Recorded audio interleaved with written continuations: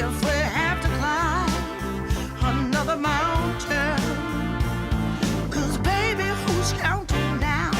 We can do this if we have to cross another river. Got to stand and deliver now.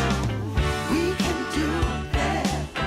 Hey, hey, hey, hey. Yeah. Oh. We can do this. We can do this. Woo, woo, woo, woo. We can do this.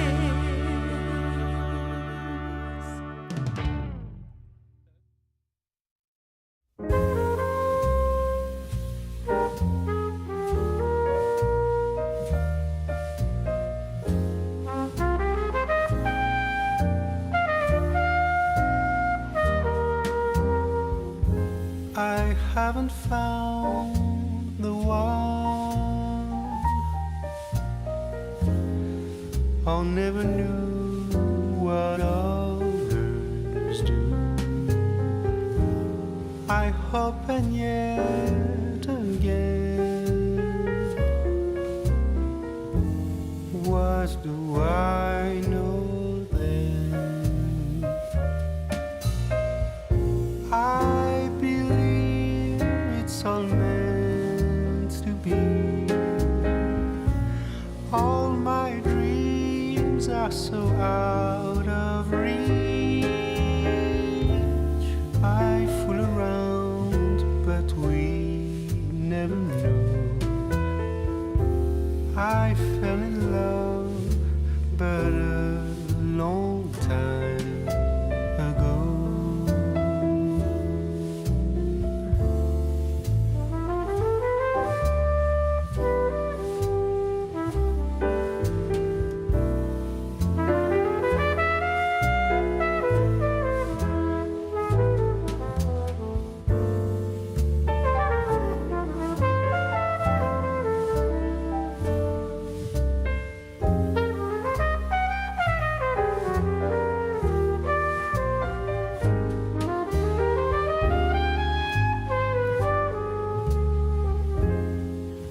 I sing the same old song, been going on for far too long. I hope and yet again, what do I know then? I believe we're all meant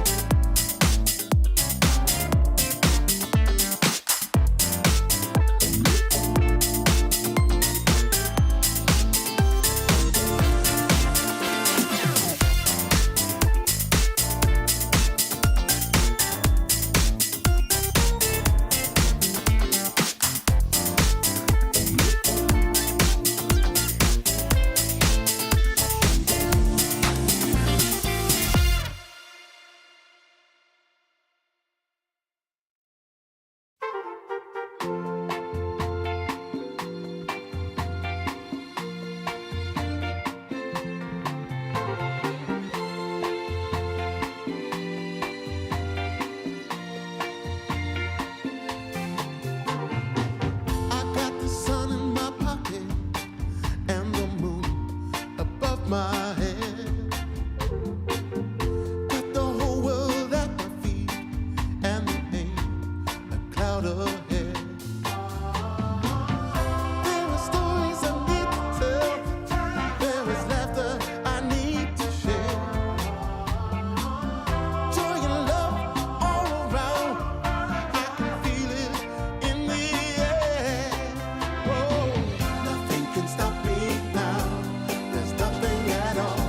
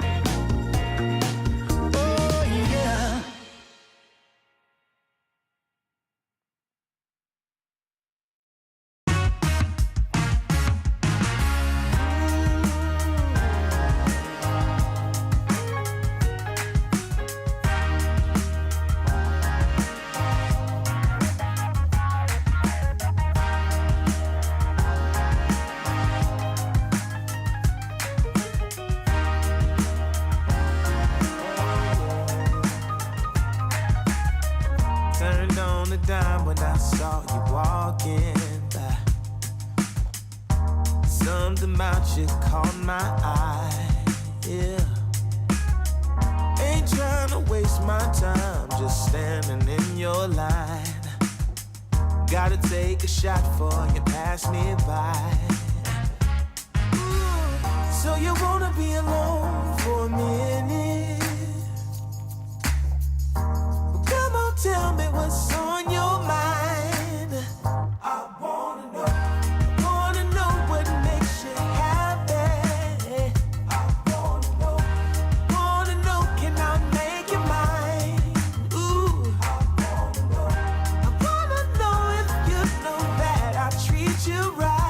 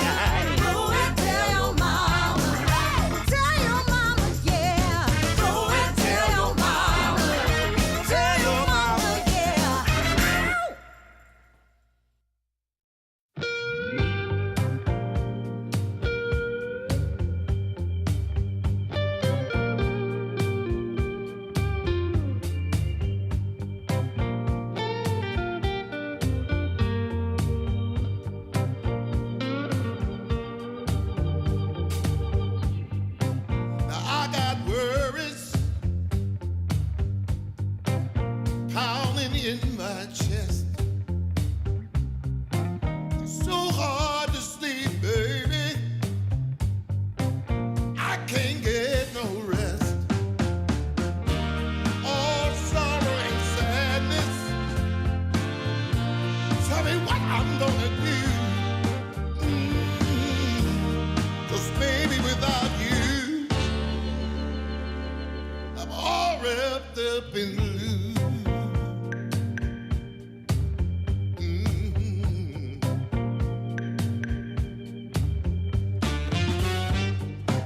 I thought it would be easy to make it on my own. But baby, now I know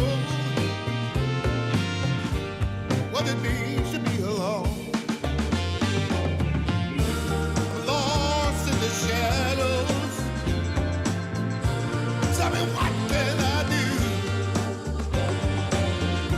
'Cause baby, without you, I'm all wrapped up in blue. Wrapped up in blue. Wrapped up in blue. Wrapped up in blue.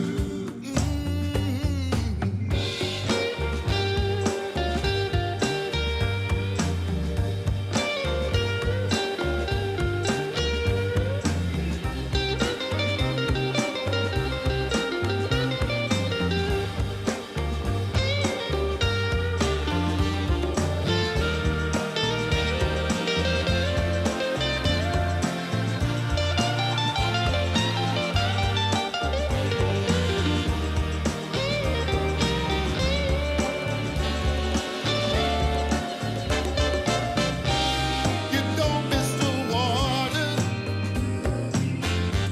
till the well runs dry. And you never see when the truth turns into a lie.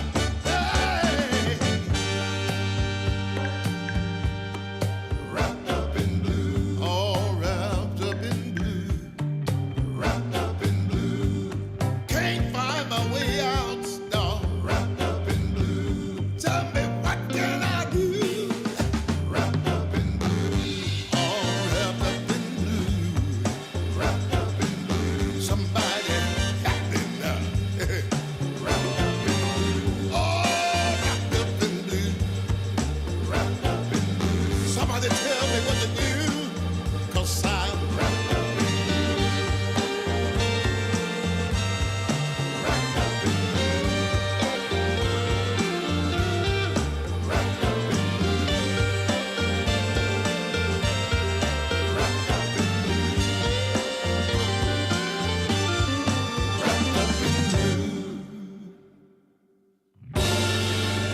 Oh, yes, I am.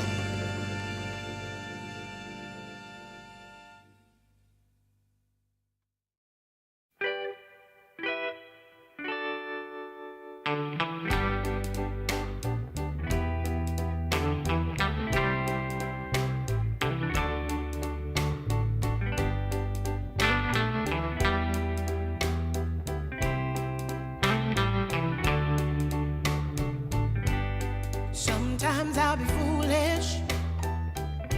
Sometimes I know I get mad. Sometimes I say the wrong thing to you that makes you feel sad. But one thing is true in all that we've been through. You've never stopped loving me, no matter what I do. So let me say, yeah, that every day I try to find the words from my heart to say thank you.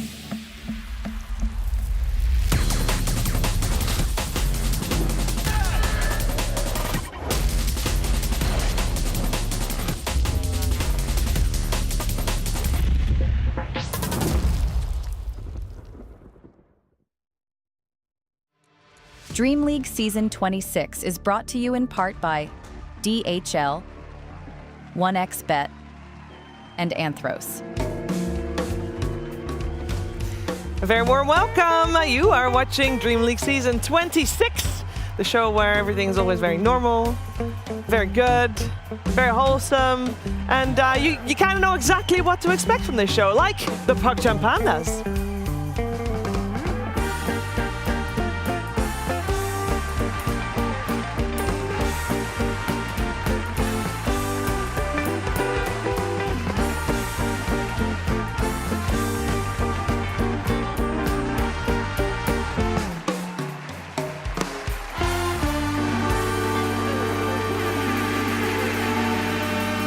It is day 4 of group stage number 2.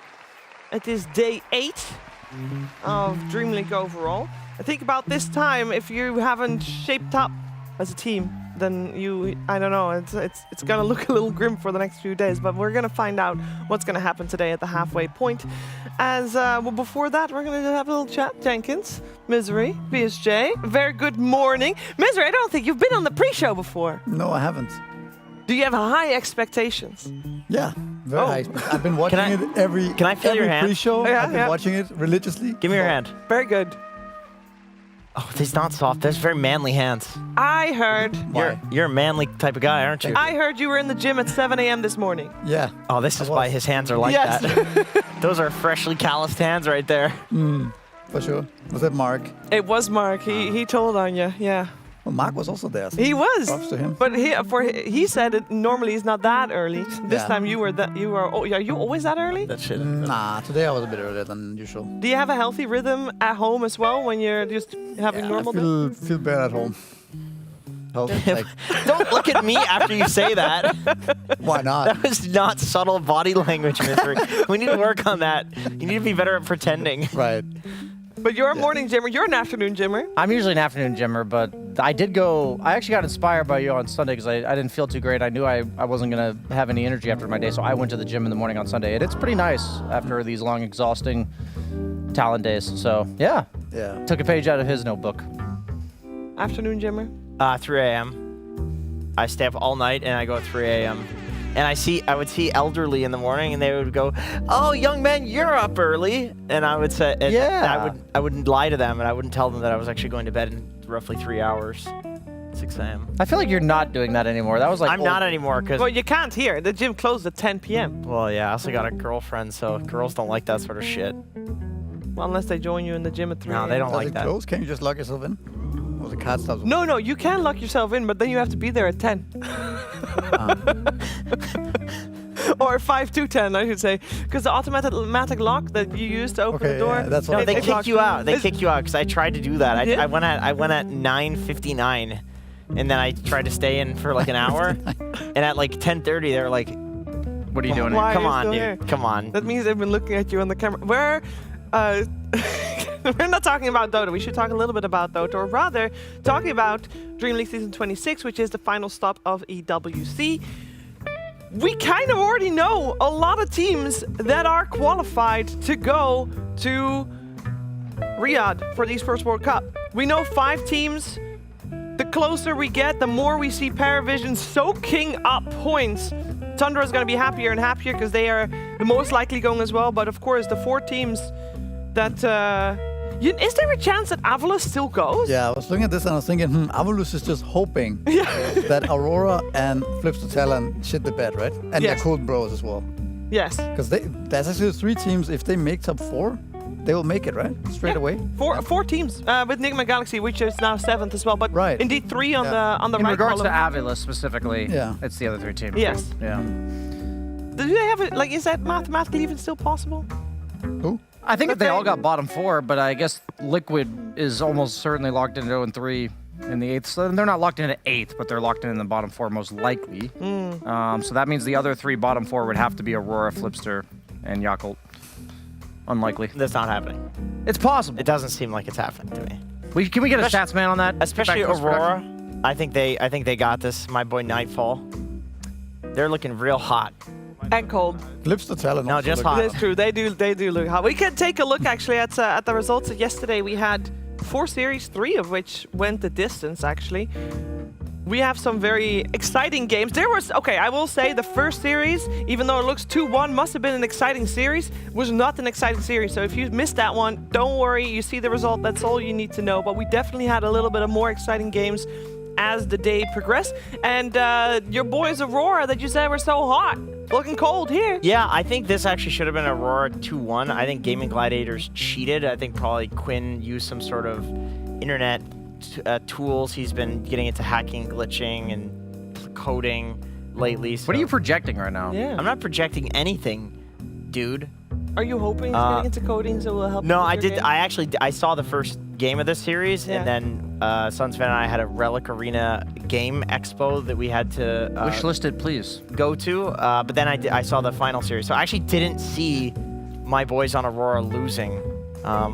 Game 3 was really hype of that series. Yeah. That's the one I caught. And that was a crazy defend your throne.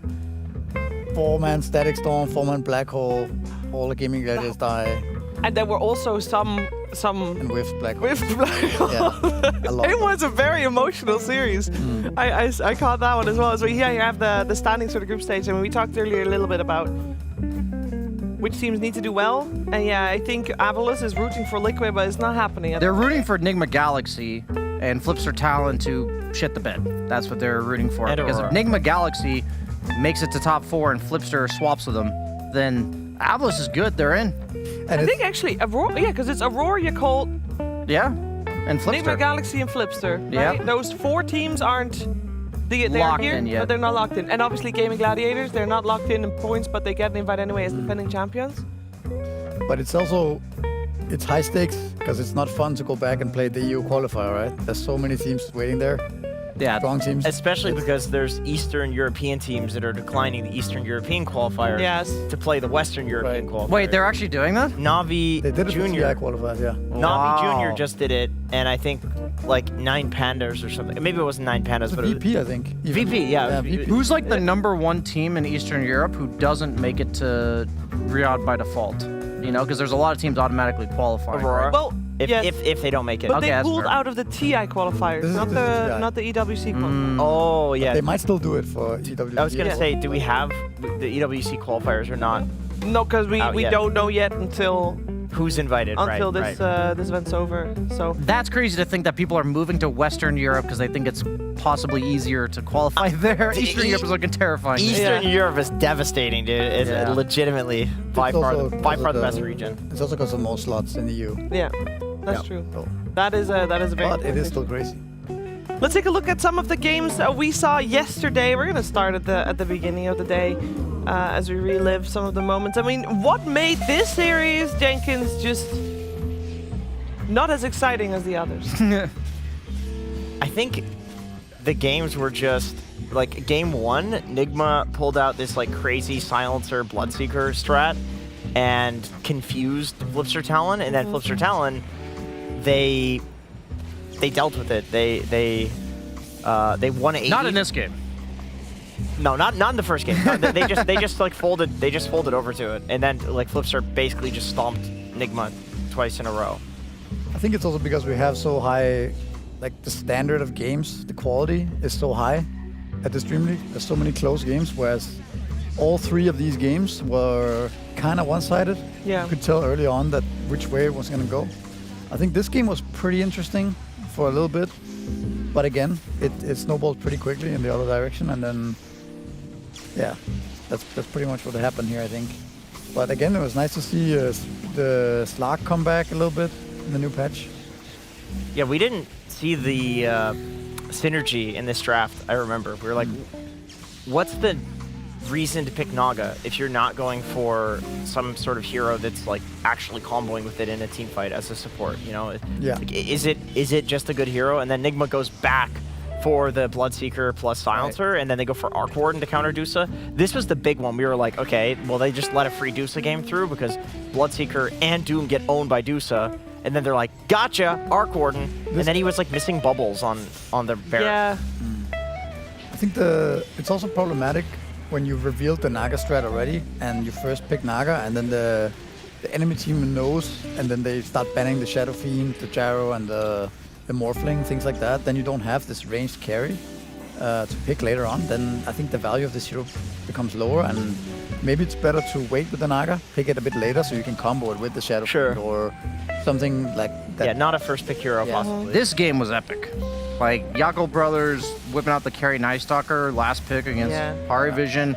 We were all skeptical of it. They were controlling the mid game. Like, there was so much skipped in there. I know we only have limited time for highlights, but this game was insanely back and forth. This was a good one. It looked like Parivision had it absolutely unlocked because they have like the better late game and everything. And Yakult's is mega, and they're taking these crazy fights despite that.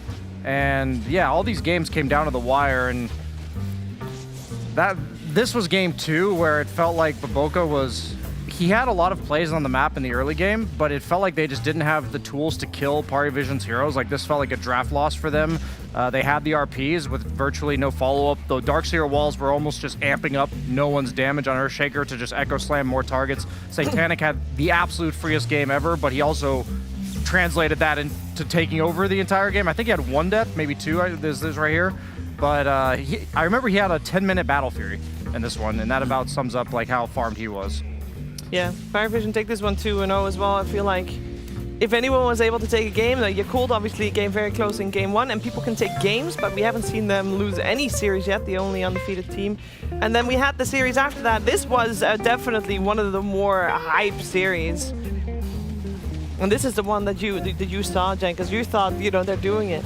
Yeah, I saw game 1, and I was like, oh, Nightfall, he's playing Marcy Io. This is perfect because you can BKB then relocate with the Io out. Yeah, but you know what? So Io in this game, he's still bugged. People still see his tether, and the teams are very much aware of this, and they picked it anyway. I thought that was pretty ballsy as well. Ballsy's a good word for that, Cheever. Yeah, that's bold. I also think it was nice to see Gaming Gladiators have a little bit of unique strategies to themselves with good synergy. I think the Watson on Lina on Watson fits him really well. Also Treant, not a hero that you ever see the last, year or 2. Did get a lot of buffs in the new patch. I still don't. I'm still not even sure if it's good after watching this. I mean, it interrupts Black Hole. It's good against Marcy Io, Ember. Like, it was a good game for it. Don't get me wrong. I mean, his ult scales really well, and the invis on trees and stuff, it's very annoying to play against in the mid game, I think.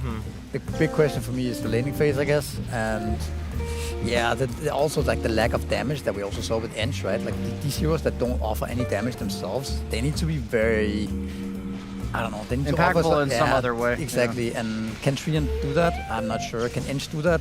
It's not consistently, I would You know what heal hero can do damage is Omni Knight, as we saw Nightfall playing Omni Knight. Very Omni, yeah, in game 2, and they absolutely stomped this game. I also think Lina's a good hero for Watson, but I always remember Lina in the past was countered by offlaners like Darkseer that dive you early, and that pretty much for me summarized game 2. I do and like game the 3 highlights start 53 minutes. Yeah, there was.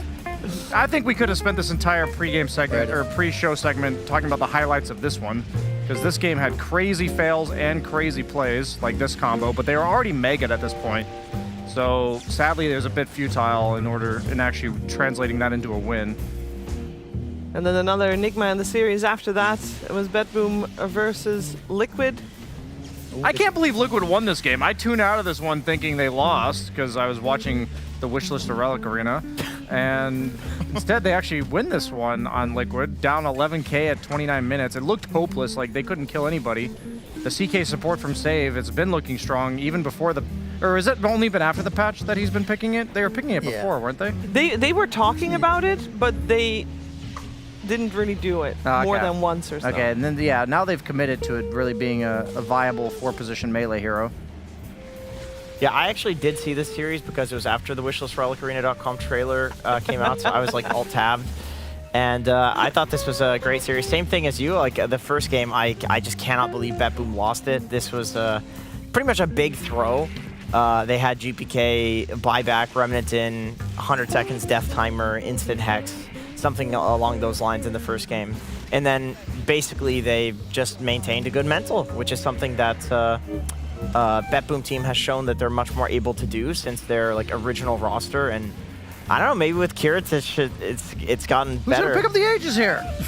Oh my gosh, I was on the ground for like 9 seconds. It's nice to see the EP coming back a bit, I think. Yeah. I'm just. Oh my god! I didn't get to see this one because I was asleep. It was like a 1 a.m. game.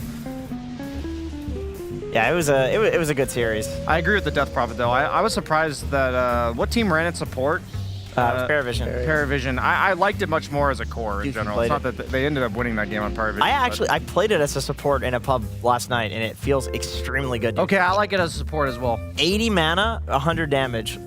Level 1 it's insane. I think it didn't feel that strong in the Paravision game because they couldn't fight them. Yeah, but if you have the better team fight and the enemy can't fight you, then suddenly Death you're, Prophet feels you can, OP. Yeah. I played with Puck mid, and it felt really good. So you just like force fights with Puck? You force fights with Puck. You can smoke with Puck. DP's like the Terrorblade problem, where you pop your ultimate metamorphosis and you just run into a problem there. Well, all this talk about heroes. Yeah. Let's talk about a little bit, considering we are 3 days in on the patch. This is stats from the new patch. The most successful core heroes right here. So obviously Storm Spirit picked pretty much every other game. And Kunkka also very successful hero. I guess the most notable thing here is maybe the Ember Spirit. Yeah, he's like 7 picks trash and actually. 0% win rate. And people started going Orchid. I can't help to think that might be connected as well. It doesn't sound like it's that strong, right? It doesn't feel good. It doesn't synergize with Slight or anything. Yeah, I think maybe also the chain gang facet is a little overrated. It doesn't have the same oomph as the old facet with the double slide hit. Because a lot of the time you're not really even hitting more than 2 units anyway. Yeah. And the way that I thought about this when I first saw the facets was like, oh great, now I have a way from range to do chains. It's like, well, wait a minute, that's what Slight is for, you know? Yeah. So it can feel a little redundant in a lot of games. I think so. And then I mean, Centaur has been looking really strong. Just a very simple hero, I guess. Double bracer, blade mail usually, and then a pipe, and then he feels almost unkillable at that time. He just soaks up so much damage in the global stampede. Yeah, we've seen the pub meta be a lot of legions and axes, and I really think it's these blade mail offlaners with the chipped vest, just making it so 50% of the time they have an even better blade mail. I think that kind of statistic adds up a lot. But Centaur seems like the best by far hero of that archetype for professional Dota. You have like a global presence. You end up buying like reliable initiation. You could be a save later on with the Axe Scepter. Now that I remember, I saw Ace played yesterday with a new neutral item. I forgot what it's called, but it's like based on your strength, it deals damage in AoE or something. He dealt like 6k damage in a fight or something. It looked really strong. He had a heart. I'll look into what it's called a bit later. Ooh, look at that nature's win rate. What you guys been?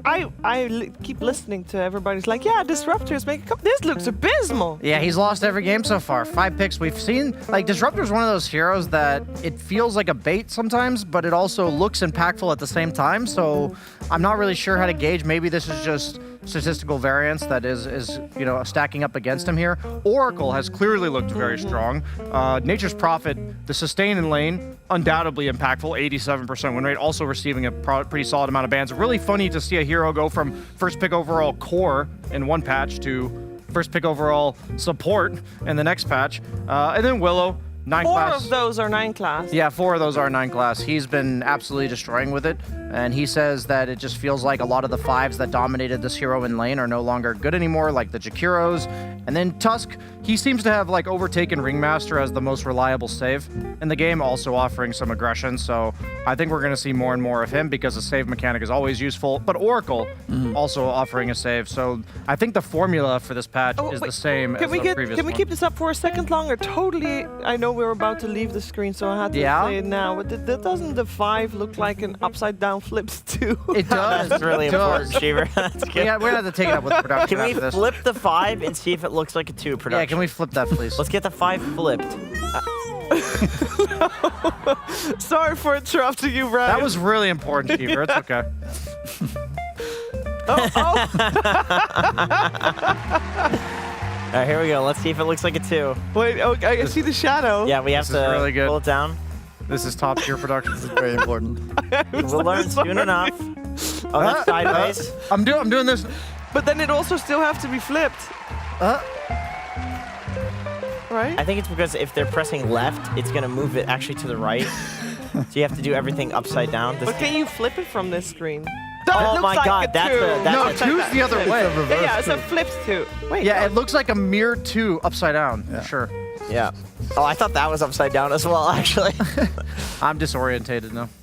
Anyway, like you said, flipped upside down. Nature's Prophet now played as a support hero. Yeah. It feels oppressive, and I think a big part of that is that the Vessel and Aghanim Shard build was good before. It's just that Vessel didn't feel like a good item to buy.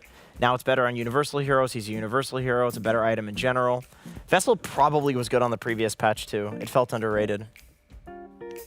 Sure. Or maybe overshadowed. The active was definitely good. Maybe overshadowed by a lot of the other support items, like yeah, Ghost the Scepters priority and just Glimmers. wasn't there, right? Yeah. So our priority is also going to change a little bit because we're going to stop talking about the overall heroes of the patch and potentially being a little bit more focused on our upcoming series. We, of course, have 4 series coming your way again today. We're going to end the day with Paravision versus Liquid, Gaming Gladiators versus Yakult Brothers.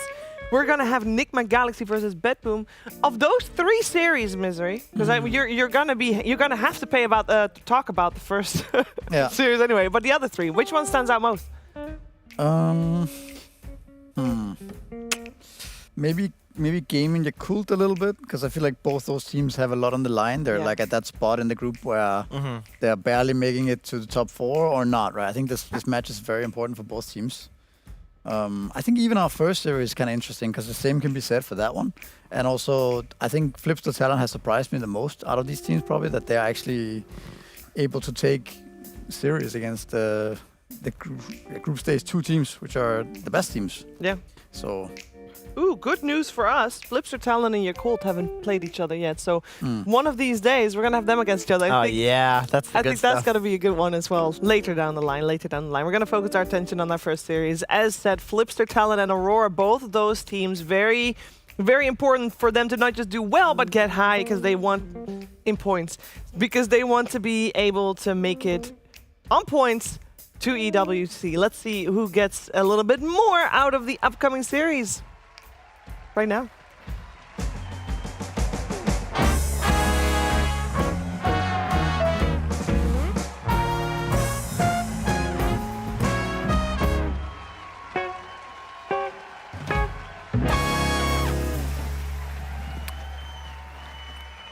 Going into Series 1 of DreamLeague Season 26 of Day 4 of Group Stage 2, we've got Flipster Talent versus Aurora. Flipster Talent coming off of a convincing 2-1 victory yesterday after losing Game 1 to Nigma Galaxy, but the team I wanted to talk about today is Aurora, who had a bit of an opposite experience yesterday in their series, as this is Toronto Tokyo on his Enigma, and there's going to be a hesitation here where he could have black holed Watson, but instead he pauses and absolutely whiffs the black hole. And sadly, if once wasn't enough for you, he's going to forget to refresh her before blinking in and BKBing here. And this is not meant to be completely bashing Toronto Tokyo clip, because we do have one highlight from him, as this is after the Mega Creeps. We see the Disruptor started off for him. This time has all the time in the world, no hesitation, gets the 3-man black hole with the Ags, and they end up wiping Gaming Gladiators here. Now, the reason I showed you guys these clips is I know it's easy to look at these and mainly bash Toronto Tokyo. He also gets incredibly excited for the second black hole to cancel that BKB TP. But what this made me think about is a player that doesn't necessarily look comfortable pressing his buttons, and that's not because he's not mechanically skilled, that's not because he's not experienced. I'm maybe doing a little bit of armchair psychology here, but this made me think back to the ESL Unmuted documentary when these two players, Nightfall and Toronto Tokyo, were on Bedboom. So I'd like to pull up a 20-second clip from that documentary, please, to show the dynamic between these two back then. Не мешаешь играть Вот ты говоришь про ману, да? Так а при чем тут мана, если когда он только начал нажать на ТП, у тебя была мана? Как только он начал, у тебя есть мана. Я уже по твоим полам наперед пытаюсь нажать. Так у меня наперед собьется ТП, и мне второй. Так а зачем? Ракета собьет. Ну ты понимаешь, что ракета там ему собьет ТП? The most important part about this is Toronto Tokyo seemed like he had a tough time playing Dota and focusing on his own game. And that's important to note that was after they absolutely stomped OG in a game. That was not after a loss. So my concern for this team is that they had a really good group stage 1. Now they're looking a little bit shaky in group stage 2. I think that promise of good things to happen, potentially with the pressure on the line to perform and to qualify for Riyadh, is causing a bit of a history repeating itself situation. We'll just have to see going into the series. I think Toronto Tokyo feeling comfortable on whatever hero he's playing is going to be pivotal. Flipster Talon's going to put them to the test, and we'll just have to see if they pass in Series 1 of the day for Aurora. Thank you very much, BSJ. I know, Misery, you saw that clip, but you couldn't help but facepalm. I'm sure you have had many talks after games that you won or lost. What does that little clip snippet remind you of? Like, what's that? How does that feel for you? I think the main thing about these type of situations is that when you're in the heat of the moment, you don't realize that this type of discussion don't really matter that much. But you're putting so much energy into it, and you're breaking trusts and bonds and everything just over this little argument of who's right and who's wrong in that situation. But it's like something like a rocket was canceling a TP. It can't have mattered that much, you know. It's not possible. It's such whatever. It's like an ego battle between these two guys, and I think that's a pretty common thing, I guess, when things get heated. But I think it's a fair point to say that there's pressure now for Aurora, and the series yesterday could affect them. Toronto Tokyo having a pretty rough game puts him on the spot for sure. Yeah, it really did put him on the spot. And speaking of the pressure is also on for Talon, of course. As we said, they also need to get those points on the board. Let's see how they feel and how they deal with that pressure.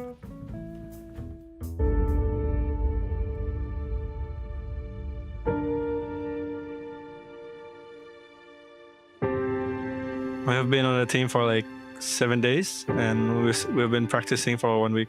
He's gonna burn out, got the juice, trying to TP out in the middle of this, and he can't do it. It's a team wipe, baby. I've played with Kuku and Kodo before, and it's felt good, you know, because for me, I've been successful with both of them. Will come back. They want to see what they can find here. There's the blink, the roar, got the juice with BKB, instantly RPing the backside of the Ember Spirit, and of course, perfectly healthy. PMA tries to get Makoto, but no chance in hell.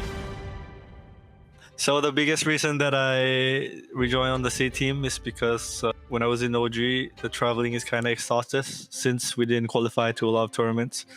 So yeah, I think it's the best decision for me to just go back to C team first. Finds the entry to this fight, it could be huge, and there's a global side, there's a BKB coming out from Fly as well, letting rip with that flat cannon, but it's not going to be enough. That's going to take him down. Black hole onto Ollie, because why the hell not? He's in trouble. The shackle's out onto him, but there is no help coming his way. Fly giving everything to give Morphing a game, including his life 2 times over. And Emo stunned up, full-stuffed in, beautifully done there from Kuku, just catching out Emo brilliantly. And that is going to be game. What a stylish way to end a very stylish game here from Flipster Talon. Before I joined Talon, I was kind of losing my confidence, but I spent like 1 month playing, and I was rank 50, and then I became rank 1. I got my confidence back a bit. Yeah. I really believe that the team can do well in, like, we can have really high ceiling. And this is our last push before qualifier. And I believe if we can all play our best and try our best during this scrims, we can perform and maybe we can win. I can feel it. Hexed up though, cannot use that enrage, he's got no buyback, that should be it. GG is called, and it will be game number 2 going to Flipster Talon as well. I think that I would like our team to not place last and lose in the group stage, because it has been like this for many tournaments for me personally and for them as well. Yeah, keep going 1 by 1 because we just start as a team. 23 Savage back in SCA, back with Talon. It has paid off. If I look at Talon's results, the last 3 was top 12 was like their max. That was the best they got, and now already they're 2-1 in this group stage. That already means that they are top 8 here at this DreamLeague.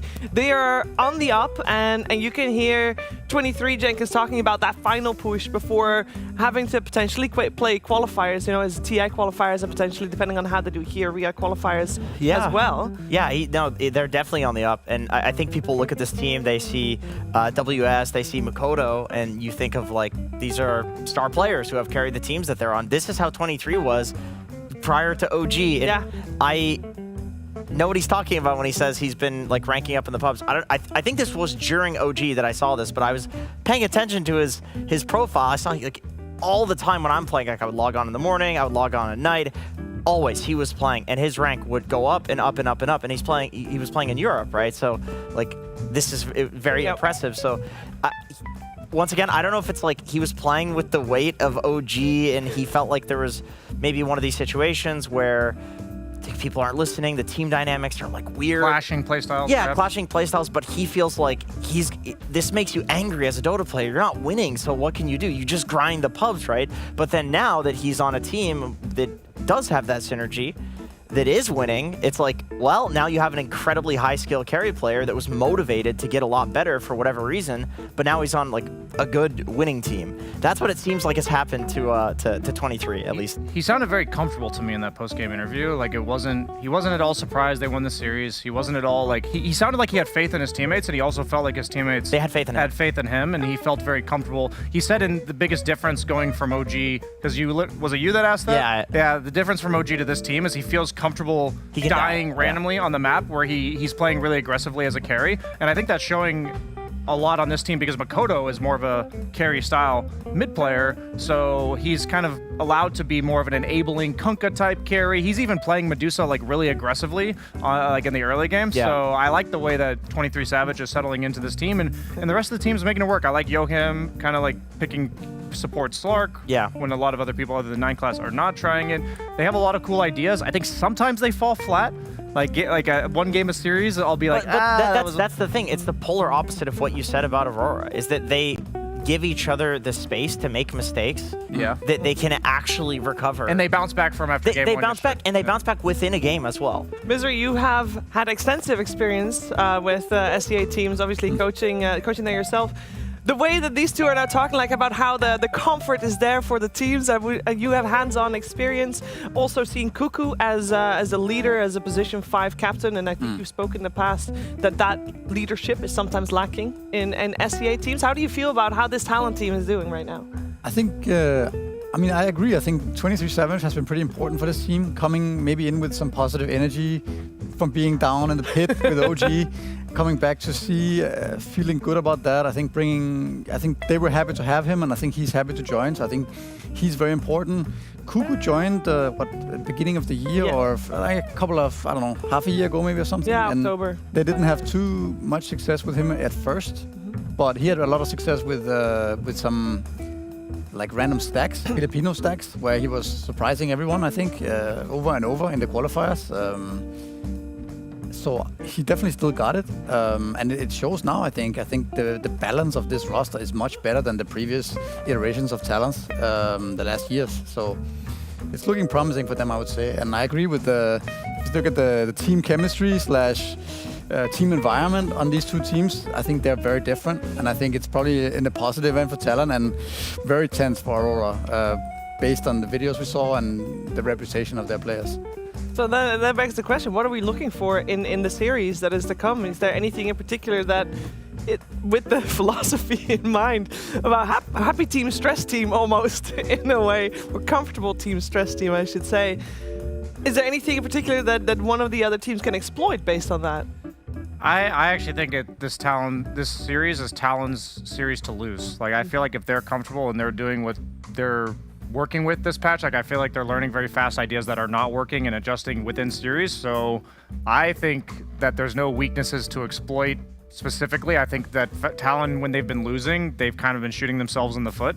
So I'm kind of going to be keeping an eye out for that, because Aurora, they're a very high skill team. Like, let's not take that away from them. They're quite capable of taking these series. I just believe that if Flipster remains compose, that they will convincingly take this one. I think that's kind of the key, though. I think sometimes what happens to C teams is they look really strong, they look really good. They're like, oh my God, C has a really good team suddenly, and then they realize that themselves, and then they start to get the pressure. The self-awareness kicks in. Rubber knees, or what? I don't know what the term is in English. Knees are buckling, I believe. Yeah, but like they start to falter and fall apart.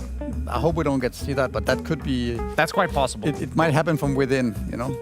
I think there's a lot of C fans that are, they're tentatively getting more and more excited the more they see this team, but they are all very aware indeed of the history of how a team, any team, can crumble under the pressure. Yeah, like as North Americans, of course, we understand this. You don't want to jump the gun when one of your teams is like, oh, finally, come on. You just want to jump ship to the other team that has one NA player on it. Yeah, exactly. Yeah. So, shout out to the White Mon for the SEA region, because that was their ship to jump to.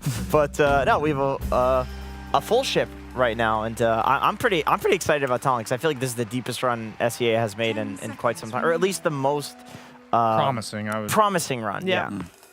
So let's talk heroes, about what we are expecting, and also based on the heroes that you both, Brian and Misery, mentioned this morning to look out for. I think we do not want to see the Ember Spirit anymore, or if we do, it better be very well thought out. But anything in particular, for example, the Bristleback that's still in. Bristleback and TA, by far the most banned heroes right now. For me, it's maybe the Lina that's in the pool right now that I didn't expect Aurora to give away to Talon. I think they should just...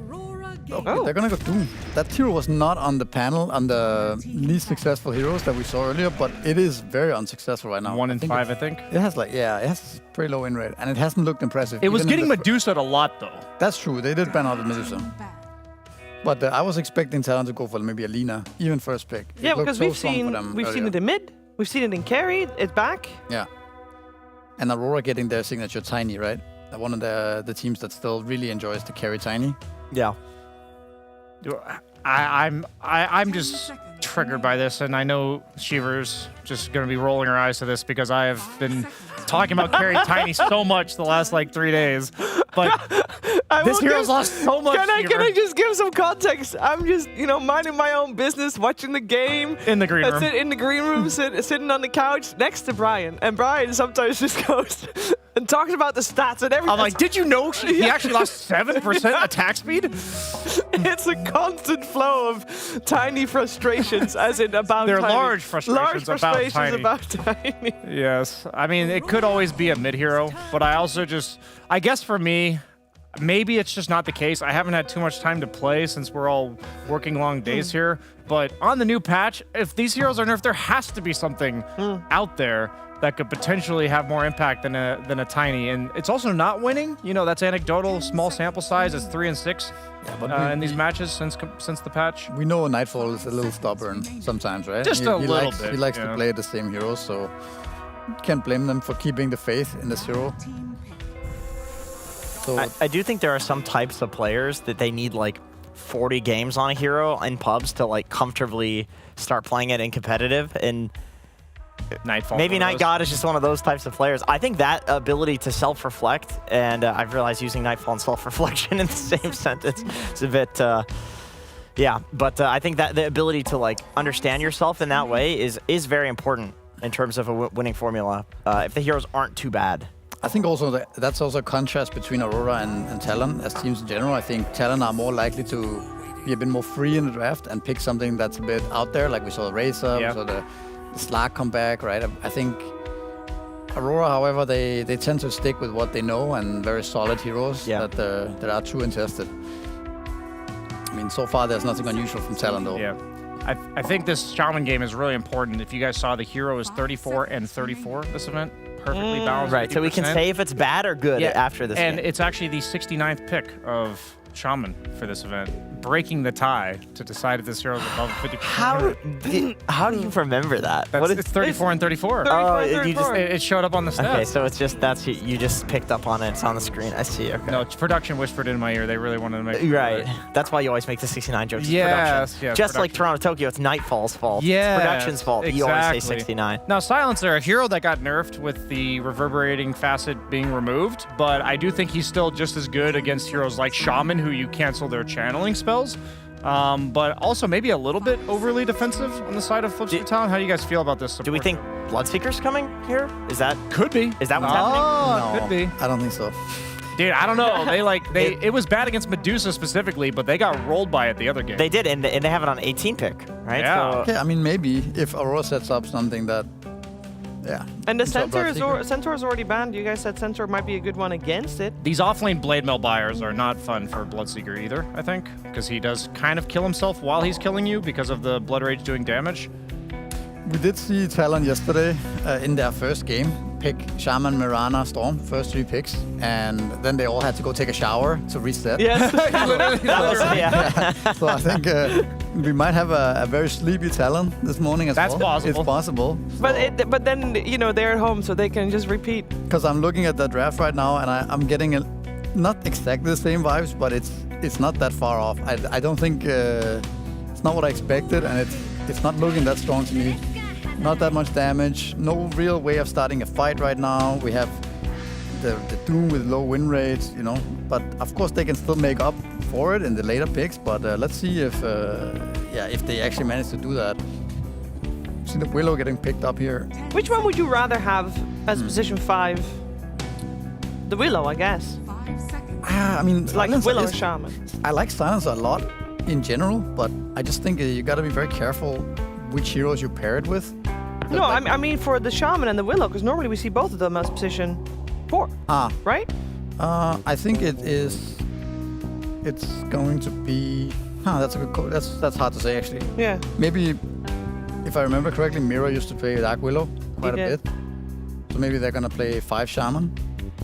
But we've seen both. We've seen GH play Dark Willow 5 as well. So it's kind of flexible in that way. This pick is usually very hard for second pick because you have to reveal your second core in the draft, and it's likely to get counterpicked. So you're either looking at something that's really hard to counter or something that's flexible between multiple lanes. Okay, so they go for what's likely the Toronto-Tokyo Magnus. He was Yeah. picking this a lot before the patch. They did slightly nerf the way he plays the hero by leaving Shockwave at one point. I don't think it's that big of a deal. We've seen Magnus have a lot of impact as 4 position for several teams, including Jakob Brothers. But either way, this displacement seems really strong against teamfight disruptors and saves like the Ringmaster and the Silencer. But at the same time, it could be a bit of a double-edged sword because you like blink in to skewer somebody and then you get globaled. A lot of times Magnus can't. I guess his core though, you could go a somewhat early BKB. We'll just have to make sure he presses it because in the previous game or yesterday what we saw was not the case. I think in his defense, what happened there was he thought he had Black Hole up, and it was probably very close. Yeah. So he blinked in, clicked Black Hole, and he's like, shit, the Black Hole's on cooldown. I gotta press BKB refresher, and then, it's too late. I think maybe they, on Aurora, left the Lina in because they were planning on picking these like repositioning heroes. I think that's true. Mag is really good against Lina. Yeah, and Flipster didn't want to take the bait. Yeah. Anglia. BKB is really strong this game against the Aurora lineup. Yeah, they have RP, but there's not too much to hit the person who's BKB'd RP'd.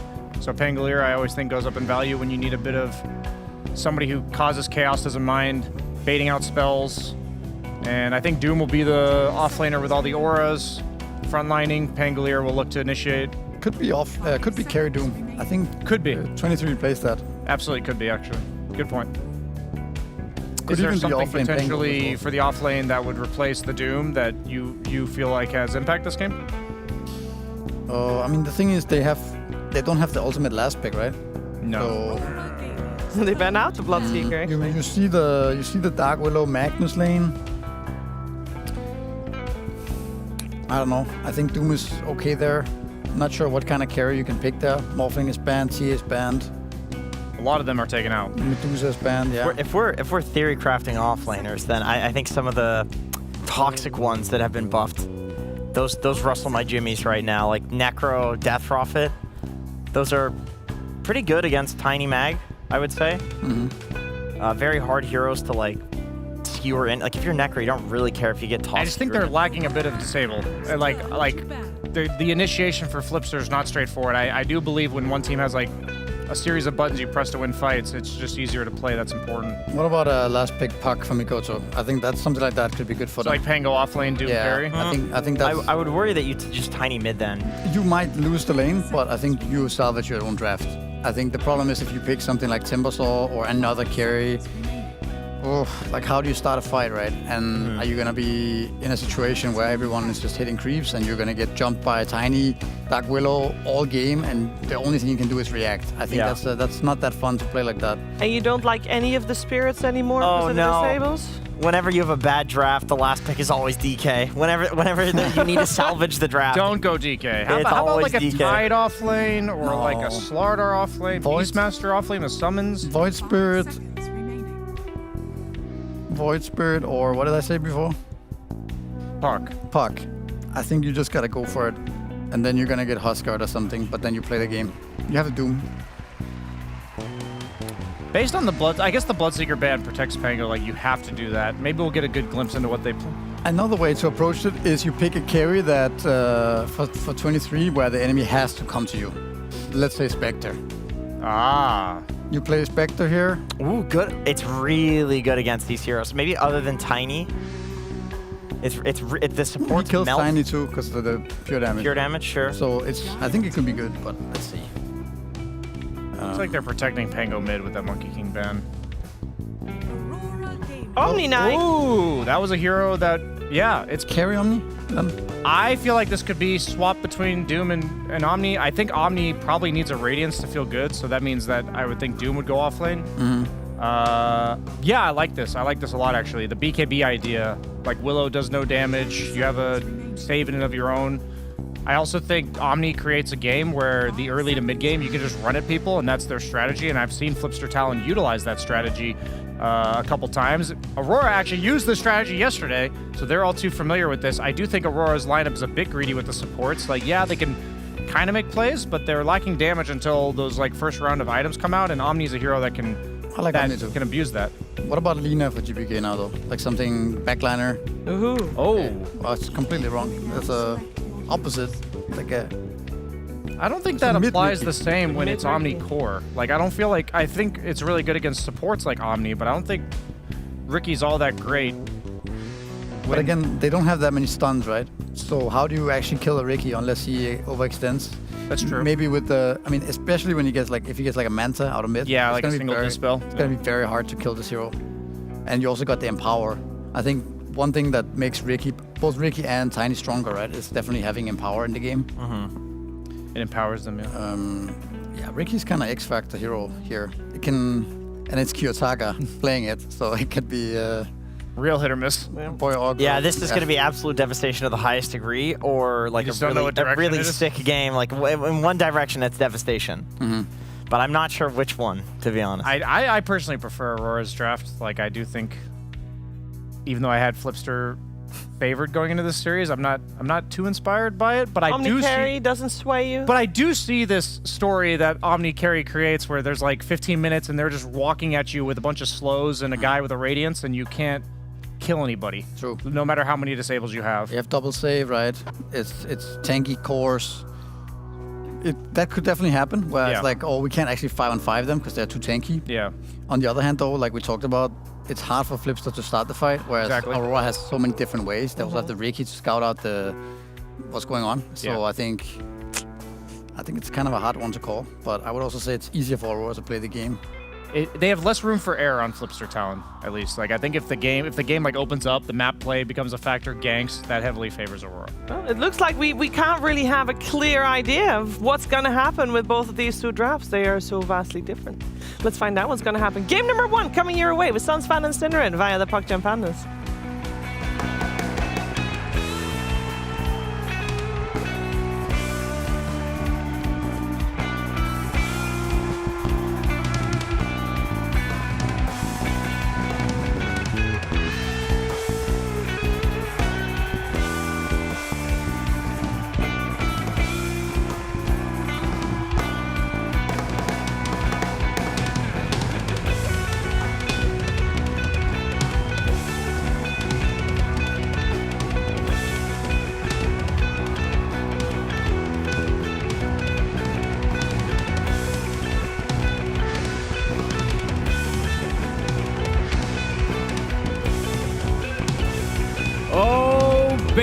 Alrighty, we have a series here today.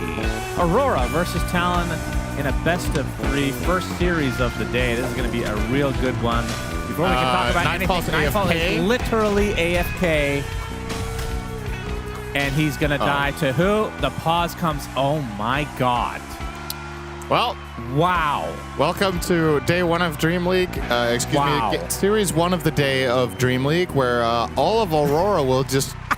their boot camp crashed. Wow. Okay, so... Damn. What the horse happens now? Yeah. The song went so hard that they all just DC'd. They got played out. I have never seen this before. That is insane. So... Unluck. Yep, they will certainly take the kill. I was going to ask the question, do you let him live because he's super unlucky and it's just bad manners? But, you know, I think you just take it.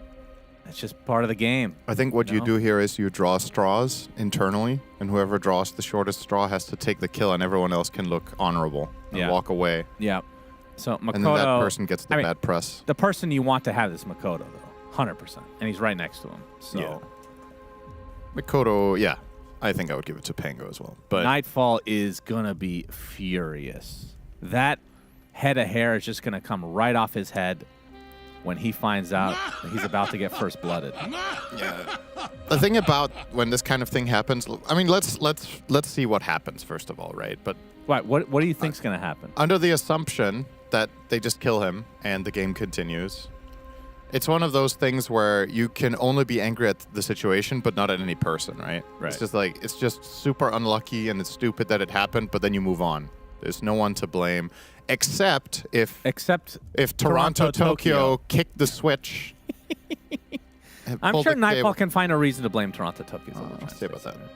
Yeah, BSJ's really created this thread. Yeah, he sure has. And if there's anything you love, it is drama about... and somehow that thread extends to GPK. Yes, I was just going to say... Despite him not being on this team. Yeah, but he played with them in the past. He did. He has been influential in the upbringing of Nightfall. It's like he's a spy. Yeah. He's infiltrated them from the inside.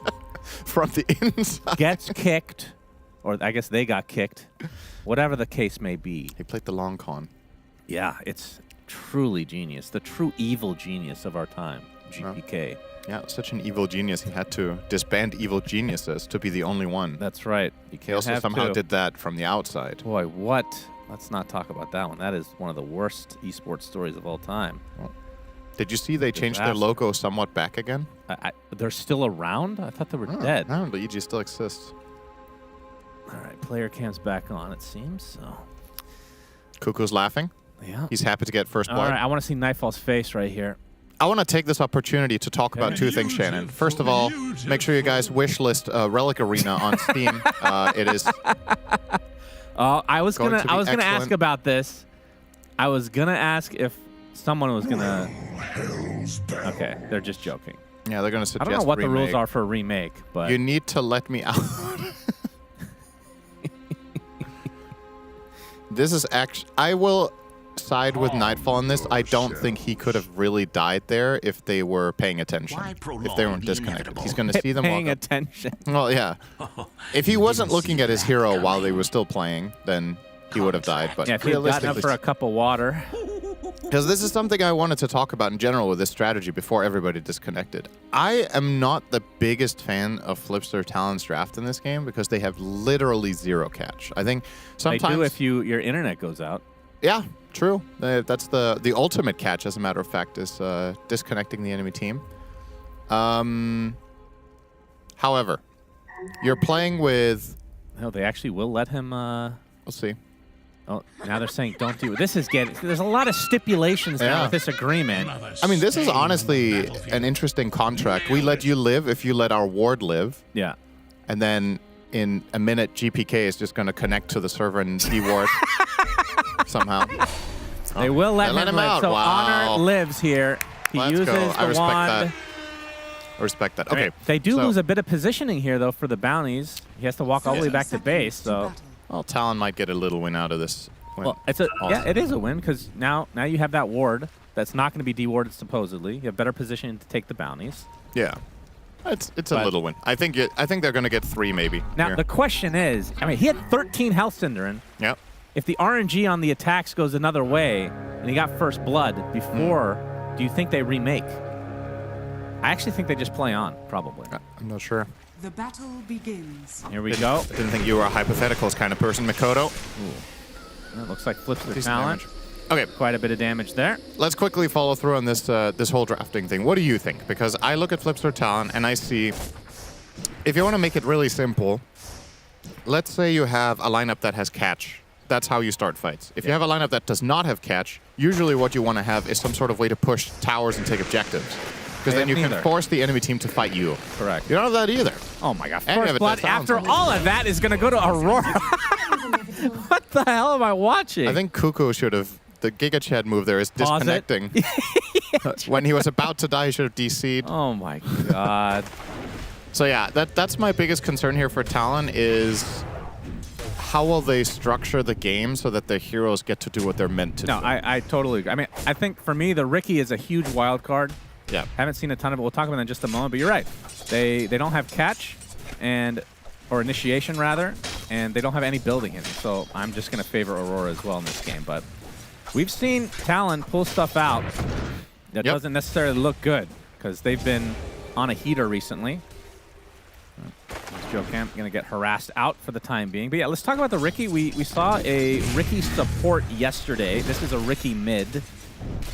What are your thoughts on the hero as a whole? Oh, they overall last picked it, so they must have seen some really serious value in it. And there are multiple big positives here about the Riki. So first of all, Omni Knight and Pango heavily reliant on freedom to be able to cast their spells. Mikoto actually taking a beating here in mid. And you have what Riki loves is to either play with heroes that can bring heroes to him, or at least have long duration stuns so he can get all of his swings off with tricks of the trade. And have heroes that take advantage of the vision that he gives, and they have both. Because if he gives vision, you can find tossbacks, you can find skewer plays, and in turn, those two heroes also have the stun. So I think this was a brilliant last pick, actually. On top of all of that, the lane against Pango, I think, is very playable, too. Riki has some very bad matchups. And I will say, out of most of the spells in the game, they did ban Bloodseeker, like the Rupture against Pango is really annoying. Smokescreen against Pango might be one of the best spells against the hero, period, because he does not want to buy Force Staff or anything of the sort.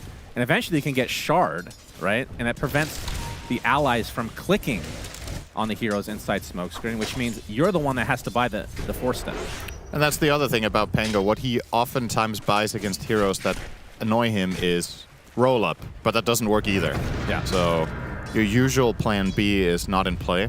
Yeah, it's a very, very cool pick. We'll see how it works out. What type of build do you want to see on Kiyotaka? I'm not, like, does Riki have builds? No, I mean, isn't it always Diffusal? Well, Diffusal, Ags we see a lot as like, because when they're playing it a little, I mean, depends on what 23 type of build you want to go for this mid here. Is 23 Savage first? Oh, Mira with the salve also stays alive. Clutch play there. Wow. Great start for Aurora.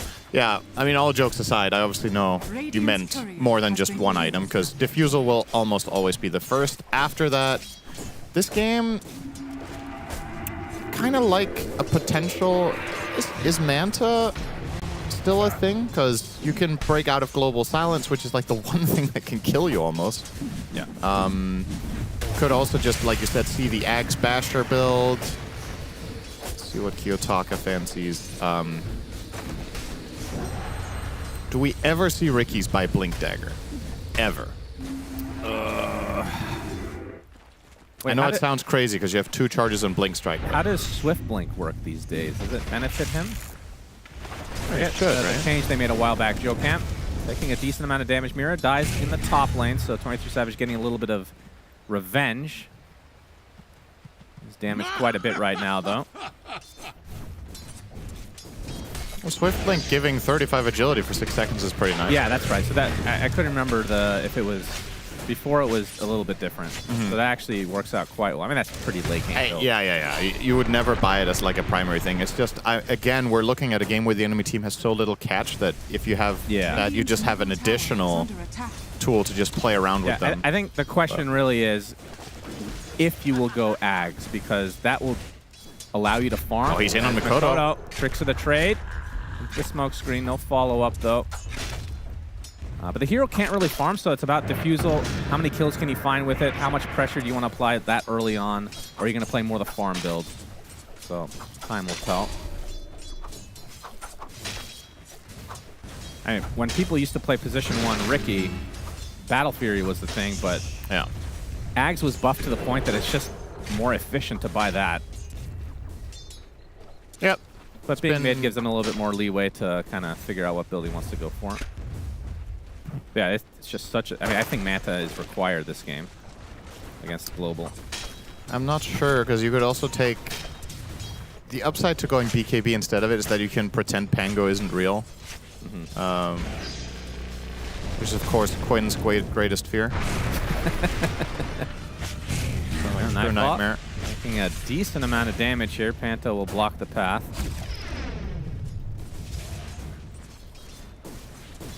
Lanes are going quite well for both sides, really. Nobody is truly suffering.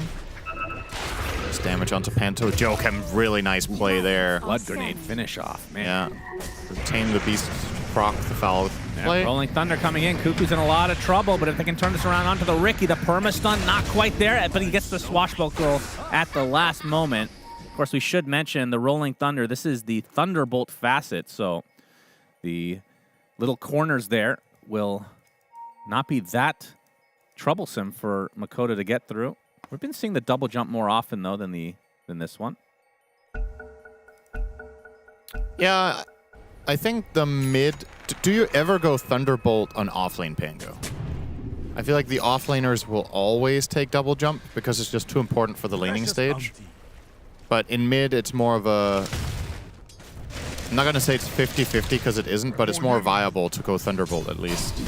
You don't necessarily need that nice connection added from benefit. Tokyo. They get the shackle under the tier 1 tower as well. 23 Savage forced to go the other side. Takes a lot of tower shots. Or to use the purification up in 8 seconds as Panto. If he gets some vision here, will not. That was actually a really nice play from Panto to start cutting left, assuming that he could get the vision from Toronto Tokyo, but not quite. Had Toronto Tokyo had boots, that would have been a kill. He lost track.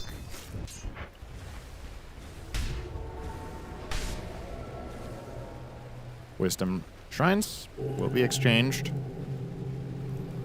Not really too surprising, as we've already established the playmaking potential of Talon is kind of non-existent for the time being, so you're not really going to invade much. So really, from the Talon side, you are very reliant on Rolling Thunder, you're reliant on Doom Blink, and I assume that Omni might go Blink as well, although... Eventually, probably, with this type of build, is this like a... So it's Radiance into what? Like, do you go... I guess it would be too late to go Echo Saber after that, right? Because I was thinking the upgraded Echo, I not remember the name. Harpoon? That's right, Harpoon. I think he needs BKB this game as well. There's just too much stuff. Repel is nice and all, but you can't rely on it against Ricky and against Shadow Shaman with Blink Hex. When you enter a fight, you kind of need to go in with confidence and have... The other thing is also Repel doesn't last very long. It's 5 seconds. Once that runs out, if you don't have BKB, you can't really stand anymore. And the fights for Flipster Talon side, they're not going to win fights quickly, right? They don't have much burst. This is going to be like, over time, you're going to step-by-step take them down. So, BKB would be interesting, or I would argue it's mandatory, but let's see. That doesn't mean he has to get it immediately after Radiance, of course, but he needs it in his build. He's actually going to get dusted. WS looking for a connection on his Doom, but the smoke screen comes out thanks to Panto with the shackle, but Makoto has the Rolling Thunder, and now Nightfall in a precarious spot all alone. He saves his Ricky, but it cost him his life, and I'm sure he's not happy about that one. Yeah. Outnumbered. And that is a Arcane Rune on the Pango, so ult will be up relatively soon. It's the type of fights that Talon can find. The Pango being involved. Middle tower is under attack. And also, it's a little bit of a mix, right? Because the Pango can take these fights very well, but it did seem like it was largely on Aurora's initiative that this even came to be, right? What if they just farm? Are plays even going to happen at all in the game? Jokem. Avalanche toss. Oh, he doesn't have toss skilled. All right, well, Okay. then it's no toss. Yep. He's just not going to die then. I don't know. I can't help but... Oh, hang on. Shackle. Got the shackle onto the Doom as Mira coming to play, although Panto getting really low to Joe Camp. Bedlam is going to finish off the Ringmaster. It'll be a trade of support so far as WS will have to exit. Cuckoo relatively low on HP as well. Of course, we failed to mention the Empower with Ricky is also extremely good with the tricks of the trade. Fortunately, the panel did mention that. And I don't listen to of course, listen to everything they say so we don't repeat ourselves or them. Credit where credit's due. Sometimes they say smart things. And we also have Jenkins on the show. That's right. Mira, you'll be the recipient of the first Doom of the game. Nightfall, Avalanche, and the Swash to finish the job. Okay, remember, I think it was yesterday or the day before, I was talking about how the standard way of putting Lina mid is that you go 4-0-3, right? And I'm like, surely 1 point in LSA has to be good a lot of the time. You're looking at toss. I feel the same way about Tiny. It's like this 2-0-3 build. How much does this third point in tree throw do versus the overall, let's call it the opportunity cost or the potential? Well, why are you looking at tree throw and not Avalanche? 1 point in toss? Yeah, just being 2-1-2. Isn't that like 1 point in toss super useful? Yeah, I would think so. Like contextually, if you're getting run at, you can toss people away, you can find kills. We'll have to blink strike to the other side, but they got the dust. Meanwhile, 23 Savage dies on the top lane, but we can see it's a global trade. Position 1 for 2. And a support will die as well in Panto. Nailed it. Going really well for Talon so far. For a lineup that doesn't have all the playmaking in the world, they sure are making the plays that they can. Heavily playing around Makoto's Pangolier, of course, as they should be. He's the star of the show here in their lineup. And the way they killed Omni top, they used everything. They used RP, Terrorize, and Bedlam to get that kill onto him. Seeing the replay here. Great execution. Talked about this yesterday when we were watching another Dark Willow game, how Dark Willow really benefits from playing with heroes that have repositioning tools, so you can get people into brambles. And he's playing with 2 of them in this game, Skewer and Toss. Yeah. Once that Toss, of course, does get skilled when Nightfall's level 24. Jokum will get out of here. 1 trick brings him down to half HP. My goodness. It's hard. Damage rune on Makoto.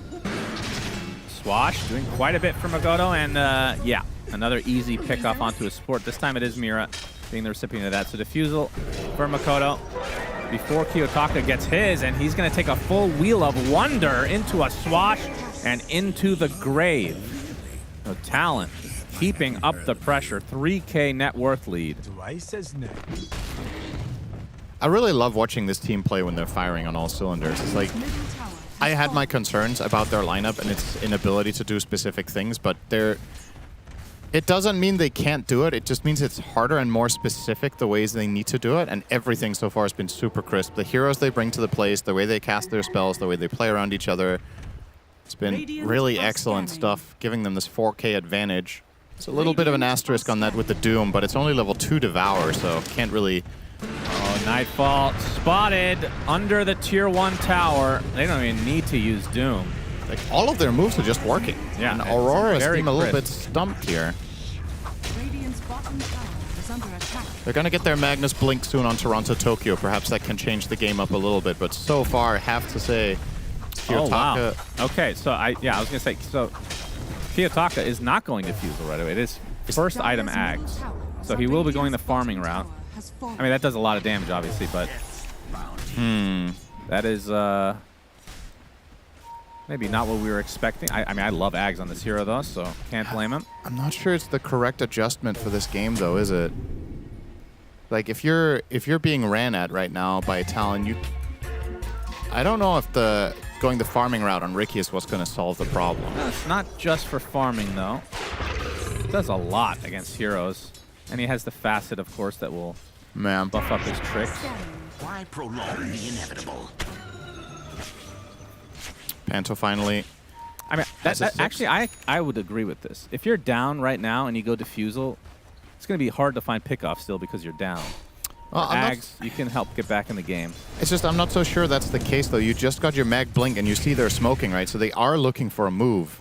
So if Aurora do want to do this, then Ricky could have a defusal for this fight, because he bought the point booster and has gold left over, right? So he could have, or at least been very, very close to it by now. Yep, that's true. So they're kind of playing two slightly different games in that sense, but... All right, they go through the gate. Yeah, they want to get WS here if they're going to see him. Toronto, Tokyo will see the camp being farmed, and there we go. First RP of the game, Bedlam, in addition to the rest of the abilities at Aurora's disposal. So an easy pickoff. Echo Saber now online for Nightfall. But did you say Nightfall was going Blink? Radiant's No. top tower is under attack. Oh, you said Toronto, Tokyo. Yeah. Curious to see how fast Ricky farms when he has Ags and Power against, like, say, an Ancient stack or whatever. Insane. This is one of the best farming abilities in the game. Yeah. Such a huge power Right spike. now he has some Power, and that's a level 4 Tricks without Ags. I think the trick is you got to attack the creeps and then tricks, and they don't move. Oh. If you tricks first, they run away. Well, it seems like Kiyotaka did not know that. Yeah, little nugget for you. Seems like Kiyotaka might be in trouble here. Oh, this is Or not is it the great. opposite, maybe. Oh, attempting to TP out, but the Rolling Thunder finds him. Last word in addition, and he is going to drop as a result. Big kill for Talon again. As far as I'm concerned, Mikoto has played a borderline perfect game. Like, it's actually really cool to watch. In a little detail like that, very quick to get out of the smoke screen and get the Rolling Thunder off as fast as possible and find that kill too. All of the moves have been successful. He's been in 9 out of 12 kills. Is under attack. All of the 3 cores. Because of this, on Talon looking very hot.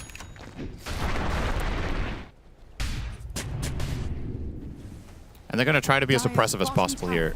Recognizing that, well, if Ricky is going Ags, he's not a hero yet. So you're effectively able to put a lot of pressure. 23 damage will box out. Oh my goodness. That hits pretty hard. He does. Got that Radiance. He's going Blink Manta next, so Harpoon was not... It's not on the cards, and then he has BKB queued up as well, so probably just a little bit of a brainstorm quick buy here, not I'm going to buy these exact 3 items in that order kind of deal. Yeah. Makoto is going to be going for Ags next. I guess one way he can try to counter, I mean, I guess he still has to go BKB at some point, but the Disperser can give him move speed to get out of the smoke screen. Yep. But these are very specific interactions. That means another teammate's not nearby for Aurora, so we'll see. Radiant are scanning. Nightfall. Being protected by Panto. His body on the line. He will die. Yeah. Gets knifed, shanked from behind. Makoto with yet another kill to his name. Another brain drain. Yeah, 9 brain drains so far. Not too shabby. Talon definitely in control of this game right now. It's one of those things where we love talking about this because it's fun to keep track of stacks, but really the reason brain drain matters more so than you would think is not because of Silencer's damage output, it's because of his ability to buy Refresher. It's closely tied. How many items you need leading into Refresher depends on how good your brain drain game is. That sounds really sexual. Of course, this hero has changed now that he doesn't have Reverberate, but I think you still buy Refresher, right? Like, what else would you get? Yeah. Still has to be the item for him. All right, so 18-minute Ags for Kiyotaka. Not the best timing. And right now, he's bottom net worth of the cores. Let's see how much that changes in the next few minutes. Swashbuckle, Makoto. Yeah, another brain drain. Did he just one-shot a creep wave with Ags and Power? Did I see that right? I'm telling you, this thing's... Oh, the Wheel of Wonder screwed. was waiting for him, though. And the dust will ensure another death for Kiyotaka. Such a good setup. They anticipated he would go for a secondary wave after he went for the previous one with Tricks, and really good execution there from Joachim with the... During Tricks of the Trade, just throws out the wheel, charges up the whip, and as soon as it ends, they combine into a beautiful kill and a Roche. This is something... Talon's lineup isn't the fastest at taking objectives, but they're decent against Roche because they have Lucky Shot, Omni Knight's pure damage. Works quite well. Yep, so this will be a freebie for Talon. Dire's bottom tower has fallen. As they continue to dominate this game number 1. We cast them yesterday, and 23 Savage, after that first game performance going 0-9 on Terribly, took a shower. Because first game of the day, you know, got to get those eye crispies out, Cinderin, as we talked about. But this time around, looks like he took a shower beforehand. As a global silence to try to save the Rasta. Nope, he's in the enemy team. That's right. Kills the Rasta. I'll terrorize onto 2 heroes. Makoto, though, does get off his ult. As a nice Yule's dodging a bit, but the defusal is going to keep him in place, and that is going to be another easy pickoff for Talon. But 23 Savage. Yeah, didn't come for free. They got him RP skewered into an Avatos. After he got that kill on Shadow Shaman bottom, he was completely alone, and Aurora tried to take advantage of that. That was after the global silence, I assume? Yeah. The global was used because Omni got shackled, and while he was next to a Serpent Ward, and I think they, on Talon's side, assumed that was a kill attempt, but it was actually just the Shadow Shaman, so Omni would have been fine alone. Nice grab here for Aurora. Shard will go to Mira, so Cursed Crown. He just skilled Bedlam duration, though, so he needs level 11 before this does anything. Yep, that's unfortunate. Radiant's middle tower is under attack. Yeah, 1 Trix will take out a full wave, even without Empower. It's quite nice, actually. Just makes it faster. Yeah, the reason I think it looked like with Empower that he almost literally one-shot the wave with like one swipe, if you will. They missed the dust. Yeah. Will they try another one? Oh, they got him. Well, he's outside the sentry now. Another dust. Oh, Tricks to the other side. Gets whipped. Another knife.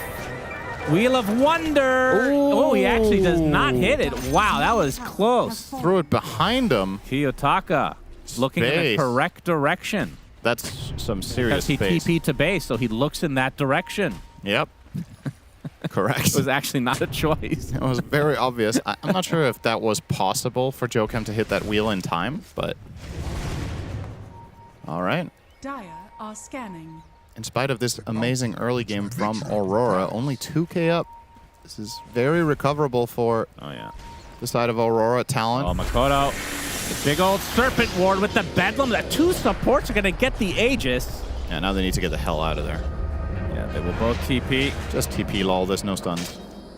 Oh, there would have been a whip if he was in range. And an Infernal Blade. Oh. Careful what you wish for. Yeah. This is worth a lot, though. Yeah. How much is it? Like 200? It's more than that. I think it's like 300, maybe. 255. 255. I was closer. Yeah, by 5. Good job. You win. Do they always give the same amount, though? Serpent Wards, I think they have a range. So.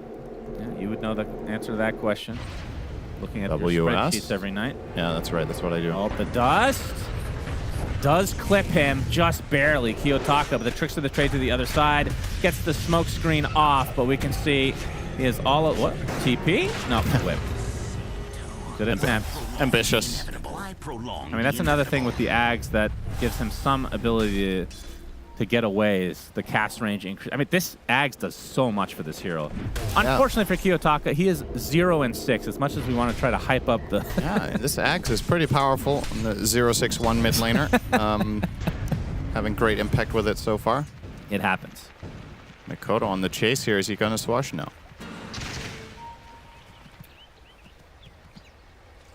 Good news for Aurora is the death timer is still pretty low. Yeah. You know? That's right. That's a silver lining. And the other I do feel at some point you do buy Shard on this here if you don't get it from the Tormentor. It is way too good. Yeah. We'll be going to Diffusal next, and then the pickoff potential is there. But, I mean, imagine if he hadn't died the last 2 times since he bought the Ags. Yeah. It would have made up a lot of difference, but in hindsight now, you're like, you might as well have gone Diffusal then, I guess. Maybe get more kills. I don't know.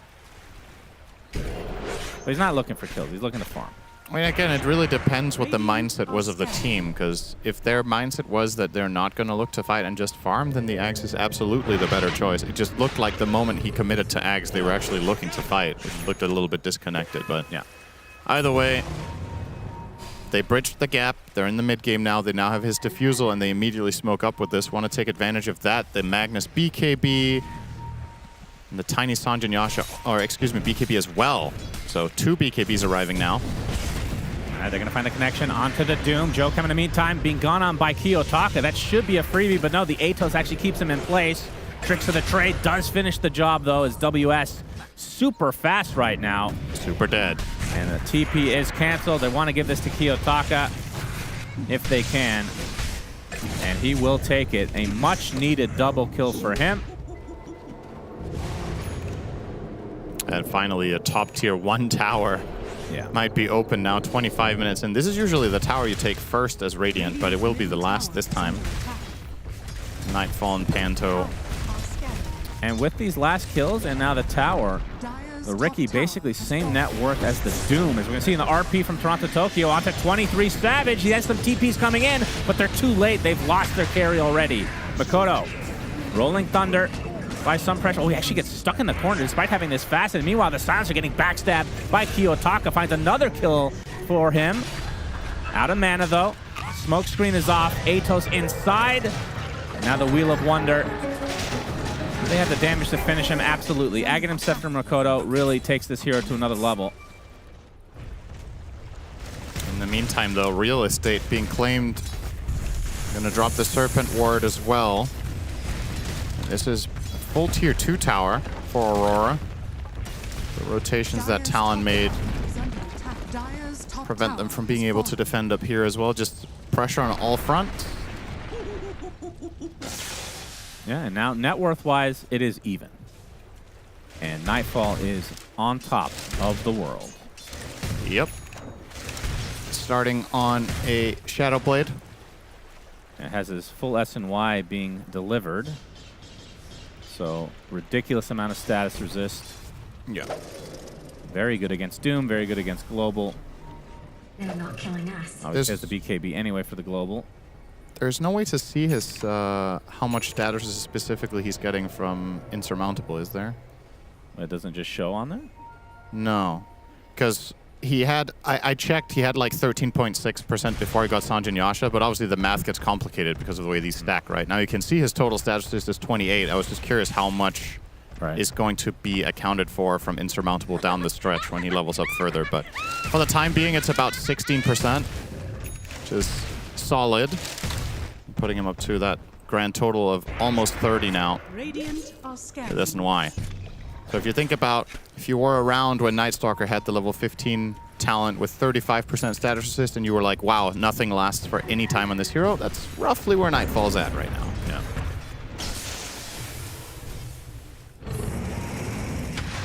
Oh my god. There was a Willow there. That was kind of absurd. 1,000 damage combo from Makoto. Jesus. Okay then.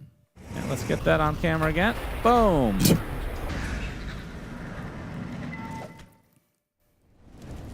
At least it was. At least he didn't feel pain. I think he felt a little. For 0.1 second. Panto. Getting found out. Yeah. Should be another support kill for Talon. Gotta be one of the more annoying innates to deal with. Yeah. Definitely. Oh, Kiyotaka. WS looking for the Doom. He gets it. And 23 Savage here as well. That is a dead Riki. Death number 8. Precious bounty. Man, oh man. They have been on top of him all game. Yeah, the good news is they have 0 deaths on Magnus. The thing is, though, like, the separation in farm for 8 deaths is not there at all. It's rather minuscule, yeah. That is kind of crazy. He has 230 CS. That'll help quite a bit. Makoto 10-0 and 6, and also has 220 CS. only accounts for a 2.5k lead over the Riki, which is kind of crazy indeed. I suppose a lot of Mikoto's kills have been on supports that aren't exactly worth a lot.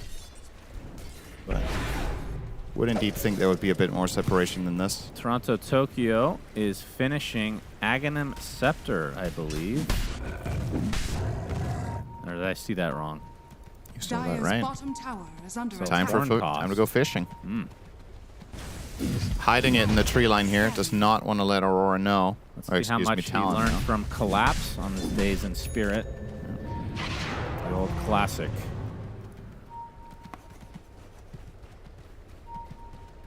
Of course, Horn Toss a little bit. It used to be a shard. That was so insane. That's the best shard there's ever been. Yeah, perhaps, and we're going to see it. Horn Toss, but the global silence to follow, and even Wheel of Wonder used. A couple of BKBs as well as Kiyotaka jumping in on top of WS.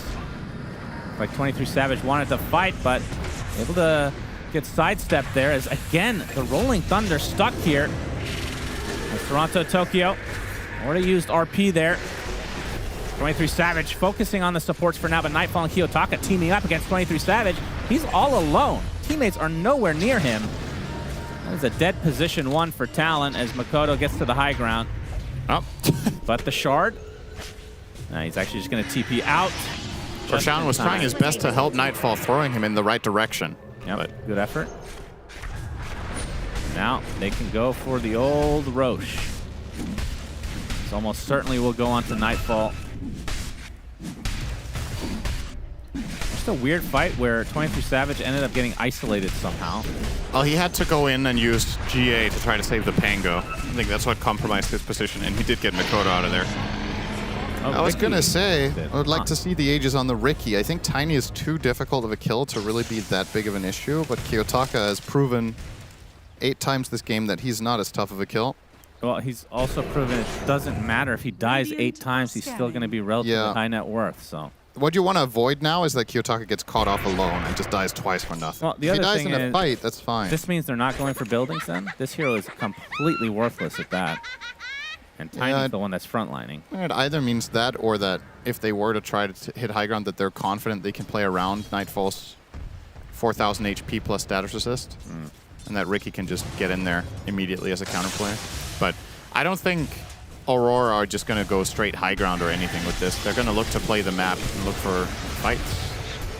Yep, Now with the Panto shard with on. the shard. So Kiyotaka did buy his shards. That wasn't in contention here. Yeah.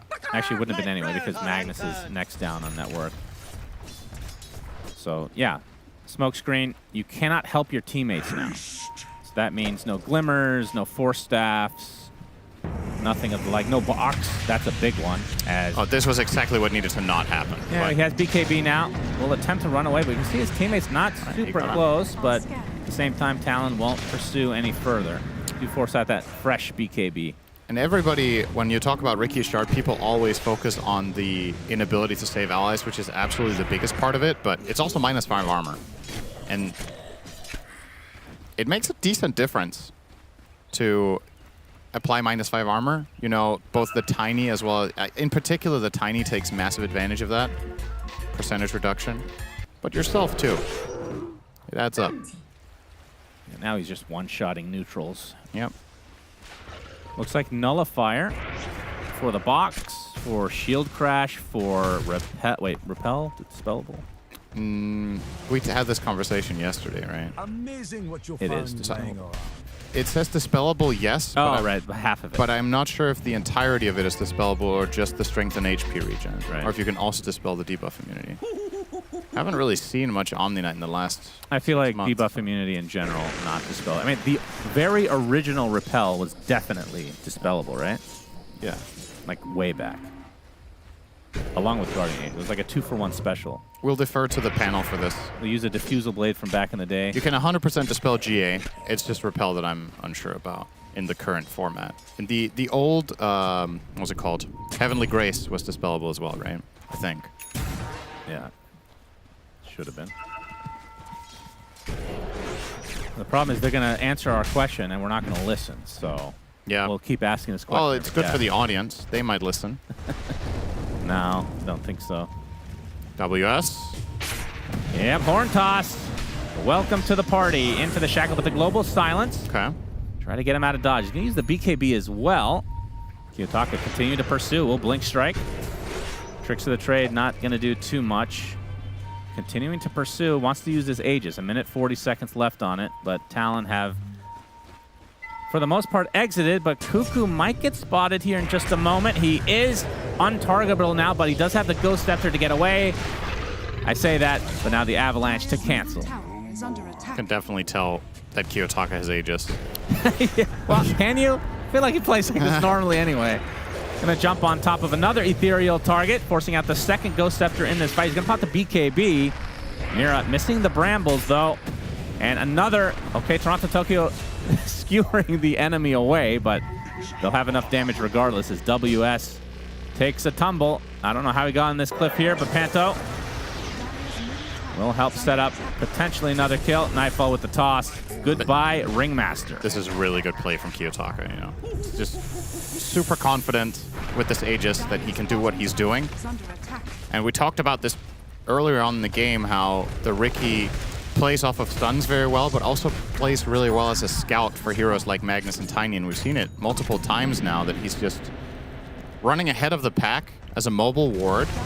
He finds a good hero, he smoke screens them, and then Magnus can just horn toss. Yeah. And you get an easy pick. Actually gonna TP top here to take the secondary Wisdom Shrine. We'll leave his team behind. How good are his 25s? Tricks of the Trade applies to basic Dispel is so not that great it's here, usually if they have, I mean, they do have Atos, but he has BKB already, so. You can't cast it when you root it, right? Huh? Is that what it says? No, but it says it applies a basic Dispel, but that's under the condition you can cast it, right? It says can be cast when rooted or leashed. Oh, does it say that? Yeah, when you hit all. Oh, there you go. I see.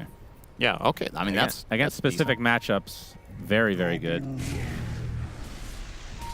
I can't remember the last time I've seen a 25 Riki. That's why this didn't even occur to me. Horn toss, initiation on WS. Bramble's going to block off a lot of the other members of the team. Wheel of Wonder, but the RP to follow. They have the damage. They take out another. Actually, the box saves the Doom. That last right click looked like it connected from the Tiny. Now, Toronto Tokyo will be suffering the consequences. He's the first to fall. As Nightfall having a 1v1 battle with 23 Savage will, well, that's a baby Nightfall away. Didn't have the BKB up.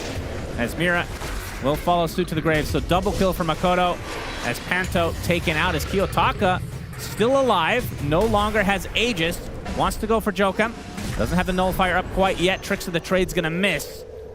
Now he's in a bit of trouble. Stuck inside. Shield crash is there. Another huge kill for Talon. They lose one hero. And that was not Doom. The #1 difference between this fight and the previous one was that Riki was not there from the beginning this time. So he is not the one giving information. They find the skewer play, but the problem is while he is connecting, the Doom has already gone out on the Tiny and Nightfall is hesitant to fight back. I wonder if he could have just stood his ground. Like, he's such a difficult kill for them even when he's doomed that maybe he could have just popped this BKB and smacked away at them and forced them out. But he ended up turning Talon running out while Riki was connecting. And then as Riki gets there, the fight, it just became fragmented and a little bit disorganized. But for Talon, they take advantage of the man advantage in that exchange to start. Throughout all of this, by the way, just realizing Makoto's 13-0. Yeah, he's playing well. He's been having a great tournament so far. Can't really put a finger on his play in this game. You can't put a finger on his play. Yeah. That doesn't... Isn't that a saying? No. Well, it is, but not in that context. Oh. Can't put a finger on it as like, oh, I'm trying to find a mistake. Can't put a finger on what's happening here. Yeah. I'm saying I can't put a finger on his play means I can't find a mistake in his play. That's not... Like, you can't use it like that. Sorry. I'm sorry. I believe I can. If I can say Abaddon, then you can say anything you want. That's right. So the lead down to 6K for Aurora. Talon showing some signs of life now. Kiyotaka, level 24. Who was it that just purchased Gem? No, Kiyotaka has it, so. Oh, so they just put it on the Riki. Okay. Yeah. Oh, they're going to Wheel of Wonder him. Do they have the damage to get through? He actually does not look into the eyes of the clown, but Kiyotaka still falls. 23 Savage is ripping him a new one. He's down for 90, and there's a gem on the ground. Well, guess what? Okay, they do pick it up. Nobody noticed for a while.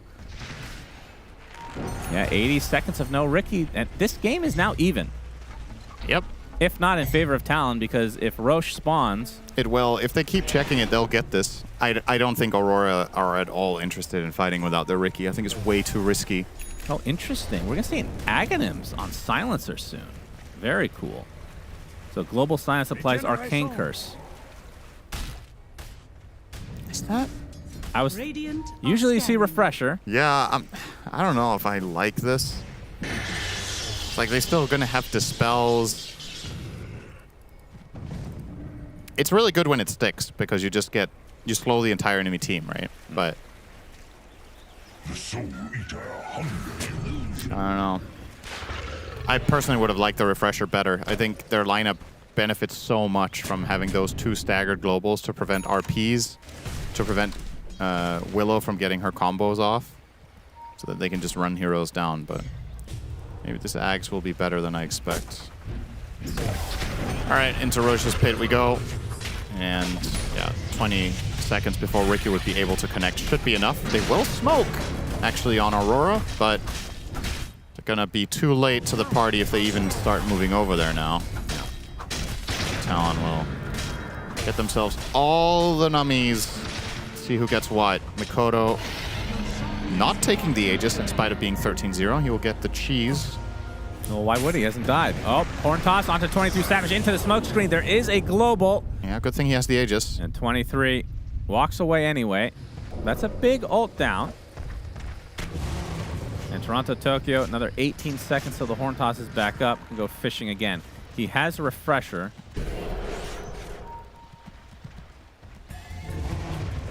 Yeah, he needs to be a little bit careful with his mana management.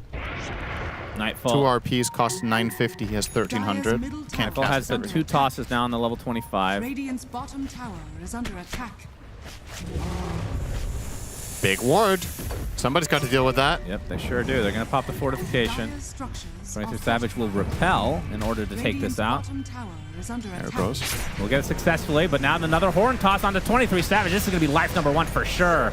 Down goes the Wheel of Wonder. No connections, though. Kiyotaka with the BKB. There's the RP onto the Rolling Thunder Makoto. Will he finally die in this game? Doesn't look like it. Pops a Refresher. He's going to be Magic Immune for the next year. Kiyotaka now on the run. Don't think they have the vision right here. You can see attempted TP out for Magnus. Gets dead. Away. He's dead. Oh, he's doomed right now. And looks like Mira will also follow him to the fountain. So 2 kills in favor of Talon. I feel like they could have actually killed the Pango there. He got the RP on him during the Rolling Thunder, and Tiny was able to attack him. Of course, Tiny's attack range is high enough that even as a melee hero, you can just keep hitting him. Yeah. And then he refreshed, but never used the second RP. He refreshed, he ran out, then he got doomed, and then that was it. And I think he had enough mana for the entire thing again. Maybe he didn't want to commit it because he was worried that 23 Savage was going to be able to save the Pango, but I'm actually not sure that was the case. I think that would... If I'm Aurora, I would drop 2 RPs in a heartbeat to kill Pango. I think it's easily worth it. Yeah. He is such a big part of the team fight from the side of Talon, but they did not seem to believe they could kill him in that situation. Radiant's bottom tower is under attack. There it is. He does take the dispel. Yeah. Okay.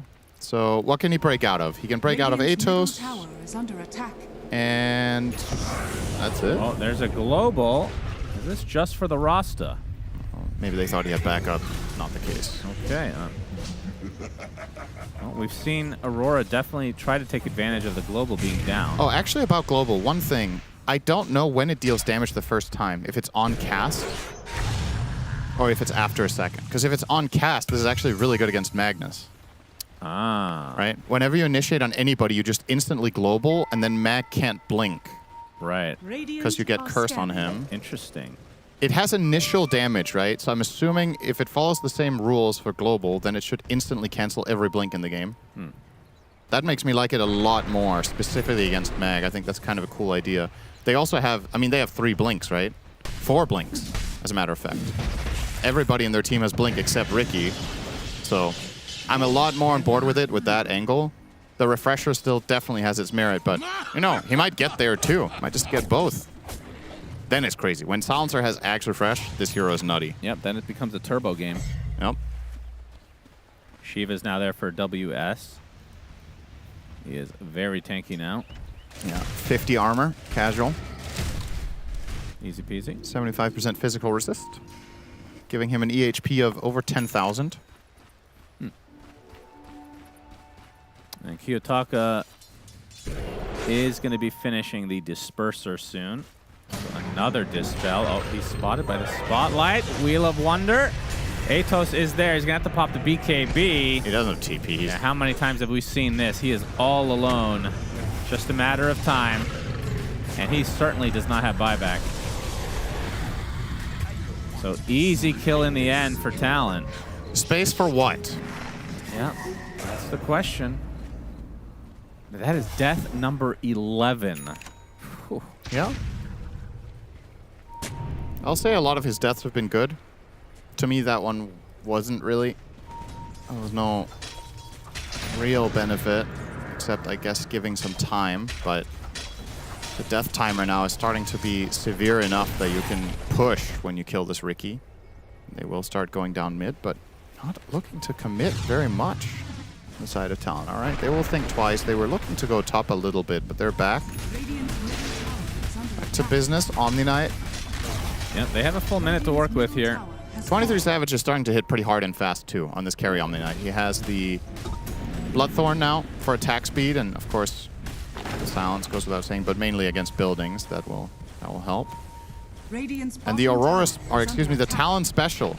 Place the banner and don't defend it. Just let it do its thing. Oh, horn toss. Ringmaster brought back into... Oh, was he actually going to RP? He's faking RP. They don't need anything. They double toss. They're just having fun with the clown at this rate.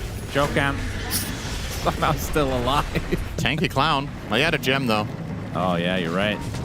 Makoto looking for Panto. Global again for the Rasta. They know that they're mostly in their base. That 25 talent on Omni has to do insane amounts of damage. 75% Hammer of Purity bonus base damage. His base damage currently is 204. So this is 150 pure. Yep. Every hammer. He just gets extra. Not too bad. Nasty stuff. Big power spike for 23 Savage. Working on Overwhelming Blink next, and then into the Refresher. Fishing. Cuckoo. For Cuckoo. He gets tossed up. Not gonna get him. He's fine. He uses the... I don't know the name of this. Outworld staff, of course. Definitely good against the tricks of the trade as well, especially if you get nullified. Well, that depends on... I assume that... This should not be breakable. Yeah. Because Astral isn't, right? Yeah, it does have OD stamp on it, so you would think. I say breakable, I of course mean purgeable. Yes, well, it's not a purge, dispellable. Ah. Purge doesn't mean that anymore. So he just reads patch notes.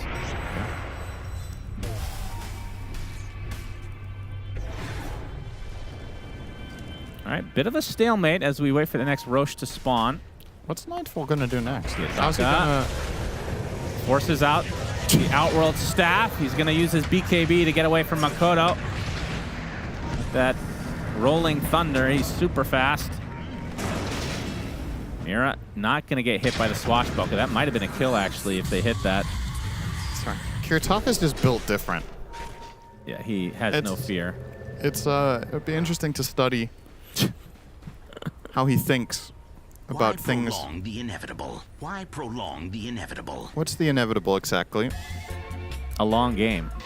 That's true. Seems inevitable. It's been a good one, though. How are you going to progress now as Tiny? You have so much net worth. You're 35k in. He has no Moon Shard. I guess he'll buy that first. Oh, Nightfall. He's going up charge. with blind here. Toronto Tokyo going fishing. Makoto, half HP. The RP finally finds him. Box gets RP'd inside the box. Do they have the damage? Terrorized to follow. He's still alive.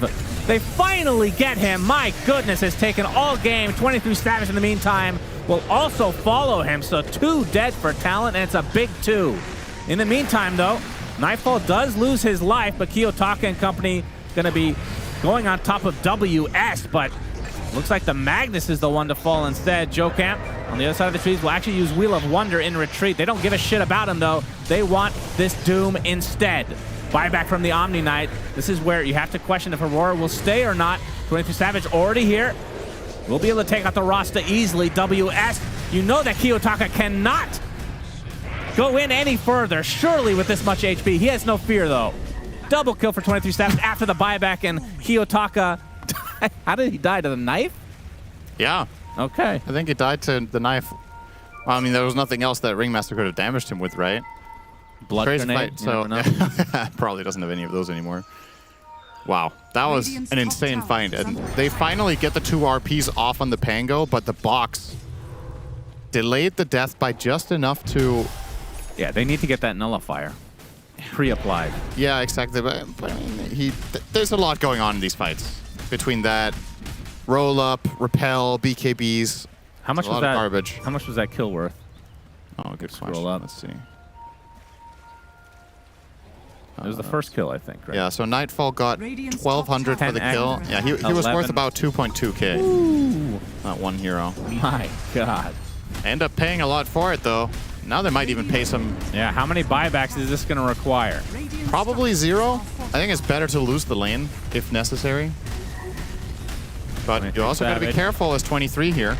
Yeah, they're going to have 2 up, and that's including Magnus. That'll only get the tower. Yeah, they will back away. Now a refresher for 23 Savage. This is a backpack item. Yeah. Might as well buy it now. Used his buyback already. To the pit we go. Interesting repel cast. Now he won't have it if there's a fight. He used repel to hit Roche. So on a 30-second cooldown. It out. Nightfall will throw his tree. That's going to be down for 10 seconds. It's going to be pretty big in this fight. As the Rolling Thunder, they're going to be able to take out Rasta right off the bat. Terrorize on the 23 Savage and Doom, but not going to have too much of an impact. WS will continue the pressure. Dark Willow will fall. That's a buyback onto the Shadow Shaman, though. Actually, Mira lived. They did not. Yeah, the buyback scaring them a bit. 22 Savage getting in really deep. Nullifier applied to him. There's the RP, but the BKB was already cast. And that is 1 RP down as Mira, still super low, will finally drop. Instant buyback for him, Kiyotaka, in a 1 versus 3. And they're going to lose their Magnus, who buys back now. Kiyotaka will follow him. Has to buy back as well. Everything onto Nightfall, though. Double kill for 23 Savage. This is 4 buybacks for Aurora. They still have an RP. To get more here. They absolutely have to get more. The Silencer, the very least, will likely fall. Another Rolling Thunder from Makoto. They do get the Silencer. Rasta looks to be dead again. 23 Savage looks to finish the job. He'll get him. That's a dieback now for the Rasta. Nightfall with the toss-up onto 23 Savage. Nullifies there. RP to follow. They have the damage. They killed both of them. Double kill for Nightfall. The 2 most important cores for Talon. And now the supports will drop as well. So Aurora gonna have to force out more buybacks here. 23 Savage has no way back in the game. Remember, he used his buyback a little bit earlier. Yeah, they know 23 doesn't have his, and they know they push stupid fast with this Empower Tiny. Hitting for 800 per swing. They'll take the safe route of going Roche first. This is a quick kill. This only takes them like 20 seconds, so they'll still have ample time to go for the objectives. Nightfall with the Aegis. He has Divine as well. Will backpack the S and Y. All right, now he hits for 1,100. Yeah, they will have to buy back here, and the question is, can they defend? Because they can just go straight throne after this tower. Fortification is up. They will use it right away. I'm pretty sure you ignore the melee here and go straight throne. We'll see if that's what they want to do. Yes, Nightfall going in very deep for the tier 4. Buyback onto the Ringmaster. Okay, they will go for the barracks, but this is going to refresh the fortification. Nightfall playing a little bit safe. The rest of his team shadowing him from below. This is now a 4 versus 4, not including the Aegis. 23 Savage still down. 45 seconds of no carry Omni. Second lane looks to be given up for free. Although they smoke. Rolling Thunder's coming. Fortification popped. Nightfall gonna ignore the Wheel of Wonder. Taking a decent amount of damage. He's at half HP, but Makoto not gonna be able to finish the job. Just trying to delay for this Omni Knight, but Toronto Tokyo beautifully timed horn ties, but the global silence to follow. Makoto very tanky, will get boxed. And now the kiting onto Tiny begins. Nightfall, life number 1 is gonna pop here. And now this is where he truly has to be careful. 12 seconds on the Omni. Nullifier applied to the silencer, uses his global silence, able to get into the fountain though, even an E-Blade to keep him alive. Melee Rax is down, second global silence is there. And Kiyotaka with the instant lotus applied to him. It will likely cost Mira his life, but well worth it. So they retain their base in partial. They lose the melee bottom. I think Kuku survived because of Outworld Staff. There are no buybacks here. I think Ricky was going to get him there, but the Outworld Staff bought him enough time. And Yeah, he what an dodged item. 1 or 2 swings there. What an Mira item. frustrated with getting globaled on his way out. And a great hold. I thought that was going to backfire. That they went for the Pango roll with 35 seconds respawn timer on Omni instead of waiting for Aurora to go for the tier 4s or top lane. Look at these buyback situations. Everyone but Silencer is on a timer. Yeah. Talon are going for the killing blow. They do have Refresher ready on Doom. However, there's 2 RPs. Yeah. And Toronto Tokyo with the Lincolns will be a tough target to Doom. Doom himself cannot break this Lincolns. He doesn't have anything for it. Daedalus picked up by Kiyotaka. He is going to be hitting super hard here. They get the Empowers precast. This is such a hard push. They might not even try. Yeah, a minute left on Dark Willow. Yeah, they're not going to try. 56-minute game, and it's anybody's game. Yep. Gaben agrees. Yeah, I would. This is as close to a 50-50 as you're going to get at 56 minutes. And Ricky even has a Refresher shard, so the double BKB, double Nullifier. Double Giant Maul. Hell yeah. I've been underwhelmed by that neutral, personally. This is a pretty good level 29 talent he gets here. Which one? Blink Strike Replenish Time. Oh, yeah. I think there's a case to be made that that is the better talent of the two, but he went for the backstab multiplier, of course, the higher overall damage output for the burst, but in some games, I think getting those charges a lot more frequently can be really powerful. Now he doesn't have to worry about it. He has both. Starting to collect This is where he big can't Lotus. die, Cinderin. The Yeah. 14th death. You get me 13 times, but the 14th, that's when the game ends.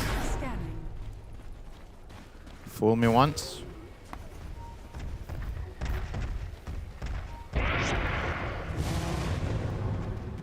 RP lasts 0.8 seconds longer now for that 25 talent. Feels like both teams should be really timid here. Yeah, I think both teams would be happy just to wait for the buybacks, but the thing is, you have Divine on Tiny.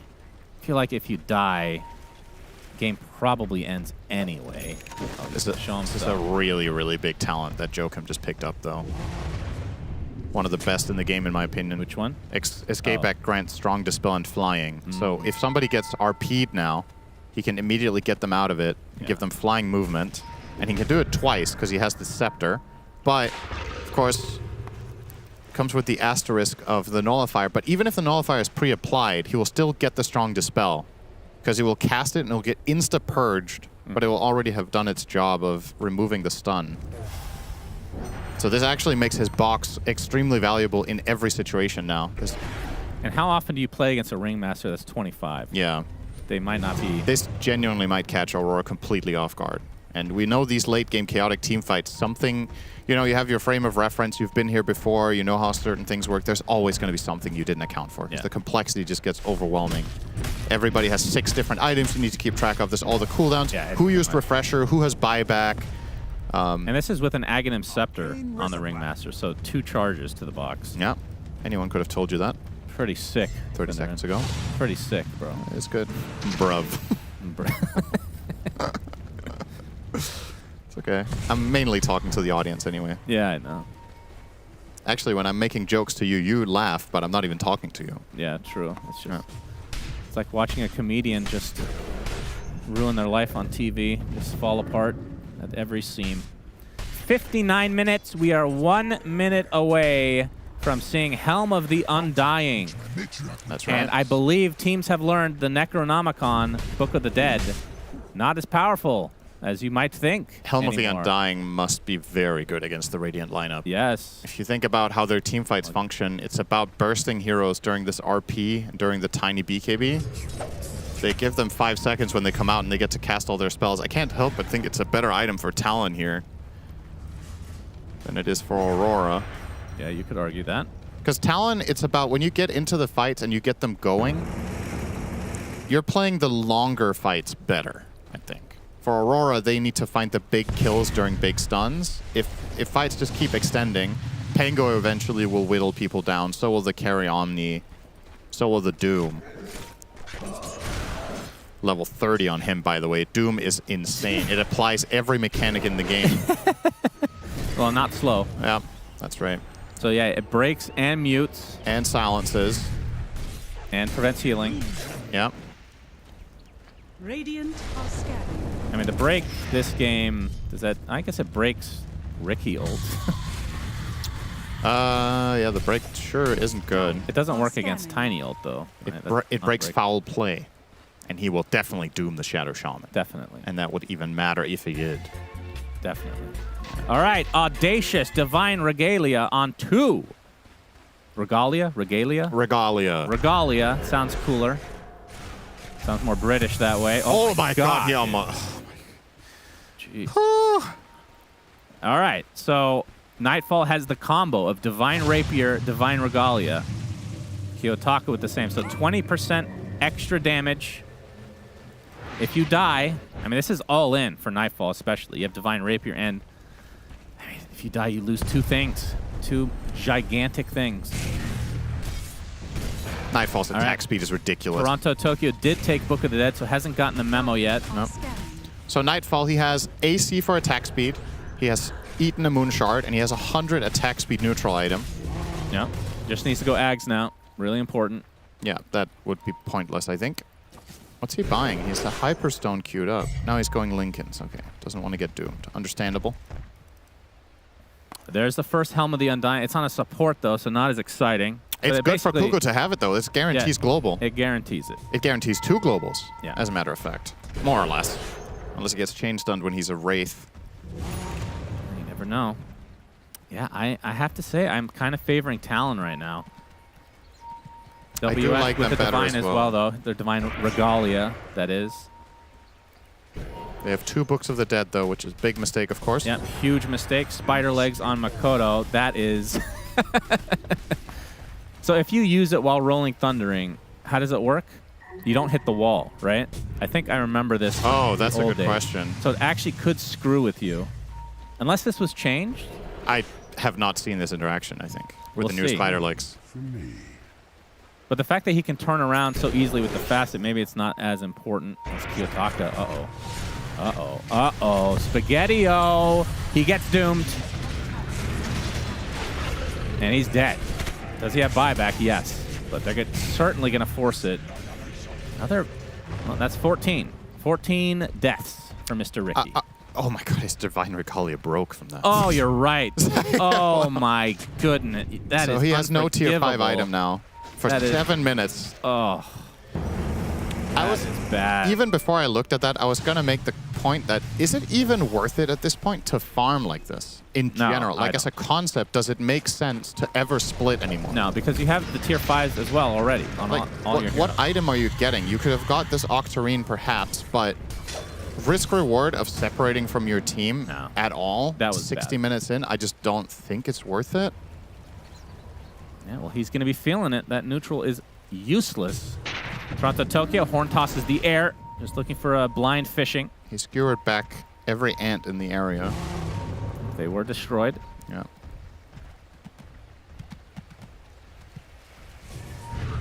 All right, so now they don't have a neutral in the Disgraced Regalia, and they don't have a neutral in Book of the Dead. So the other 2 Books of the Dead actually cancel it out.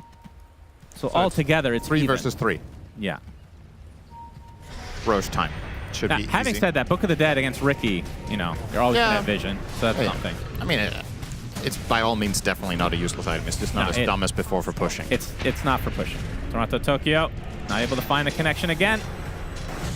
Roshan, I mean, you kind of have to give this up unless you want to buy back on the Ricky. Giving the Aegis over to 23. Yeah, they get it. Oh, they actually put down the Serpent Ward. Mira being chased by Makoto. And with that stun, should be enough.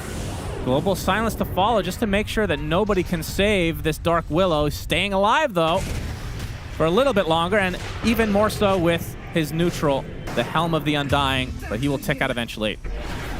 So they do get Roche and all the goodies again. Ricky back intact, but now they don't have a Dark Willow. Of course, does have the buyback, as does, I assume, most heroes in the game right now. Why is this Serpent Ward this big? That. Yeah. What happened? Why is it this big?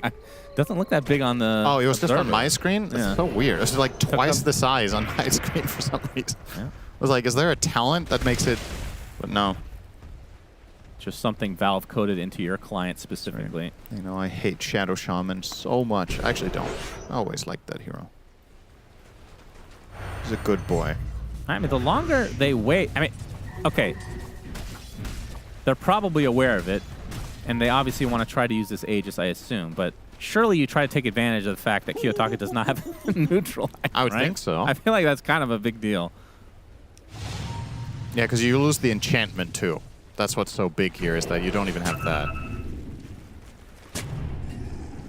Yeah, Talon looking good. I have all the confidence in the world. Oh, trying to get the D-ward. This is super dangerous from Panto, just front line D-warding there with the gem. If Talon were ready, I think they could have punished that immediately. And now we got Ags on Doom, so AoE. This one is, well, we'll see. All right, they're going to start things. The Global Silence to try to save Jokan. Gets E-bladed and now boxed. Kiyotaka used the BKB. Horn toss now, but the AoE Doom coming into play already.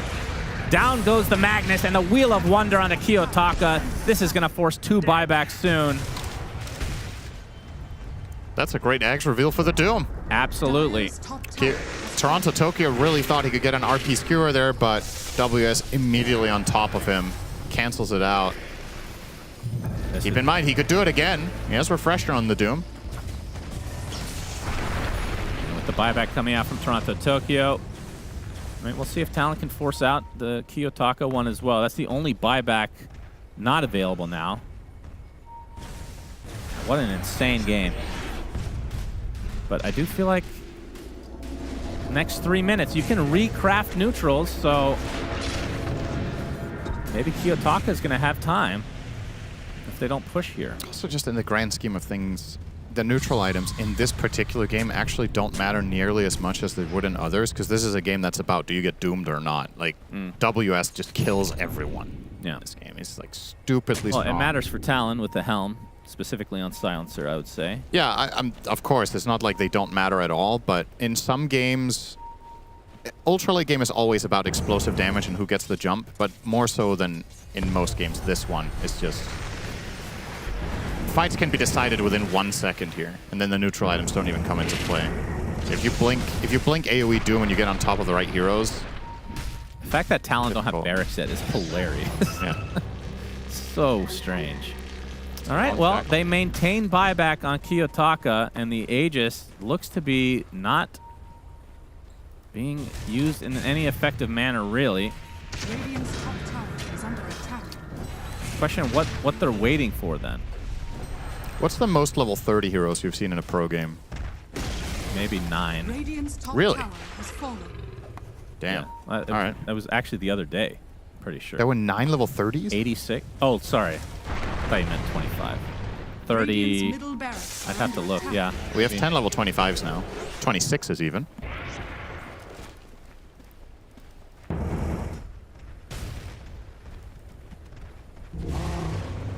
No. Aegis will be going bye-bye in 30 seconds. So what's the play here? Does he just not want Aegis? Takes up a slot. Refresher's in the backpack. All right, Shannon, it's time to predict the game duration. I think it's ending soon. You think so? Yeah. Okay. Well, there's a while until the record. I just don't know what Talon's waiting for here. I'm trying to think of when the last time I cast a 3-digit minute game was. That must have been years ago. 3 digits. Yeah. So long. We got close the other day. It was like 83, 84. Still quite a bit to go. But yeah, the reason I start thinking about that is, well, if Talon didn't want to do anything there, what happens if Aurora just don't want to do anything either? What if both teams just...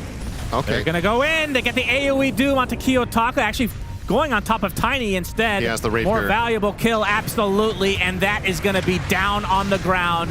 His neutral is useless, just like his mid laner.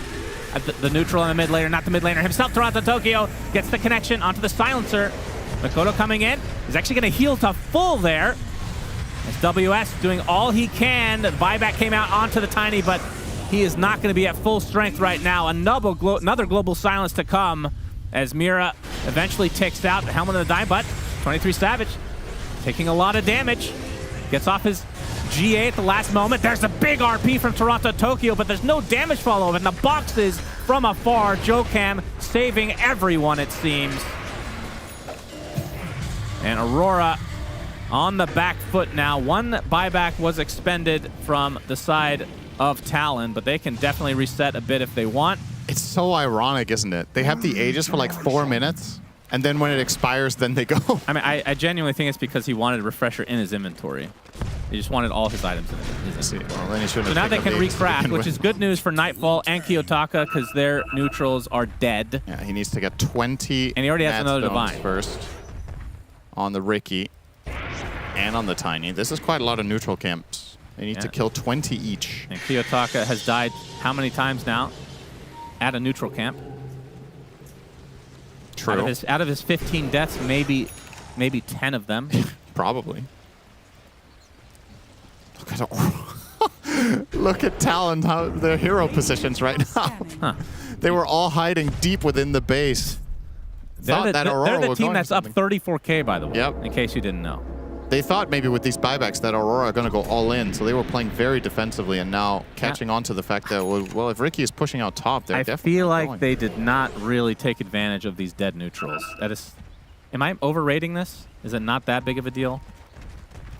They're still dead. Yeah. I'm just saying. Yeah, they took initiative in the enemy base. They found multiple kills and got buybacks. I would say that's pretty good. Now they're just waiting to get their spells back. They want to have their 2 Dooms. That's what's winning them the game. WS is ruining the enemy team. I think it's well worth it to just wait for at least 1 Doom, probably both.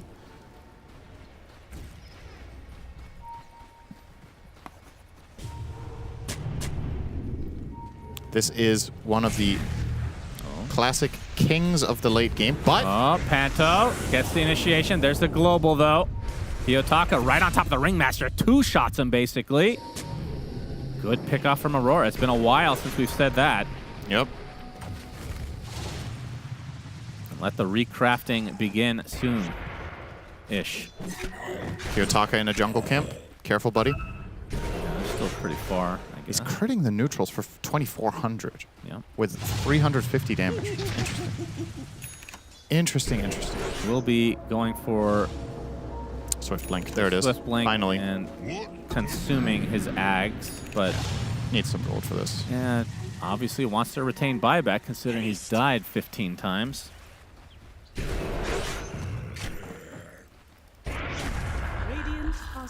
It's going to be a long day, Shannon. I'm ready. If you are ever a believer in the jinx, the next game will be a total stomp based on that statement. But now that I said that, it won't. That's right. It's going to be a long day, Shannon. That's right. Roche is about to be alive in 2 minutes. It's actually almost maximum respawn timer. He will be born in 2 minutes. Minute and a half. Reborn again. Okay, another Divine Regalia crafted by Q. He got the evolved version. This is perfect for Ricky. He gets so much out of the Agi. Yeah, but he could have... I don't know what his other options were. Is this really... with buybacks and whatnot. I'm just thinking, is there a better enchant? What if he keeps Disgrace? How is that an option? That's awesome. All right, goes for the Stygian, so minus Wait, you armor. can keep? Yeah. That was a but choice? You can keep it with a new, like an actual enchantment. Oh, so it can't attached. break again. Well, then just take another one. Yeah. What? I know. I'm just saying. It's funny. That's funny. All right. This turned into a real juice. I mean, we knew this series was going to be hyped, so. I think 23 Savage is getting impatient. He's wanted to shower for about an hour now. Yeah. And sweating up a storm. Yeah, still. Seat is really damp. I've been there. Yeah. Of course, depending on the season. Well, I guess they're not in Southeast Asia right now. I don't think they take the weather with them. Yeah. Invisibility. All right, smoke from Talent. No buyback on the Tony. Gonna see Panto. He's dead. Yep. Nope. Jumps right over him. He's still gonna die, I think. Because of the Global spider legs. Silence to follow. And eventually... Oh, they got takes Mira a too. long-ass time. Oh, you're right, and that's a bigger kill because he doesn't have buyback as WS goes in with the Axe Doom on top of Nightfall, but the RP to try to slow them down a bit. God, he Nightfall got continuing to get crushed. pursued. The Doom does fall, has buyback here as the RP onto Makoto. He's in a lot of trouble. He's going to be abandoned by his team. He is dead. Panto, Nightfall, Kiyotaka teaming up to get illusions and more kills onto Joe Camp. He just one-shot him. He has 3,000 health on Ringmaster. So Talon, 3 die. They all have buyback, of course. And Aurora, there's only one buyback they expended? Yeah, just Panto. They'll get Roche now. Oh boy. Who's gonna take the Aegis? Are you gonna put it on Panto? Nightfall will take it. So Divine. They both made a slot. Time for some drama, Shannon. They both freed up a slot for the Aegis. That's Kiyotaka took it and ran away immediately. This Oh, is what boy. Ricky does. He's a thief. Yeah. Steals the Aegis and leaves. Yeah, Nightfall, you know that's going to infuriate him. Refuses to elaborate. Kiyotaka, will he find... No, he's just going to start poking. I mean, he hits pretty hard. He has the He rapier. does now. That is correct. Buybacks come out onto 2. He gets destroyed. Life number 1 is down already. No wonder he took the Aegis. He's going to play like that. He's going to die a second time. Kiyotaka. 16 deaths. What is happening, man? What is happening? Why did they give the Aegis I to don't Ricky? understand. Okay, why did they give the Aegis to Ricky so that he could push when they have fucking Tiny? Dude, like, what are you doing? Just Divine give it to Regalia dies a second time. The first time in pro play history. We're going to see double Divine Regalia die on the same hero. This team is something to watch. I am feeling things right now as Divine on Cuckoo. Yep, time to get a Moon Shard or something. Let's see which version of the rapier he uses. Yeah, he switched back to the damage. Yeah, he has the magical one, right? No? Oh, he's using the physical one, huh? Does that make sense? He's probably not thinking about it, honestly. This is such a strange game, man. 6 teams. I cannot get over how many deaths he has. And he's still playing that way. All right, we have a chance to regroup here. Another neutral recraft for Toronto, Tokyo. I'm trying to wrap my head around why Ricky has the Aegis and is hitting the towers instead of Tiny. Like, if there's anything I'm missing here. But It's considering he took it, that's why. Right, but considering they both freed up a slot, I cannot help but this has to be miscommunication. And then they're just like, oh, well, you have the Aegis, you better hit, well, do my job Yeah. then. Plus, Says Nightfall didn't have buyback. He will in 15, though. There's too many questions. I'm not going to say this is going to cost them the game because literally anything right now can lose the game, but that could have probably been Megas, which is a big help, right? That was the last lane of barracks for Aurora. In the time that Ricky almost took the melee, I think Tiny would have taken both. Oh, yeah, 100%. See, he's poking. I mean, this is good damage, but Tiny can, at this point, 3-shot the range tracks, and he hits really fast.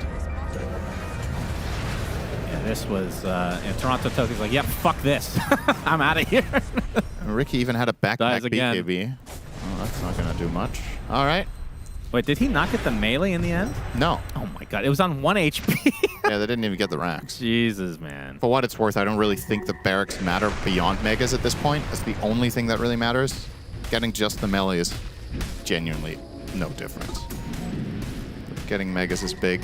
That's why 23 Savage will start pushing it with his Manta. He's going to get All through right, it, though. 23 Savage. He's going to get boxed right off the bat. Beautiful from Jocam. 23 Savage now with the repel to run away. That's one global down, though, and you trade it for a horn toss, effectively. He used Refresher on Tiny. Excuse me, on Magnus. Okay. So he only has one RP now. Too, then. And he's not going to... He didn't use Refresher on Cuckoo, so he just wait 80 seconds. Of course, that's going to extend the time of this game as per norm. For the double global again. It's all about min-maxing those trades. This is the good part of Book of the Dead, is map control. We'll still do that. Yeah, so when I say it's bad, I'm just comparing it to the old one when it's pushing constantly, yeah, when hitting it took towers. yeah, For when you that would win the game with specific function, it's bad now. Yeah. It still has its value for sure. The thing that matters so much is the duration of it, that you can push essentially 4 waves with this book. And both teams are doing it on the respective off lanes. Taka looking to get another Divine Rapier, or I don't think he had one before, did he?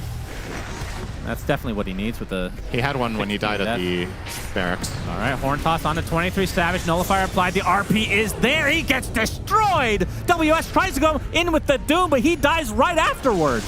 2 minutes of no Doom. Buyback initiated from 23 Savage. Makoto has to Rolling Thunder in retreat. They lose another support. This could be game. This is an actual 5-on-3. Oh, they found Omni too. Oh my goodness. Helm of the Undying. He has a rapier. Yeah, that's true. Kiyotaka wants it back. Will he notice? He does. Buys back. I think the game's done. I don't know how you hold this. No, this is borderline impossible. I'm not going to make statements like that. Nightfall leading the charge. What can Kiyotaka do to extend this game for Talon, Cinderin? As 23 Savage, early BKB. The buildings are going to melt to Nightfall. Just 3 shots them. All they have to do is kite these other heroes. Nightfall getting pretty low as 23 Savage. Going to take an avalanche, a nice skewer onto the silencer. A dieback for him. They get Makoto in the fountain as well. And this game will effectively end here as 23 Savage, the last remaining member, but not for long. GG's in this 80-minute barn burner. I feel like Kiyotaka didn't deserve to win this game, but he did. Holy shit. And in classic fashion, Aurora win the game 39-55. It's not very common that we see a team win 16 kills down, but GPK strikes again, huh? Kills aren't everything. Man, yes, oh man. Somehow that was him. I don't even know where to start with this. Like, what an absolutely crazy game, and it ultimately comes down to all of the late game Dota. Who makes the mistakes? Who hits the big ults? I think WS is probably in disbelief that he didn't win this game on Doom with how much work he did late, and Makoto with all of the early mid-game impact they had. They did so many things right, but they did have that Achilles heel we talked about very early in the game. They just can't take buildings. Yeah. So every time they had an advantage, Aurora could just buy time in their base. They were down 2 sets of racks, and I think you agree with me. I felt like they had the advantage in the game. Yeah, they just couldn't win. Yeah. So then it's all for naught, but yeah, what a ridiculous game that was. So Kiyotaka, MVP, Shiver. Well, I think opinions will be divided about that one. This was quite the game 1 between these two, though. A lot to break down. We did have Kiyotaka as our X Factor in this series, Jenkins. Yeah, he delivered that. He definitely was the X Factor, sometimes for Talon. I mean, this was an amazing game. Like, there was a point of the game where Aurora had a 10k gold lead that was fairly early, and Makoto was beyond godlike. Like, that's the sort of game that this was. And in my opinion, it all boiled down to just who was more comfortable in the late game. Like, the casters were mentioning, WS played extremely well. But I also want to do a special shout out to Toronto Tokyo. We were questioning, like, how is his mental coming into today? And he looked very confident on Magnus. Like, there were fights where he would catch Makoto literally the frame that his roll ended, like in the base, and skewer back. And in my opinion, like, look at all of these fights. Every single fight is started by some beautiful skewer back. So Toronto Tokyo, he is definitely feeling himself today. Yeah, I think there's something special about this. Both Toronto Tokyo and Kiyotaka, no matter how many mistakes and like random feats or whatever they make, they just continue to play the game in the same fashion, and they continue to believe in themselves, and they continue to be aggressive, and it doesn't falter them at all. They just keep going. You know, early game, Falcons, Talon, the other same bird, they were able to effectively dive a lot of towers and basically corral Aurora in, and it felt like that was the one moment in the game where they had control of the map and their hero's lack of stuns was not a problem. But later on, you see Kiyotaka split pushing, but he's instead getting caught, like, Talon's chasing him to their own base. He's like chasing him into like obscure parts of the trees and like the jungle camps on the side of the map. And at one point, Kiyotaka was 3-8 K to D, and Makoto was like 15-0, and Makoto was level 24, and Kiyotaka was level 25. So what I will say about Kiyotaka, because he also does the Boots of Travel Storm Spirit, he's like a really obnoxious player on the map, and I think it definitely has impact. It's definitely doing something in these games. He's a Tinker player through and through. Like, even when he's not whatever playing hero Tinker, he's playing, he's going to make it Tinker. work. He's going to be some invis guy that you either don't see because he's in the trees or because Ricky's literally invis on the creep waves killing it. But I'll just say, if he could turn that off at like 40 minutes, this guy would be a god. Like, if he just stops, because like those early deaths, it's not a huge deal as long as you're forcing everyone to go gank you. But it's like 50 minutes and shit. It's like losing map control. It's like making the game drag out so long. Sometimes losing entire tournaments. Losing entire games and tournaments. So, definitely a funny team to watch on the side of Aurora. Flipster Talon, I think they were really gimped in the late game with their draft. Like, I think their draft was not meant to go that long, especially with a hero like Omni Knight carry.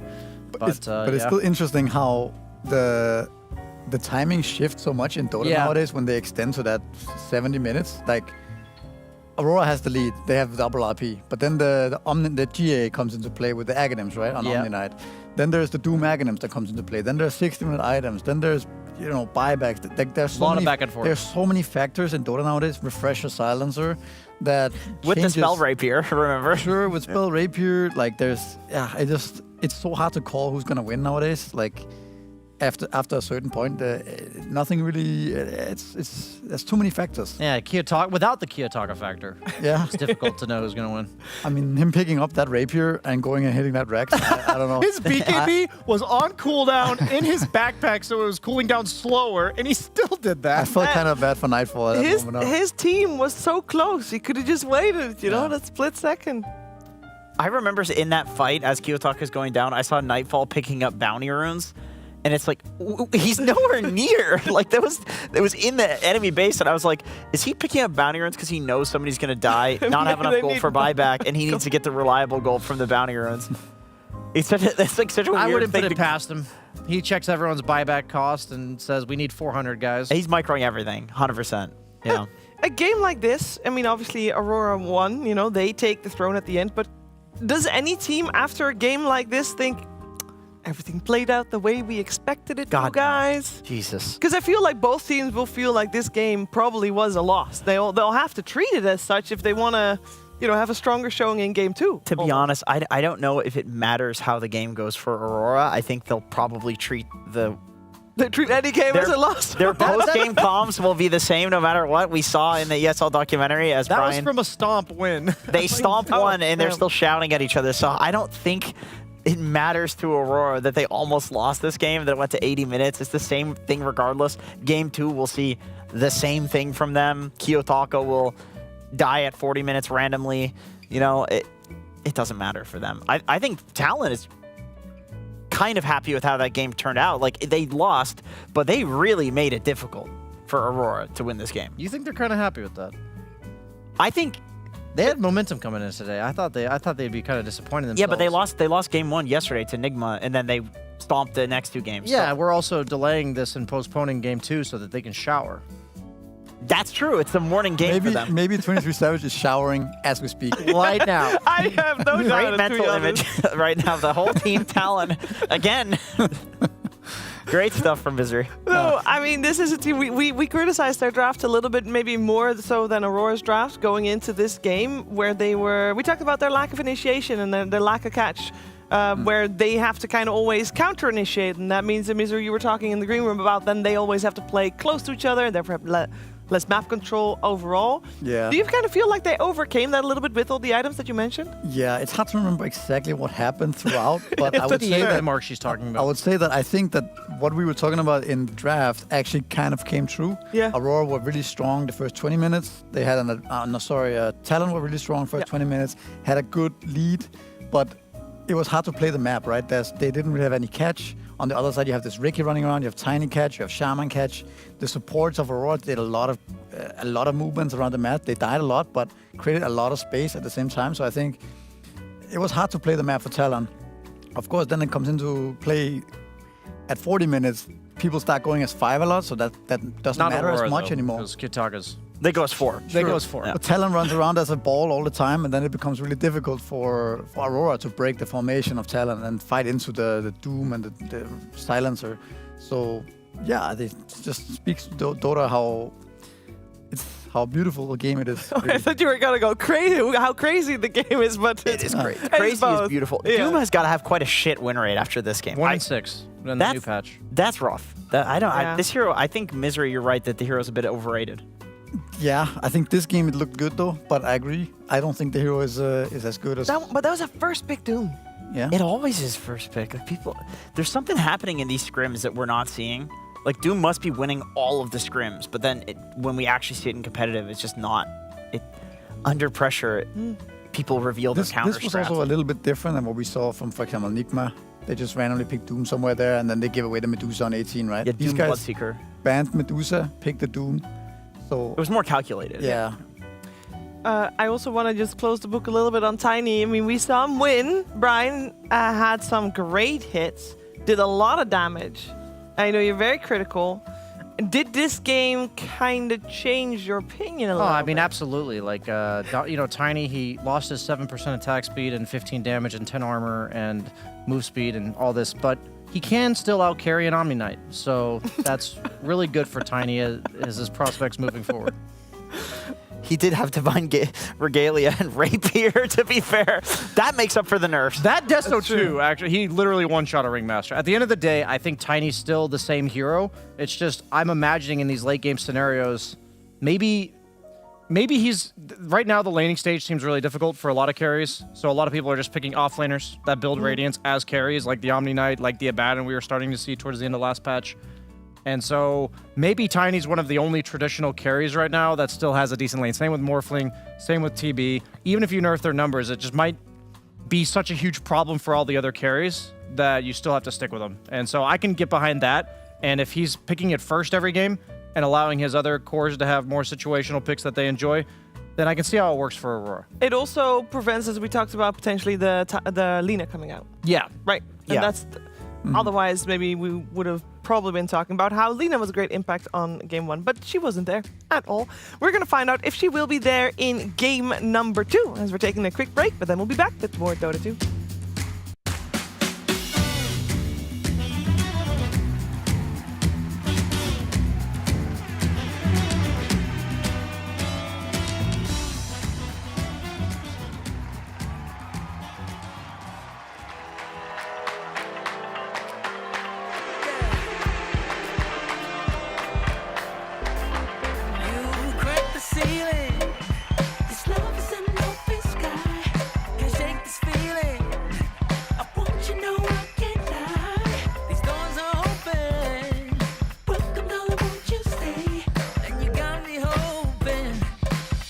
Forever's here, today's the first day. Wanna be closer to you. Closer to you, yeah. You to be all mine. I got all these choices, but I can't make up my mind, yeah. Don't call me, gotta be you. 1,000 voices, 'cause it's so good to be alive, yeah. Don't start it, yeah.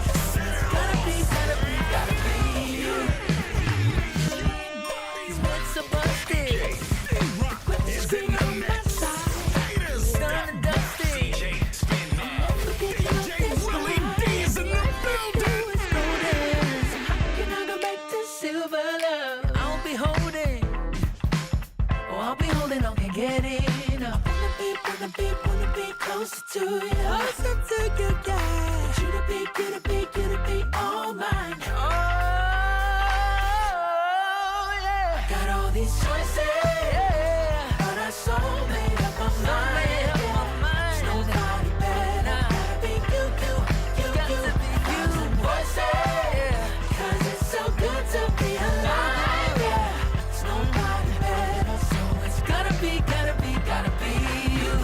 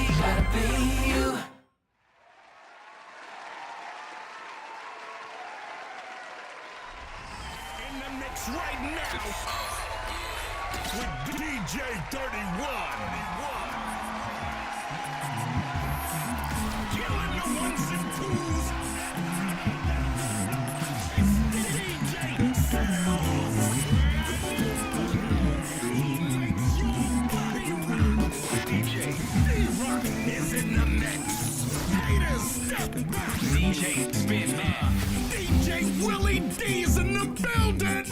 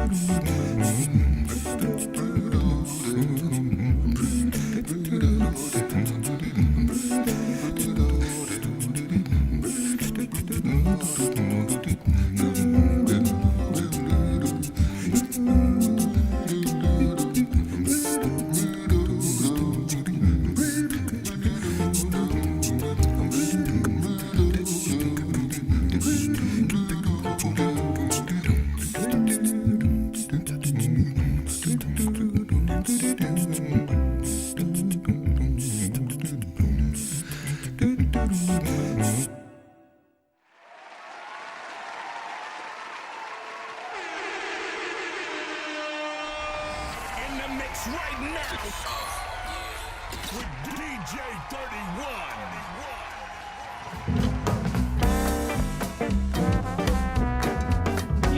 might not believe it, but 2.5 hours into our broadcast, we just finished game number 1 of our first series of the day, and we're about to get into game number 2. What? And welcome to DreamLeague. I feel like every day has been like this since the new patch. I mean, I love it. I think it's fun as hell. Yeah. I'll be honest. I am really tired. I'm really tired, but every day is so much fun. So I'd rather this trade-off than boring matches. We received a message in the group chat from Neil, your night host, and he, they had a late night last night. I think they got back to the hotel around like 2:30 from last night's games, and he said, "I can't believe I woke up at 1 p.m. and you guys are still in game 1 of Series 1. The man just wants to sleep, people. Yeah. Ooh, another Do him a first favor, pick, Aurora. Tiny, by the way, Brian. Your favorite, actually second pick, because overall. It's for the other team. So what's his win rate? 23 and 33. Since the new patch, he's 4 and 6. I feel like before the patch, somehow he was being flexed more, and now he's like, maybe it's because it's mainly Aurora picking him, but majority of the Tiny games I've been seeing on the new patch are carry, which is weird because that's the one that got the 7% attack speed nerf, as we've been talking. Shiver, you just keep mentioning. But the AA, how do we feel about that? It was banned in game 1, was it not? I mean, feels good about it. Yeah. I think this Yeah, it was banned. It's still pretty much the same as before, I would say. Slight nerf to Ice Vortex, but I don't think it matters that much. I've not noticed the difference at all. I've noticed it when I'm playing, but it's not something that. What do you notice about it? Like That the range. Normally, you can be so annoying with the range of the vortex, and now you're gonna have to be closer. I mentioned earlier in the green room my struggles with positioning, so this adds to it. It still has such a low cooldown Yes, that it does. you can just keep throwing them out, right? If they're not quite in range of the AOE. So yeah, I think it's still very strong. Who's that? A bear. Wait. I can't bear to look at it. So do we think it's a mid tiny or a carry tiny when it comes to Talon? 23 tiny or Mikoto tiny? Based on what they're picking so far, I'd rather it not be a carry tiny. I think Bristleback, another hero I'm actually shocked is still in the pool, because that hero was tied with TA for the most ban in this tournament up until now, I guess. It had been contested in 100% of drafts. Was it actually taken out in game 1? It might have been ignored. Yeah, that... Okay. Wait, no. Wrong series. There was... So Bristleback was ignored last draft. That hero had a 100% contest rate in this patch up until then. It was 31 games out of 31, which is shocking. I think that might just be these two teams specifically. It must be. It feels the same. The big thing is that they reduced the minus armor on Goo in the early levels, and they reduced the slow in general. But the thing is, with the green facet, you would get so many Goo stacks anyway that people would be at the move speed minimum threshold anyway. Yeah. So it's... When we have seen it, it looked like it had almost no effect. No, I don't think it really matters. I just think it is because these teams don't prioritize the same way like Paravision, for example, or Gaming would do, right? But Aurora Gaming having it here, this time they don't have this nice setup from the Mag or the Tiny, so they have two backline supports, but no real way of starting the fight right now. However, on Flipside Talon, we kind of see the opposite for them, right? They actually have so much disable right now and so many ways of starting the fight. So kind of swapping the way the lineups play compared to last game. We also see Flipside Talon with the absolute last pick this game, so they're also swapping the side and the pick order for this game. I would love to see a nice false Sven, baby, with the AA. Give it a stun. Give yourself some initiation. You could also go for a Spirit like Void in the mid lane. That's like another option. But I think if they need to seal up this problem, they go Pangolier. Okay, so we saw a similar issue in game 1 for Flipster Talon with that lack of stuns, and now, or like a way of reliably initiating team fights. And they picked Pango, who's like a good team fighter, but he's also not super reliable, especially as the game goes on and you miss like your stun slightly and they BKB, or they can see you coming. So they're doing it again here. I feel like, I mean, on the other team, of course. How do you guys feel about this game prospect-wise for initiation? Compared to last? I like it. I think it's better in this game because they have Bristle. So if he goes for Goo Facet, you have the minus armor combination with Pango doing whole physical damage. Like, this is actually one of my favorite maybe my favorite combo with Bristle. It's genuinely so much damage that you do not expect in fights. Pango rolls through and does like half your HP. You're like, what? Where did Because this all come of his from? spells are physical. All of his biggest spells are difference. physical, and they're all AoE. So the fact that you're getting the AoE goo, it's like you're not just focusing one target with physical damage, which is normally what you do because carries do physical damage. Pango is actually using the fact that the goo is AoE. It's one of the few heroes that does this. That's the first time he didn't stop. He always stops. Well, it's also the first time he came on alone.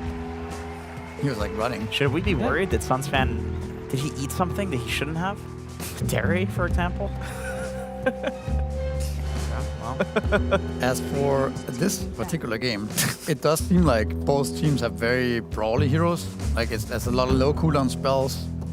I don't think we're gonna see like a farm fest here. It's gonna be pretty action-packed, I would say, unless something comes in at the last pick to kind of sway that away from it. I think a hero like Rikimaru, or if one team feels like they can't fight the other, they're gonna be farming right with the mag and empower and just being confident to go late to take the fight later on. But here it feels like both teams are gonna look to take the fight to each other here.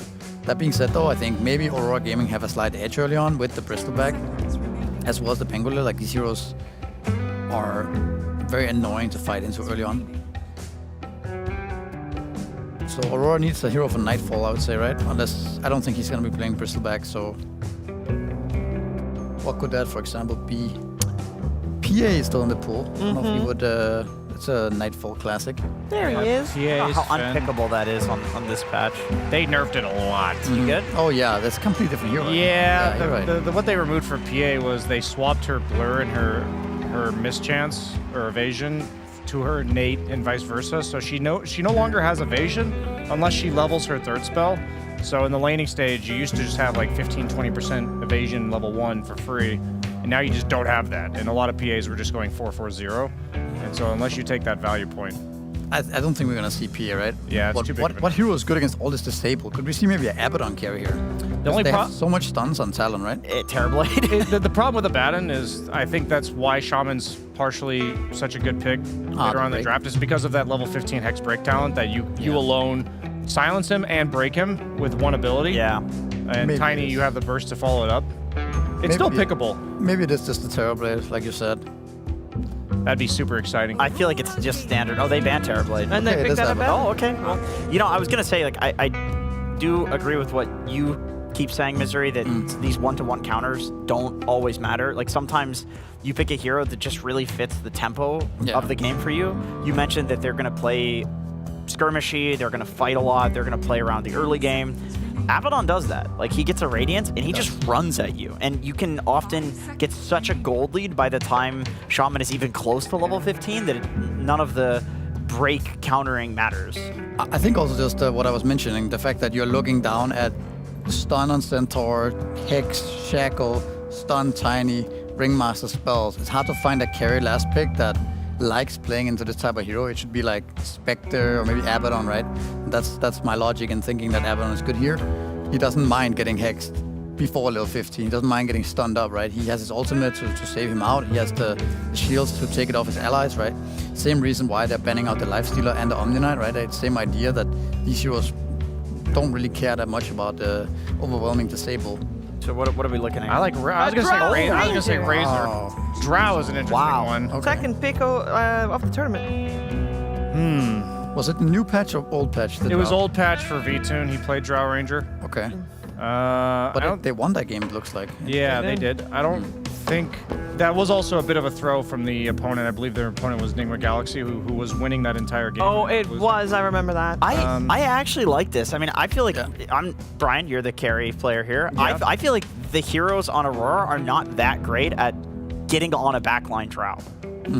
It's true. I don't know. I mean, Mira now, on the Willow would build a blink, no? And Yeah, but you have an AoE ground targeted silence, The issue is yesterday we saw Nightfall play carry Omni Knight, and I don't remember what the enemy carry hero was, but it was a vulnerable to gank hero.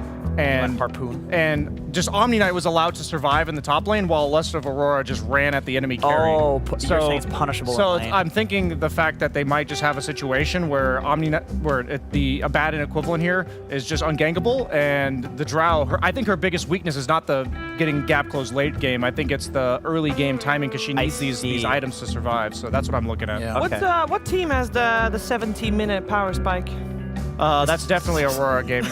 Aurora Gaming. I love that we actually have to talk about it. It's like, oh, you said 70 or 70? Yeah, I thought you 70. said, I thought you said 17. No, that doesn't matter. Well, okay, I think 70 goes to Flipster Talent, but I think I think this is reversed from last game. I think Aurora has the early game run at you.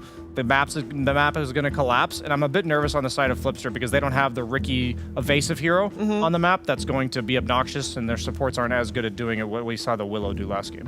Any final words on the draft, Misery? I think WS and Mikoto's gonna have to tank a lot of the spells of Aurora Gaming, right, for the Drow Ranger. I don't know. I'm not an expert on Drow. Well, wanna see how it goes. None of us We're are, gonna live and learn with this game number 2, Flipster Talent and Aurora via the PogChamp Pandas.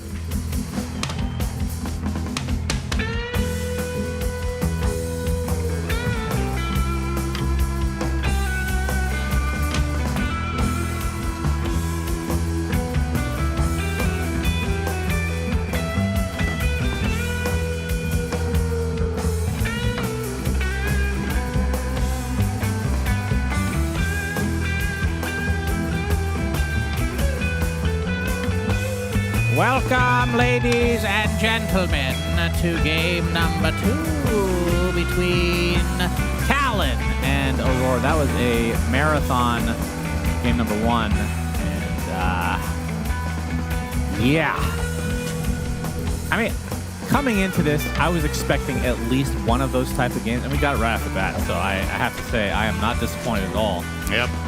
This time around, we have a Drow Ranger, which is the strangest pick, I suppose. I feel like the Ags on this hero is exceptionally good against the lineup of Aurora, against the Abaddon and the Bristle. Obviously, they have the Hex that the panel was talking about, level 15, be able to break the Abaddon. And the thing I was most excited about, Cinderin, was Centaur. Yeah. He picked the Counter-Strike facet at first, and then at the last moment switched it and brought a tear to everyone's eyes. It's unfortunate. I was telling you, I think horsepower is getting there, but apparently, or excuse me, Counter-Strike, but apparently not enough anymore, or yet, I should say. Well, the sub-tick not strong enough yet, unfortunately. As, Cuckoo's dead. Yeah, Cuckoo. Only question is who will get the first blood. It will be Toronto Toki on the off-lane Bristleback. This is the kind of game that's going to be a really interesting test to see how Talon will deal with the mid-game, because I think if this game goes late enough, Drow is going to win this game. I seriously believe this to be a great last pick under the condition that we get to the stage that we did last time around. But it's entirely possible with a draft like this from Aurora that they run over the mid-game with these 2 tanky frontline cores of Bristle and Abaddon, and then extremely strong supporting cast plus Pango. Whereas on the other side, the playmaking potential is definitely there from the Radiant, but I do think damage is something they're a little bit more lacking in. He'll be okay with the Aphotic Shield. But Drow is just not a hero that contributes very much in general for the first 20 minutes of the game. Well, 23 Savage is going to be a big fan of that. I mean, he loves the farm, Cinderin. He gets these huge power spikes in the late game. This guy's a late game monster. Yeah, not much changed in the last patch for Drow. Just minor things. But the Abaddon, of course, did get some changes. He is using the Quickening facet, which was not changed, Cinderin. Been wanting to see the Mist Coil build, but have to wait for another day. The Quickening is just really good. It was also good when Mephitic Shroud was a thing. We saw players sometimes still take that over the Shroud. But yeah, I'm with you. I was kind of hoping the other one would start getting a little bit of seeing the light of the day here. Nightfall. Never mind. They did not continue to follow through on that shackle. Makoto. Gone on by Kiyotaka will force out the old Abba. So far, 11-3 for Makoto, and 9-2 for Kiyotaka, as the other rune was denied by Cuckoo. Yeah, it's important. This allows Makoto to potentially win this lane now.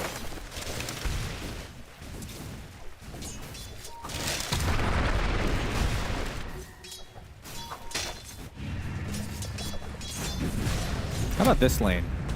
Centaur against the old Abby AA. They don't really have any setup for a cold feet type situation. This feels like a lane that over a bit of time Aurora should pull ahead in, just from consistent harassment between the AA and the Abaddon, just being able to trade into Centaur at little cost. It's very hard for Shaman to fight back. As long as either Cold Feet or Aphotic Shield is ready, I don't really see them likely getting kills. And oh, let's put it to the test, shall we? Indeed. As Panto on the outside of this Lotus area. Looks like they'll be able to get the Lotus for the side of Talon, as Nightfall will take heavy damage in retreat. I don't think Aurora needed to yield there. Ooh, he actually does die to the Avalanche, so solo kill for Makoto is a huge. If Panta would have gone into the ring, I think they could have won the fight on top. But now they're going to be fighting into the Shaman. They'll get that kill. Oh, yeah. Now WS going to take some shots as well. We'll be okay. Nightfall opting to get 2 points in Aphotic Shield over the 2 points in Curse for now. They're going to dive this? I think so. Cuckoo dealing out a ton in turn, though. Standard stuff here from 23 to rush boots against Bristle. And Bristle himself has a ring of health, so... Nice little easy kill there. It was not that difficult for him, was it? Kiyotaka going to turn on Makoto, though, this time under the tower. Yeah, he's waiting for Shield Crash to come off cooldown. Yeah. But the wave will die in the meantime. No Too glyph long for him. If he had glyph, then maybe he could have gone for that kill. Tell he really wants to go. We saw him last. I'm going to make a prediction. He's not going to have 16 deaths on Pango this game. I think that's a very brave prediction. Yeah. If he does, then that will actually impress me. He went Thunderbolt as well, just like Makoto in game 1. Yeah. So no double jump, which might have changed the lane, honestly. I think this is the lane where double jump can make a decently big difference. Oh, he's going for the kill here. Makoto. Not going to toss up. Swash does partially hit, but that'll kill him. Bramble, maybe? Makoto. No. Oh my god, he almost walked ran into the other that one. Yeah. Well, he had to walk back to base. And he's going to lose a decent amount of XP as a result of this. Yeah, it's a full wave in tower, and Kiyotaka will get the water rune. So after that, mid lane is kind of back to even. Toronto, Tokyo, though. Ooh. Last right click from Cuckoo is enough. This lane is dirty, 2v1. I can't think of an offlaner that can stand against this at all when the support leaves. Drow and Ringmaster, just constant long-range harass, strong slows. I have to be careful whenever Mira chooses to move. And in spite of them not getting the kill mid, I don't think it was an unsuccessful rotation. You just need to be a bit more careful in Bristle. Or maybe you have to take the death, because if the alternative is that you hide away in the jungle and get nothing, gotta at least force them to go on you. Makoto again. Power rune, they're trying to fight over here relatively soon. That's why everybody has made their way over. Makoto wants to get to the north. The Bramble's making it a bit difficult. As a result, the bottle filled for Kiyotaka. Invis rune for him. Shadow round. Should be fine, but Rolling Thunder now onto Makoto. He needs some backup for this extra damage. Perma-stunned perfectly right now from Kiyotaka. Do they have the damage to follow it up? Shield Crash. It's not enough. Swashbuckle the fall. He actually jumps into the Bramble. No way Makoto, so with barely any health, will actually live. Nice ether shot coming out from the Rasta, but Jokam will eventually be brought down. Mira ticks out to Jokam eventually as well. So 1 for 1 in the support battle. Oh, and the Avalanche from below. Radiant's middle tower is under attack. Nice kill for Makoto, just sticking around for a straggler. What an insane outcome that was for Talon. They keep Makoto alive and they trade 2 for 1 with that.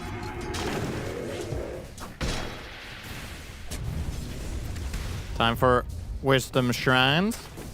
Jokum will take the Radiant one, and looks like Toronto Tokyo will be the lucky recipient of the Dire, which means one of the 2 Dire supports will be lower level. No, never mind. He's leaving it for Panto. I think this is the right call. Some games it can be nice to give your offlaner that bit of a boost, but you really need both A and Willow to hit 6s in this game. Toronto Tokyo with the Vanguard triple gauntlet will be fine to just sit in the lane and farm anyway.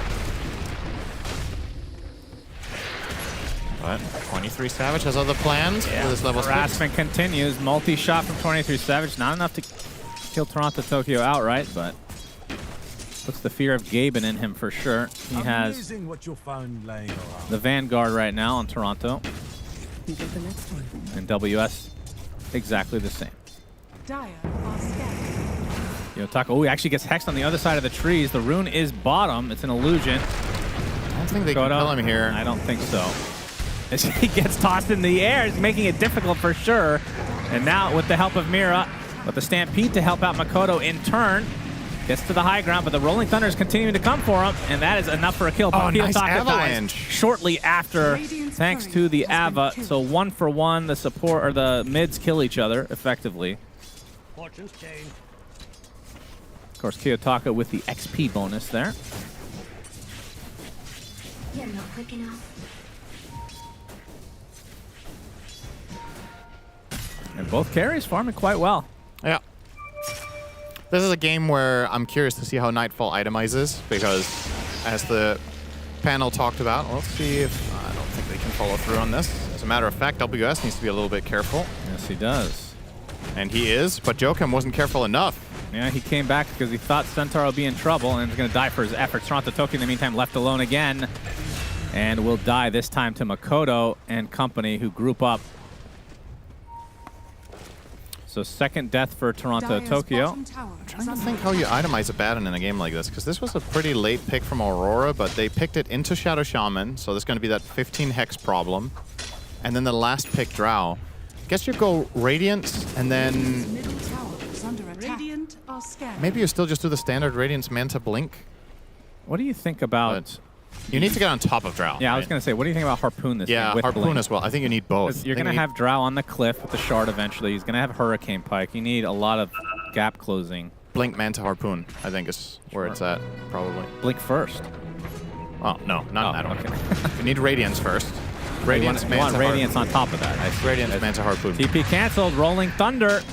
This is a big Onto kill. 23 Savage. Kiyotaka has been very active with this ult of his. Swashbuckle finishes the job. Big kill for Aurora. Great find, especially because he TP'd, so it's a bigger loss. True. And respawning, he'll have to walk. The walk of shame. Hot tower will be claimed. First one of the game for the side of Aurora. Radiant's bottom tower is under attack. Dire's top tower is under attack. Radiant's bottom tower has fallen. And obviously a big part of why certain heroes that were rated very highly last patch made them even better was their ability to take the Tormentor at level 15 or minute 15. Bristleback, one of those heroes. TA, another great example. Those two heroes will now have to wait till minute 20, but of course they'll still be equally good at it. So the reason that comes to mind is this is a very standard way of playing previous patch, where you take this bot tower for your Bristol, in turn he takes the Tormentor, and you kind of accelerate your lineup. But Spike will have to wait a little bit longer.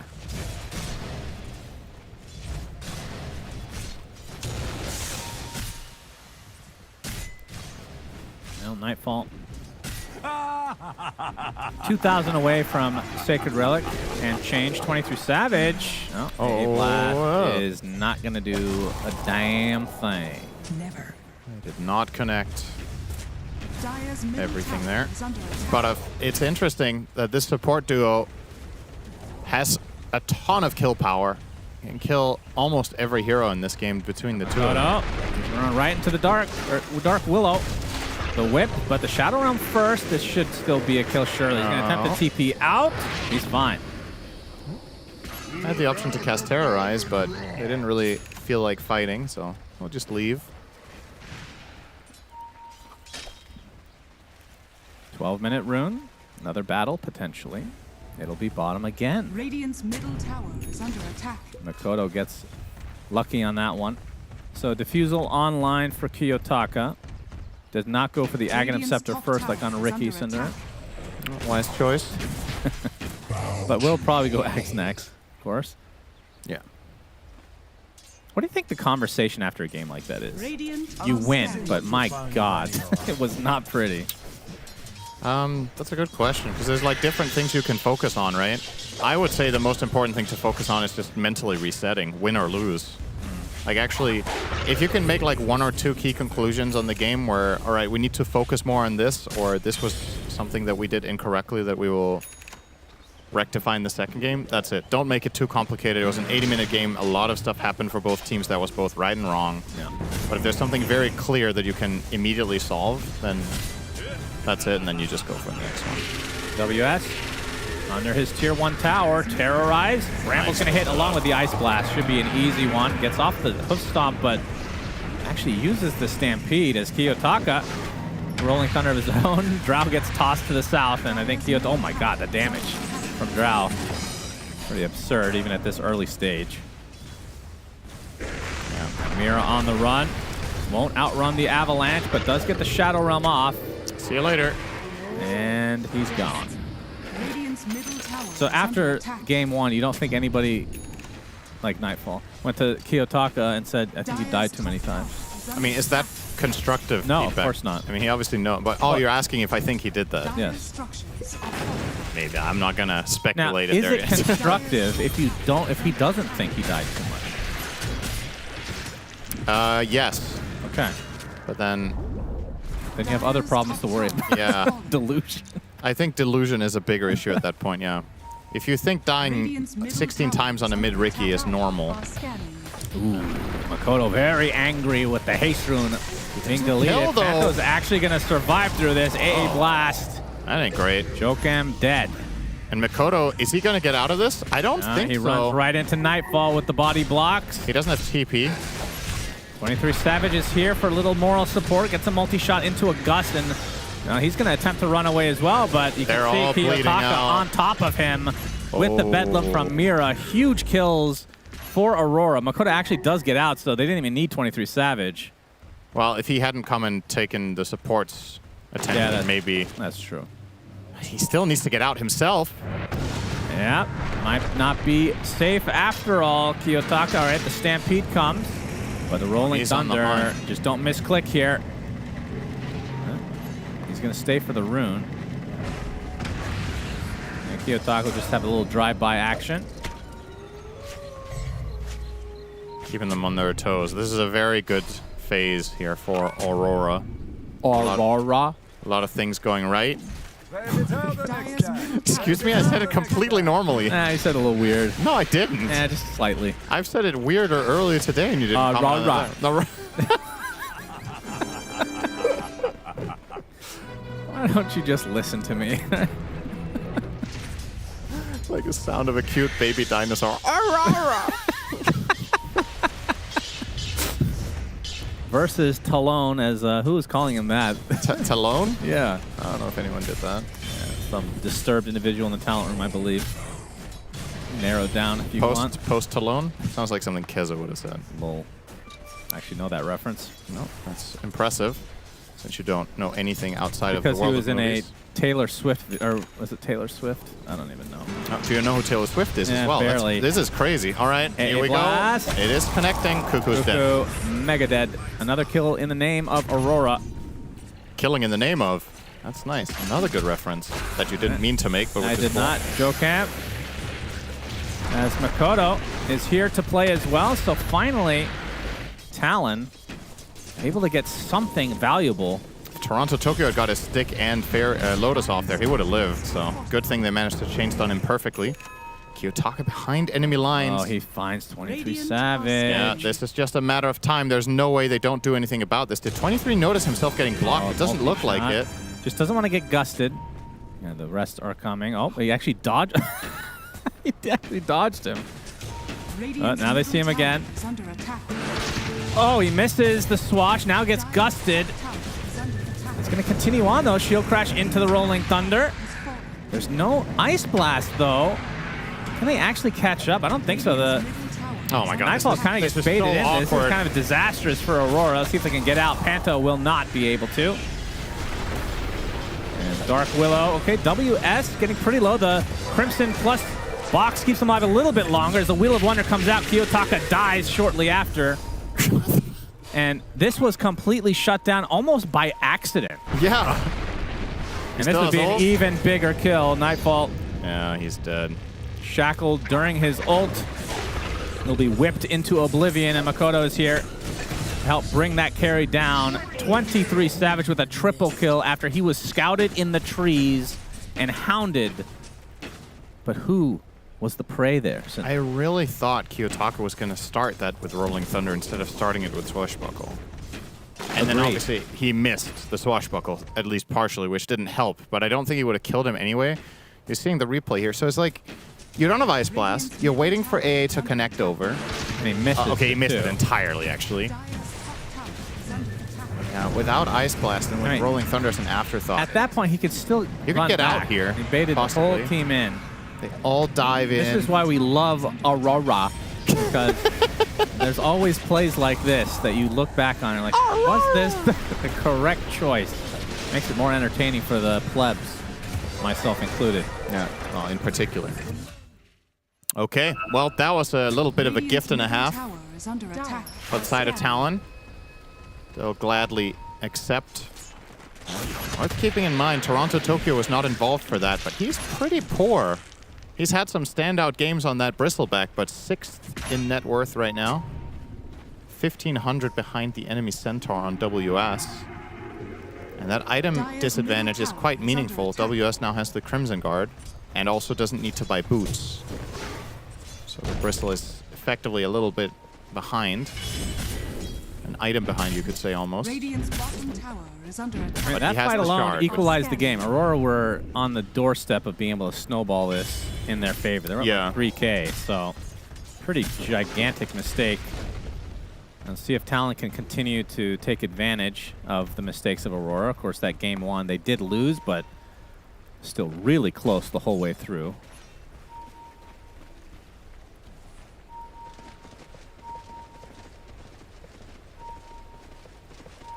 Seeing the smoke approach here. Cuckoo will actually break it. Perfect timing. Yep, Swashbuckle hits. Box on himself. Kiyotaka with the roll up into the Rolling Thunder. AA Blast hits one. This Rasta will likely be chased down and just tick away to the AA ult. And indeed does shatter. In the meantime, though, they get the Terrorize. Only on to one here. So far, it's a 2 for nothing. That's actually an early double buyback. My goodness. They're feeding relentlessly. Makoto drops to the grave. But here's the Wheel of Wonder to try to save the Drow Ranger. It's going to be close, but Nightfall still has his ult to work with. Another 2 dead for Talon, so 4 die in that engagement for 1. 2 buybacks expended as well. Yeah. And just like that, it goes back into Aurora control. In terms of economy, that's kind of like a 5 for 1, right? Or almost 6 for 1. The 2 buybacks are worth...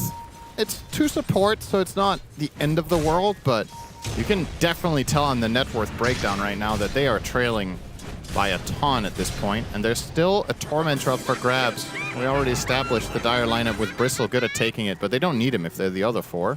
This will be nice and easy for them. Let's see who from Aurora will get the Tormentor. That will be Panto getting the upgraded Ice Blast for the stun. And just like that, it's a 6K lead. Gracious me, oh my. Yep. This is a fun graph to look at. Yeah, that is something. Now, the question is, how long until it goes the other way, Cinder? Yeah. Because it's just a matter of time. That is indeed a good question. Let's ask Kiyotaka. Let's have a camera on him. He's the one that's going to make that happen. Pause for a mid-game interview. Mira. That would be amazing. They actually do that in the NBA for some reason. Yeah, as Mira deleted. Showing off the shard. Obviously, know he had it, but... Just... no. Blink on the Centaur now. That's after he went for Blade Mail Crimson, so kind of a later blink than we're used to seeing. Let's see if we can put to use here. Rolling Thunder. I hear it. Wheel of Wonder on top of the Bristleback. He's still facing the other direction, though. Now the Stampede from WS. They're trying to run away from this giant ball. And Kiyotaka just looks too juicy not to go for, apparently. Shield crashes to the low ground. And nothing comes of it as a pause. I'm going to be rejoicing that Kiyotaka did not die there. Yeah, that's a self-report there by Nightfall. The first time he uses his Manta, he pauses for settings. So now Talon know he has Manta. Yeah. All right. Seems like we're good to go. Yeah, so Radiance Manta there for Abby. Not this again. Huh. Nobody calls him Abby. Does that matter? Oh, post-up initiation WS showing off that newly picked up Blink Dagger. Jocam, his channel gets canceled right away. Willow cleans him up easily as WS in a pretty precarious spot as well. He melts to the damage, but meanwhile 23 Savage on top of Kiyotaka along with Makoto nearby. That is a big kill. 2 cores dead for Aurora. As Talon, just a support in their off lane. How do they always kill Toronto Tokyo so easily? It's kind of crazy. I mean, he has a Bristleback with Vanguard Glimmer, and somehow he dies first every time. Well, Drought does do a lot of damage. She does have Ags. Oh, yeah. That'll Did help. you have it for that fight? I'm not sure. Yeah, we talked about it earlier. It's amazing. It's an insane hypothermia game. Yeah. You're not going anywhere. Kiyotaka looking very calm here. Just. And a nice head of hair today. As opposed to another day, I guess. Always. Yeah, I don't know where you're going with this, but I don't need to go in there. I'm just complimenting his head of hair. Today. Jealous, you know? Today, though. Yeah. Yeah, okay. Only today. A Blink Dagger on Panto. Very interesting. He's 6-2, by the way. What the hell? Okay. Did not realize that. It happens quite frequently to AA supports. You play from a very safe position and you have high damage, so you're likely to get kills. You, of course, would not know this because this is the antithesis of everything you like in a Dota hero. Because you want to go up close and personal. That's correct. And you don't want to kill the enemy team. You kill yourself when you play Pango and Centaur. True. I do like self-damage. Self-flagellation, as they call it, I think, in the biz. Turn for Kiyotaka. You ever play Darkest Dungeon? That is a negative. Cuckoo. Caught off guard. Will box himself. Cursed Crown eventually will go off. AA Blast on top of the... Yeah, he used the Ghost Scepter, and that was his doom. Love the Blink Dagger here on Panto. He needs to be able to reliably connect his ult. And it also gives them a burst, like a quick instant stun, which could help them kill the Drow down the stretch. Nice dodge. Jocam won't be able to dodge this, though. Tries to TP. Whoa! Oh, baby! What? Jocam God. How can you...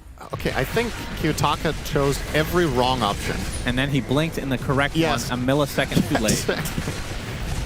Well, kill wouldn't have mattered all too much. Nightfall with the Aegis.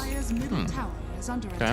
I mean, he's sick of giving it to Kiyotaka. He just wastes it, I guess. And now he has the dagger. Okay, so he's going to go Abyssal. This is a different angle to the Harpoon, but it's similar logic, right? You want to jump in, get on top of Drow, and stay on top of Drow. Okay. I'm not completely sure that I like this. Whoa there! Whoa, can we get a replay of that? That was quite the ice blast. Panto showing off that 7-2 score line. That's how you do it, ladies and gentlemen. You seem to be speechless. I didn't see it. Oh. I was looking at my own monitor. WS? It was very uneventful, I'm assuming, because nobody took damage, so... Correct. Yeah, has to stampede out. You will.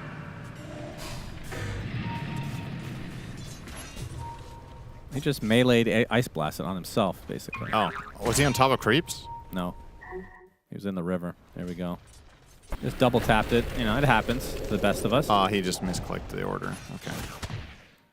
I think he wanted to Ice Vortex and then blink on top of Tiny and burst him really quick, but must have misclicked.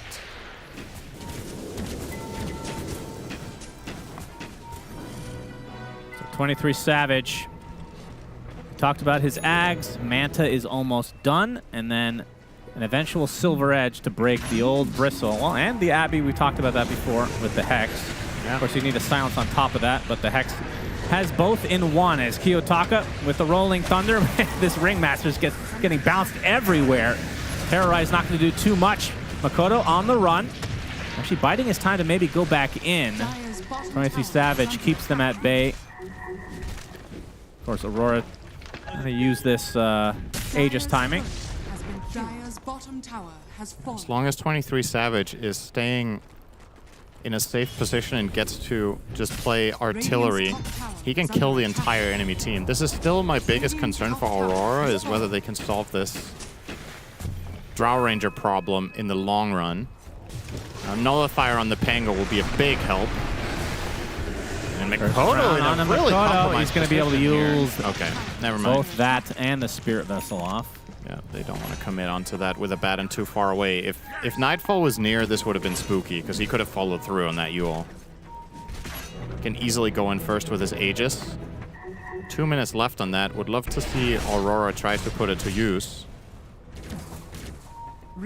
And maybe now they will. He TP's bottom. He wants to go and protect the Shrine of Wisdom. Joachim gets the blink off. He could chase them, though. And he's dead. Brambles. Gonna waste as much time as he can, but that's not a lot. Oh, Stampede on the other side, though. Rolling Thunder again from Kiyotaka. I mean, he loves going on top of this poor Ringmaster. Gonna box himself, delay as much as possible. Another kill they for Manta. have the damage nonetheless. So Manta now online for 23. But still, a minute and a half on this Aegis. And I mean, there's still 3 tier 2s up. Let's see if Aurora can group up and try to take at least one of them down. The Nullifier and Pango is definitely going to be a big game changer potentially for them. With gives them an option of really getting on top of the Drow if he gets in. Drow doesn't like buying BKB. Eventually, she's probably going to here, but you can get in with a Bat and Blink and with Pango Nullifier on top of Drow. They don't really have any saves for her except Stampede. That's the one thing that will protect her from Nullifier. Obviously, that's going to remove the box. Bottom tower. Law and Order being delivered by Nightfall. Kodo defending the bot tower. Avatos onto Nightfall. Gets off the ult. That'll hold Definitely have to get away here. Shadow Shaman level 13, so 2 away from being able to destroy Nightfall if they have the damage. Yeah. Which Drow, Tiny, I would say they do. They do.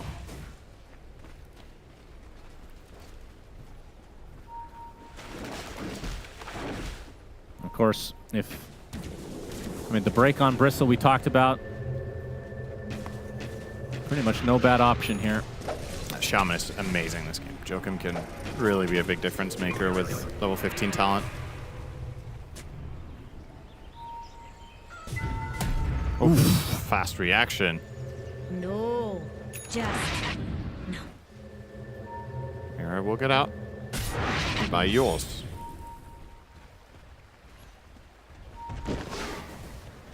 These supports on the Dire being this rich is pretty much the net worth difference. 5,000 is what they're ahead by combined, and that will give an additional utility item to each of them. AA with the Blink Solar Crest Ghost Scepter, and Mira sitting on Blink Vessel Yules. We've been focusing a lot on the cores, but the supports in this game can, in particular from Aurora's side, really carry the game with just higher damage output. The Shaman not going to be able to match until level 15. That's when his game transforms. Aurora will be making a move of their own now. Aegis expires. They don't care. They're going to smoke up and look for the second Tormentor of the game. In the meantime, Talon trying to find them, but he's going to drop the Serpent Ward mid. Snakes for the win. This is so much bigger on my screen. It I guess really is. They also zoomed, right? But still. Okay, this is just what it... Okay. Why are you zoomed in all the time? Huh? I have regular zoom. They're zoomed out. Well, tier 2. Am I zoomed in on this PC? Will be traded for the Tormentor. I think so. As Nightfall gets the shard. Wow. Okay. To remind myself what that is. Oh, that's the old Mephitic shield. Yep. Arthritic shield, whatever it's called. Mephitic shroud. Yeah, that's right. Arthritic shield. Well, he does seem old, to what be fair. the? Yep, classic pickup, the 32-minute Midas on Shadow Shaman. He knows it's going 70 minutes, I guess. Yeah. He knows something we don't. Guess so. Okay. Oh, he's trying to hit his level 15 as fast as possible, so level 14 Midas. That is... Well, he wants to get 15. I guess he's like, I desperately need this. Yeah, I don't know, man. That is an interesting choice. He's dead. Yep. They see his Midas like, oh, okay. I see what you're doing there, young man.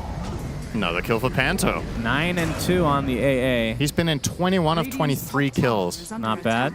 On the position 5. What more could you ask for? Well, you can ask for all of them. Okay.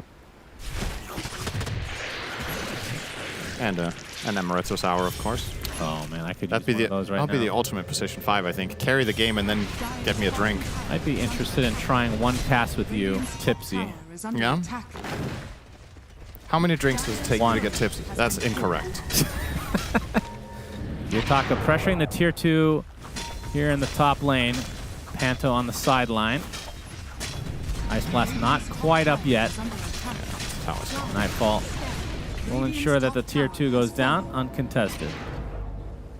8k lead now for Aurora. They will get an assault card. I'm being very careful now to really pronounce it fully for you. Thank you. Also start saying it in Danish if you'd Oh, like. there we go. Midas Yeah, for Panto. That's what happens when you give supports too many kills. He's got 9 already. He's like, I'm a core. Time to get some Midas action. Just sounded like a bird. Yeah. I'm a core. Oh. You get a Midas, I get a Midas. Oh. Tell you what. It's the American bald eagle, apparently. That's right. BKB, All big right, item that's a alert. big, juicy 23 one. Savage. And this is a big moment. And now that the 2 Midases have come out for the support Amp on damage. both sides, they're ready to fight. Nightfall takes it. Yep, the damage rune. And yeah, this shows Talon that they're smoked because that rune just disappeared in front of them. Well, could be a bug. Yeah, true. Both smoked now. Dota Gonna doesn't run really have right any of those, into though. each other. Cuckoo, he will break. Looking for, he's gonna get evaporated. Cannot get the box off in time. Toronto Toki in the meantime taking all the damage from the Drow. Will be able to get away thanks to the Glimmer. Meanwhile, Shackle onto Nightfall delays a bit, but the AA Blast will be there. And Wheel of Wonder not doing a ton, although does delay. Well, I guess they're just gonna break things up here either way, but it cost 2 buybacks for Aurora. Kiyotaka died. That was not too bad for Talon. Yeah. They got a sick combo between the Tiny and the Drow there to start the fight. Really made the difference. Mikoto, you're going to see that in the replay here. So Cuckoo will just die. He'll get nullified and killed off. But look at this Avatos plus the volley. Toronto Tokyo should be happy he even gets out there to begin with. And the Ice Blast only clipping the support. But we'll, of course, give the Aegis over to Kiyotaka here. Now, if last game is anything to go by, he's going to go and siege the buildings with Pango and then die twice. Yep, that's right. But that's why you have the post-game of Game 1 to talk that through and be like, hey, man, don't steal my Aegis next game, okay? That's right. But this time around, he got permission. Okay. So it's fine. See how it works out for Aurora. Nightfall. Was pursuing Makoto. Gets Oh, they're the still blink chasing. off, though. Mira And the looking for a Lotus, Yule. That's going to be some information. That was to Bramble. real close. Makoto ends up surviving. Untouched, in fact. Yeah, he actually had BKB on cooldown. He would have died if those brambles hit. Close call. Now, what are we going to do with the Aegis here? Shadow Shaman level 15. Yeah. Soon to be 16, courtesy of Hand of Midas. That's right, it's paid off. After 2 uses. I honestly can't even blame it. It feels like games are going later in general. Yeah. I mean, I can blame them, but I course you see a line of thought there. Like, okay, I got the early game supporty items. This is going 60 minutes as usual. Let's get value. Kiyotaka's already used Swash. Looking for Good the Rolling opener Thunder. from Nightfall. Pistol Blade on 23 Savage gets off the Hurricane Pike though, but Rolling Thunder on top of 23 Savage, forcing out the BKB now. Nightfall tossed up into the air by Makoto. Now the damage comes out from the Drow. They have to be careful. The Hex, do they have the damage? Absolutely. 85 seconds of no Nightfall on the Abaddon. 23 Savage going to try to fight his way out of this. The Wheel of Wonder providing a lot of space as they are decimating the Aurora lineup. And just like that, it's a full team wipe minus the Aegis. And now surrounded is Kiyotaka, and Aurora will get team wiped. Did they lose anybody? No. So Talon showing up big time in that fight. They try to deal with the Drow. They just can't. The BKB changes everything. They go in for the Nullify, and they try to stick on her. And bathroom time. Yeah. It's going to go quickly. He's going to take a shower. Man, that is... Getting up like that is not great. That is not good. Give them the benefit of the doubt. Might be someone at the door. Yeah, pizza time. Pizza delivery. You're going to have a pizza party for GPK, even though he's not on the team. In honor of GPK. All right, Here comes the push. I mean, this is a serious push. We were talking about their lack of building damage last game. It is not an issue now. It's 25 on Drow. Tiny Drow. This will be a lane. Yep. Dire's middle tower is under attack. See, there's no buybacks for Aurora, so should be a clean one. Makoto fishing a bit. Barracks are under attack. Dire's middle barracks has fallen. They'll just back up with the melee. Be happy with that. So 7K lead for Talon. So far, this Drow pick has looked like a stroke of genius, honestly. It's the perfect solution to the potential problems they would have. They just needed to get there, and they did. It's just that these games are very hard to end at the 25-30 minute mark, so you can anticipate your Drow will get her items. Not only that, but 23 Savage is super farmed, as a matter of fact.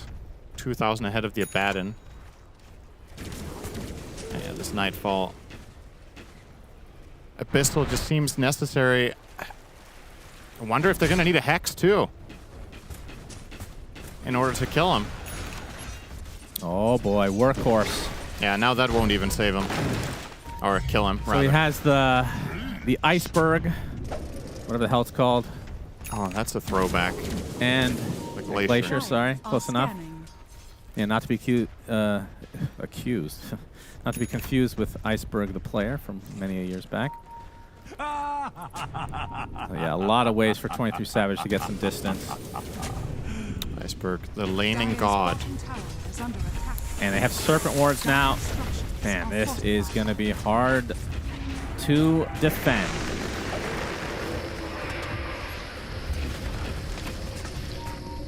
Serpent Ward doing its job. It's going to get it with the help of the Drow as Makoto finds a little juicy nugget into Nightfall.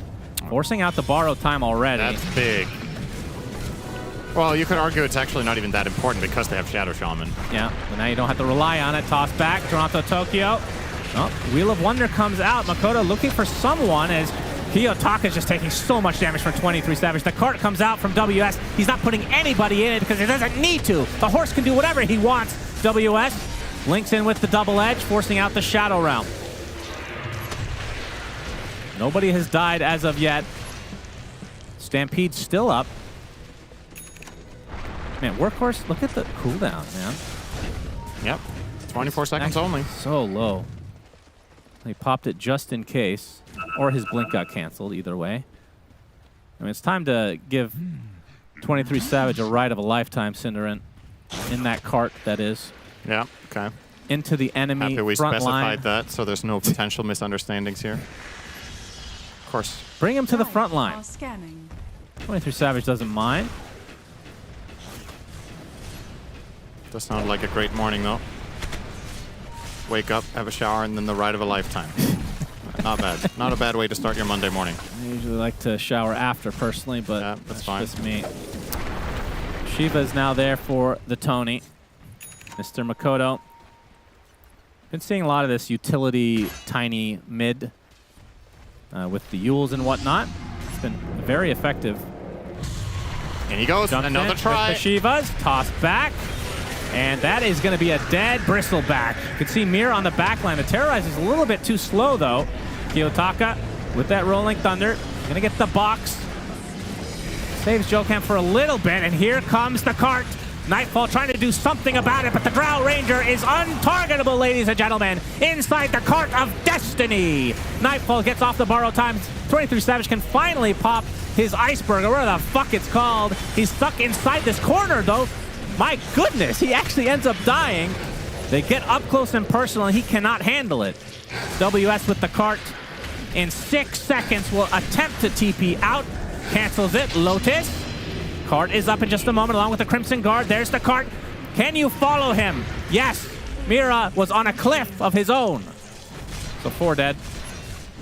So unpredictable. I thought he was going to kill everybody. He did nothing. He did nothing in the corner. I guess the one downside to the cart is Centaur needs to be a better driver because you can't drive too close to the enemy heroes, right? Then Drow loses marksmanship. Yeah, you have to keep the distance correct, and I think he went a little bit too close. And also, that time around, Drow was going on a Baton, but they didn't have the Hex. Shaman was taken out of the fight, so Nightfall finally got to play his hero. Yeah, this is where I'm not saying it's a bad decision, but 23 Savage, he was originally going for Silver Edge. He changed his mind, obviously, at some point. I mean, that's a kill every time on Bristle if he has it. It's double value against the Abaddon if you have a silence as well, right? Which I guess, you do yourself with Gust, but he can Manta that off. Yeah. Okay, well, back the other way we go. We're now back to even once more. Yeah, what did we say? GPK. That's all you got to say in games like this. Yeah. Shout out to Pure and Flax. Kiyotaka didn't have Ags? He's getting it now. Yep. Wow. He went Nullify first, which I actually think was a really good pivot this game. I'm not saying it's bad, it's just unusual. Very rarely see that. All right. Aurora in the pit. You can see that Talon kind of want to contest this. Rambles are going to be really annoying to deal with. And Aurora get everything they want. Kiyotaka, in fact, going to continue the pressure. And 23 Savage actually forces him out. The right click, not quite enough. Kiyotaka, for once in this series, has lived through one fight. Oh, wait, the tree? I was just going to say he needs to buy Ghost Scepter, and he actually does queue it up. Okay. You need to be able to roll in this game and not get murdered by Drow. This is part of when Pango was an even higher tier pick, back when he was being first and second picked in Pro Dota, teams started countering him with TA. Because TA now is actually a high enough range hero that she can stand outside the fight and just kill you with Meld. And Drow fits the same bill. The way you solve this as Pango is by getting either a ton of armor, which isn't good against Drow, so well, your base armor isn't anyway, so you just get the Ghost Scepter. It's the easy and cheap solution to the problem.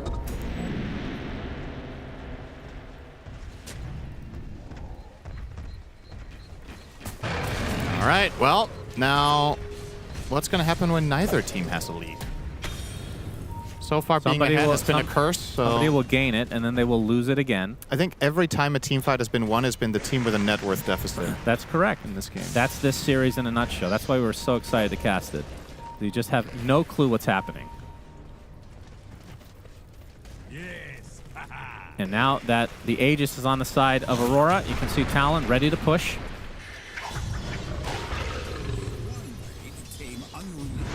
Mira, the aggressive Yules. That's Rambo, a really big find. Blast, but the Force Staff.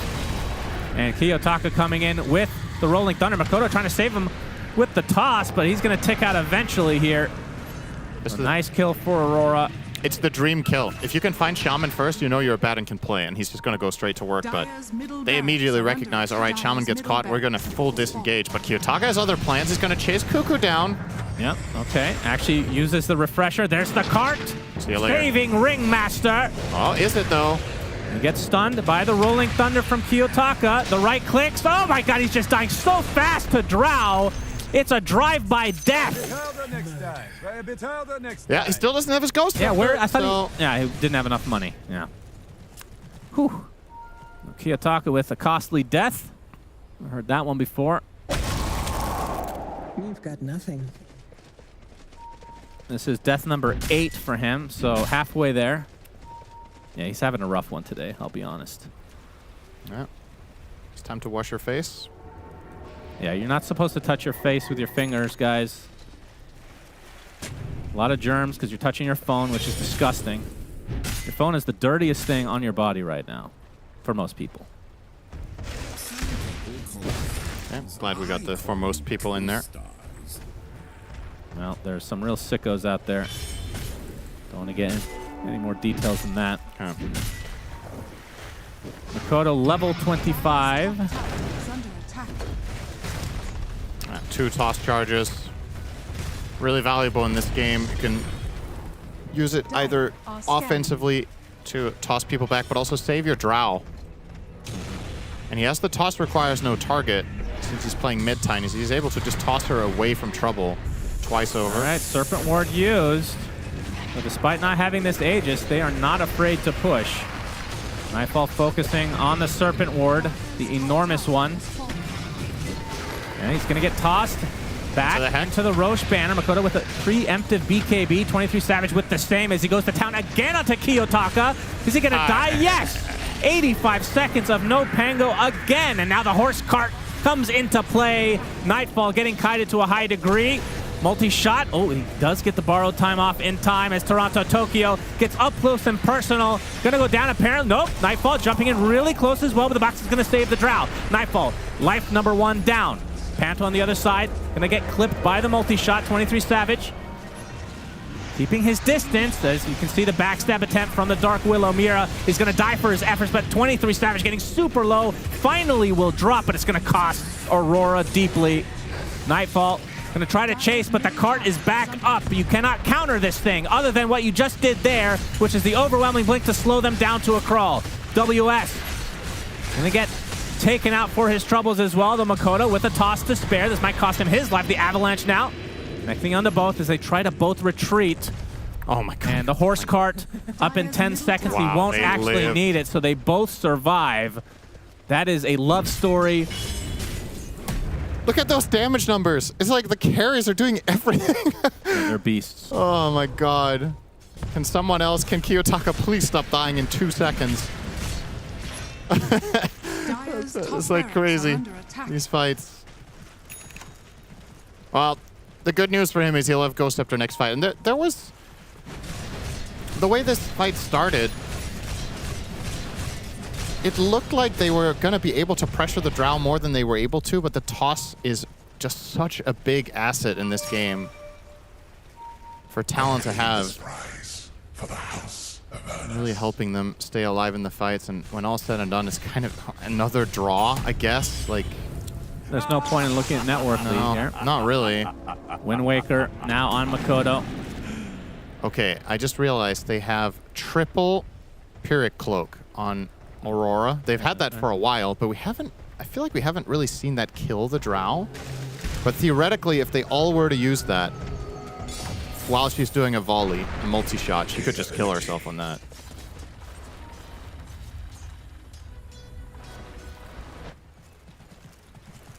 Kiyotaka with Ghost Scepter.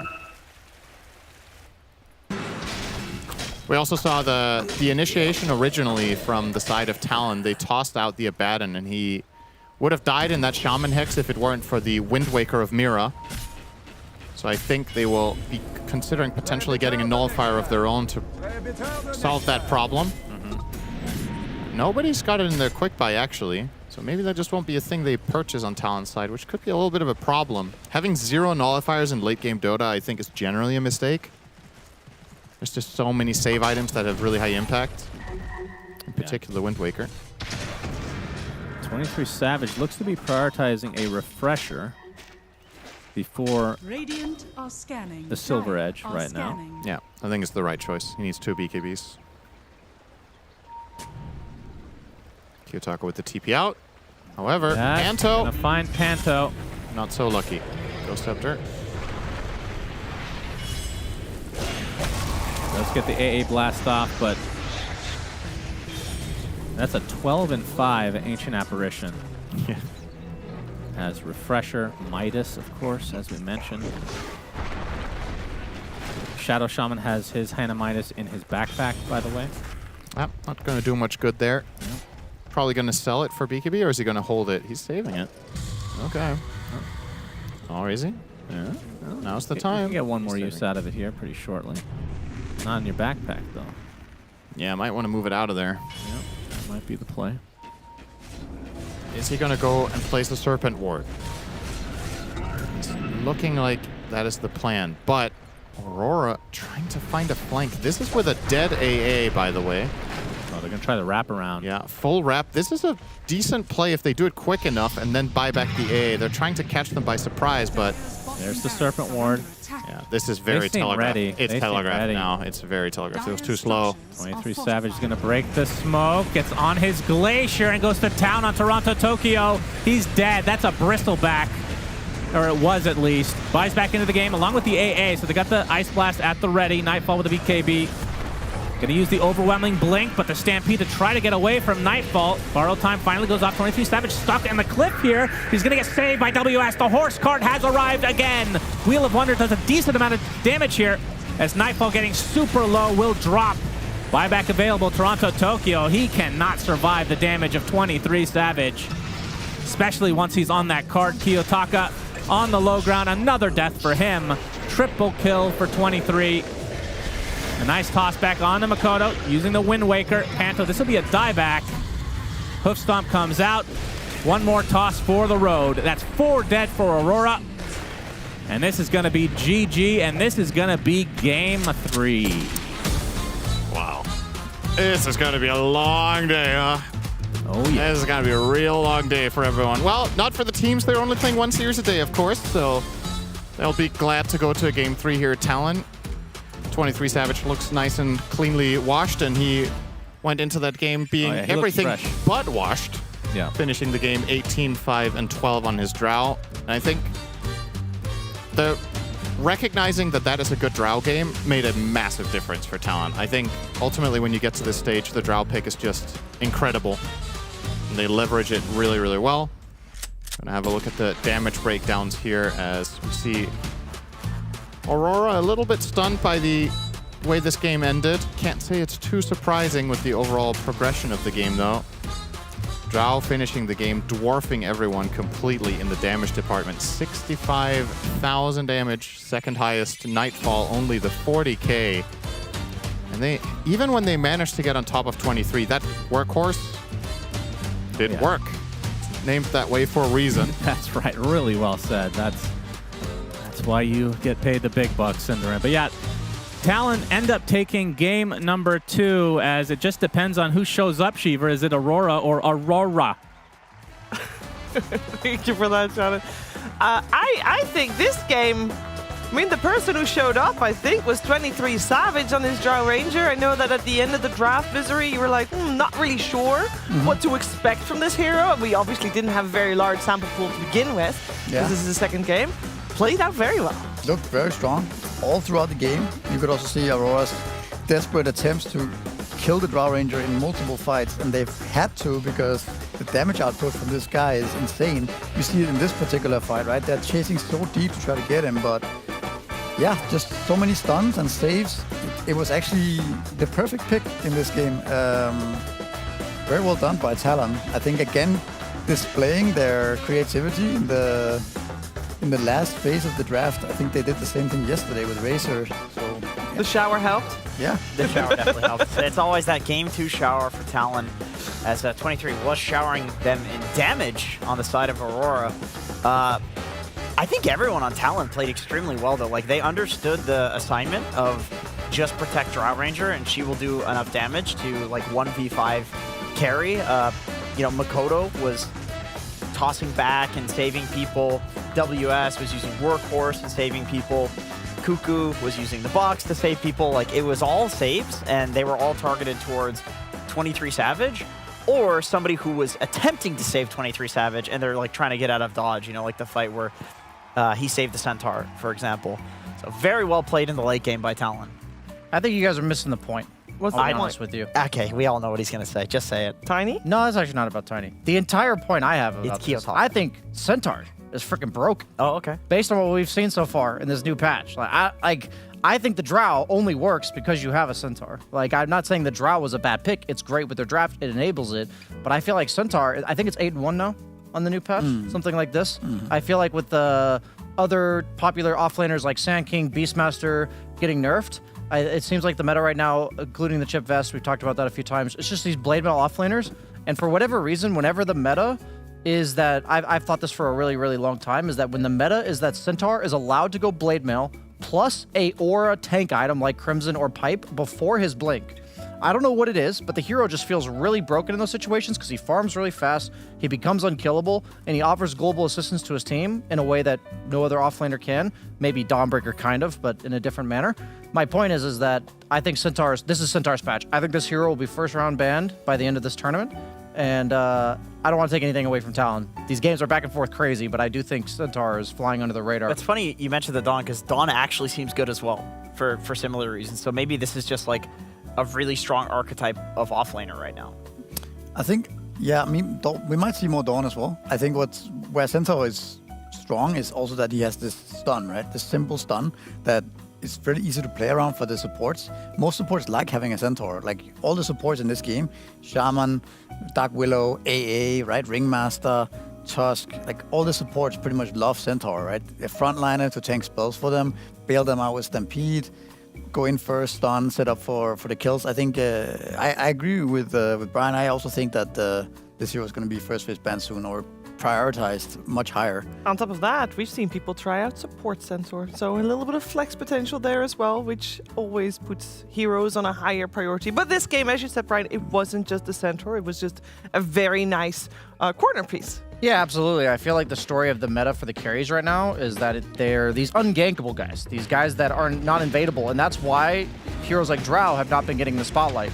And the story of the game is that this is going to happen to you in this meta for whatever reason. This is just the life that you are dealt the cards if you are not a Abaddon, Omni Knight, Morphling type carry. And this is just 23 Savage's life early game. Even the kills that aren't working on him, the rest of his team you're going to see here, his mid lane and support have to smoke up to try to relieve this pressure because Aurora has been consistently playing down here ever since the laning stage ended. And Abaddon just sitting top. He was 1v2 a lot of the time, chilling. And they're not even going to get this kill on Willow. But this, I feel like this paints a picture of like the dynamic of the first 20 to 25 minutes of the game that I see the F, that Flipster Talon has to get past. But then, you know, the next fight that happens, 23 Savage early to mid game, it feels so hard to play these carries that just get ran at like this. You see, this is his teamfight impact. It's not his fault. You know, he's positioned really far back.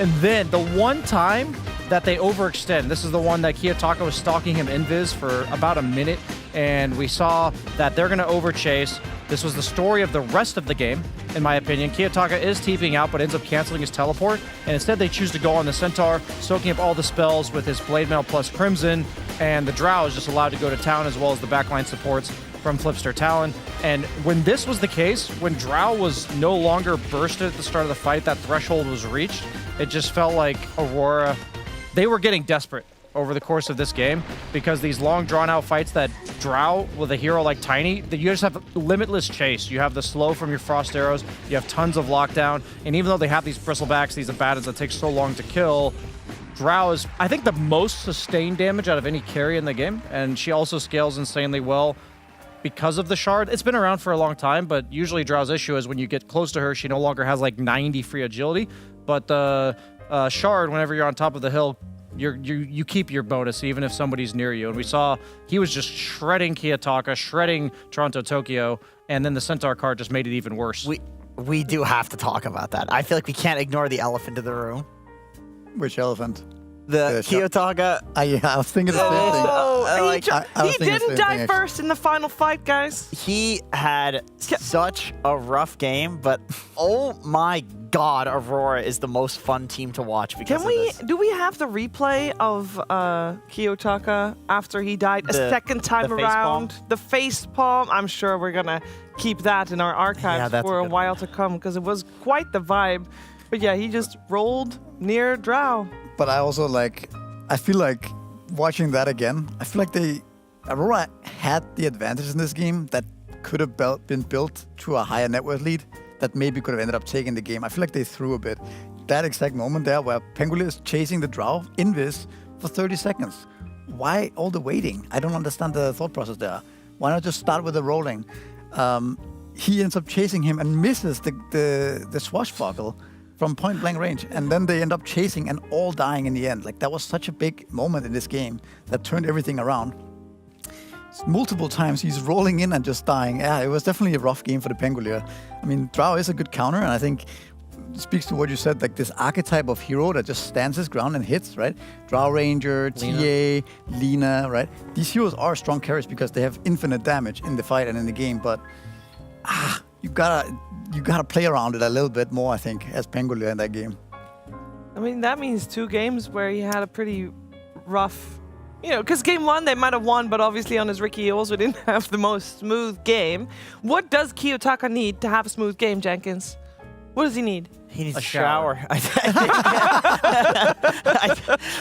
It's a mental thing. Like, I mean, the thing is, we're doing armchair psychology today. Of course, we're always going to do this when it's Aurora. You've got to.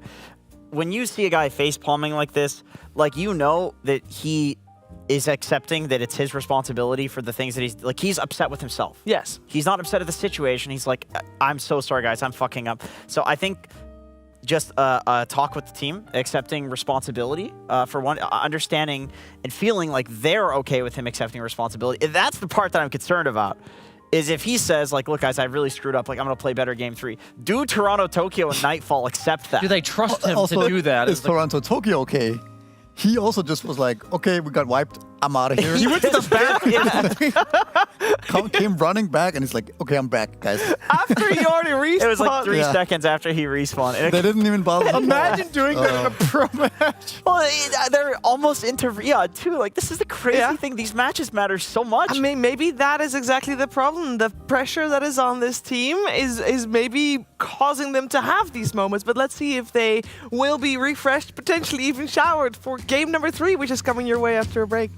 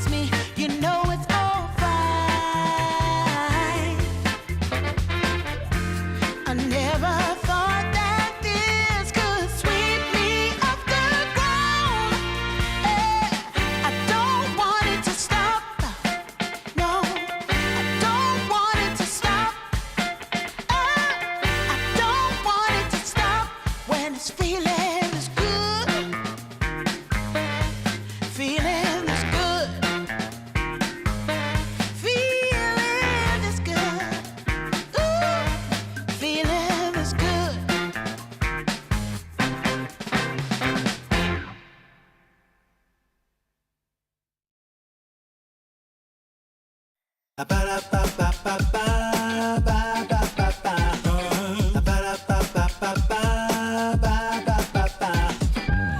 you wanna get with me, all you gotta do, call me when you need me. I'll be waiting for you. I know exactly what you want, satisfy your need. We can have a good time, don't you worry about a thing. If you want it here, or if you want it there, you got it. Have yourself a good time, you got it. Act like you don't care, you got it. Get that motivation, you got it. I got just what you need, you got it. I got just what you need, you got it. I got just what you need.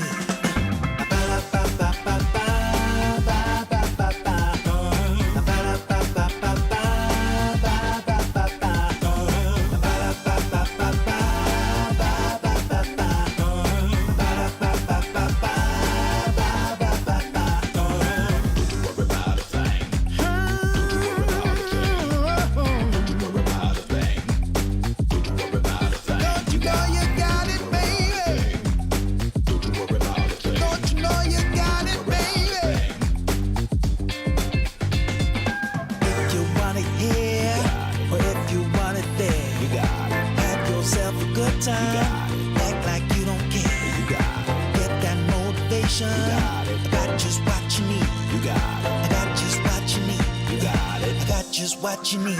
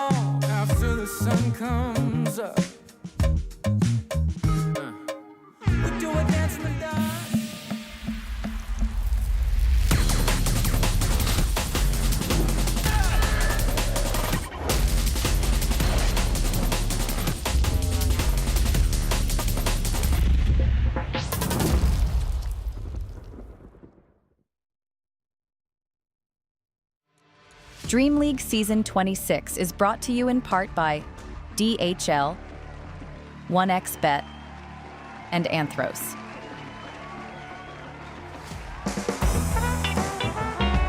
Oh, this might be the start of a long day, and I say start because we're still in our first series of the day. No biggie. Aurora and Talon, they do enjoy going head-to-head for the longest amount of times as we're ready for game number 3 of this best of 3. We have got Flipster Talon Dire first pick going the way of them as well, and Aurora on the Radiant with second pick, and therefore overall last might give them a little bit of an edge in the draft. We do have another Tiny Brian. Tiny has 100% win rate this series. That's true, Sheila. That's true. He really enjoys that. I love it. Shadow Shaman also has a 100% win rate. True. So, Giant Ward, overpowered. OP. One of them's going to have to break here. Yeah. That giant ward does look strong, though. It does. It does. Very menacing as well. Yeah. All right. So what do we want to see in game number 3? Because I feel like normally it's like a progression of the series, but I feel like also all the games didn't go the way that the teams wanted to. What I would like to see for Aurora Gaming is a nice push strat, Shiva, one that's meant to end the game around 20 minutes. Oh, wishful thinking, Brian. Maybe How a nice. Shadow Shaman, Pugna, Dragon Knight kind of line up with a Beastmaster off lane. That's what we're going for. Back to TI4, guys. How do you feel about this? I want to forget that era. Okay. I mean, they can try, but it doesn't seem like it's going to work this time around. But what about the fans? Or the Talon? 10 seconds remaining. I think the fans really like these long games. Okay, fair I enough. mean, it's been a really entertaining series so far. It has been. I'm curious what the... Because we see this Tiny right now, right? First pick again. And I'm curious what Kiyotaka is going to want to play. Is he just going to go back for the Pangolier, or does he have something else that he wants to play into his mid-Tiny? Because I think it's... You think it's probably mid? I think it's most of the time going to be mid again. It looks really strong. It looks very solid. Yeah, rock solid for sure. There's a Storm. The most picked hero in the new patch in DreamLeague 26. So It's been kind of ignored, this series, right? yeah, it has. That's a Kiyotaka special. It's But been maybe- getting second phase. They got second phase banned in game 2, but not game 1. So, I mean... Maybe they lost faith in it because of the travel. The bot's nullifier. Yeah. I mean, he didn't lose faith in it. Give Kiyotaka one of his classics to get him back on the right path, you know? I feel like the way he plays in the first 30 minutes is pretty consistent. Like, I think you're getting that playstyle no matter what hero you give him. So just let him do his thing. Let him cook. You know, maybe it builds into Lincoln's nullifier later and it does nothing. But sometimes he's gonna pop off. You know.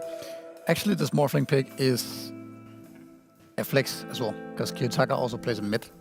So gives them that flexibility later on. Also note the Drow ban coming out.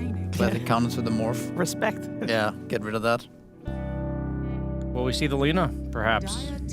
Yeah, that definitely could be this game. But then again, then you have the Tiny already, and are you really willing to put the Tiny on another position than mid?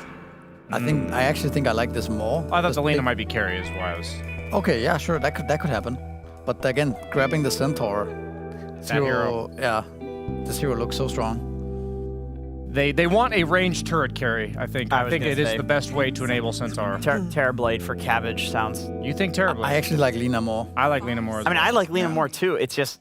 It's more of a new meta thing. I just don't know if Cabbage wants to play. He played it in the past. Yeah, You can't call him Cabbage when he's owning Jenkins. I can call him whatever I want. He eats salads now, Shiver. He likes cabbage. true. I love That's not an Cabbage. insult. It's great. Whoever 69 thought cabbage. whoever thought cabbage was an insult, they eat pizzas all day. Well, it's you know? also not deadly. Cabbage is not deadly. It's savage. But it's if- healthy and good for if you you- and nutrient to the teammates. If you choke on anything, it's deadly. So you can definitely choke on cabbage. cabbage. Maybe that's why he gets called Cabbage when he chokes. Yeah, because it's like it's a choking hazard to children. Yeah, he didn't choke last game though. He did very well in the Drow Ranger. So Very much. if we're looking for a turret, yeah, I mean, I have faith in him currently. Like he just seems like he's on one. You know, like he's really feeling himself. So I could see him picking up the Lina. Is there any other like a new turret from the safe lane? Like the kind of Shadow Fiend, perhaps? Shadow Fiend, I guess. I just think the Lina is so good here against the Morph. I don't think any of the supports just take you away from picking Lina. I also think we might see from Talon the Lina on 18 and then some kind of melee 5 like Gaming Gladiators has been running. They've tried out, what did they try? Like Treant Undying, Protector, Treant. Undying. Naga. I think, Naga. I think you can play a bunch of different things with this Lina in the safe lane. That's definitely an option. What do we feel about this Chen? Because we've seen it once before. It didn't really work out. Yeah. Going for that push strat I said, Shiver. Yeah, 20-minute timing. it hasn't really worked out for anybody either, I think. I mean, with the Morphling, you also have the late game security, unless they... I think Drow is honestly the only hero that makes Morphling carry-to-carry matchup be pretty unplayable. Against the Pango, I think that makes you even more so need a ranged turret hero. It is potentially invadable because you have like the Pango rotating from mid lane, Chen going through the Twin Gate with all of his creeps. There is going to be ample amount of pressure on that top lane if Flipster Talon do go that route. I still want them to go that route. It worked last game. They weathered the storm. I wouldn't put it past Aurora to overextend one time, minimum, from what we saw last game. Kiyotaka getting a chance to run it back. How do we feel about that? Yeah. I'm looking at this Chen and I'm thinking if I'm Centaur, I'm very happy. I don't care about Chen, I think, at all. Some creeps running at you and Yeah, dying. Vanguard. Yeah. I mean, in the early game, I feel like I have a free lane against Morph Chen, and that feels good, right? You're gonna get those braces up really early, and you're gonna just be able to sit there. Also, I don't know, Chen, it's not that scary right now. Maybe it's because we haven't seen it be that powerful. Definitely good against Ring, I would say. Ooh, boy, that's also a 23 Savage. That is Carry. absolutely a classic. Maybe we'll see the Tiny Ags this game. That's a classic as well. Well, would you really save your support for last, or do you think Yeah, with Tiny can overall- make When you have this pick, yeah. Yeah, you can't Okay. move this pick. So now when you pick the Void, it's nice to have something, some ranged carrier, ranged 5, right? That deals a lot, that deals damage in the chrono and that just plays with your team while the Void Phoenix. farms. Yeah, something like that is definitely, maybe not Phoenix, into Morph. 5 seconds remaining. Jakiro, what else is there of these 5 damage Witch dealers? Doctor. Mirana, Witch Doctor. I wouldn't love Mirana. I think Mirana's not that bad here, but with all the stun setup you have. I'm calling Phoenix or Jakiro. I'm calling Mirana then. 'Cause, Okay. there's a Chen, right? True. Oh, for the creeps, yeah. That's always a good. Or That's you always could a try good thing something to like keep in Crystal Maiden. Pretty good against Chen, pretty good against Pengulia early on. Could work, yep. You bite him and he can't really do much. 5 seconds remaining. I mean, I can't think of anything other than what you guys suggested. I think these are great suggestions. I don't feel like Jakiro got nerfed that hard either. No, you just want to enable this chrono in the mid game. I think that's like one thing I hate about participating in fights as Faceless Void is if I feel like I have to be the one that kills the people like chrono in the mid game. Later on, obviously, especially with the level 20 talent getting recently buffed, 100 attack speed, you'll do the damage. But early, not so much. I'll throw one more hero into the ideas here. Skywrath Mage, good against Morphling, good against Pango because of the silence. You can run Ring as a 5. And then you have a Sky Centaur lane, really strong. Sky plus Tiny is a strong combo as well. I can see it. But actually, they're banning out the Force, so they might think it might be a Ringmaster for Cuckoo. Yeah, but we've seen he's very in happy. these 2 games, Ringmasters have been played by both. But Jokem has his most played hero of the tournament is Ringmaster, so it's kind of random that they're doing that. He literally has not played Ringmaster yet on Cuckoo. The previous game, he was Ringmaster. Okay, sorry. I guess my page is not as old as last game. Previous. Yeah, that makes sense. Whatever it is, they're laughing about it. They're cooking something up right now. This feels like they're cooking. Well, wow, okay. What? Well, it has the 8-second silence. I mean, Rupture against Fango. Is this mid Bloodseeker? I think it's support Bloodseeker. It could be support Centaur, too. I think it's support Or Tiny. support Tiny, yeah. I think it's support Tiny mid Who's mid? Bloodseeker. Mid Bloodseeker. I think so. Why are the supports laughing? I think it's Yokem Bloodseeker. He's gonna go and silence the Morphling for 8 seconds. Why not? And he's gonna hit for in the late game. He'll hit for like 1,000. I don't know. Wait, if you hit 8, like how long does it take to if you're agi shifting and you get silenced, you can't shift out of it, right? can't, 8 yeah. seconds is enough to get you to 1 HP. Yeah, for sure. That might actually... Wait, it's percentage damage, though, but if you can get any disable... I think it's of your max health. Yeah, it is. Yeah.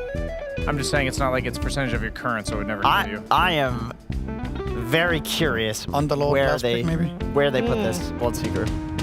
Oh, OD, okay. OD. So it's an offlane Pangolier. Offlane Pango. Yeah. Love these teams. I just want to see where this. I think that's now a 4-position Bloodseeker with that OD pick. Yeah, it is going to be 4 Bloodseeker. Lol is my response to this. What do you guys think? I'm not saying it's bad, lol. I just like what a funny pick. This was not on my bingo card. No. I mean, if you think about this game, right? He has the potential to silence Morphling and OD. Very good. Yeah. He can stop the Pangolier from rolling. Very good. Question is now, does he do enough in lane? My answer would be, he doesn't need to do that much because he has Centaur in his lane against Chen Morphling, like we talked about earlier. So he can just run around, pull some waves, run mid, kill a rune, or whatever he wants to do, I think. So I kind of like it. I kind of like the creativity here from Talon. I think it's cool as well. I thought when this silence came out from Bloodseeker on the facet that it was going to be a support. And then it turned out to be a dog shit opinion. And then a few days later, like a team they watched it the out. video. Yeah, of course they watched the BSJ video. So I'm excited to see if he can get it before the morph. It is a very short range silence. Yes. Gotta get, I don't know, lucky with your new tribes maybe, get a Tumblr's toy, or go Invis. You get the one that upgrades, and then you get an eventual cast range item. It's even bigger. Oh yeah, the Dormant Curio. The Dormant Curio for the long into range the, cast, right? not the telescope, but there's oh, the monocle. The at monocle. level 4, yeah. And then you can also get a cast range enchantment on it. You're selling me on it. Save it up. Yeah. Are we sold? I mean, I'm interested. These two teams are delivering. I'm sure they'll deliver in game 3. I think from what we've seen so far, it could go either way. I do know that we're in for an entertaining one, made extra entertaining by Sunsfan and Sinrid.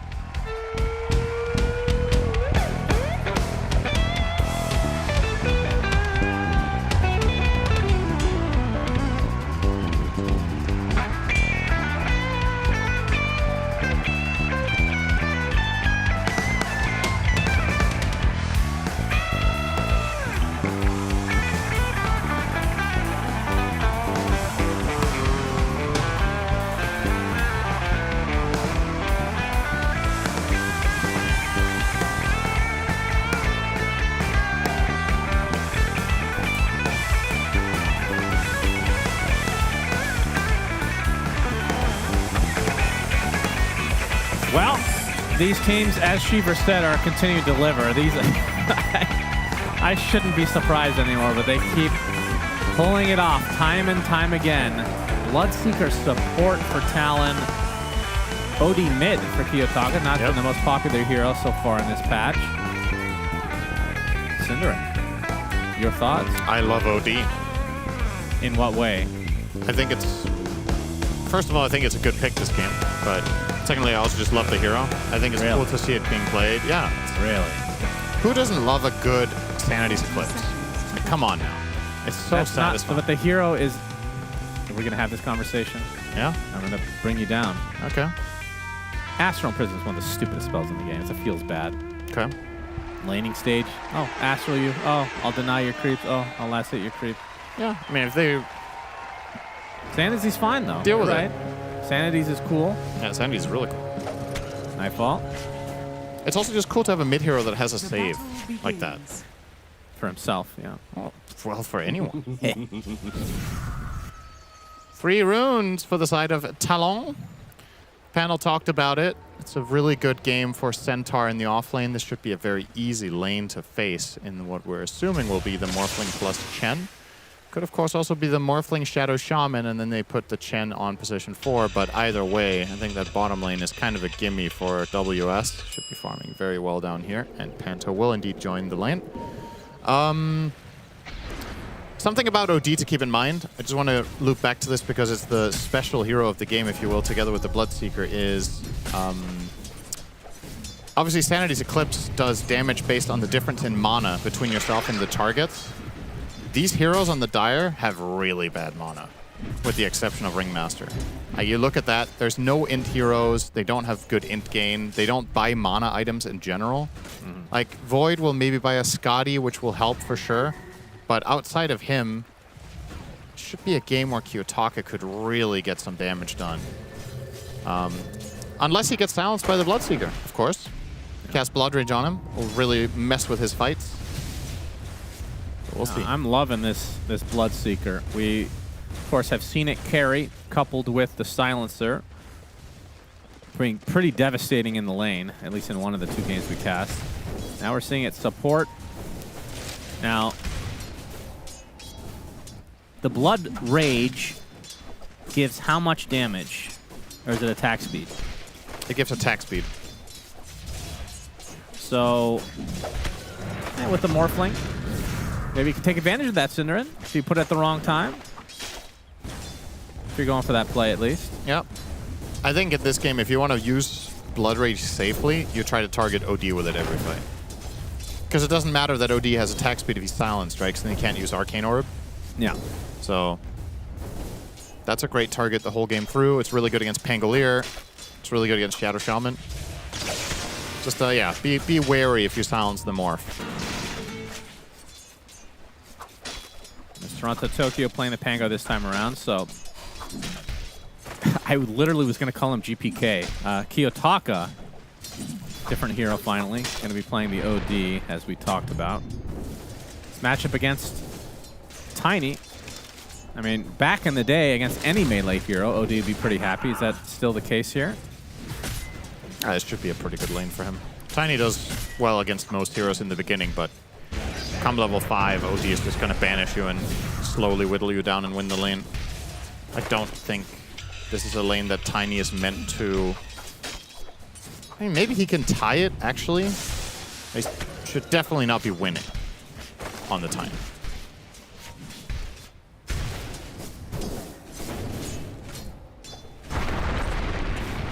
Makoto, off to a pretty good start. It's very even in the CS department in the mid lane, at least. Top of the charts, though, is the Pango, so Toronto Tokyo owning it up. Of course, it is very early on, but... It's an easy lane. We talked about the Centaur having an easy lane, but Faceless Void is just a weak laner, right? You're not picking this hero to win your lane. You're picking it for the late game. You're picking it for combos with Chronosphere. Picking it for time dilation, which has its merit here for sure. Yeah. Really annoying spell for Pango and OD to deal with. Morphling will buy a Manta, so he'll eventually have a solution. Kiyotaka is actually getting Mikoto quite low here in the mid lane. Another double jump from Toronto Tokyo. Barrier's been pretty big. Oh, his courier's going to get taken out by Cuckoo. Not careful enough. Yeah, Kiyotaka with the HP advantage. Makoto's going to have to play a little bit passive as he puts down the Ava.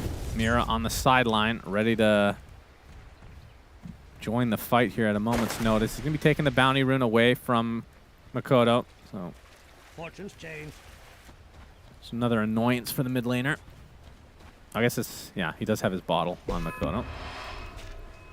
Yeah, that's the only lane where there's a significant CS disadvantage, is that mid lane. So I'm not surprised to see OD winning this, especially when we're approaching level 5. Shackle and another double jump. He's continuing to hit on Burger, shield crashes. Mira. Oh, first blood goes to Toronto Tokyo first. 23 Savage. Is he going to catch up to Mira? He does. Ether Shock as well in a couple seconds. There's the jump. Oh, he actually just gets hit. Okay. So 23 gets the trade-off kill, but obviously first blood for Aurora. They will take it.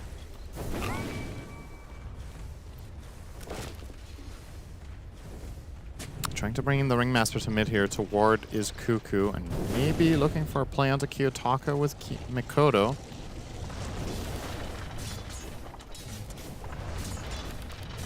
Oh, they're reading it. Incoming. Kiyotaka. He's going to get the Astral onto Makoto. There's the Shackle to follow. There's not going to be much follow-up, though.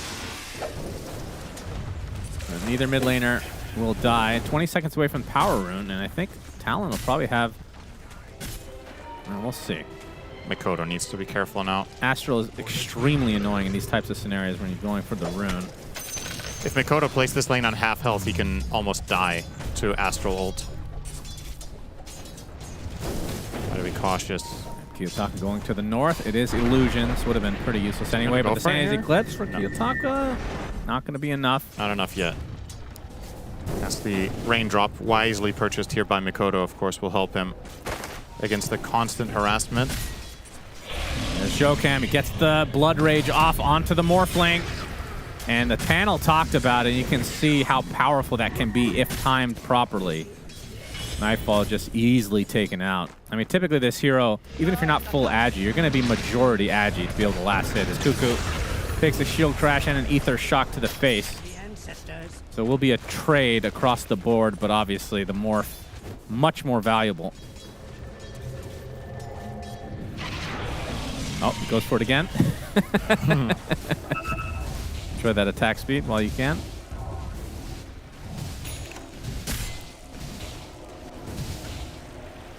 So, of course, Dispellable, which is worth keeping in mind. Morphling will be itemizing to dispel it, but the other heroes will likely not have a solution for that for a while. Between the OD and the Pango. Guess you want to buy Lotus Orb on Pango to get rid of that, and as a semi-protection against Rupture as well. At least you're returning it. But yeah, unbelievably, this matchup is probably worse for Pango than it used to be. Already used to be bad, but that 8-second silence really sucks. Well, they want 23 Savage. He's going to use his Time Walk already. And bot lane.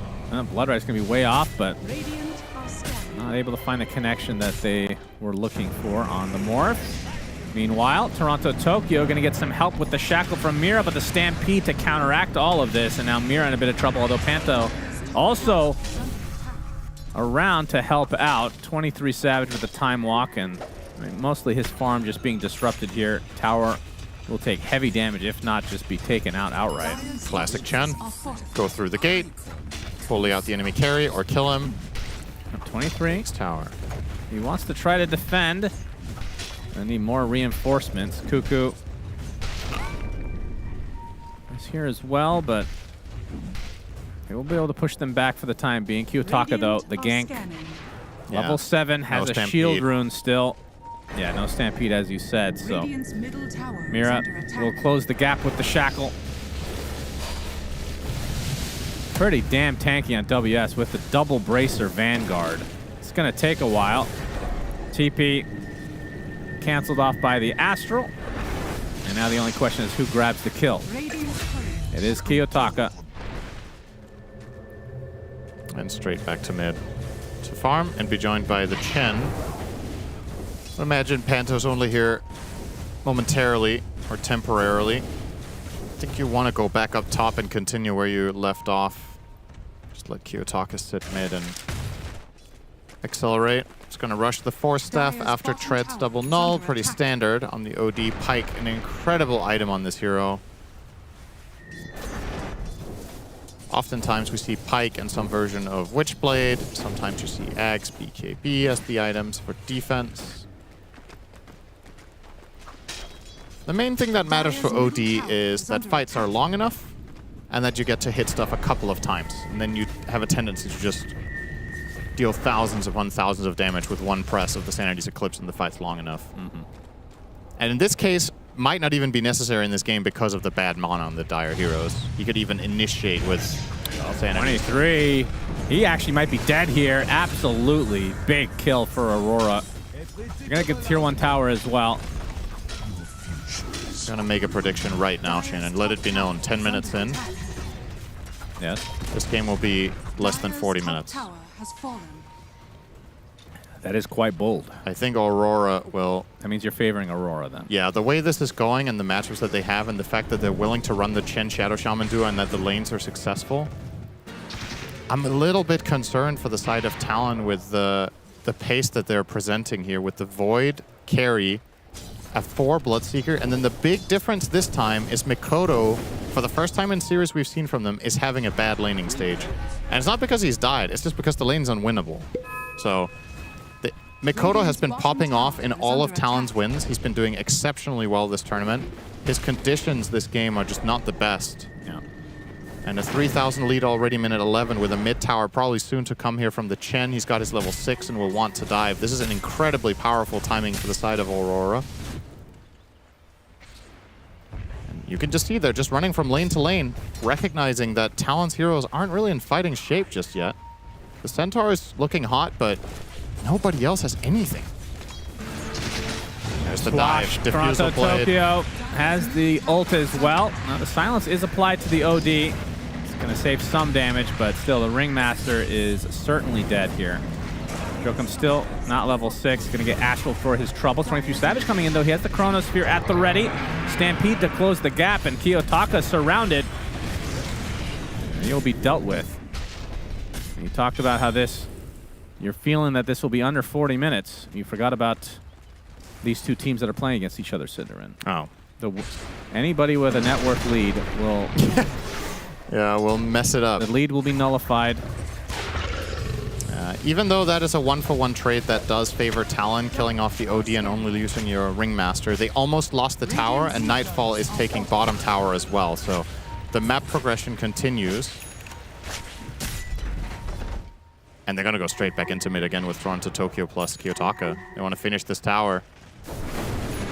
Oh, very. Okay. Chen buying a tempo item, Drum of Endurance. Yep, tier 1 will be taken. Dire's middle tower has fallen. Now, Rupture is now online, along with Wheel of Wonder. They don't really synergize particularly well.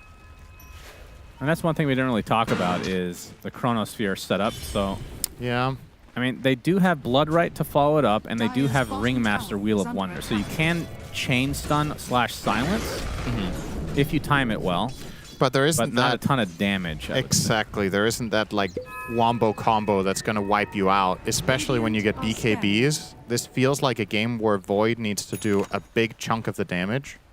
And 23's start to this game just isn't too inspiring in that regard. We saw Satanic have an insane Void performance yesterday. I don't think he went Mask of Madness, did he? And either way, his start was way better. I think he went Maelstrom into Mjolnir than Scotty. And now 23 will go Mask of Madness into the Mjolnir. But yeah, the pace of the game, it will be slower for sure before he gets online. And now the question is, what will Aurora do with their lead? Now 14 minutes approaching, they will probably just be trading wisdoms and then continue to control, I want to say like 55-60% of the map. Chen is playing aggressive in the enemy jungle, taking space away. meantime, all of their cores are happily farming. I guess Roche is always a possibility when you have Shaman Chen. Especially with the new big Serpent Ward. It's very hard. Yep. Arcane Rune available for Kiyotaka. As Mira will snag his Wisdom Shrine at the 14-minute mark. Odie also good at taking Roche nowadays. Yeah. That's been on and off. It used to not work on Roche, Arcane Orb, but it does now. So I think that's gone back and forth like 4 times maybe. At least a few. Nightfall. For a dive here onto Cover of Nightfall. his He tier 1. seems wary of this. Yeah, he attribute shifted But ahead still. of time. Avatos, Wheel of Wonder, and Retreat. They don't have the damage. Great read from him. Now Mikoto needs to get out of there somehow. Very awkward spot. Yep, the Stampede. Going to be pretty good for this, but the Rolling Thunder is coming. Toronto Tokyo. Looks like he's going to focus on the support instead, as Cuckoo will get inhibited. And Toronto Tokyo claims him. Mikoto. Good avalanche as Kiyotaka wants to pursue. He's going to get ruptured in the pit. Bloodright going to be dodged. Hand of Gaben as well. And the 4-step to the other side. He's fine. Really well played. Now he's available for the fight if they want. As Jokum pretty much out of everything. He's going to get deleted. 23 Savage with the Chronosphere. He's onto hexed, 2. though. Yeah. Can't follow it up with much else as a result of the Hex. And this fight not looking that great. Look at the double edge, but the Sanity's Eclipse comes after Kiyotaka. Deletes 1. The box upon WS. Only a matter of time before he's brought down as well. 3 dead in favor of Aurora. Should be 7K lead at 16 minutes. Yeah. This is starting to become a bit of a beatdown. Talon might have overcooked in this one. Be a tough run to recover. I was gonna say, my favorite thing to harp on nowadays, Shannon, is people not skilling the 1 value skill point in something. Yeah. Nightfall did not have ulti until level 12. In that chase down against the Tiny, probably would have killed him if he just turned into Tiny and avalanche him. But wow, he had 2 extra all attributes. Wow. Instead. God, these carries, man, they're just getting greedier and greedier as time goes on. I don't know.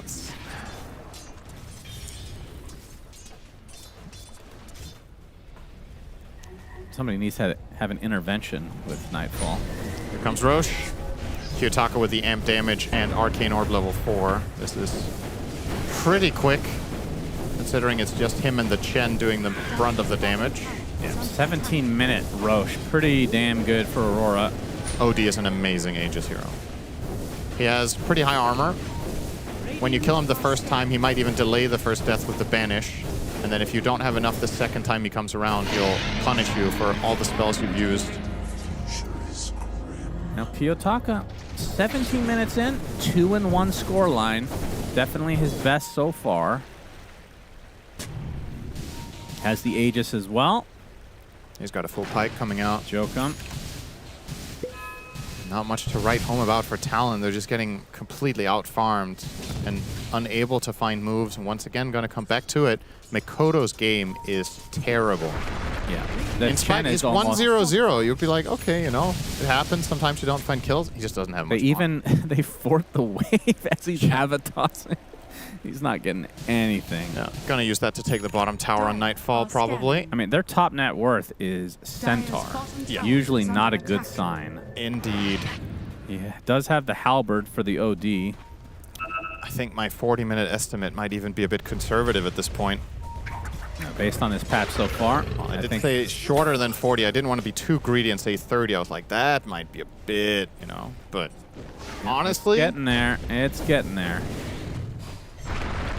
Feels like initiative. And this time around, something we've talked about, some teams don't draft very much high ground. You can take high ground. You got Morph, Shaman Chen. Oh, yeah.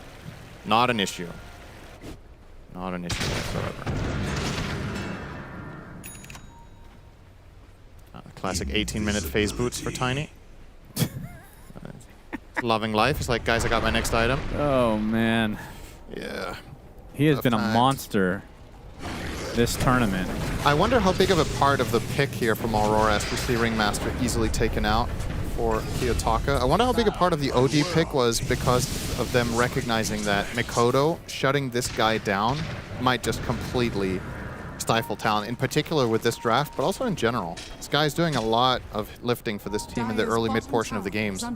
So shutting down his laning stage, really taking the steam out of their gameplay. Kiyotaka not afraid to fight with that Aegis. Gonna take the full Avatos. There's the silence upon him. He's gonna use that attack speed. Joke him. Radiant are scanning. That's so stupid. Astral ready again, but doesn't get the vision. Dire's bottom tower.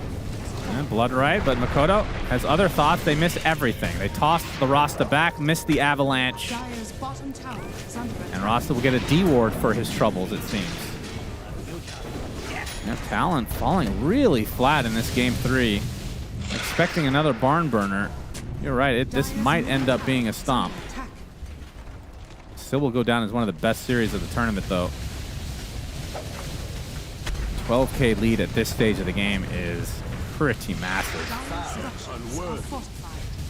About to be 13 when this tower falls, surely. Still with a full 2 minutes on the Aegis, and we can see they don't have a tier 2 bottom any longer. It's only the tier 2 top that remains, and I would think with the remaining time on this Aegis, Aurora can get that.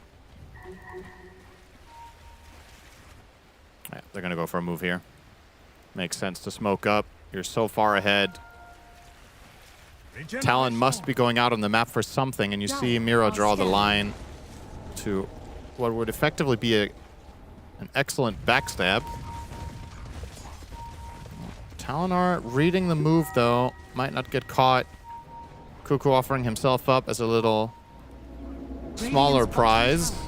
But they want 23 Savage, and he'll react in time. Oh, Mira. time walk. He has to use the chrono just to get stuck. away. Oh my He god. used Mom?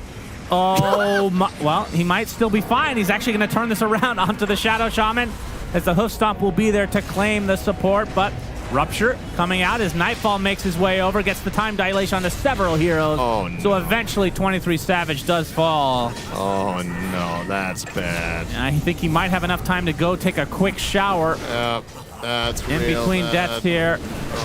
And Makoto will be run down, as well as Aurora just completely stomping this game 3. And they're on the doorsteps. I would like to revise my conservative 40 minutes and change it to, what do you think, 30 or 25? I'm starting to second guess my 30 minutes now.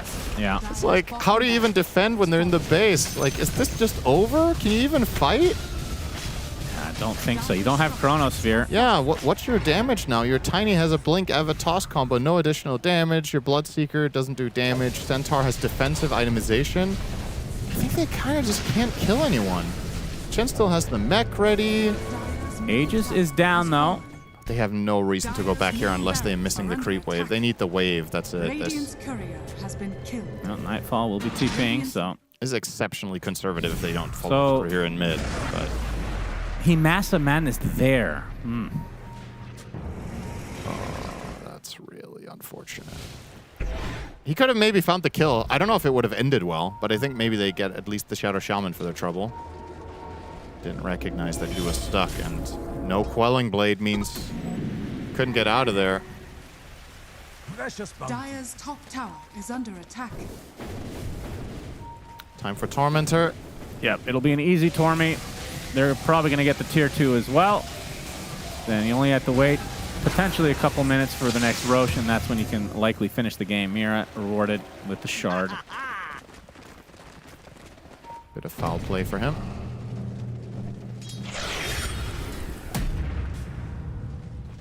What went wrong here for Talon? Do you think it's a draft-related thing, or? Yeah, I feel like honestly this is just an outdraft. When I see the game unfold, the massive damage issues you're playing against Chen, those games have a tendency to be very one-sided because Chen will force you to fight him by taking all your towers and all the objectives with his team.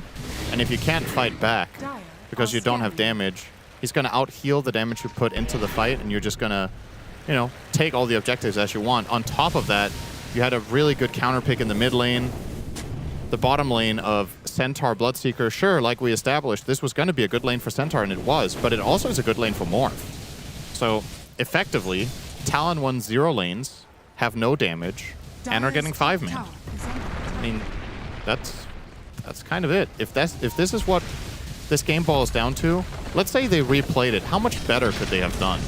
It's the way I look at it is, sometimes you just mess up a game and you're like, yeah, if we played this 5 times, we could probably find a win about half of them.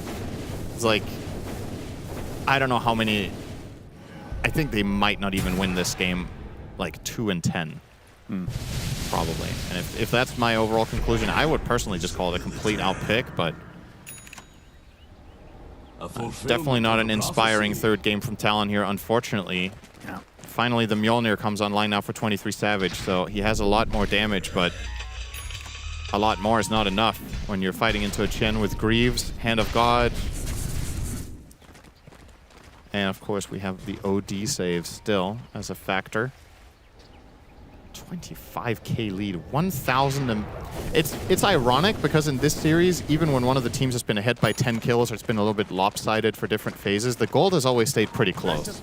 And in this game, in spite of it being a relatively low kill score, this lead is basically unthrowable.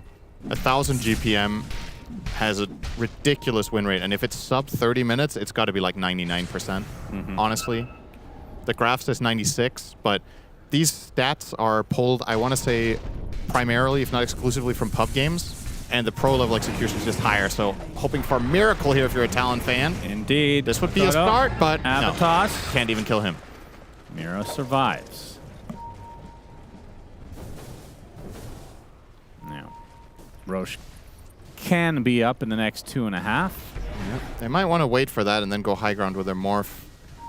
Yep, I would think so. And it is interesting to see how the teams are probably significantly changing their approach and their overall mentality to the game based on their very recent experience, right? Because this is one of those games where I feel like if this was the last patch, the game would be over already.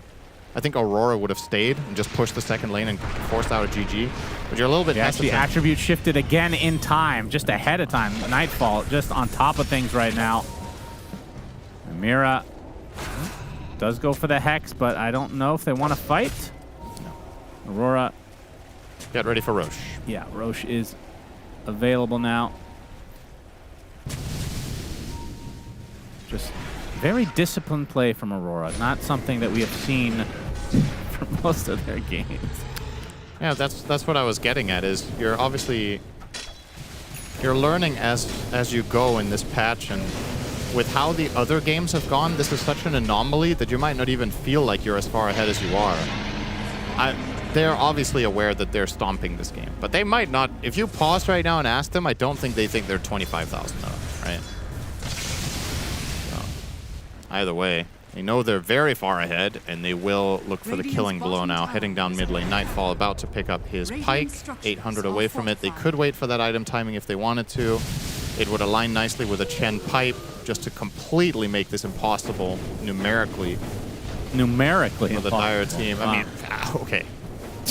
all right. It's never fully impossible, but let's put it this way. If Chen gets to press his buttons next to his allied heroes, I don't even know if they kill anyone in Chrono.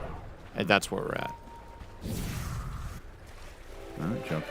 The Radiant Core heroes are so tanky. 23 Savage is the real prize, but get out. We'll teleport away.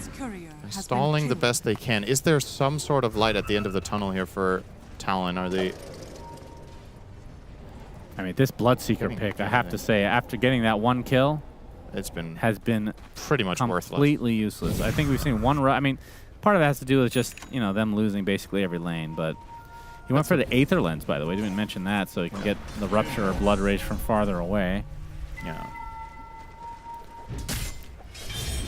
But that does feel like it's a bit cheesy. If it doesn't work in the laning stage with the whole Blood Rage, it feels like it falls a bit flat, you know? I guess you could put it on your Faceless Void. It already has Mask of Madness, so... Yeah, it's... I'm not going to write off Bloodseeker 4. No, I'm not saying it was... I'm just saying in this game it was not useful at all. But in this game it's twice as bad because, like you said, the lane doesn't go well, which is one thing, and that can be okay as long... I mean, your offlaner was happy. You didn't get much, but that's fine. But it's because of the whole package. You can't utilize what Bloodseeker is good at in fights when you can't fight to begin with, and he doesn't farm very fast if he's not played as a core. So he's kind of just there. And here comes the siege. Nightfall gonna get started. Free tower first. There. OD Ags now on top of that. That's basically the upgraded version of an Aether Lens, or an Aether, Eon Disc. Jeez. Yep. Oh. They can't even destroy the server. Nope. They cannot. This will be another set of barracks for Aurora. And now into the mid lane, which does not have a tower any longer. Talon. Okay, well, they got the BKB on 23. That's going to have to be good enough for them to try to go for this, surely. Can they kill anyone is now going to be the big question. And how do you initiate? I think you have to try to kill Shadow Shaman first, if at all possible. But he could get saved by the OD and the Chen. So 30-minute rune is coming in as well. We'll see if they wait to see what pops up. Sanjin Yasha here on the Pango. Interesting for Toronto, Tokyo against the Bloodseeker counter matchup. Oh yeah. Aurora all right, wanted to cross the half an hour mark. Oh my, just casually. A couple right clicks on the Cuckoo, gets him to half HP. There's the toss back. Already attribute shifting though. Okay, they tried to toss him onto Centaur, but they mistimed that completely, so didn't even hit the stomp. It happens. Astral provides some space for Nightfall to easily get the melee barracks, and only one range remains between Mega Creeps. And the end of the game. Okay. This is when you say between, there needs to be I know. Yeah, okay. Just making sure we're still speaking the same language. Somewhat. All right, in he goes again. Nightfall. Yeah. Let's try again. Toss back, hoof stomp to follow. He's at half health. Attribute shifting away though. Now the Astral from Kiyotaka, who's going to get silenced. And Toronto Tokyo coming in with the Rolling Thunder. Nightfall going in very deep. Ghost Scepter is popped onto the Ringmaster to stay alive through this Sandy's Eclipse, but 23 Savage actually time walks all of the damage away. Chronosphere comes out. It does hit 2. Can they get a Rasta? He's full HP. They cannot. How does he get to full HP? That is insane. GG's called before everybody even falls. A 17-3 dumpster stomp here. Aurora takes game 3 as easy as any game we've seen this tournament. If this were a scrim, they would have won this 5 minutes ago. I think because of the stakes, they wanted to play it very safe. They wanted to get the Roche. They wanted to get their next items. But this game, for all intents and purposes, honestly felt over minute 15. Like, that was borderline impossible to recover for Talon's side. And unfortunately for them, obviously in these BO3s, getting the singular game win isn't really worth much. So they don't get any sort of secondary points or something for that. It's about winning the series. Toronto Tokyo ready to take a shower, or maybe he's just changing his shirt. Either way. Yeah, let's get into the jacuzzi, boys. That's right. Well done, everybody. That's where he takes his daily showers, I hear. Good for the body temperature. You could see G walking in, the coach here, seemed very... He was in high spirits. That was a very well executed game, and probably proud of the draft as well, making this game look very easy for his guys. And yeah, not really... I mean, there's not really much to write home about, and honestly, a very obvious game after you've seen it play out. It's just, some games go like this when you get out strategy. Yeah, hey, we were lucky to have an amazing game 1 and 2, so you can't complain too much. Isn't that right, Shiva? No, I don't think we can complain at all. Actually, there's someone, I mean, maybe Talon fans can complain a little bit about maybe Flipster Talon being a little bit too cute with the draft, Brian. Yeah, I just think their entire lineup had the same problem, which is just a lack of damage. Void as a carry wants someone to kill people in Chronospheres. Centaur wants somebody to follow up his stun. Bloodseeker needs to get somebody else needs to get them low so he can have relevance in the fight. Ringmaster is more of a utility support. Tiny only has limited burst nowadays. So yeah, I think there's just a bit of too many cooks in the kitchen. I really do think the Void pick was their biggest mistake. The Centaur has looked especially powerful with these ranged turrets every game. And then they picked the Void, and then they didn't enable it with any of their heroes. So I think there were several missteps here. But at the end of the day, it's a new patch. It's going to happen every now and then. Kind of sad to see this series go that way after the first 2 games being really exciting back and forth ones. But happens to the best of us. Yeah, pretty anticlimactic for sure. We're ending the series. It's I think it's also one of those classic moments where you pick the Centaur and Ringmaster and you forgot why these heroes are good. They need some damage in the draft, right, to be effective. Like, they give you a lot of tanking, a lot of save, the Workhorse and the Stampede, but they don't actually offer that much damage. Same for the Ringmaster.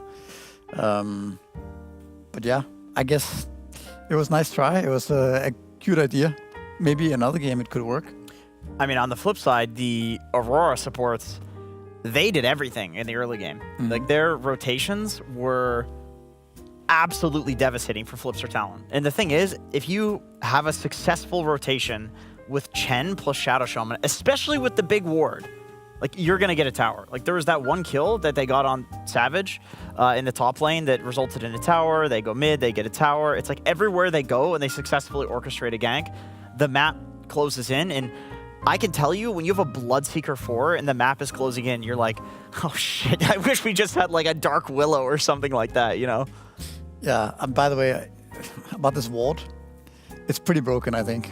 There's no way that's balanced. It feels like, why are you not able to kill it, really? It's like just standing there hitting, and you can't really commit to killing it. It's too much HP. Yeah. You can not even do it with multiple people. It's like it takes too long. Yeah, it does. It's a very strong spell for sure.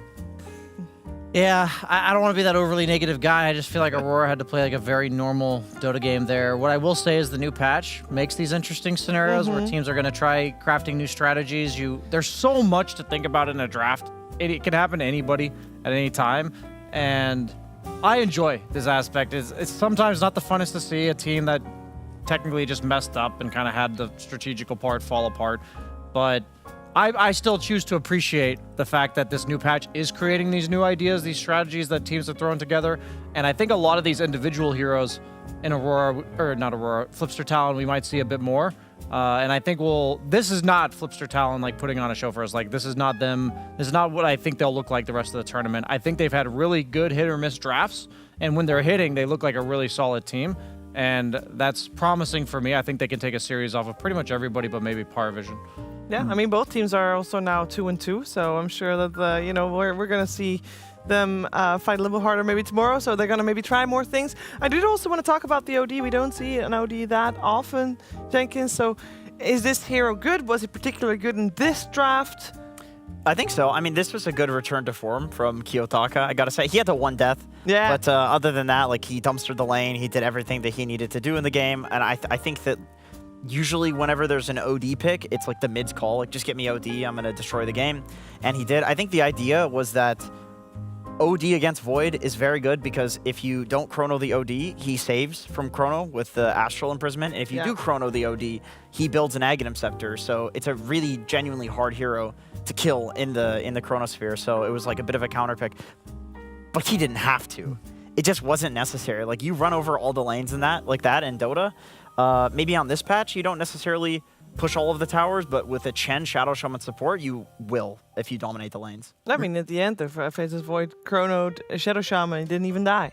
We also talked about in the draft how they showed the first big Tiny, right? If Kiyotaka was going to cook something up, because he knew that the Tiny was going mid most of the time, because that's just how Talon operate with Tiny, I think. And in the end, they get the OD pick. I wonder how early in the draft that was decided that we're going to punish this guy and not put Pangoria mid, right? I also think that, I mean, it was a good series, but I wonder if Talon got a little bit overconfident, perhaps, after winning that game 2 with Drow Ranger. And that transferring into game 3 can sometimes happen. I don't know if they need to incorporate a cold shower after wins. And I There's don't know. a shower meta that's really showing It's up. very important. Speaking of showering, a guy who probably did take a shower today. I don't know why I transitioned like that. Sorry about that, Toronto. How's it going, dude? How you doing? Hello. Not bad. Not bad, not bad. How do you feel right now after such a long series? See, what time is it? Almost 4. Yeah, it's long games. Like, it's hard to play long games, so you are tired a little bit after this. Yeah. Okay, I gotta. And yesterday also games was long and yeah. Why do you think that the games are going so long in this meta? Is it because it's a new patch and people don't know how to end? Or is there something else? Yeah, definitely it's because of new patch. Now they change the tormentor time. Now games are slowly. Mm-hmm. Yeah. So and hero pool, and maybe because of the hero pool right now. Mm-hmm. Okay. Speaking of heroes, you were Pangolier, and they picked Bloodseeker position 4. What did you think when they picked that? Were you like, we got this, that's a dog shit pick? What did you think? Yes, exactly what you said. You don't think it's good, the Bloodseeker 4? No, okay. Not at all. I gotta ask about the Shaman ward as well. You played with Shadow Shaman, and everybody keeps going for this like giant ward. It's doing 1,000 damage. Do you think this is just the OP facet that you should take on the hero? It's good facet, but the second one is also good. Yeah, so you can just decide. Mm-hmm. It's rarely both facets are good. It would be nice if every hero will have like 2 options. Yeah. 2 good options. Yeah, I agree. Is there anything that you as an offlaner have been cooking on this patch? Anything new? Or is there something special that's going to come out for Toronto, Tokyo? Yeah, you all guys saw Enigma yesterday. Yeah. Yeah, we did. Speaking of Enigma, Brian, do you have some questions for Toronto, Tokyo? Yeah.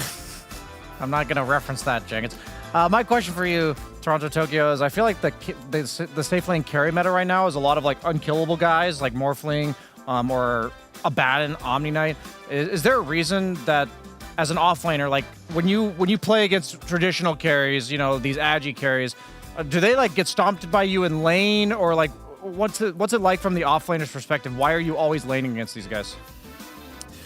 I mean, it's nice to come on lane, and when your lane depends on your skill, not on your hero. It's always nice to play against AG hero. So you can last hit, you can trade, you can do whatever you want. But and it's also boring when you come against Omni Knight and he just, or like monster heroes, and they just destroy you. But no matter what you do.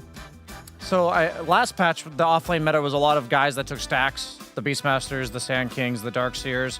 Why do you think that that's changed? Was it something to do with just those heroes getting nerfed, or is it other heroes getting buffed? What are your thoughts on that? Yeah, it's because some heroes got nerfed. For example, Sand King, Beastmaster. That's why it's not like you're not picking these heroes anymore. But you can play for stacks anyway if you want.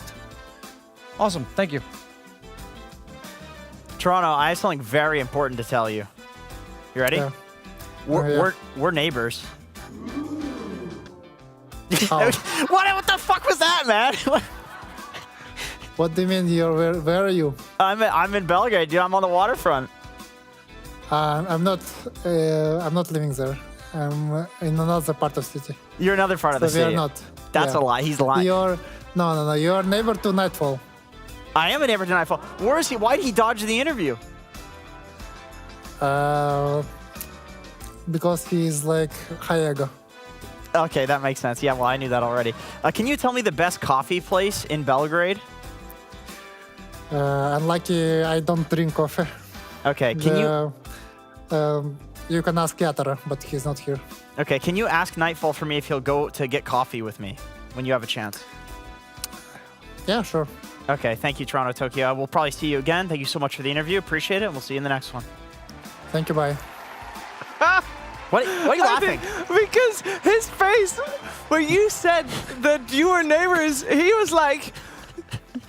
he was so shocked. He's like, please don't let this be true. And then lucky for him, it wasn't. He was thinking about all those implications. Yeah. He was like, oh no, please. I love that he threw Nightfall under the bus. It's like, but you are neighbors with Nightfall. There you go.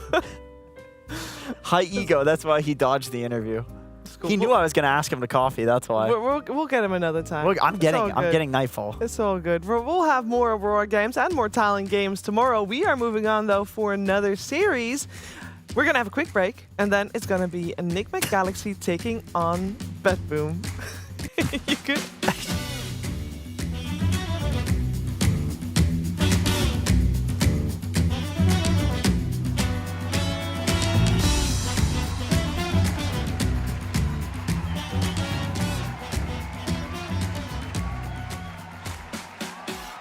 library of lore ipsum.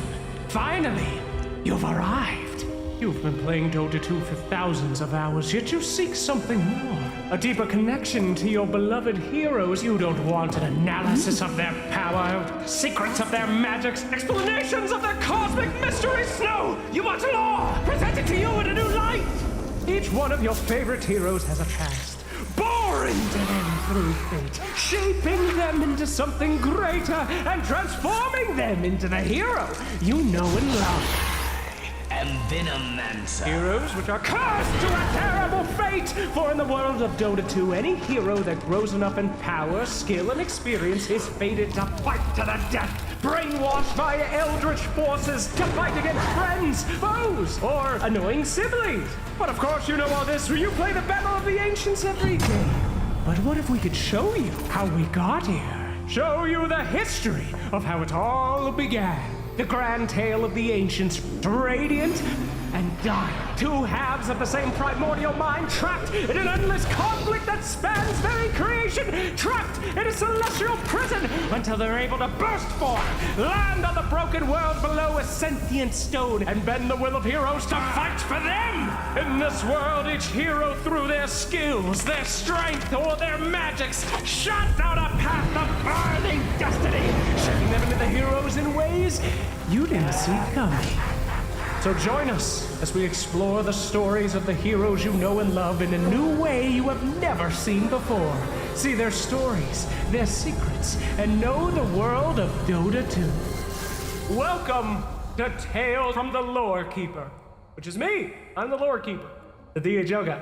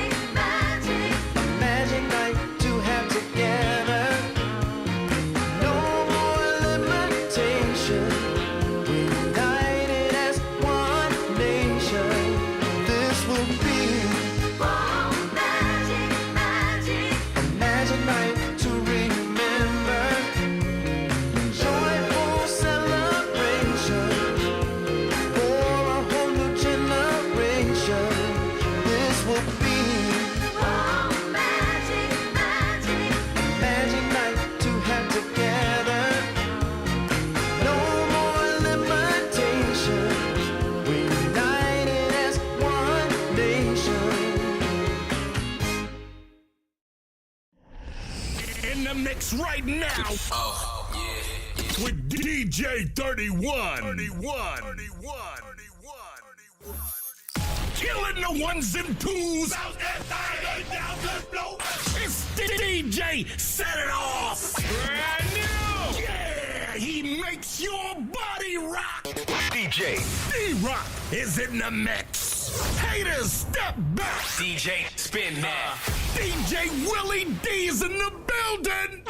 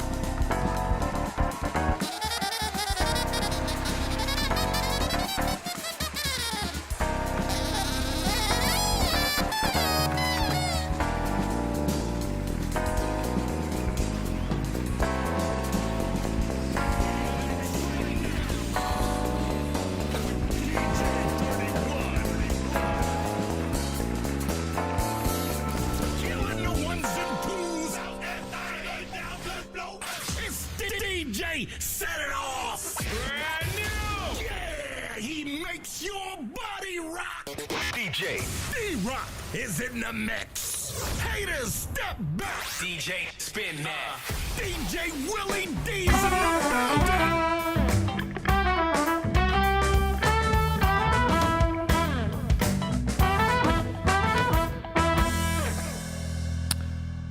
Welcome back, everybody. After quite the long Series 1 of today, we are on to Series 2 of BetBoom versus Nigma.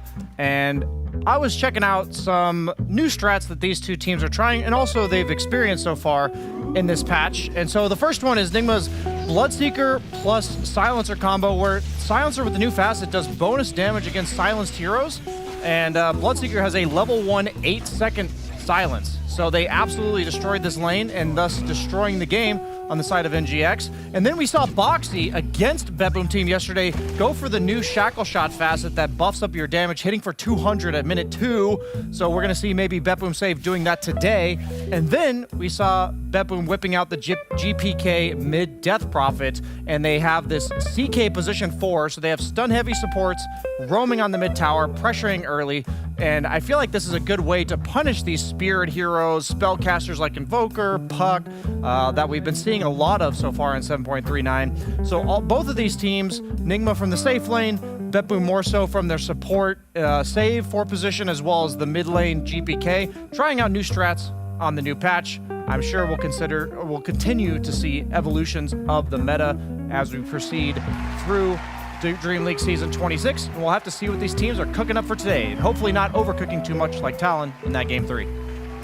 Oh, I can't wait to see what's coming, because I think both of these teams indeed might just be doing a little bit of the cooking. We also changed things up on the desk. Hey, Purge, how you doing? Hello, doing good. I really did enjoy watching. What was so funny? You sound like you really didn't want to tell us how good you were doing. I wasn't quite ready, I guess, for some reason. I don't know why. I was like, it ended. I was like, I'm here. I'm like, oh, it's time to do what I'm doing now. I was just thinking about the games that we watched last night because I did work those shifts, or at least the Bet Boom one. And I don't think we're going to see the Wind Ranger support necessarily. Save did play one game. He played it fantastic. I feel like almost all other players are not allowed to play it, is kind of what it felt like. That Shackle facet, it left something to be desired to me. Like past the laning stage, or? Well, he went like 3 Shackle, 2 Windrun, no power shot. He was like literally just there to set up for Dawn ulti and something else that was kind of global, like they had an Ice Blast or something. So they didn't have enough disable, so he's like, I'm just stunning this game, basically. And I don't think it works super good. But Boxy is a very good player, so if he plays it standard, I think I'm content. But on the other side, Save's Wind Ranger, like, they picked it. It was like 25% win rate, and he just like dumpstered with it. So it still has potential, but I'm a little. It's like once in a while kind of a thing. I don't want it every day. Okay, well we might see it today. We of course have a series here is important for both teams. Bedboom so far is 2-1 in this group stage, where Nigma Galaxy is 1-2, so they can tie the series if they win this one. And of course, Nigma Galaxy wanting to win extra hard because they need to get those points to get the trip to EWC without having to qualify. If they can do it and how they can deal with the pressure, we'll of course see. Let's see how they feel about being in this competition right now. Yeah, I definitely feel like we're improving on our practice time. It's always hard because we're competing against the best of the best. Trying to keep up and maybe come up with different and new improved ideas. So it's always a challenge, but we're trying our best. I believe that all the inconsistency issues usually come from either lack of preparation or not readiness by oneself. And we're working to mitigate this by actually practicing hard, working together, agreeing on some stuff, and coming to proper conclusions. Contact here as they turn on him, ravage him, blow him up.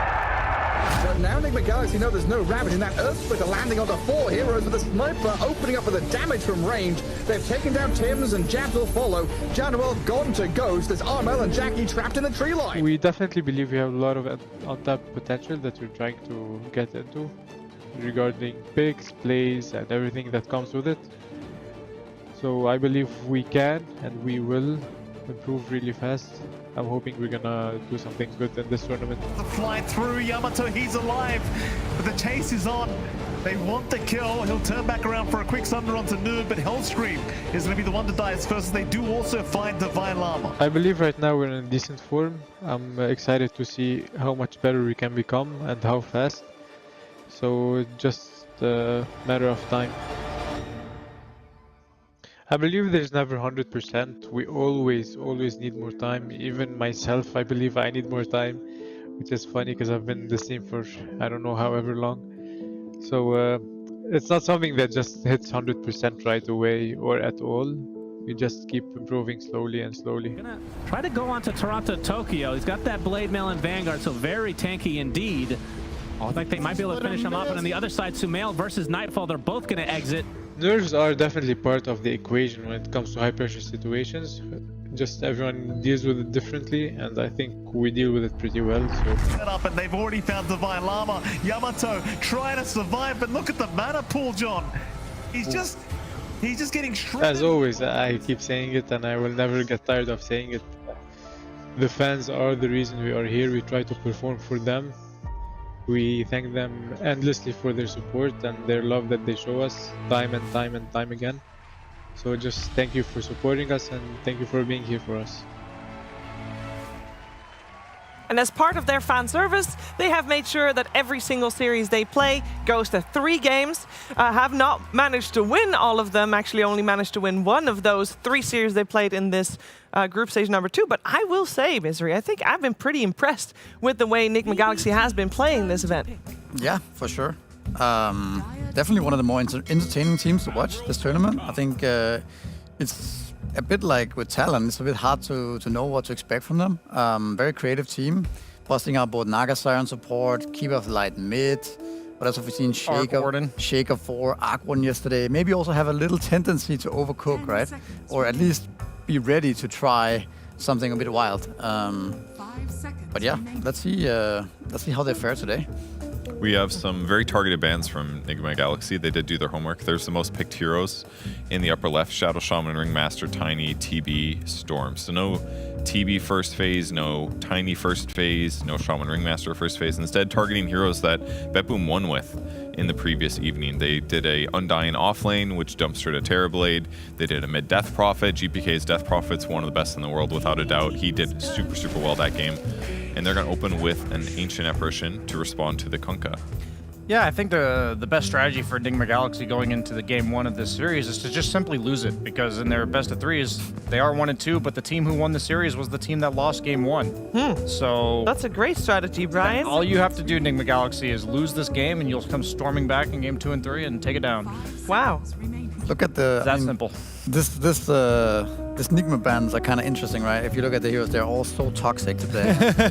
Yeah, There's not a single stun in there. Can't blame them for banning Except for these the heroes. level 25 TA talent. There's not a single stun in there. Yeah. Now, I like that we see the Kunkka being moved up into priority for teams. I think this hero has looked insanely strong the last week. And very flexible. You know, the carry Kunkka has looked really strong. GPK will play it if needed as well. But again, the AA response is good. It gives you a way to actually burst this guy, as he is very tanky. So I think pretty even opening here. I think, yeah, very, very strong openings from both teams. The only downside is if he does get his spells off and his Admiral's Rum is ready to go, then he's reducing the damage that he takes for a lot of that Ice Blast duration, which can be bad. Because if he does survive while getting shattered, he's usually going to have Satanic ready to go to just lifesteal back up all the way. So it can be a bit swingy. Yeah, that is true. I feel like this patch is littered with, whether it's neutral items at tier 4, it's Kunkka innate that gives him like this effective boat buff without having hit himself with the boat. You have the Death Prophet facet that delays damage over time.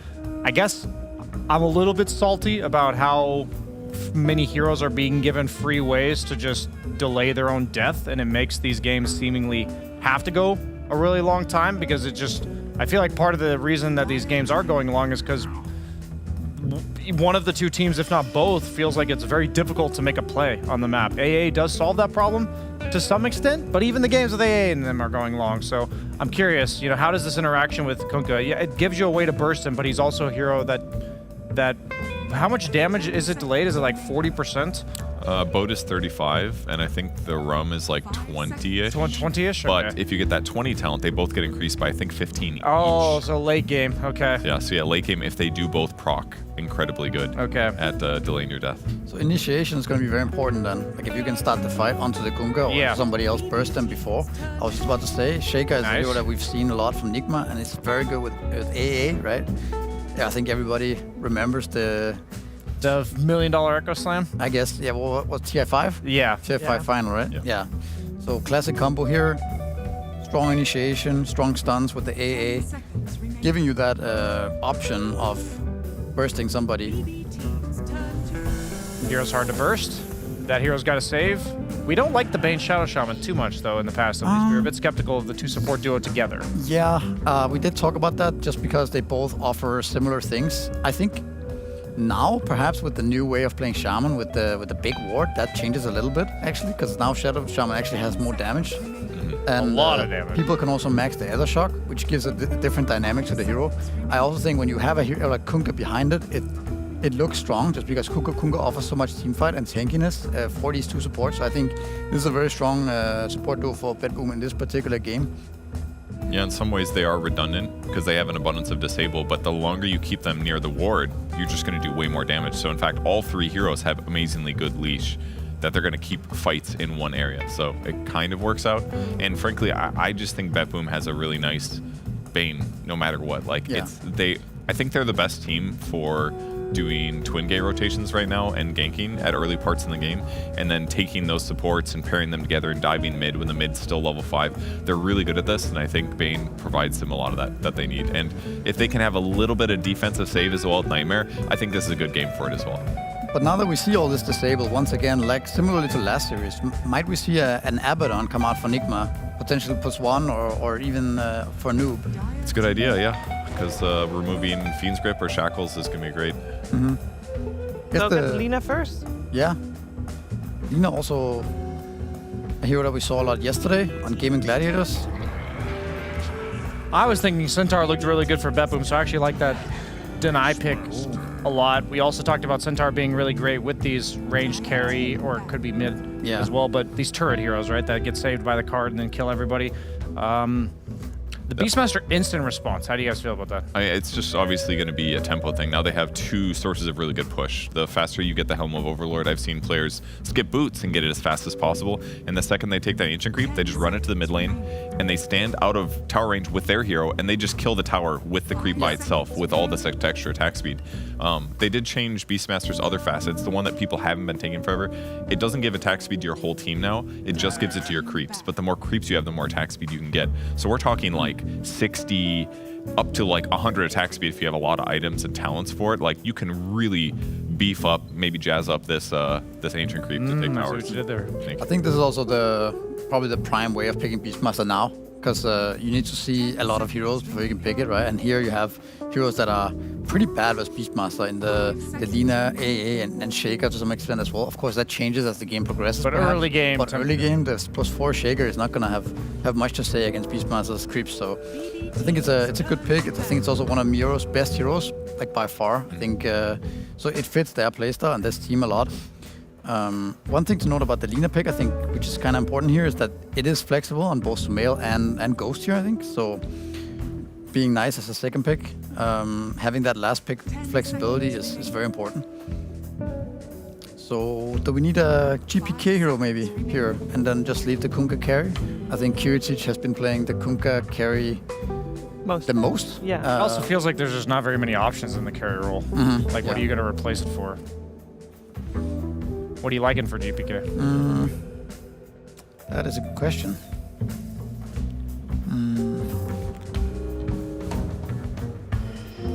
Like, what do they lack? It's probably likely he's going to be playing against the Lina mid, because I think you're going to pick something to counter the Beastmaster lane a little bit more than Lina would. Yeah. And AA Lina seems very fragile as a lane, especially into something like Beastmaster that's very snowbally.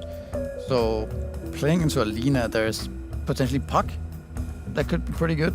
You might lose the lane, but at least it's a pretty good puck game. It's only the Shaker that you're really worried about, and it sets up nicely for rotations for your own team. I feel like they have a bunch of options that aren't necessarily ideal, but are fine. Like they could pick Pango, they could pick Ember Spirit. Like there's still a lot of heroes left. Void Spirit maybe is something we've seen. Like, he's got lots of jump options. They already have so many stuns for the rest of the team as well, so he can kind of pick what he feels like, I think. It's nice if he has some consistent damage, right? Throughout the fight. Okay. So that they have a abundance of damage, so they don't run out of it against heroes like Centaur at the potentially last pick carry. It could be like a Spirit Vessel buyer, maybe. I wouldn't mind the Void Spirit here. They ban anti-mage, is that a Dusa? Oh, okay. Okay.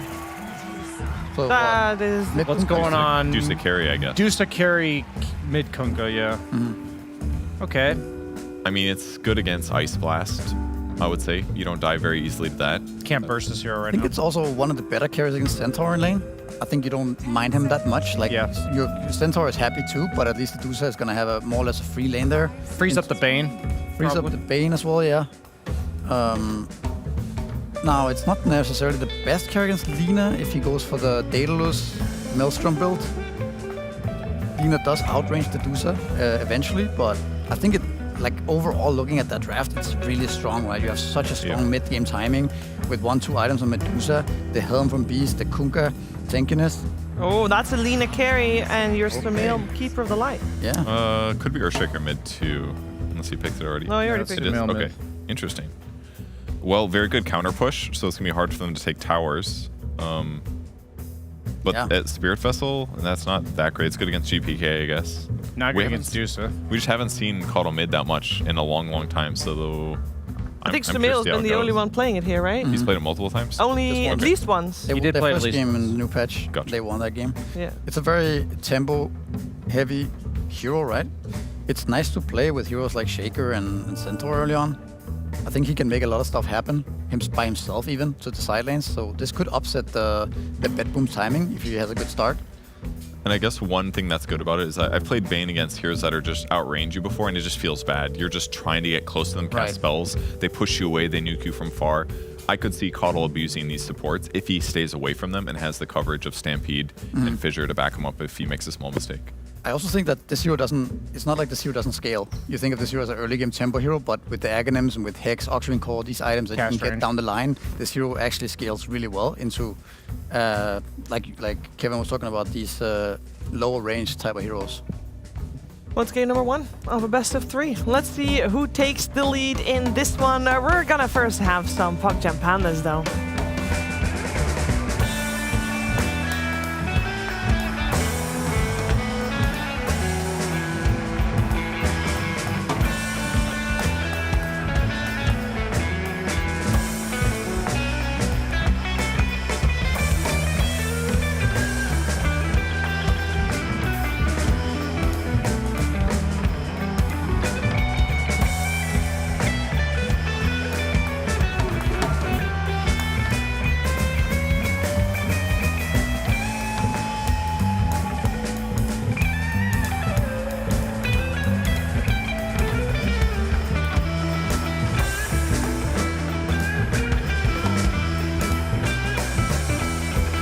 A new series is upon us.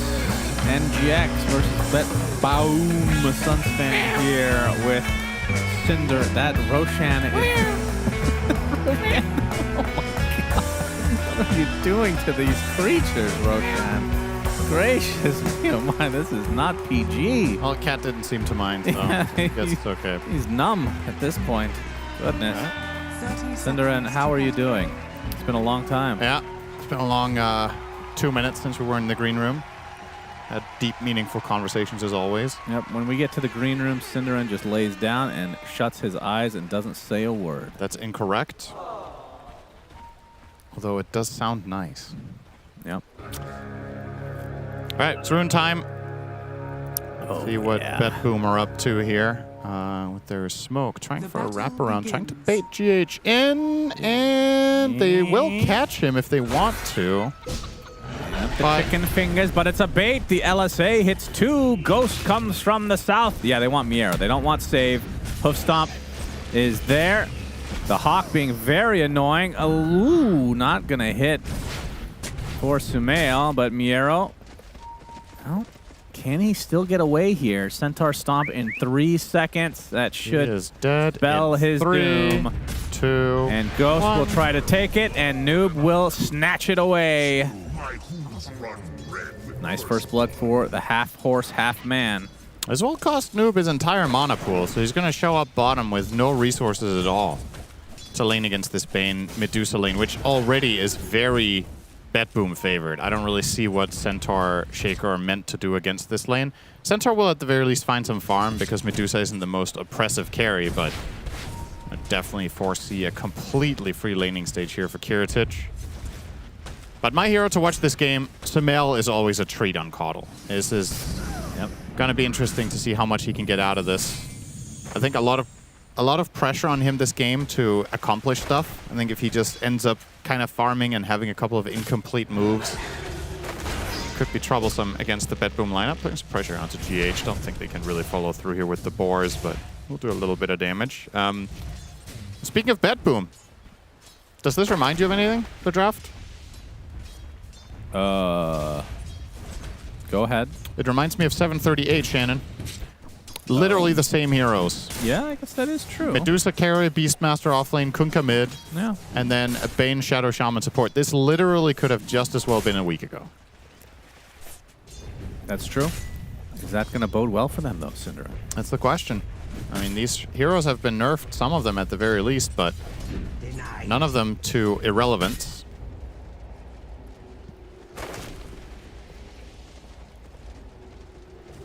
Sumail early on in that mid lane, 8 and 2 versus the Kunkka 12 and 6, so a lot more denies going the way of GPK. Went for the Solar Bind facet, by the way. I know a lot of people have been watching Caudle go for the return, or the recall, I should say, on the supports. But for the mid, Solar Bind. Yeah, it's mandatory. Try to get mandatory.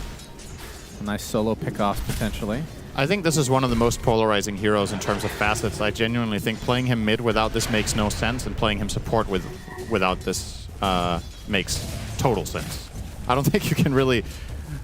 I mean, surely Solar Bind is good on support. It's just that recall is better. Yeah. Right?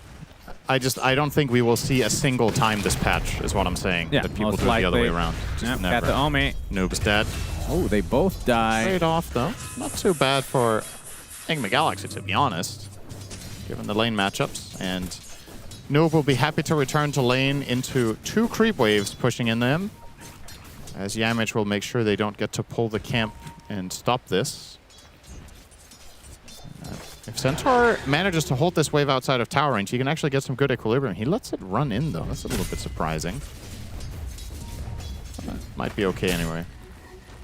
Next wave has been pulled by Katomi, though. Yeah, I look forward to every game now, Cinder, because we've been seeing it. You have to hold that thought. It's a very important one. Shackle onto Ghost. Cold Feet will activate, but Miero can take an LSA. I think they should be able to chase down Ghost. A big kill. They'll get both. For Bet Boom. GH. That Hawk is quite annoying to deal with. Double kill for Miero, and this lane just got way more difficult. Beastmaster is insane when he's ahead in a fight in lanes. Probably, if I had to pick the single strongest offlaner in all of Dota, if you get off to on the right foot in the fight, because you just keep having infinite change potential between your Boar and Hawks, and you do tons of damage. You're very tanky. You pair him with the Shadow Shaman for some extra lockdown, and there you go. Recipe for a 1 lane. And Miero with the double is now going to be even stronger. Oh, they're going to get a nice damage output onto Yamich. You had a thought you wanted to share. Yeah. Keep looking forward to games because... No, I didn't say that. That roughly. Every time there's a Centaur, I look for, is it a good cart game, Sinner? And it is. It truly, truly is. Yeah, good with Lina. Lina, one of the best. No doubt about it. Well, they'll stomp onto the Bane. Kataomi in a bit of trouble. Blocked off by Yamich as well. Radiant's bottom tower Early 1K lead for BetBoom. I should say this game for Caudle. Caudle is a very straightforward hero to counter in terms of what you think he's going to do. He will push out the mid lane and he will go and farm the side camp, and Save, well aware of that fact, is already over here stealing and blocking the camp. So nice job from him there on the Shaman. And I was going to mention this Keeper of the Light last pick. Not only is there a lot of pressure on Sumail to get stuff done. Oh, hang on, Mira. We'll get out. You're also playing against X-Mark, which I think is one of the better counters to Caudle, actually. Has very long range, and Caudle does not like to be displaced. He's very much about free movement in the fights. Oh, the Shackle is going to set Miero up again. Ghosto gets the Dragon Slave off. They will trade lives, but Miero gets the better of the exchange because of the XP. GH will be very happy to be level 4, though. Yep, screw the carry.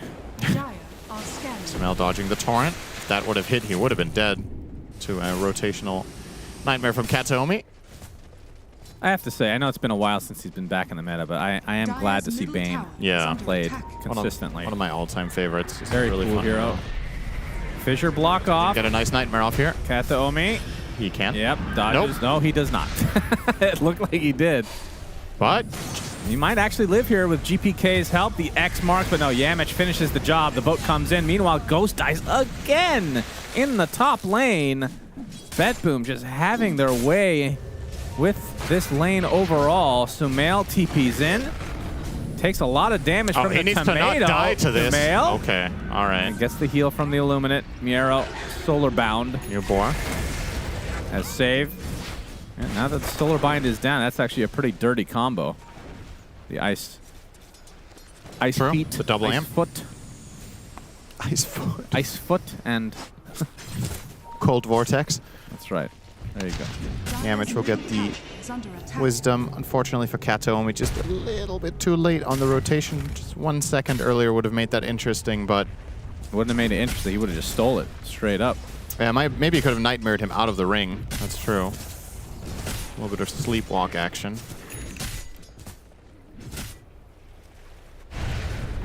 Just keep hounding this top lane. Miero is so strong with the buffed Helm of the Dominator. Oh, yeah.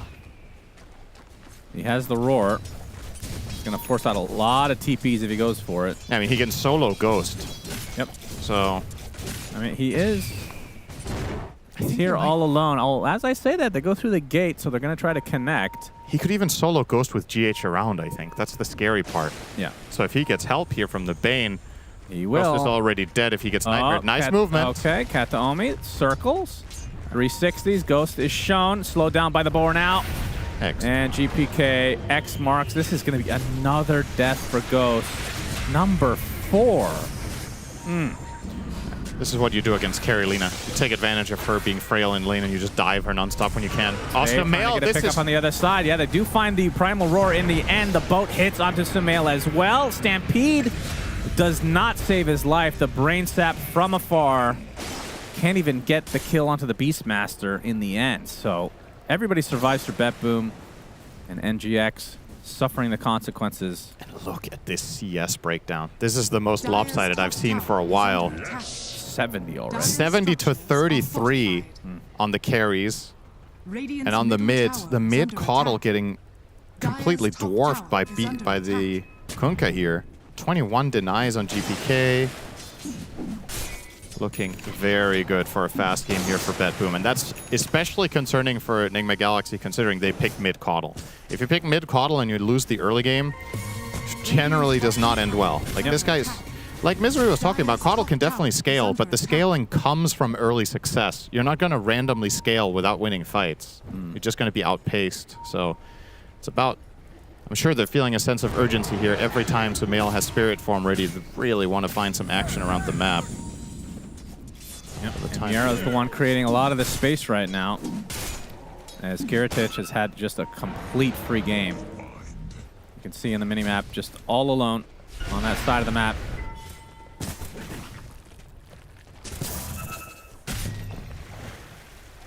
Noob is decently farmed, has the Vanguard, pretty close to Blink as well. Yeah, interesting. And with that, they're going to really have to get value out of this pretty much right away. Kataomi though, oh boy. Nightmare setup, no grip yet. But more TPs coming. And that is not great. They stacked their spells. Now maybe he can find a Stampede. He's dead. No. He is dead. Not quite. Yeah. Ghost, gonna try to turn this around to Miero. That is a much needed kill for NGX. He really needs that. Ghost's first kill of the game. So I was looking at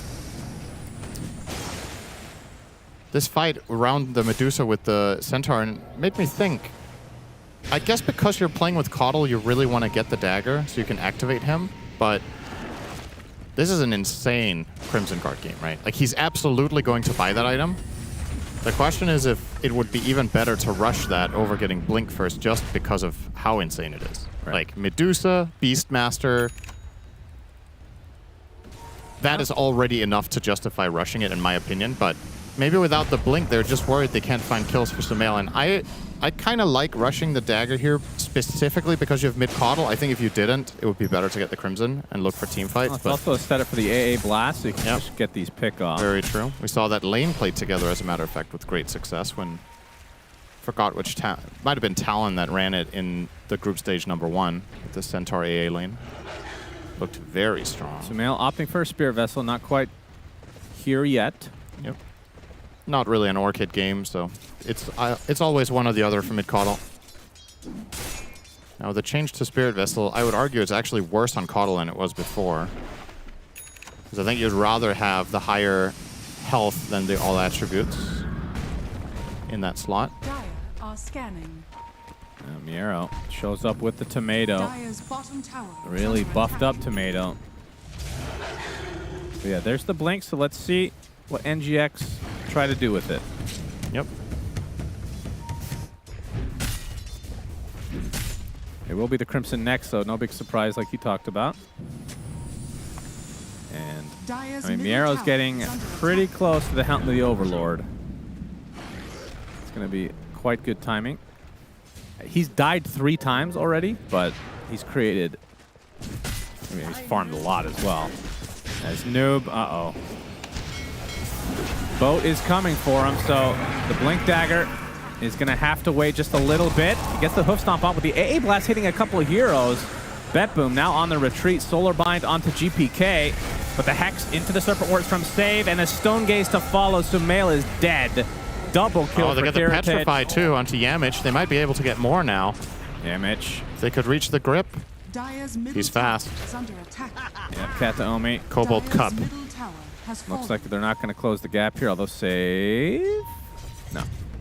Either way, 2 kills again for BetBoom, and already we're looking at a 5K lead. This is looking like struggle city for NGX, and now that Miero has made his way over here, will likely just push this tier 1. Cool to see Shadow Shaman go for the chicken fingers as well. We see a decent variety on the facets on this hero. Yep, sometimes the big ward, sometimes gets hexed. Fissure is coming. It's not going to help though. And this is really good timing. They can steal this Wisdom Shrine as well at 14. Yeah, and that's desperately needed for Enigma Galaxy. This is a Shaker, level 5, not even close to Blink. Yamage 2-0 and 0. In spite of that, has pretty much nothing to show for it. Finally gets the 6 Doesn't now. look like they're going to stick around too much. It's Kataomi. Nightmare Fight has the grip, as he talked about. Miero's going to show up as well. Noob doesn't have anything to work with. Big kill onto Sumail again. Now this is 3rd death, 0 and 3 start. This is looking really bad. Yeah, now they have Helm of the Overlord, so Triceratops at the ready. This is such a strong lead for a Beastmaster Medusa lineup. Keep in mind, you don't even... I haven't talked about this too much. Enigma Galaxy don't have a good hero against Medusa either. So yeah, true. They eventually have to deal with that problem as well. It's one of the better carries against AA. It's one of the better carries against mid-Caudle in the Lina.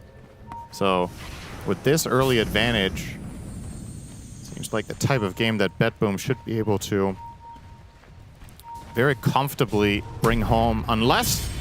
Yeah, they need this desperately. Hoof Stomp into the Echo Slam. That will be enough. A huge kill for NGX. Meanwhile, the Triceratops survives, of course, as Sumail stuck inside the Serpent Wards again, so it's still going to cost them 2, and maybe even a 3rd. Hoof Stomp, the only spell left for Noob. Won't even get to use it. So they do find Miero, which was their prized possession. That's costing them 3 every time, it feels like. Kiritich, of course, untouched at this point, along with GPK, together 5-0. Yeah. I mean, one problem at a time, right? Enigma Galaxy have to first try to bring themselves into the game, and then they can try to deal with Medusa after. She's starting to brute force fights into her. You don't really have the damage, so better off trying to kill the other heroes. But your lineup, just not the fastest.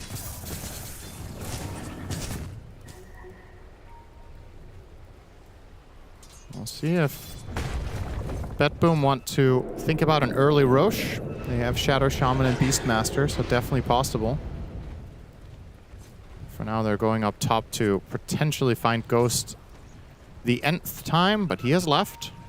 And Yamich will make the same read that this rotation is coming. So they're both going to back off, and this will not bear fruit, but perhaps for BetBoom, they will get some aggressive vision out. That is exactly going to be the case. I think Save wants to place this in as deep as possible so that they can play aggressively with their Beast. They're all the way over there to see the top right jungle. And this is worst case scenario for Caudle, right? You're playing defense. Yep. As mid-Caudle, minute 15. This is where your hero is meant to be 7-0, and you're 0-4. So 7-0, huh? Yeah. Meant to be. Yes. I say that because I've seen Sumail play this hero quite a bit over the years, and he has a tendency to go 7-0. You know what? Whatever. give me your number then. 5-1. Okay. Yeah. You're meant to be 5-1, ladies and gentlemen.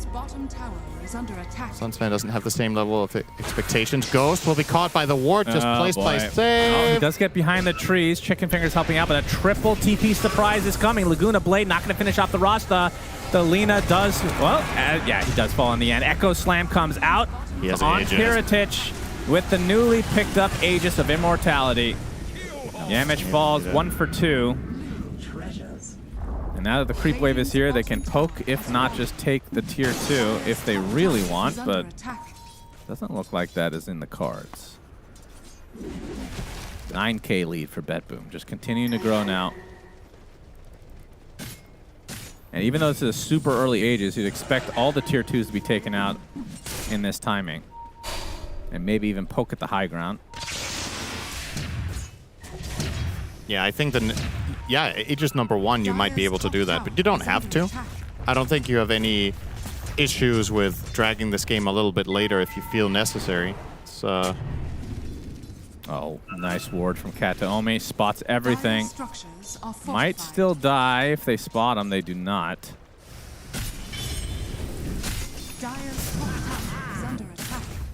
So it will be a free tier 2 top. Dire's top tower has fallen.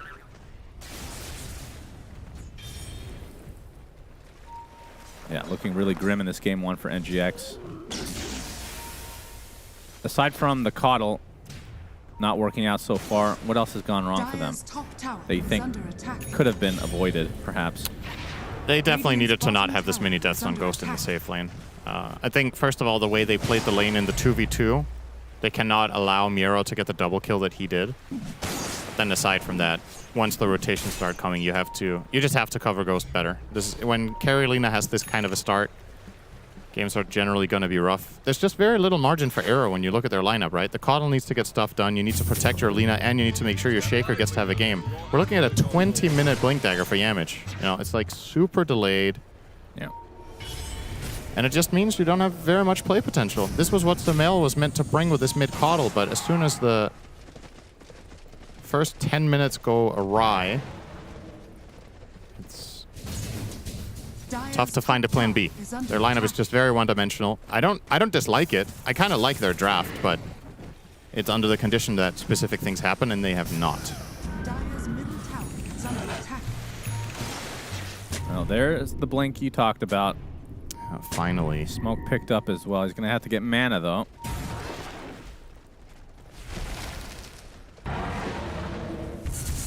Ghost will show on the wave. Smart. X to start. Torrent connects. Tidebringer as well. He's already at half HP. The boat's coming. It does not hit him thanks to the Stampede, but the grip onto the AA instantly canceled by Noob, and the Bane dies first. A good start for NGX. Zone Gaze comes out, though, as Noob can't pursue GPK any further. And now a Butterfly online for Kiritich. Going to add insult to injury. As GPK can't really participate in this fight any longer. We'll have to Yules to stay alive.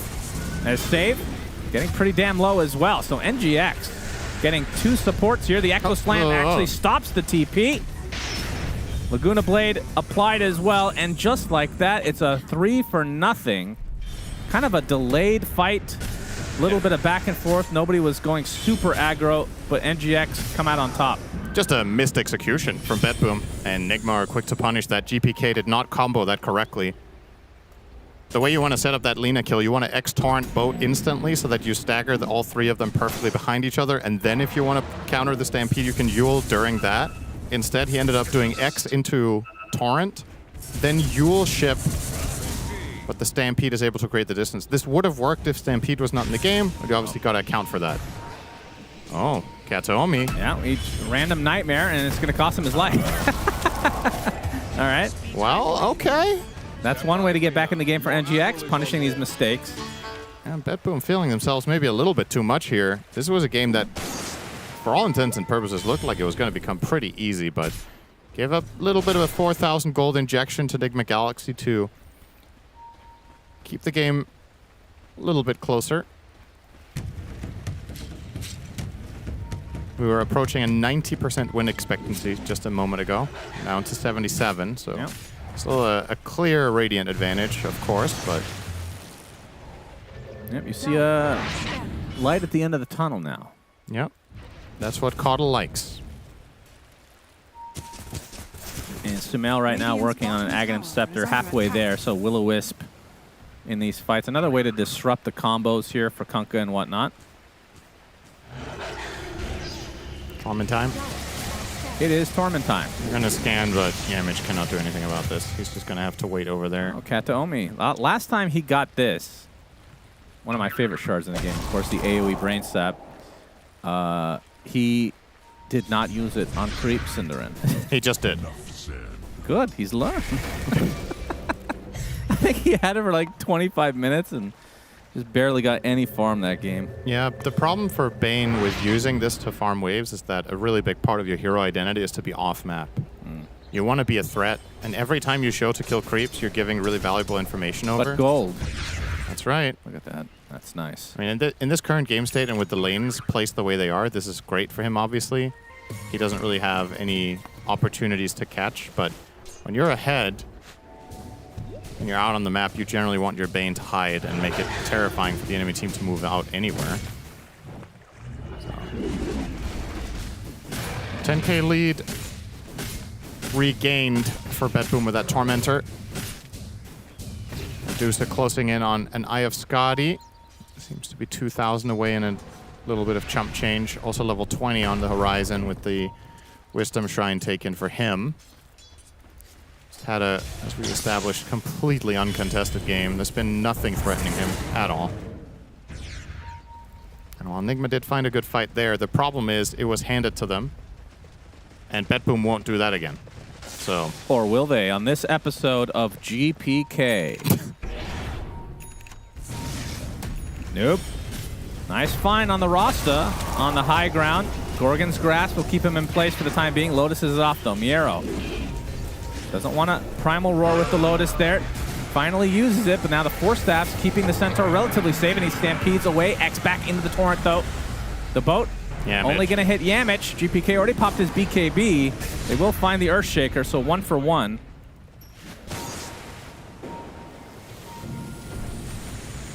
And it looks like that'll break things up. We're sailing now. Next objectives on the horizon. Roche may respawn in 15 seconds. Imagine Bedboom will be eager to scout that out. But obviously just put a boar in the pit. Get some information. We'll see when the actual respawn timer will be. It will be in about a minute and a half.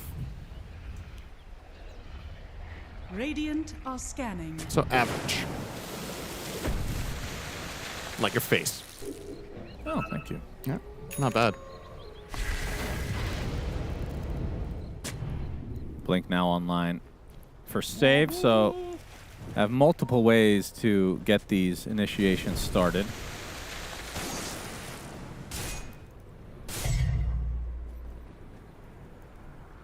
It's GH in a very precarious spot here, but GPK goes to the north, so Katomi won't find him. And now that he has that shard on Bane, he's got his sights set on some big ticket items, Cinderman. Aghanim's Scepter. Absolutely. Now, against an Earthshaker could be a bit iffy. It's hard to stun all three. Provides more echo. Yeah, they're not that close together. As long as but as long as his allies aren't grouped up by Bane. Yeah. I suppose. It's like the type of situations that you use the Fiend script, echo will generally not matter for that interaction. Could happen if you're unlucky and see the right moment of opportunity, but speaking of moment of opportunity, Skadi completed for Kiritich, and he says, guys, I would like to fight because I am the strongest hero on the map by a factor of 2.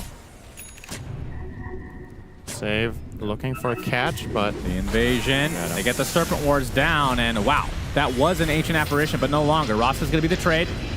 Noob with the Lotus gets off the Stampede, and the Force Staff is actually fine. The Crimson Guard providing a lot of damage mitigation as well.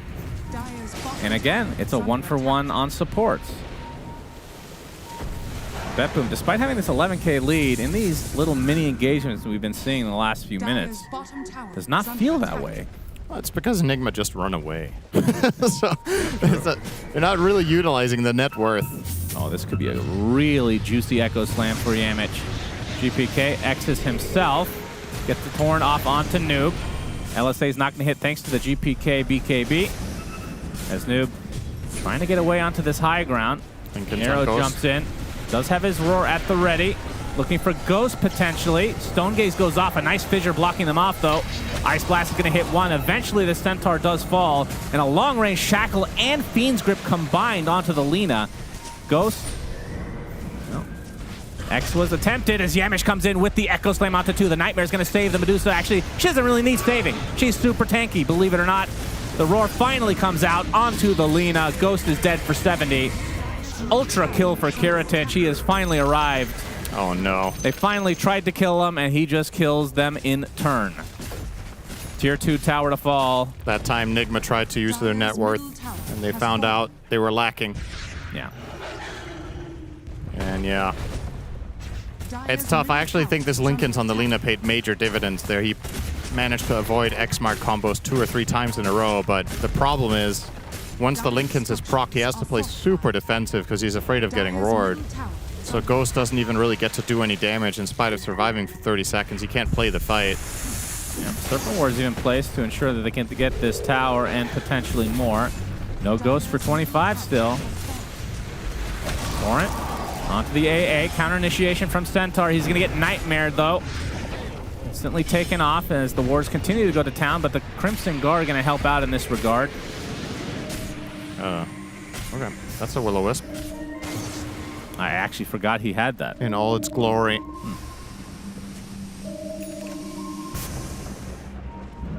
It really looks like a spell that you would think heals.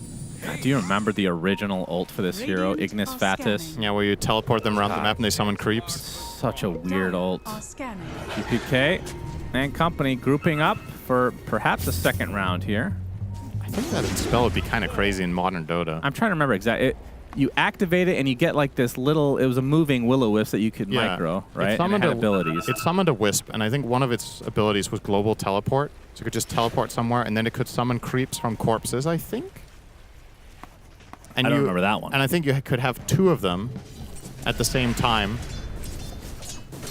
just pushing out lanes. And now it's an inanimate object. Kiritich shows up, cancels the blink onto the Centaur, has the Stone Gaze ready. Gets the Gorgon's Grasp onto Noob. This really feels like a game that GPK should buy his shard in, to be honest. I think there's been multiple opportunities. Yeah, that is true. Oh, the Nightmare. Tidal Wave. Nightmare onto Ghost taken off, though. Another fissure block off. Oh, he's getting pulled to the high ground, guys. Okay. GH stuck. He doesn't force that, Freddy, but... That is so funny the way that that works. Apparently when you sleepwalk, you just can go up cliffs. Yeah. All right, Roche makes his way back to bottom now. Amplify damage rune. Available. Oh boy. I love the blink on Kiritich here. NGX, they're gonna smoke up. Once they see this DD, will they continue? They're gonna potentially have to defend Roche. I feel like there's no way to come back in this game if you just give this up. Will-O-Wisp already activated. This one with no abilities, of course. No global teleportation this time. Ends up being kind of wasted, and they're going to continue on into the pit. Yamich looking for a good opening on the Echo Slam. Gets off the fissure to start. Laguna Blade from above. GPK is going to brush it off as Kiritich does get the Roche kill and the Aegis. So NGX not able to get into the pit. Not able to kill GPK here.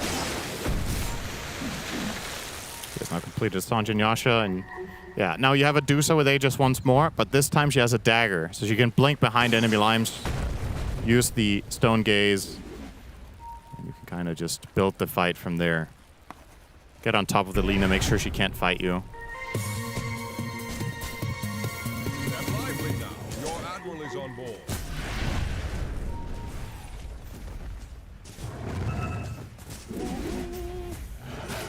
All right, with this Aegis, you would expect BetBoom to fully commit onto the high ground at some point.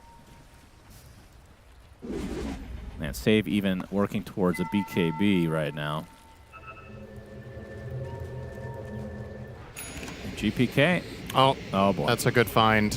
And he knows he's alone. Nightmare into grip. TP is coming on the tier 2. AA Blast does come out onto the Bane, who will glimmer. And now the rest of the reinforcements arrive. Noob is food. Horse for dinner.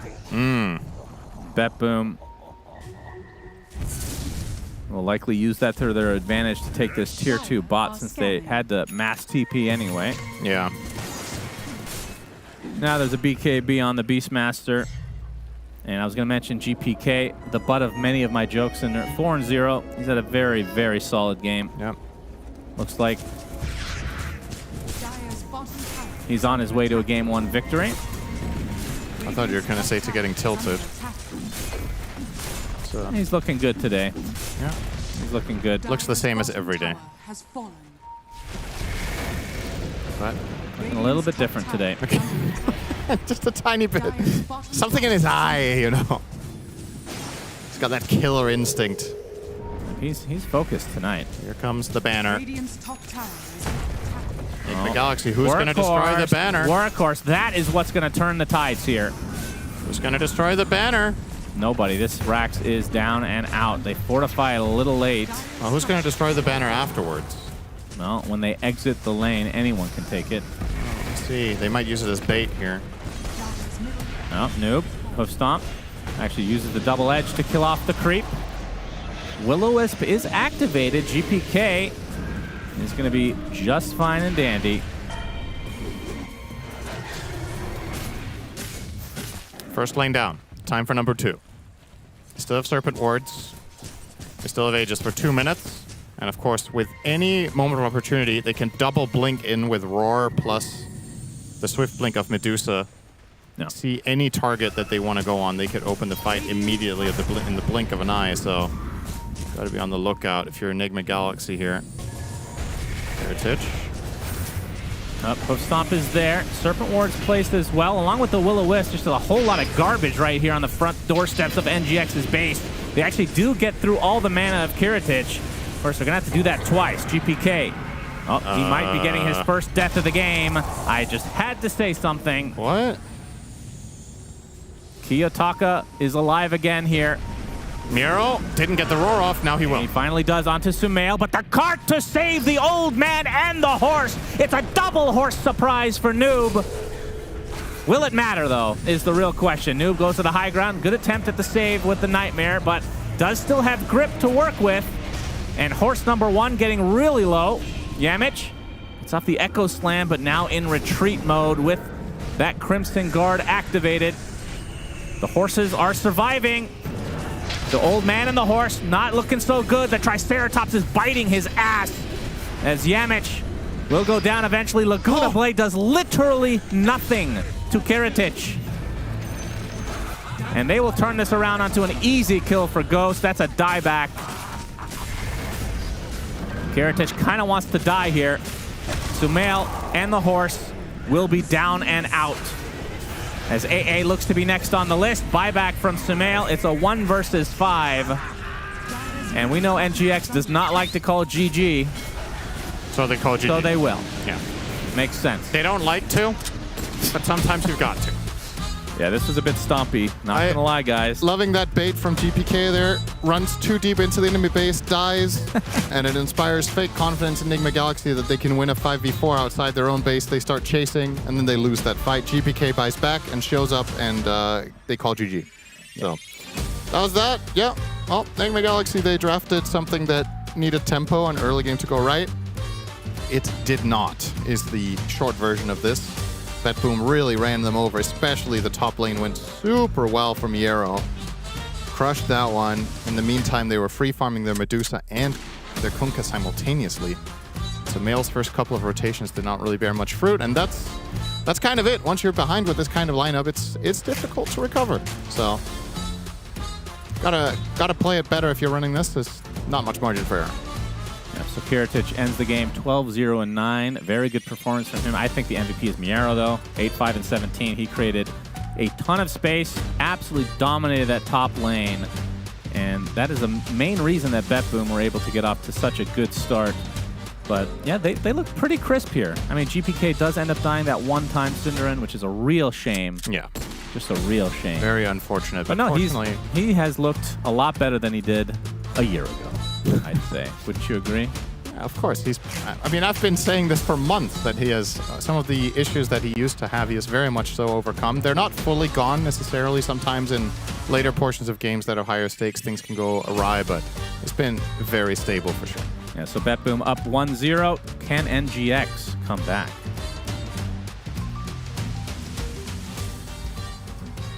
Well, it looks like we're out of drinks. Maybe there's like a weird old man riding a horse here that would buy us one. You think? You know, the creepy coddle? Yeah. Yeah. I don't know. I haven't seen him around.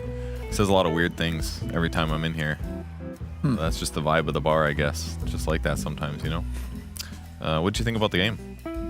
I think the coddle last pick was questionable. I think, like we talked about in the draft, the fact that you see the Beastmaster and still choose to put the Lina carry was a big oversight, in my opinion. Maybe they didn't think about it or didn't think it would go that bad, the lane. But I also think the coddle was not really the pick for me. It doesn't really make much sense in that game. He doesn't really beat Kunkka. He doesn't do much damage to Medusa. I feel like that's not really the kind of hero that they needed. What do you think? Yeah, I see where you're going with that. Yeah, Spirit Vessel is not good against Medusa. You're not going to right-click. I think, thinking about it more after we complained about it, I think they were really focused on maybe winning side lanes and also counter-pushing. Because that was something we were scared at during the draft. It's like they've got Beastmaster, they've got Shadow Shaman, they've got Medusa, they've got great tower hitters. So being able to clear creep waves and at least keep people off the tower could be helpful. A little AoE against Beastmaster is not bad either. Clear out some of the boars and stuff. So maybe that's what they're thinking. Kind of. They picked it pretty fast. Almost like they knew they wanted the coddle. I think they would have benefited from taking a little bit more time. It felt like they had counter push already, in the fact that you have a Shaker AA, you know, it's very hard to push into this. I mean, maybe you're going to get some tier 1s, tier 2s, but breaking high ground against Lina, Shaker AA is not really going to happen. I think you also see when they last pick Medusa, I think you see the mid Kunkka. You can put the Lina there very easily. The question then becomes, what do you last pick, right? I guess the Beast, because the Gyro is going to be banned and Bristol's probably banned. Like, maybe there's not that obvious of a carry that you can pick that beats Medusa. Then you have to pick something like, I don't know, some offlane style type of hero. I don't know, like Tide on the carrier or something like that, right? That doesn't care about beasts, perhaps. And then the Lina is the true carry, but I don't know if they like this type of... They're probably not even in that thought realm. I mean, Lina had a lot of success at the start of the patch, despite, I think the first like 2 or 3 times we saw her, she looked amazing. But we've seen her get stomped in the safe lane a couple times now. This we had it happen last night as well, where the Lina just got dove like 4 times in the lane. What was the 5? Do you remember that? I can't, unfortunately. Because the games where I've seen it was Mikoto playing Lina, and then it was when Melody was playing like Treant and Watson was playing Lina. I think that game went well. Yeah, I think you have to accommodate Lina's weaknesses, right? That's why AA Lina is very weak, right? Because if Lina gets jumped, AA can't do anything, right? And even if you get return kill like they did, it's just an AA. It doesn't transfer into anything really important. It doesn't change the lane outcome, right? Yeah, I suppose so. You need that melee beef. That you need a stun sometimes, stop them from running at her. AA's disable is just not enough to make that adequate, I guess. But I'm happy to see new heroes at least being tried a little bit, and it's cool to see them like see success, then get figured out, and now maybe we'll see Lina get phased out. At least not as an early pick. Maybe it'll be like a mid pick or a last second lane winner like she used to be. I think also just in general, the BetBoom draft was very strong. Maybe you gave them a bit too good heroes. Maybe the first phase bans were a little bit too gimmicky with Undying in there, DP, and I don't know. There's like Kunkka. The Bane also is a problem, I think, for them. The last pick Medusa carry in a very free Medusa game. So I think it was just a very hard game for Nigma, especially after the laning phase went like this. Yeah, it did seem a little rough, the transition. It just felt like the fights were difficult to break through. They did a good job keeping like Centaur in the front. He took a bunch of the damage. They put heals on him. That was another cool thing about the Medusa, healing the front laners. What if you did try lane safe lane that game? You know, now I remember, my favorite program's on. I'm going to turn this up all the way inside this jazz club while they're playing music behind me here. Game 1 of Nigma versus BetBoom has just concluded as we have a convincing victory coming out from the Bet Boom squad. We have some highlights for you, recapping just in case you might have missed it, because this game was shorter than average. We've been looking at about 70-minute, maybe 69-minute average games here at Dream League Season 26, but this game was swift and brutal on the side of Bet Boom squad. As you see in the early game, at the 12.5-minute mark, already up by 3K net worth lead.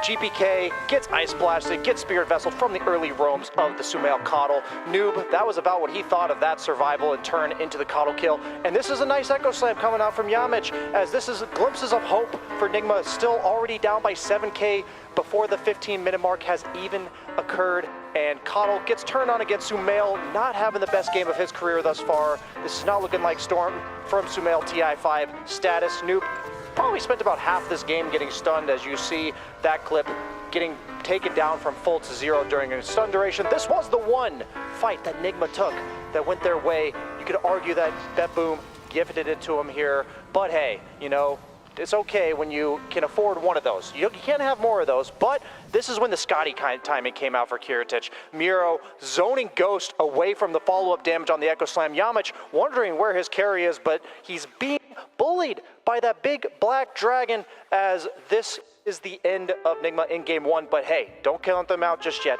because all of their games have gone to 3 games, and they've only won the series where they lost game 1. So we'll just have to see if Nigma can keep that trend going as we continue forward in this best of 3 series between Bet Boom and Nigma. Signing out, Brad G, 96.9 Evening Esports Report.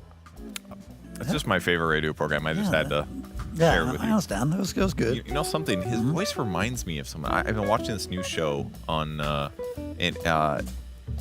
what's it called? Cannibal Island Season 2. He reminds me so much of the villain, actually. Very similar voices. Now that you mention it, I can see it. I can see it. Yeah, it's just very easy to hear that voice in my head. It's like there's...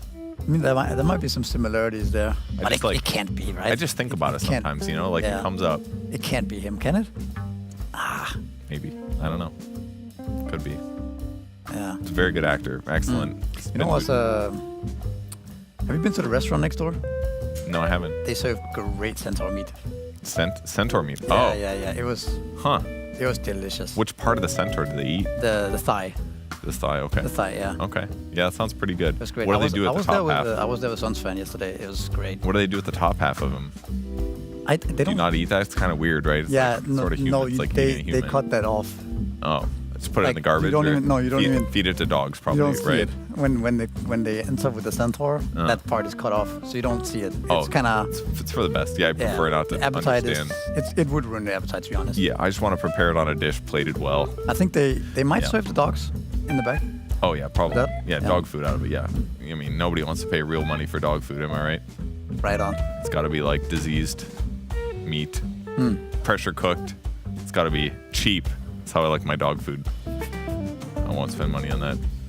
Yeah, but you should try it. The centaur, yeah, or the dog food. Yeah. I'll eat both, honestly. Dog food doesn't taste ate good. a whole leg. Really? Yeah. He went ham. He does go a little crazy on that. Yeah, I can see that.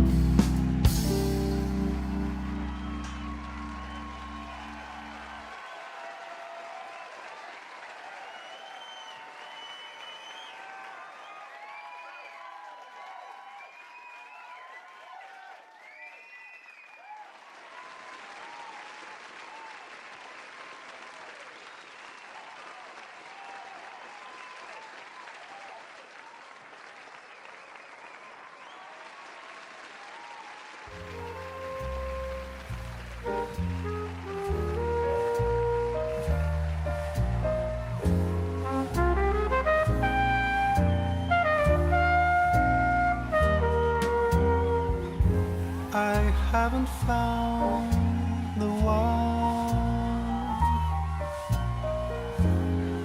I never knew what others do. I hope and yet again. What do I know then? I believe it's all meant to be. All my dreams are so out of reach. I fool around, but we never know. I fell in love, but a long time ago.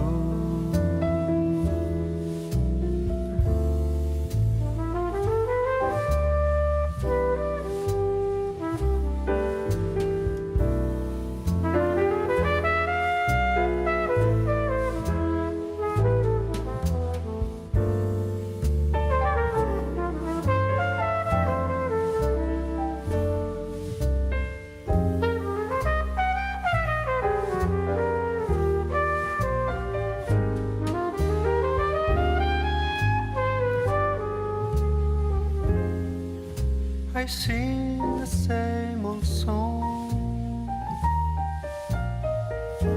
been going on for far too long. I hope and yet again. What do I know then? I believe we're all meant to be. All my dreams are so out of reach. I fool around, but we never know. I fell in love, but a long time ago.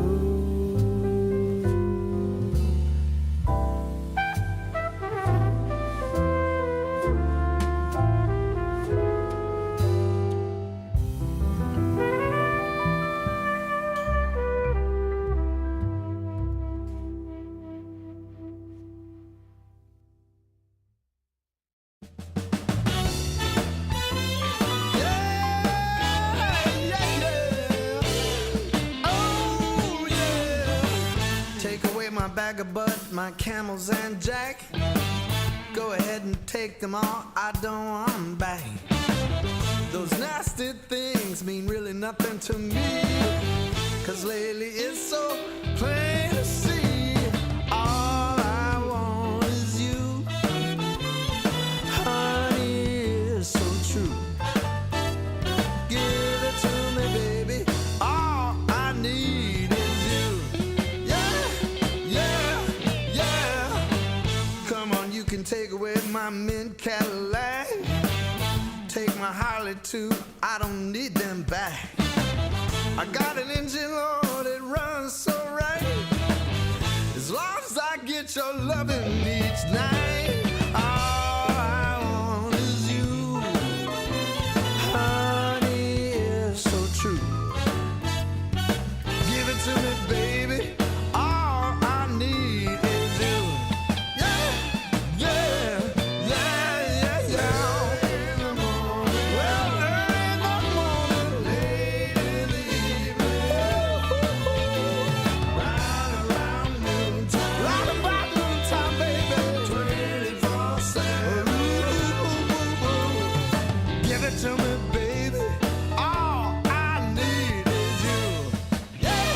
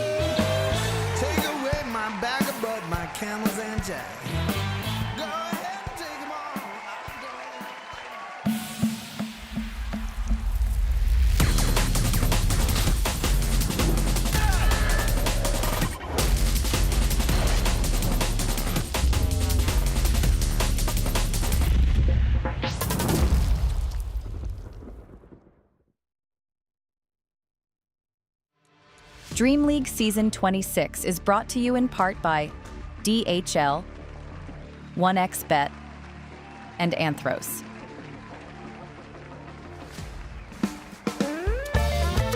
You're watching DreamLeague Season 26. We're in the middle of our second series of the day. Enigma Galaxy and BetBoom going head-to-head with BetBoom taking game number 1. They did almost throw it a little bit, but at the end of the day, they still are able to make it through, and I kind of think we all are in agreement that it was somewhat of a drafting issue on the side of Enigma Galaxy, so Misery should be easy to recover from that.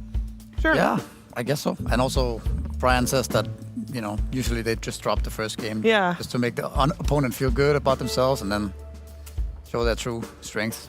Lure them into a false sense of security, Misery. Exactly, You understand? Yeah, that's definitely a chosen strategy that the teams go for here. Well, this game, they chose the Omni Knight to start. It's something Miero's been playing.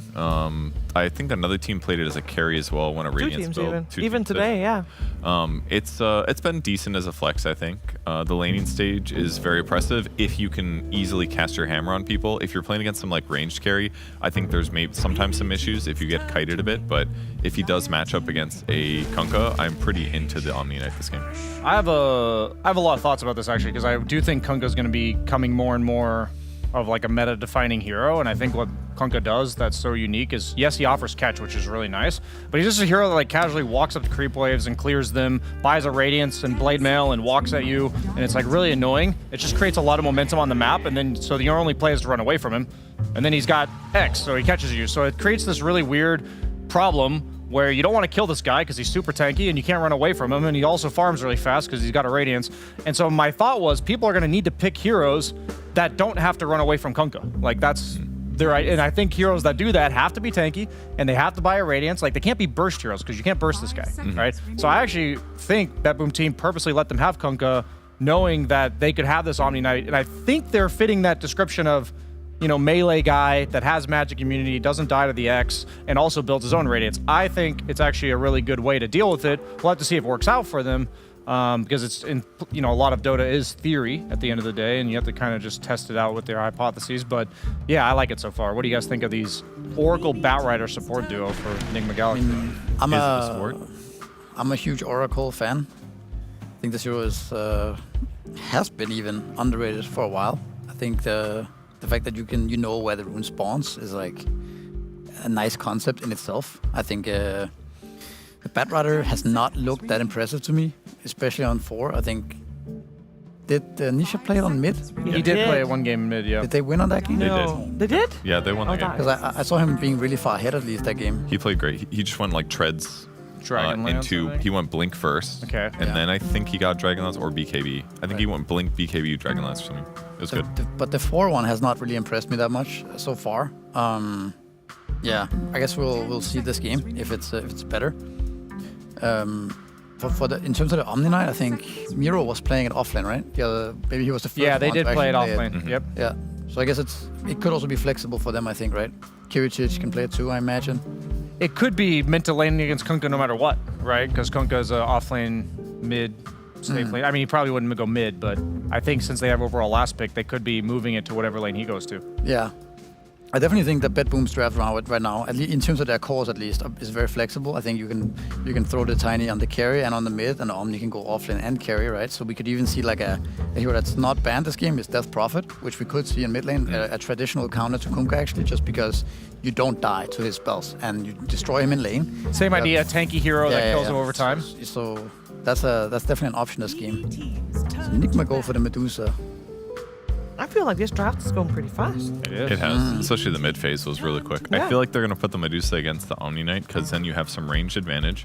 You could potentially get the unslowable facet so that you don't have to worry about getting ran down on him as much, because keep in mind he does have the degen aura innate. It's like a 10% slow, I think, at level 1. At level 6, it gets better every ulti point. Yeah. So that could be a kiteable problem. And if he does go for last hits, much easier to snake bounce. He actually doesn't have that many ways to nuke from range. It's basically just purify. So maybe there's a potential of outlaning him a bit there. Isn't there anti-synergy? I'm not actually 100% sure about this, but Oracle's W gives you 100% magic resistance. Yes. And that doesn't work on Dusa, right? Yes, because the damage, damage you take is damage block. The mana shield functions like damage block. It's before any resistances are taken into account. Okay, so yeah, the W on Oracle doesn't do anything for Medusa, so I think that's... Until she loses her mana. Until she's out of mana. That's true. Then it's good. So I guess that's a bit strange. Also, it doesn't amp your mana gain, right? It just amps your healing regen when you're Oracle ulted, right? Yes, correct. I think so. Yeah, it would So- double the heal that you get while... Okay, I guess I'm really confused by this Medusa pick. Maybe there's something I'm overlooking, but it seems like the literal only hero in the game that Oracle doesn't. That's probably true. I think it's probably not something that they thought about that much. More so that this is a good Dusa game on paper. Let's go with Dusa. We just lost to it. I think that's maybe they didn't think too hard about the synergy with Oracle as And much. this way, you never have to ulti that guy. You can ulti somebody else instead. True. Yeah. Well said. It definitely doesn't mean that Oracle will be useless. Because you're not Ice Blast comboing a Medusa. Like that, it's not good for them to do it in the first place. You're not amping the damage she takes by Ice Vortex. Like that's going to go on some other core. Oracle saves that person. Sure, there's going to be some times where they go in the Deuce and they kill her, and Oracle can't really save her, which is going to be a problem. But you never know. It might work. I also don't know how it works in terms of, imagine Dusa's getting gone on. He's low mana. You ult him. He doesn't die. He snakes. Right? What happens then? Yeah, there's some weird I have interactions. no idea. You know. Well, and you can also gain mana while you're Ice Blasted, right? Yes, you can. So she's going to be regenning. It's effectively like being doomed on Deuce. Same thing. You can't heal, but she doesn't give a shit. So, like, who cares about Ice Blast? You don't really need the Oracle save until it's time, so... Does that mean she's pretty much immortal when she gets Oracle ulted? Because she doesn't take actual damage? She just...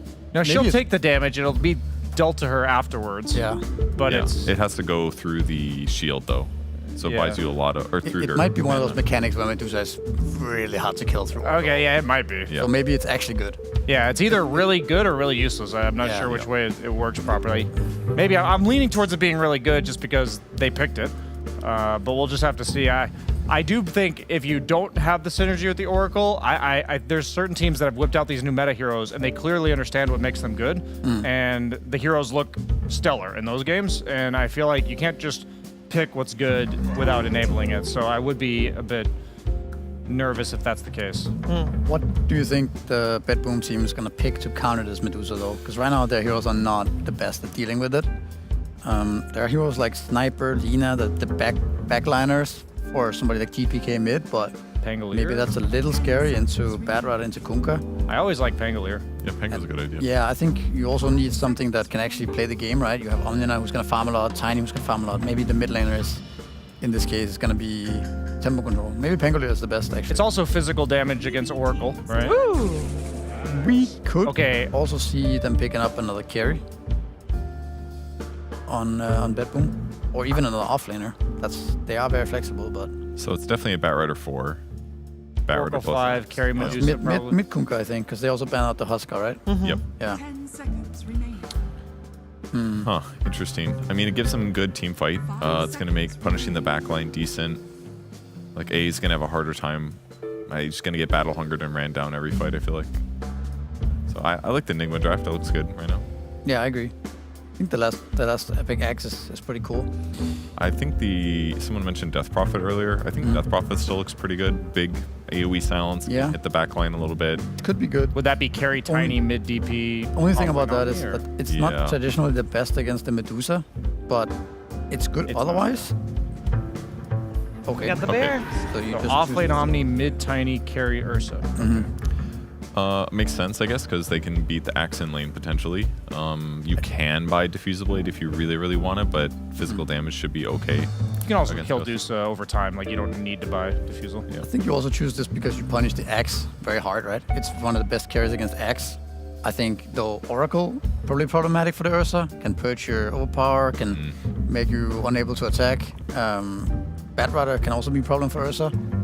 But is it dangerous in the laning stage though? Because I feel like Bat can't, other than Flame Break, he can't really stop you from killing him until he gets lasso. So I feel like the matchup against Bat can be good too. I mean, Ursa, I wouldn't think of as a super strong lane, but I do think Ursa gives them tools to kill Medusa on the map. Like, if they roam on her in the mid game, buys that early blink, gives them a way to burst Axe later as well. So I like Nigma's draft way better this game than game one, but I also feel like there's no synergy with the Oracle, so I'm a bit concerned about that. I like Nigma too, this game. I'm curious about how the Bat plays out, because that, like we talked about, has not looked good on 4. What do you guys think? I think if the Omni matchup was a little better, I'd feel better with BetBoom's squad, but I do like their lineup as a whole. They have some solutions. If they use Ice Blast, they're basically going to put a lot of heat into Smail this game.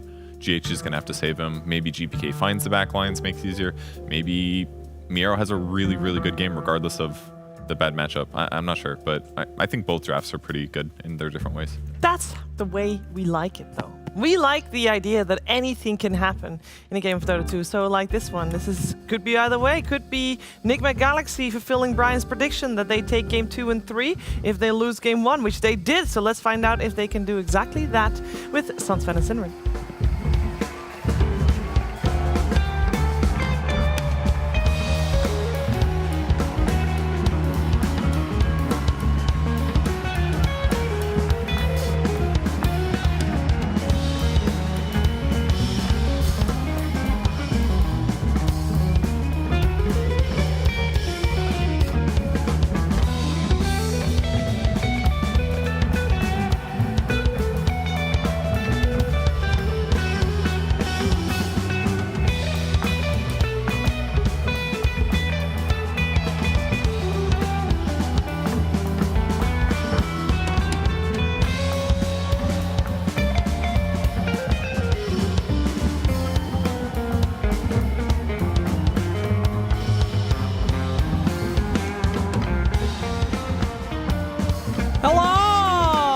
Everybody, welcome to game number 2 between BetBoom and NGX. We have a pause, so Sunsfan here with Cinder, and we can talk about anything that we want. Cinder, what's on your mind? I'm just happy you're quiet so I can listen to this banger.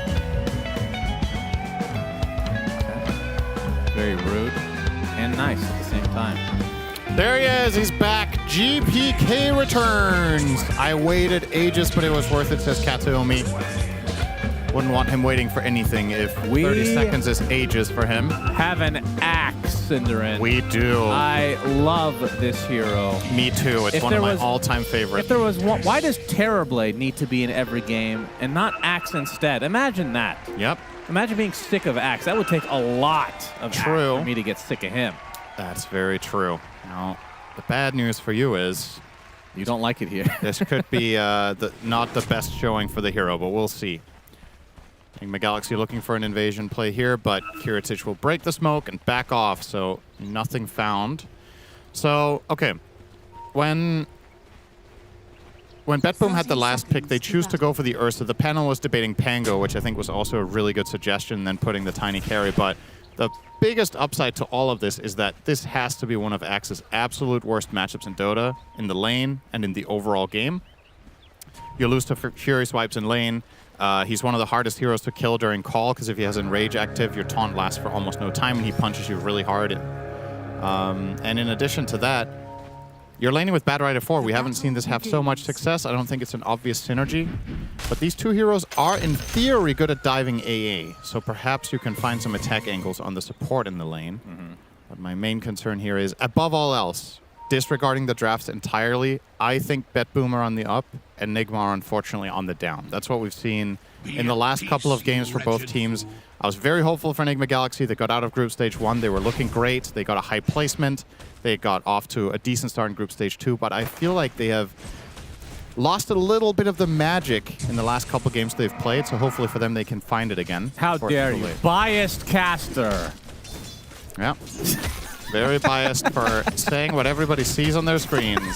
It doesn't need to be logical. You're still biased. You know? Because? I'm just kidding. I'm just making fun of people. No, but other people. Here's the thing. People will think that is biased. Yeah, true. So the funny okay, not to get off on a Kataomi will actually burn down. Yeah, told you this axe is insane. Yamich gets first blood on the position for Batrider, so good start for NGX, as we all knew they would have gotten off to a good start, except for this biased co-caster of mine. Right. I would actually appreciate if this did not become a thing, that I just get accused of that as the new thing. So, just call me biased all the time. Yeah, just all right. We'll stick with the medium shirts then. I guess. That's better. I'll take that. I'll take that over actual accusations. No, I think the funny thing about that is, people probably won't even believe me. I feel like I'm the one person that will just straight up say what, it's on my mind. I think casters in general are less biased than literally everybody else. Like, seriously. As Big Flame damage Break. onto Kiritich. All right, and the Berserker's call onto Kiritich. He's going to turn this around onto the Batrider, though. Yamich is dead, but can Noob get the valuable kill? No, Yamich will from the grave. All right. This bottom lane is going way better than I expected in my biased prediction. Axe doing great against Ursa. Well, he's doing all right for himself. Batrider's doing real good. Yeah, that's the... I mean, getting any kill before minute 1 in a lane generally makes a very big difference. And now, as a result of this, Noob will actually show up with boots already. And he's half a level ahead of the Ursa. This is a matchup where you're just theoretically going to lose, but Axe can win in theory against almost anything if he's snowballing even slightly. Getting that 1 extra level, getting that 1 extra item. This hero very much is about,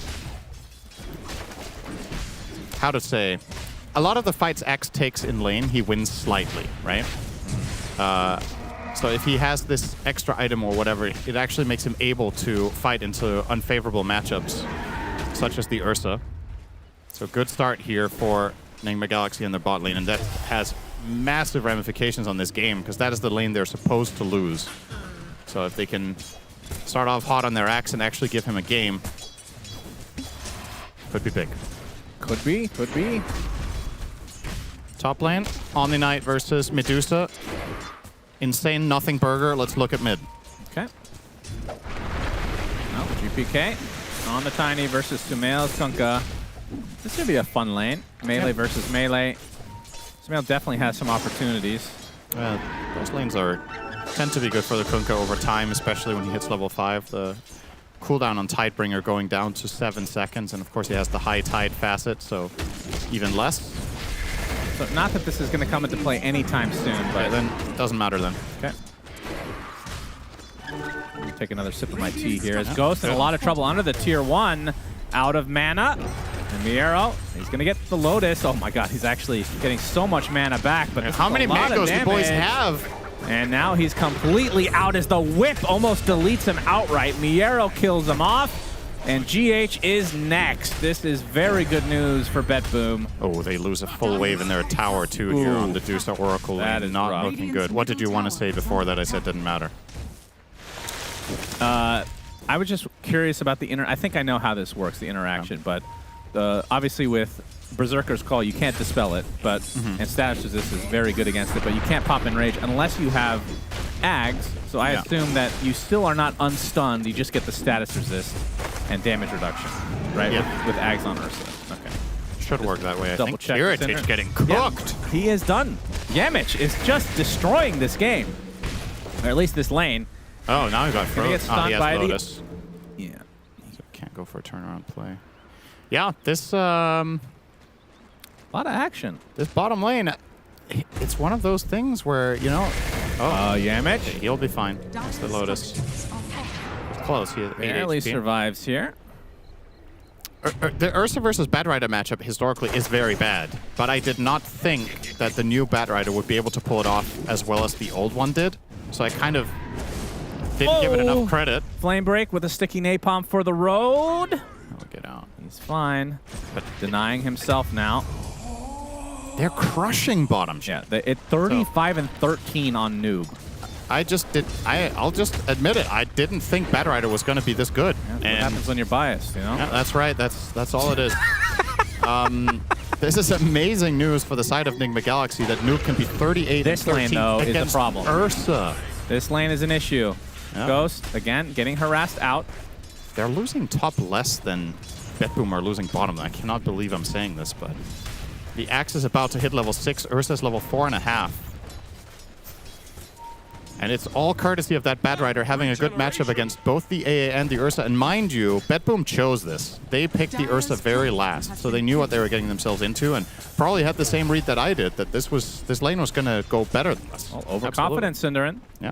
It'll get you in a pickle real quick. It's a slow and insidious killer, I've heard. Nope. Have you ever played Darkest Dungeon? You've already asked me this. Yeah, I know, but it was a Flame reference break. to that again. Noob.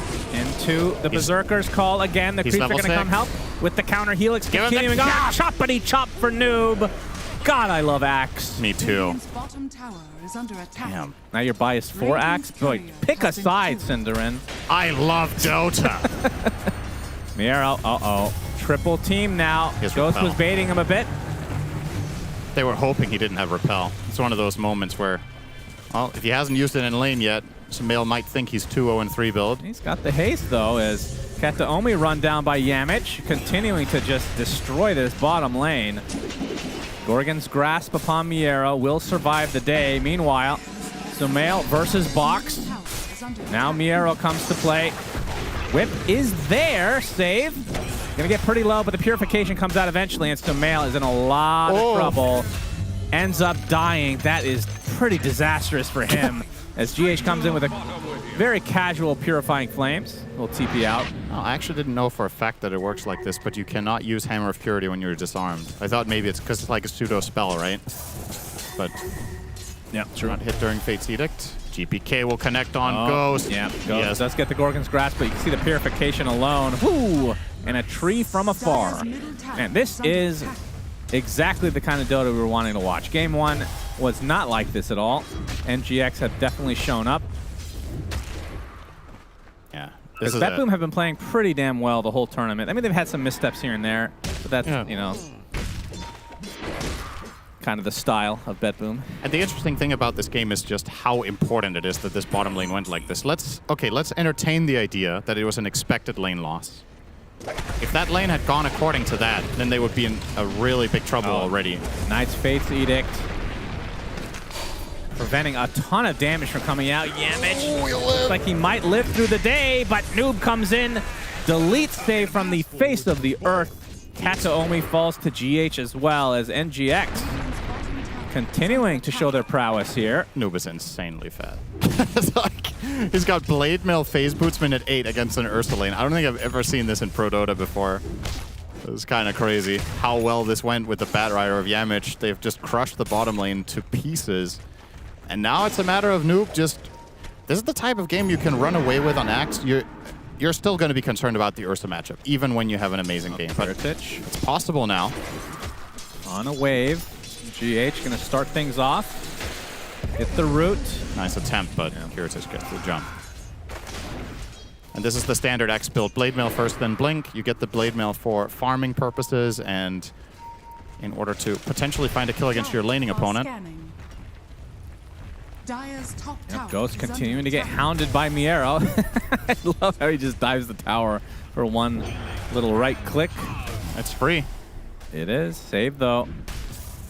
Making his way over, and Ghost does not have Stone Gaze. Bottom lane, Kiritich can be a bit of trouble as well, but look at that damage onto Ghost. Actually just gets insta-gibbed. Meanwhile, Enrage is forced onto Kiritich in the bot lane. GH will eventually fall to the 4-man gank.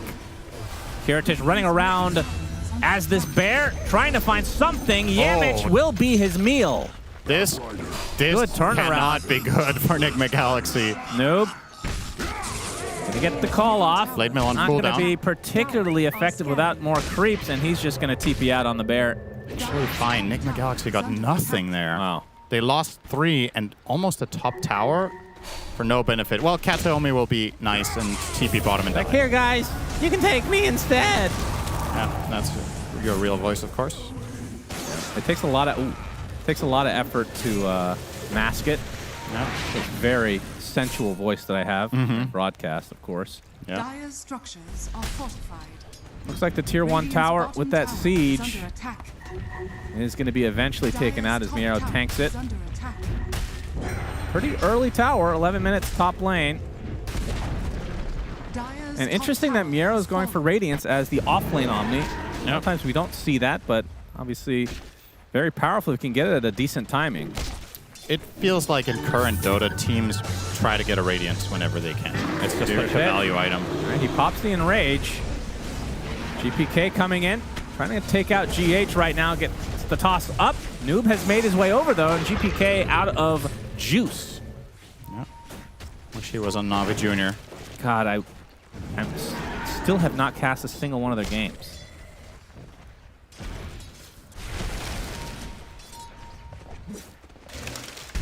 No, still 1,000 away for GPK to get the Blink Dagger. Yeah, it's potential game changers on the way for both him and Noob. Of course, Noob will get Dagger probably faster than the Tiny, courtesy of his ability to farm the lane as well as the triangle very fast. And Medusa will not be interested in going over there just yet. Ghost will be sticking around the top half of the map. It's just a way better way of assigning the resources so both heroes farm simultaneously. Noob will try to contest the 12-minute rune here, but needs to be careful. He will be careful. Dodges the whip. Here's a haste rune for GPK. What do you think GPK stands for? I've actually never thought about this. I have to think about that for a bit. What words even start with K in English? Kobold. That is such a random word to think of as your first one. I thought of king. Great punching kobold. Kobold. I have a smoke from Bet Boom. Kiritich would love to get some revenge on Noob. Yeah. Starting to exit though, GPK. Oh, nice flame break, but the toss is there. And oh, the bear's gonna die here to the blade mail first. Oh my god. The axe does fall eventually as the rest of NGX have shown up with Ghost at the ready. Gets the Gorgon's grasp onto the great punching kobold. Going to the north, and that is the wrong way home. But the TP, not successful. Enough damage from NGX. Wow. That is... And Sumail and company are not done yet. Miero gets caught in the torrent. Flame break from the other side. Yeah, it looks like they're out of steam now. Probably playing on the Epic launcher as... Looks like Axe did pick up the Blink Dagger. This is going to be a nice surprise. Yeah, what a great outcome for Noob to get Ursa tossed onto him, just served on a platter. Kiritich not using the Enrage. Maybe he couldn't. If you time that perfectly as Axe, you call him midair. Yep. Oh, nice box in time. Gonna get called inside, and the Culling Blade to chop him off. Miero now on the run. NGX just all over the map right now. And Miero will repel, go through the gate, but the Berserker's call comes in. A Blast isn't going to do too much as Miero trying to get something out of it, but all he will do is get a free trip to the fountain. It's going great for the side of Enigma Galaxy. Medusa even getting involved here, which ideally you would like not to, but it worked out really well for them that Ghost was there. Why does it feel like NGX are owning and they're only up 2K? Feels like it should be like 4K. Okay, well, now it's 3. Yeah, okay, say it like again. 4 or 5K. Yeah. No? Oh, now it's 4. Oh. Crazy how that works. I mean, I guess if you look at the overall CS, they're not ahead by that much. Dire's middle tower is under attack. It's mainly the Axe that is pulling ahead slightly, but you can also see that in the overall net worth in the game, so... Now Yamich has a Blink Dagger. This is a massive timing. Blink Bat, Blink Axe. You see GH is also going to go Blink first item on him. At least that's the plan right now. Sometimes we see Oracles go Glimmer, Lens. Wow. But he just wants to get that reliable read. GPK, the recipient of the Blink reveal, gets lassoed into a call. A big AA blast is coming, though. GPK is actually going to survive. Oh, this is bad for Enigma. With the World of Warcraft spell onto Sumail. He's false promised at the moment. Ticking away ever so slowly, but now gets all the regen back. I thought they were going to lose heroes there, but he managed to disengage the side of Nigma. Yeah, that was a very quick response from Bet Boom. And Miero, only a talisman away from the Radiance. It's not going to be a crazy timing, but this is off lane, so... Goes. Avalanche, toss. Does he have mana for Stone Gaze? No. Off the wand, not enough. That's an importantly missed dart. He's going to get the Gorgon's grasp. Barely does anything, and he's going to get chased down eventually. Here comes Kiritich takes out Yamish, but Noob with the blink and the blade mail. The box to save. As he will get punched to the ground. So Ghost survives. Oh. That's huge for NGX. That is such a costly impalement arts to miss. That would have been a kill on Medusa, but and now save missed it. GPK too greedy. Torrent. There's another call for the road for Noob. Looking for the choppity chop. His cooldown. Still looking for it. Yep. 3 seconds away. A big kill again for NGX. They're continuing to play ultra aggressive. As they should. This is how Axe plays when Axe is ahead. The way that was nice. GPK, yeah, shouldn't have gone for that neutral camp. No. The tilt will start now. Yeah, as you, that's how it begins. As you like to say. Very biased caster keeps talking about GPK tilting. I talk about things that I find funny. It's not really a bias thing. Oh. You know. Well, that by definition is biased. Well, in fact, I do enjoy watching him thoroughly. So you're biased against him? I'm biased for and against him. That's the whole point. That's unbiased. There you go. Finally got there in the end. Glad we got there. Yeah, I was just going to say. Infallible logic as always from you. Just like every caster, you know? Just hoping for a good game. And GPK, Kiyotaka, they provide good games, Cinderin. That is true. Kataomi, spotted out, gets an Ice Blast on the Yamich. Noob is going to come in with the call, though. And the chop. How many stacks is that? 16 Coat of Blood. 6.4 armor. Not bad. A lot of magic damage on the side of Bet Boom. Who goes piped? I mean, that's kind of the awkward thing about, I mean, do you need it? When you have an Axe, he is not a hero that wants to buy pipe. No. That's definitely a downside to the hero in general. Axe is not an aura buyer. Kiritich was thinking about it, but can't get on top of Yamich. He will slowly but steadily be continuing. It's actually kind of crazy that Kiritich is as rich as the Medusa right now. That is surprising to me. I thought the Medusa would pull slightly ahead. I know they both had a rough start, but Medusa tends to be the faster just farmer in those situations. But Kiritich has managed to recover this quite well. I guess the 3 kills helped quite a bit. Noob, on the other hand, continuing to outpace everyone. Yep. On Sorla Khan's... Wait, they related or not? Nice I can't cat. remember. The call onto the bear, into the lasso. Oh, the chop misses. Kiritich gets off his ult. This is spicy Purifying now. Flame starting to heal him up. GPK coming in. Gets the toss back onto the bear. He's going to get destroyed. That's 1 down. Sumail does get false promised and will scurry away. So somehow, Kiritich lives. The rest of NGX will get away safely. Radiance now online for Miero. Bit of a disaster that they don't manage to kill the Ursa there. I'm not sure if Noob could have waited a tiny bit longer on the cull and therefore get the kill. But now that that failed, this is an easy choice for Dire to make, knowing that Ghost Ship is on cooldown, knowing Batrider is dead. Roshan not a problem for Ursa plus friends. Of course, Miero with the Radiance. He is starting to scale too. This Radiant lineup can go late game without any issues. Ursa and Omni Knight are not the heroes you remember from 3 years ago. They can both hard carry games. Yep, that is true. Yeah, the bear used to fall off pretty hard towards the later stages of the game. I don't even remember what's changed. I mean, other than like all these items and all that good stuff, like skill-wise.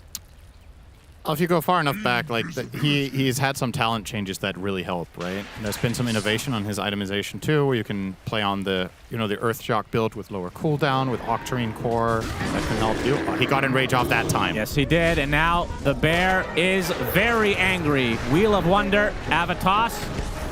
Noob will eventually drop. Kiritich actually has to blow his Blink Daggers. That means the X will hit, but there's not going to be follow from NGX now that they're, well, I was going to say position 1. It feels like it. Noob on Axe is dead. 35 seconds. He has certainly carried the game so far for them. First misstep there. That's one of the many problems Axe has. This hero is very snowbally by nature, so... Well, actually, Guardian Angel. That's a little bit surprising. I don't know if that was necessary, but we'll keep them all nice and healthy, of course. So, Axe can very quickly run out of steam. If you're ahead of the curve, you can really destroy, but a couple of deaths... This hero is... Not going to say it'll fall off a cliff, but just doesn't scale in the same fashion that a lot of the more popular offlaners do. Because at the end of the day, you kind of are blink, call, heroes need to die. And a lot of the other offlaners have like consistent sustained damage in the fight. They will buy Radiance, they will stay in the fight, or they will have auras, or you know, something else to contribute. X is an initiating assassin through and through. Oh, really needs to keep that ball rolling. Kiritich will open onto Loop. They're all there. Will. BKB have and a Blade toss. popped. AA Blast is going to hit, actually only on the one, as Kiritich now trying to run away. He's going to get repelled just in time. Nicely done from Miero. So as the Aegis, of course. Omni Knight is really good against Kunkka. Yes, indeed. Might be a part of the reason he's given so much priority in the draft from some teams. This will be a tower, the way of Bet Boom. Kiritich right now sitting on the Blink and the Battle Fury, rather. Yeah. And Almost the BKB passed. should be getting delivered soon. He has queued up a Diffusal as the Medusa solution. Okay. And Ursa, of course, hits really fast, so... Yeah, I like it. Now, what do you think mind by of... Disperser. So as a Medusa, you're going against a Radiance and now Spotlight. I don't know how much you care about that, but the mischance... Yeah. Any consideration for MKB, or are you just... I don't think you can. That's the problem. It's that, okay, that's not true, but it feels really bad. I think he would rather avoid it if at all possible. He could combat it with Bloodthorn, for example, instead. Feels like a much better item to have on Medusa than MKB, but if you need to buy it, you will. So, GPK into the call. Blade Mill as well. Miero is here, though. He gets off the repel and the purification, and this is going to be a big turnaround. Attempted TP out, not going to happen. Well, not for Axe, at least. Oh, Impalement Arts actually found him. Oh, he stopped his TP. He got GPK scared. still has the damage rune. He's dead. Avatos, and down goes Sumail. I think he might have actually lived if he just kept walking. And now the Atos. Or TPing, rather. No, GH able to get out of it. Gets the Force Staff. Ghost being forced to ulti down bottom by Kiritich. Yeah, NGX falling apart a bit here. Yeah, Bedboom outplaying them all over the map right now. That counterplay on the Tiny was massive, and I don't blame Nigma Galaxy for going for that. It really looked possible. The Tiny's a big boy. You need to have enough damage to break through that 3,000 HP, and they did not.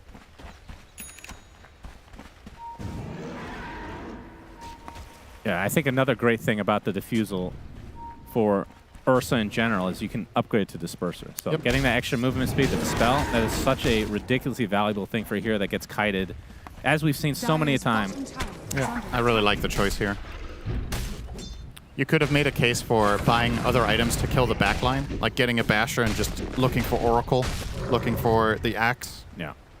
Because Diffusal is, I would argue, strictly worse against every hero except the Medusa, but it's not bad against the other heroes. Then it's not bad compared to a Basher. Right. So, all things considered, probably the greater choice overall. Kiritich knows what he's doing. On his Ursa, one of his better heroes. Plus, it is still an agility hero. Yeah. You get a little bit extra value. For sure. Now, what are Nigma Galaxy going to do now? Because I think the issue that they've faced in this game so far is that they haven't really got to activate their Medusa yet. And as we're approaching the stage of the game where carry Medusa generally tends to really command respect in fights with, say, what Ghost has right now, Manta, Butterfly, maybe you have a bit more if you have a better game than this. It doesn't necessarily feel like they can play around the Medusa that reliably. The heroes aren't synergistic to the same extent as we've seen other Dusa lineups be. So I wonder how they're going to find a way to ensure that they set up that type of fight for themselves. Not to keep talking about the Disperser, something I didn't think about is the slow effect actually lasts 20% longer on Ursa because it is innate. Oh, true. Something we don't get to think about too often. Yep. 3K lead for BetBoom. They spot Sumail on the high ground. Ghost leading the way. Not very scared. Spotlight comes out. Does pop the Stone Gaze as Kiritich wants to go right through it. Wheel of Wonder is applied, though, as Nuke comes in with the Berserker's Call. He's getting beat down by Kiritich. GPK tossed back. They want to kill Ghost. False promises on him right now, but he is going to die nonetheless. 60 seconds. No Medusa. They're not done yet. I feel like BetBoom have plenty left in the tank. GPK continuing to get these beautiful tossbacks, has the repel on him so he can just move freely. Miero gets a second kill here. NGX losing 2 cores. And the spotlight, I'd have to watch the replay. I feel like I had the opportunity potentially to cancel some blink daggers there on the high ground. Pretty good placement, I believe. Heritage gets the enrage off in time. Man, that spell is insane. Gotta be keep your wits about you, but when you do. Yeah, I'm pretty impressed with BetBoom's decision to just jump the Deucer there, because that was clearly bait, right? Like, Nigma Galaxy were sending Ghost into the river saying, we dare you to go on him, and BetBoom were like, okay. And yep, they were able to structure the fight around it in such a way that Axe couldn't really find the impact that he wanted, and the Oracle ulti on Medusa just feels really underwhelming. It's like, yeah, you keep her alive, but if she doesn't regain enough mana during it, you're not going to heal her anything. She has no HP, right? That's true. So you'd think this is a... You also don't block any magic damage with the Fate's Edict because of the barrier logic. I feel like this hero pairing has to be kind of bad unless there's something we're missing here.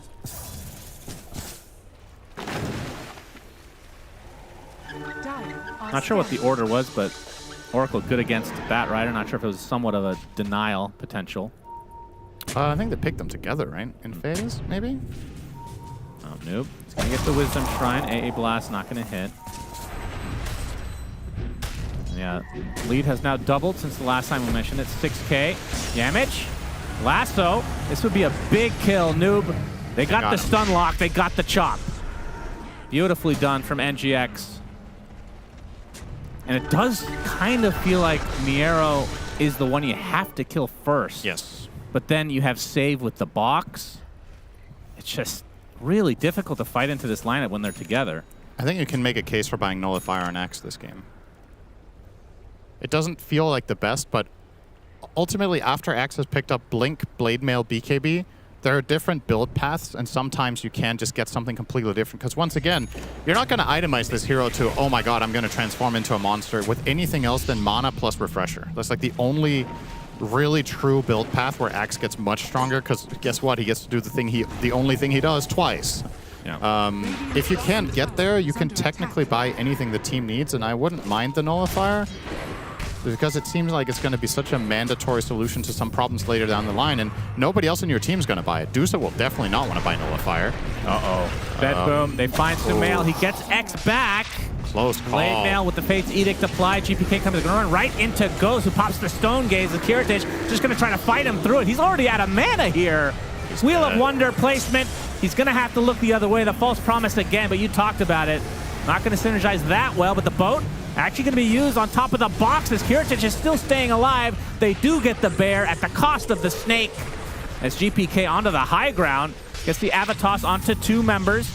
Still want to continue to fight here. GPK gonna get repelled. Looks like he might be dropping here. Gets the toss off though, and that is a ton of damage. And they destroy the rest of NGX. GH will eventually burn away. Gonna end up being a full team wipe in favor of BetBoom. They did lose 2 cores, so NGX feels like that was a pretty close fight, but losing the Medusa so early. The Ghost is not getting a foothold in fights. That is the biggest problem for them, is incorporating Medusa in a good way in the fights. Like, if Medusa isn't hitting consistently for a long period of time, you just don't have enough damage. Your Axe is going for this big call, and he's doing decent damage onto the Tiny, but as soon as Dusa is forced out here, who's going to kill the heroes? The Kunkka is also on the back foot. Sumail having a very poor game in terms of net worth. He's 6th, far behind everybody else, so only has the Blade Mail Radiance still. No BKB, so he can't really sustain himself in the fights. And if they have to reserve Oracle spells for the Medusa, then Kunkka can't play aggressive. That's kind of the biggest issue here, is that you would like Medusa to be in a place where she does not need that help, so it can go on the Kunkka, and then you can all together just stand and deliver all the damage that your lineup has in theory. This BKB for Sumail, maybe it's going to help. The question is if it's a bit too late now to really find all that impact that they're looking for. Roche is up in the bottom half. Enigma Galaxy well aware of this, so they will try to smoke around, but so will BetBoom. And this fight is Smoke potentially into game smoke. deciding. Yamich gets the lasso, but the enrage already popped. And Yamich gets deleted from the face of the earth. They get a second support on top of that right off the bat. So it's a 5 versus 3. This is not a good jump from The box Noob. is going to save him from the Berserker's Call combo. And now NGX kind of split as they try to go for GPK. Gets off the avalanche though, and now Miero helping save everybody throughout this fight. Noob is dead.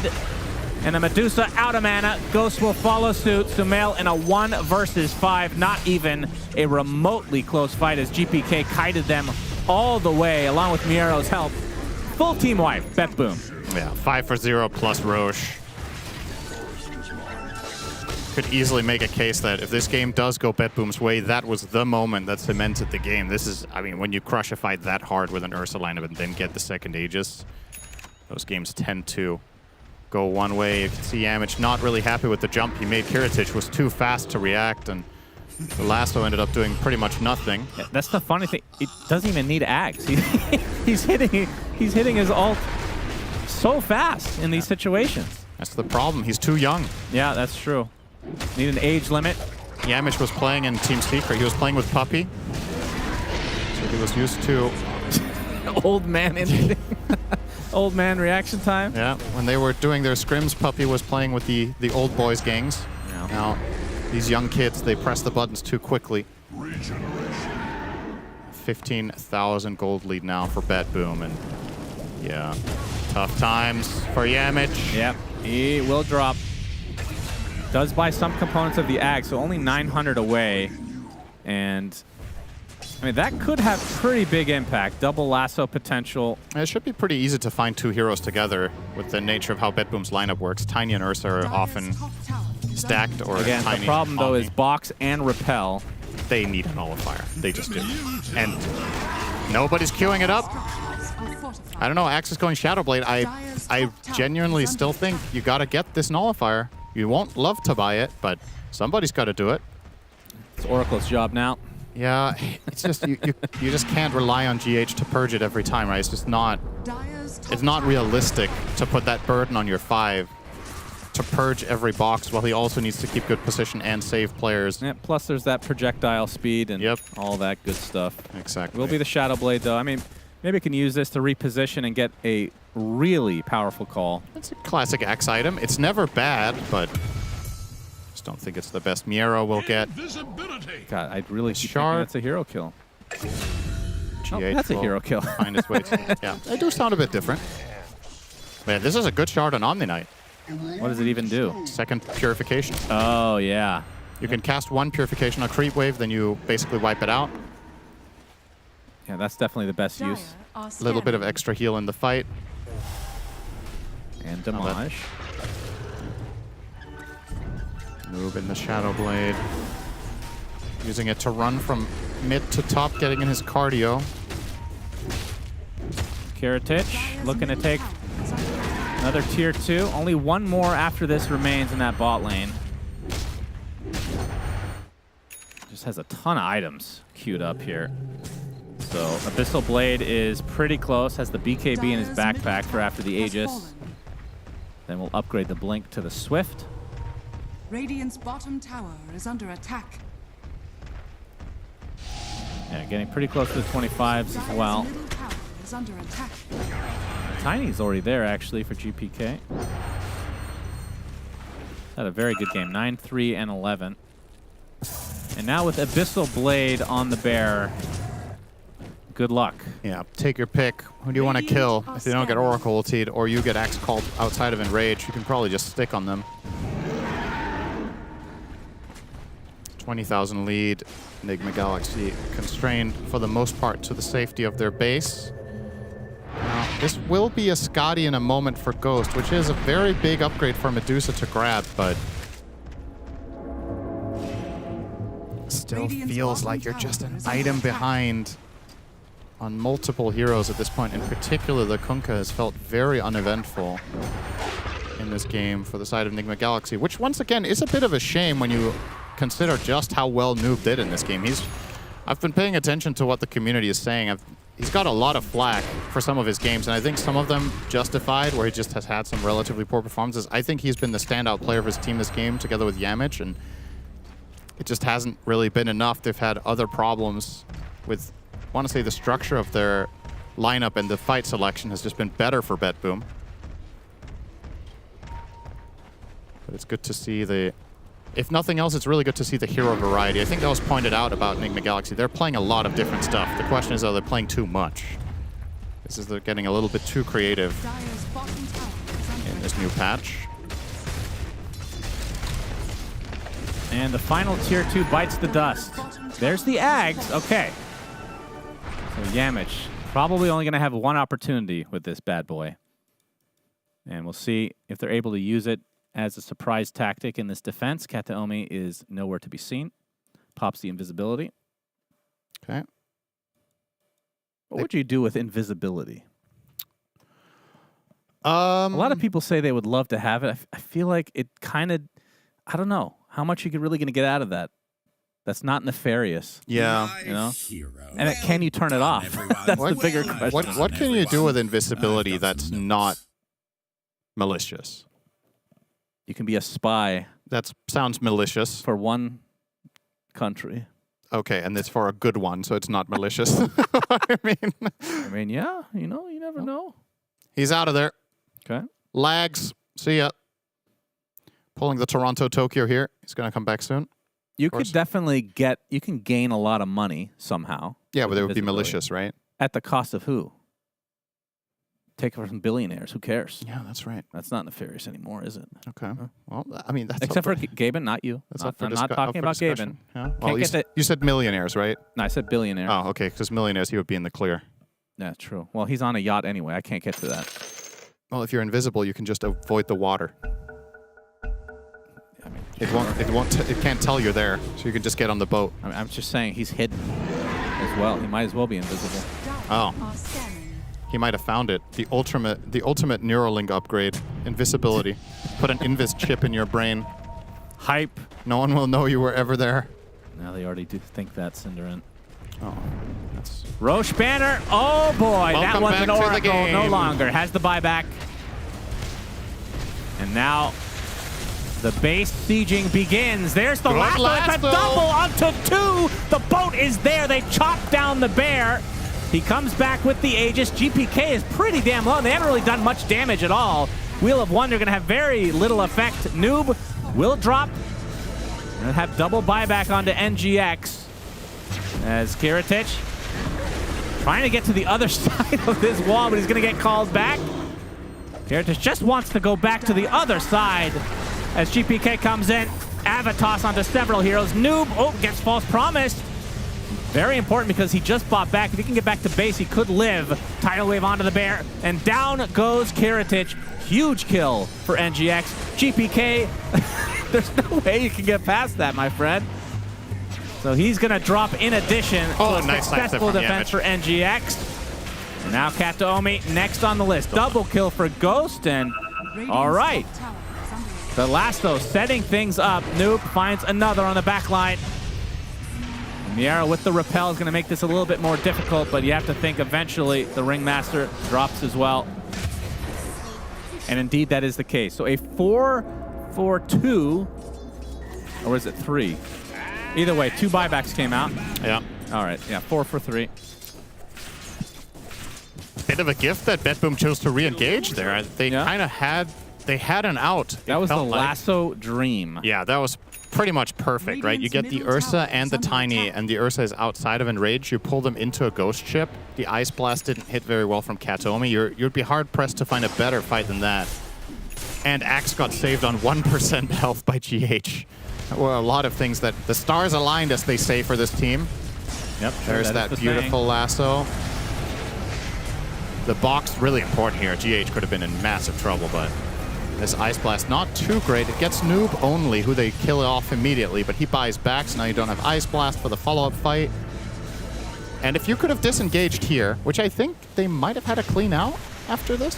Keeps trying to get to the other side. Yeah. He's really attracted to this wall. Called in, and now the dust actually settled here. You could have backed here, but GPK sees an opportunity for a 3-man Avatos. Oh, the false promise. That false promise is really crucial. And yeah, they get delivered Now into they the get arms kited. of Ghost. Ghost was almost out of mana there. I mean, GPK probably thought they could have killed off the entire team and just finished the game, but If you're not able to burst them, I mean, this is 3 melee cores against a Medusa with Scotty. Yeah. Like, eventually, yep, she's going to be very effective, and we saw it there. This is a big Smoke moment. from NGX. If this works for them, Kiritich gets called. he didn't get it off, but he gets Did repelled. not, but the repel comes, and the double lasso again. This time it's the Omni Knight and Tony.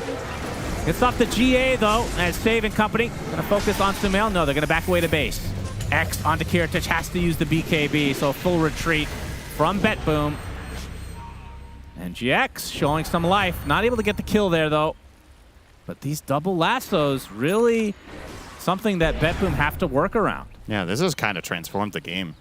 Yamish finding 2 in a row. This one did not give them any kills, but it's showing promise. And always got to remember the way you interpret the game as the enemy team. If this can make you second guess yourself a little bit or complicate things, it feels like BetBoom until this point have played with a lot of freedom in fights. Now the Omni Knight has to start thinking twice about blinking in for a save, and if he does, after a lasso, he has to pick who he's going to protect. 25 here for Kiritich. Will take the extra overpower attacks, not the shard, or rather the Earthshock double charge upgrade. So he will be able to deliver some serious damage onto anyone he chooses. Actually going for the MKB before the Swift Blink, so never upgraded the Diffusal. Okay. Thinks the True Strike is more important against the Medusa Butterfly at this point.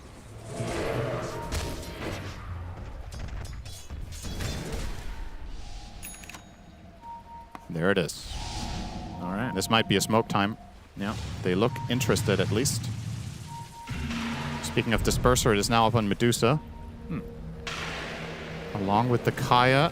Ghost is a lot tankier than last time. Kaya Sanj now. A very big item on this hero. The mana loss reduction, massive. Mana regen amp. Even a bit of slow resistance against the Ursa is not bad. Smoke on both sides. GPK. They don't want to start on the Medusa anymore. There was a time for that in the past. Yep. Probably not anymore. The ideal target is Bad Rider. I think Bad Rider is the real axe now. Yep, that is true. It really does feel that way. They go to the enemy triangle, take the Watcher. Roche is about to spawn in. Damage. 40 seconds. Going to be spotted here. GPK looking for an opening. Has a shield rune right now. There's the Avatos onto the back. The whip to follow. Down goes Yamich. Has buyback though. Toss back from GPK. And Sumail is just going to get deleted. He does not have the buyback. The box now applied to GPK. Gets out of dodge. And now all the pressure onto Ghost. Noob comes in. Calls away the bear. This is super awkward for Enigma Galaxy. They got to get the hell out of here. Oh, GPK, Bat Rider that's the again. dive. Like if he gets GPK, them. another toss for the road. Oh. Die back, Yamich. Uh-oh. That is gonna hurt. And I mean, you got to know that Roche is coming up soon. You got to give up the whole map here. Just get out. Everybody back to base. You're giving them Roche. You're giving them the lanes. That is about as good as it can get from GPK. Finding the Bat Rider not once but twice. And they also get the repositioning on Kunkka. What a beautiful sequence from him. Goes Roche, Aegis, Kiritich. And now they also have the Refresher in his backpack. So can burn his first life on the fight and then swap in Refresher and BKB on the second life. Avatos, Wheel of Wonder. He actually does look at it. And another amazing pickoff without buyback on the axe for 2 minutes. Yeah, they're just drawing. He's drawing, I don't know what these 2 lines are. I understand one of them, which was go down mid. The other one was like, never mind, let's go to the right. But I think, Save, if you pick either of those directions, you'll be fine. Man, these illusions are... Miero with the Hex. Wow, Ghost. Okay, gonna frontline right now. We'll disperse her. Hex onto the bear. Kiritich, though, has a second life, of course. Doesn't want to use it so early, surely. They're trying to set applied. up. Here comes GPK. The Shadow Blade's going to toss back. Ghost. Not going to use the Stone Gaze. Blinding Restraint here. There's the lasso. This is going to be life number 1 for Kiritich. Aghanim Scepter now. Oh, Bear actually getting ultra aggressive. Kiritich deletes another one. That is GH. He has the refresher. Popped it for the double BKB, but now he's going to take a full boat. Sumail, toss back onto this Medusa.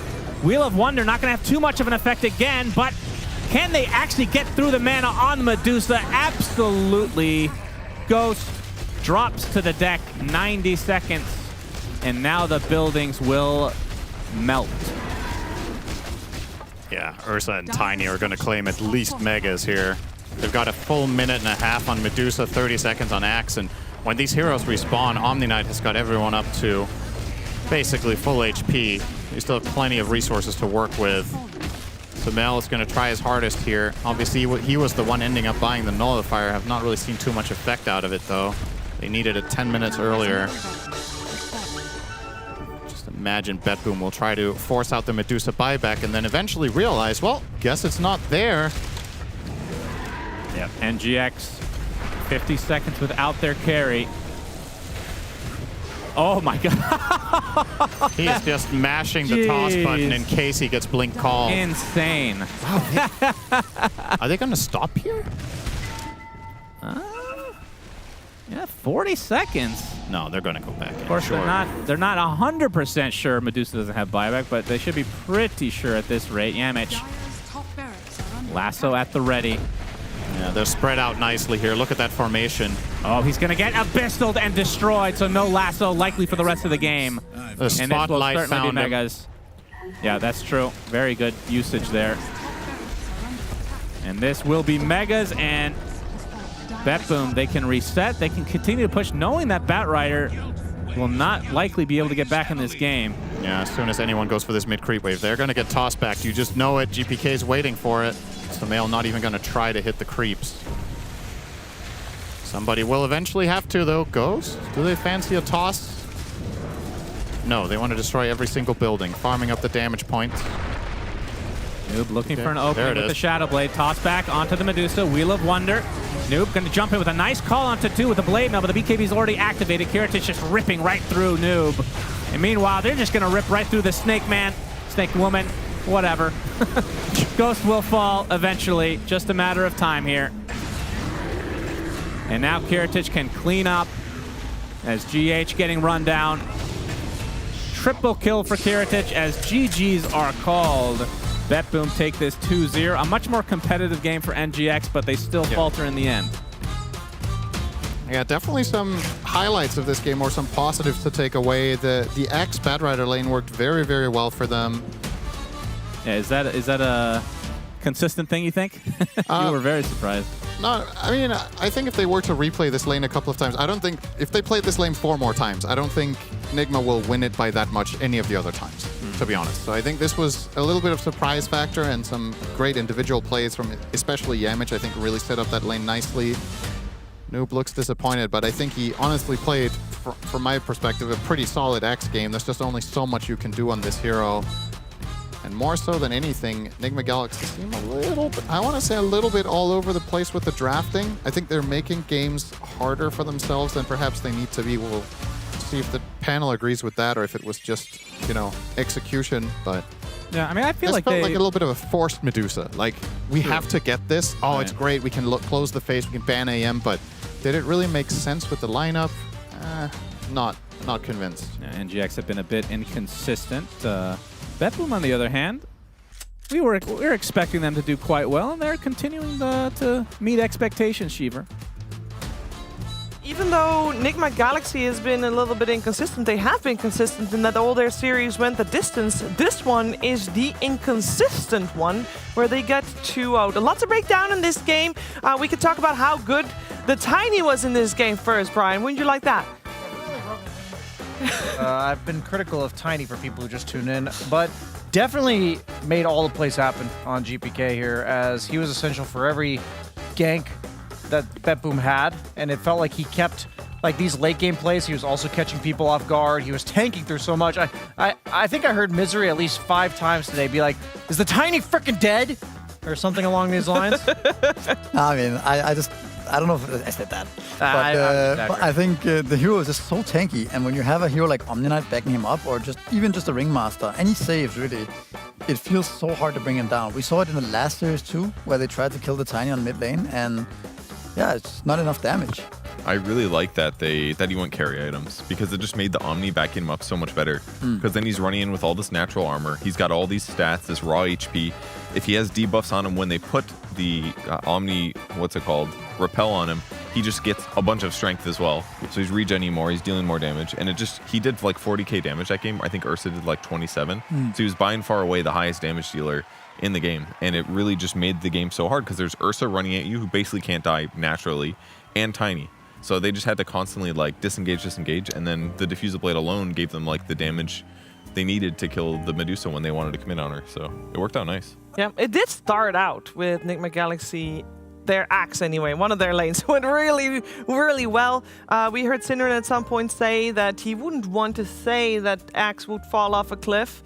But he didn't need to, because at that point Brian had already said that would happen, and it did happen. That's just my experience, and this game was very validating for me because I was wondering if it was a skill issue on my behalf, that every time I played Axe, this is what it looked like. But it just feels like Axe, especially when I feel like he can scale if he wants the enemy carry to hit him. You know, it's like some ranged turret guy that's going to kill themselves on you faster than you kill them. Also, if you're able to, we were talking about if you're able to like blink call and then retreat, kite the fight out, and also have the guy hitting you at the same time because they're ranged, it's a bit different. But you don't want to call an Ursa Tiny, you don't really want to call either. They have the Ringmaster box to stop the person from hitting you. So the way that Axe scales into the game is much more of a early mid-game timing for them. And the BKB Piercing Stone was nice against Omni a few times, but yeah, it just felt like his game became more and more difficult over time, but Yamich kind of made up for that. Also, there were some sick Batrider plays. Then Betboom focused Yamich multiple times, making Nigma have a tough time. It also becomes... Axe looks weaker because they don't have the damage into the call, right? Yeah. If they had low cooldown spells into the call, it would have been different. If they had the AA or something like that, like Dark Willow, I don't know, some kind of damage that follows up the Axe. This game, it's not really there, right? We saw many good calls by Noob this game, but again, the damage is just a little lackluster. They almost won a bunch of fights in mid-game. And, I mean, there was one fight where GPK killed the Batrider twice, right? Yeah. At this particular fight, I think the game was pretty even, right? And, yeah, I think it comes down to that it's much easier for Betboom to kill the heroes, where it's Nigma, Axe needs to call, the Tor needs to follow up, the Dusa needs to be there to hit as well. So I think that's a lot of requirements to happen, right? And then the save comes in from Omni Knight. Yeah, if you think about it like that, then it's hard for Nigma to win this game. Yeah, and that's part of the problem for Kunkka mid, and has always kind of been the problem. It's that your ulti doesn't do that much damage. Like, the whole combo is like a level 1 Torrent, a boat, and 1 Tidebringer, and then you just kind of stand there. That's why the Radiance build helps, why scaling his carry kind of helps, because you get all these strength items, so you do more damage over the course of the fight. But the mid Kunkka is lower damage than a lot of other mid heroes. And like you said, it takes time for them to show up on those follow-ups. So it felt like Axe, for the majority of the game, was using good calls, but he was doing things like, my Medusa is going to die in 3 seconds if I don't like Axe call this Ursa right now, who probably had BKB on, or who probably had his ulti on. So it was just like slightly offsetting what Ursa was doing. It wasn't even like getting them further towards winning the fight in a lot of cases. Yeah, it felt like as more and more items came out, Axe's job became more difficult. But in the early game, when people don't have very many items, I wanted to check out some cool high skill plays coming from both sides. This is where they had already won the lane on Nigma X, and they were diving Kiritich 1v2, and he's just going to make some really cool small plays here to not only survive, but he's also going to turn and kill Yamich, and then he's proceeding to get chased by Noob afterwards. So he had a nice directional move from Kiritich there to jump over the trees, and he's going to get battle hungered and about to be called by Noob, and he's going to have the presence of mind to run past Noob to last hit the creep to remove the battle hunger before the call comes off, making sure he doesn't go below that threshold of getting dunked before he TPs out here. Thought that was a really cool play by Kiritich in the early game. And then we see the Axe call that was GPK tossing Kiritich onto him, so he timed that call in the air where Ursa could not enrage in time. So that was a really cool play by Noob in this bottom fight. And we see like these early game skirmishes were looking pretty good for Nigma overall, despite the fact that the game did not go their way. GPK narrowly does not make out with this TP. And then one last play as we see Ghost about to get killed in the bottom lane, and Noob there just in time. He had so much impact in this early game, felt like he had free reign of the map. He was getting a lot of dunks, racking up that armor, but at the end of the day, Yeah, this was about the highlight reel I could find for Noob. And this was the fight where Nigma was actually baiting their Medusa. This is where everything was supposed to go right for them. Yeah, they're down by 3k, 26 minutes in, but this is the exact point of the Medusa. You are against AA, you picked this hero in order to survive through the burst damage. You also have the Oracle to enable your tanky core to survive through the burst damage. It did seem like that Oracle heal, it didn't work properly, like we were discussing, we weren't sure. With saving the Medusa, just kind of delayed his death, inevitably. But when you have a Medusa Oracle, and you're baiting the Medusa, and the guy dies anyway, I feel like that's not a good sign. Like also, every time the Oracle altered the Medusa, it was already overwhelming damage. The fight was over at that point, right? Yeah. The problem is that when you're Oracle ultied, is that you are still losing your mana while you're being attacked. That was clear from watching the game. And then after it's over, whatever damage went past your mana there is going to deal damage to your main health. So like by the time it would pop every time, maybe she got a little heal, she'd get up to 70%, but her mana was always 0. So it was never like a true reset. Whereas on a normal carry, you're going from like 20%, 40% HP all the way up to 100 usually. And those heroes are usually going to buy some lifesteal. So it's like guaranteed that there's no way to kill the hero if they get the Oracle ult off, because they're going to have a Satanic or other version of lifesteal. So like the synergy there just wasn't good enough. But it did counter some aspects of the lineup, so it was cool to see it tried, but it was cool that they were forced in that position. It's partially because of Betboom's drafting too. Yeah. I think one... Okay. Oh yeah, hold that thought, Misery. We got the bell ring. I'm going this way around this time. Hey, Keratich, how are you doing? Hello. Very good. Yeah, I mean this was a very smooth series. Congratulations on the 2-0. Thank you. I want to ask first. I mean, this is a week in playing a stand-in for Betboom. How's it feeling for you? Because I feel like you get everything thrown at you. You got a team that is used to playing with a carry player that's pretty vocal. So I don't know how much that impacts your role. I want to know that too. You get a new patch along the way as well. Yeah. So how are things? It's very fun to play with very strong players like GPK, Safe, Kataomi, Miero. And after when I didn't play competitive around maybe 6 months, yeah, it's just I don't know how it's say, but I'm so happy. It's just 1 million chance to be stand-in for this tournament. So yeah, it's an unbelievable feeling.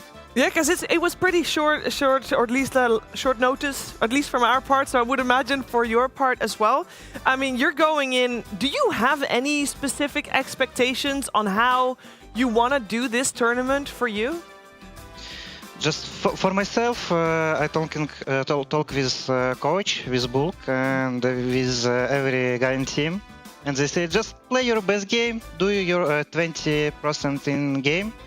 So just don't be punished, don't be sad or tilted. Just play for your game, and we just adaptation for you. So yeah, it's very easy to enjoy with this guy. They're very high skill, very smart. So it sounds like you're having a great time. How do you slot into the draft? Because obviously in this game number 2 particularly, you got your Ursa at the overall last pick. Is that just Bulk saying, hey, Keratich, you're playing Ursa? Or do you get the chance like, oh, I really want to play Ursa this game? It's just my call, because I still can in tags, I can play on Omni Carry and destroy him maybe on lane, maybe 50-50. But I know if I pick Ursa, lane be unreal hard, because but rather actually solo destroyers with Battle Hunger. And I understand. If I'm just stay draw or a bit suck, but I can come back later, because I know Oracle Medusa, it's unreal trash lane. Omni can solo carry it my early game. So I understand. I need just be chill and just play on my farm and understand map, what happened, what Kunka do on wanna run on me or not. So yeah, just read map, hit creeps, and my boys space for me, and we win this game because we have better drafts. They have Medusa Oracle. It's trash combination. Yeah, we came to the same conclusion. It's really good to hear. In this case, you know, you took a bad lane for the team, and it worked out great. In the rest of the game, like how vocal are you, would you say, when it comes to shot calling? I reckon that's a little bit different from between any team, so a bit different from your previous team probably as well? No, it's just I don't know how to say, but it's based for me. Just I have timing. I call let's go objective, maybe towers, maybe tormentor, maybe roche, or I see moment I can call smoke, or I just play Dota. It's a casual game. I see moment I call my brothers in team see moment. I follow them if I need in this play. So it's just easy. I don't know how to say. It's just easy, very fun, and I very enjoy it. Sounds like a really healthy environment for you to be playing in this. It sounds like a very good time indeed. And winning, of course, on top of that, is also helping. I also have Brian who would love to ask you some questions. Hey, Kirtis, fellow Ursa Enjoy here. I know that hero is usually a lot about the damage, but I know he could also be more of a tank. It seemed like... So GPK had the highest damage number at the end of that game, but it felt like you were jumping in at the start of every single fight, baiting as many spells. So I guess my question is, how did you and GPK decide, like, whose role was what in the game? Was this discussed, kind of mutually vibed on? How did that go? It's just in game, I have, for my opinion, I have only one option. I need just jump on Duza, poke stun gaze, poke enemy spells. I'm ready to press my enrage if Axe call me. I'm ready to press my enrage if Batrash jumping with Lasso. We also have repel. So in fight, I just wanna poke Duza and kite fight. Kite enemy spells, and GPK just looking some moment. Maybe he saw Oracle and jump on him. Maybe he saw other target, like in last fight. He just jump on Duza, toss him, poke him. We just poke spell. We just win time. Poke enemy BKB spells, and after this, easy fight. So yeah, GPK work is just I don't know how to say, but he. Just spacer. He wanna press spell, just do something, make some spicy move. Yeah. Absolutely, man. That's an awesome answer. Thank you. Yeah, thank you so much for taking the time to talk to us, Kirtis. The way things are going, it seems incredibly positive. The vibes are good for your team. Obviously, the results are great as well. So looking forward to seeing more of you and the team, and good luck. Thank you. Bye-bye. Thank you. It's so nice to hear. This is just all positive, Purge. We're not used to that. Yeah, he seemed... I just love how many stand-ins are having a good time this tournament. It just makes me happy. He was so clearly happy. Can you imagine, like, 6 months not playing, and then all of a sudden, this is the team you get thrown on? And you're like, oh, all my teammates are so good. I'm so happy. It's like every game is just fun. They're doing good things. No frustration. Yeah. You're winning. Like, it feels good. It does feel good for Bedboom. They are 3-1 right now, so that must feel great as well. We're going to see them again tomorrow. We're now going to move on to our next series, which is Gaming Gladiators taking on your Cold Brothers after a break.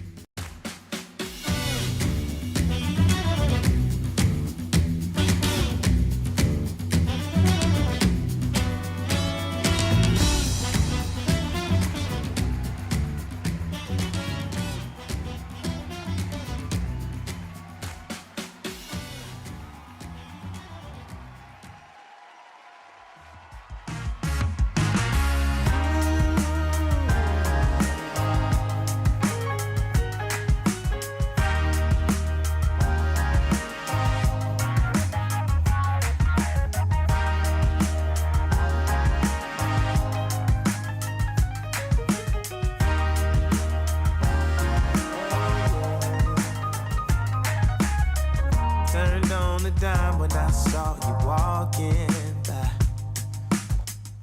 Something about you caught my eye, yeah.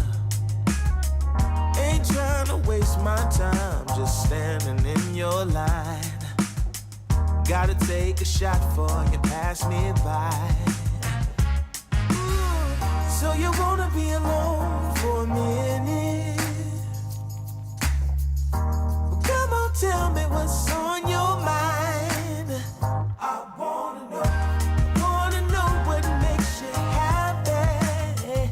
I wanna know, can I make you mine?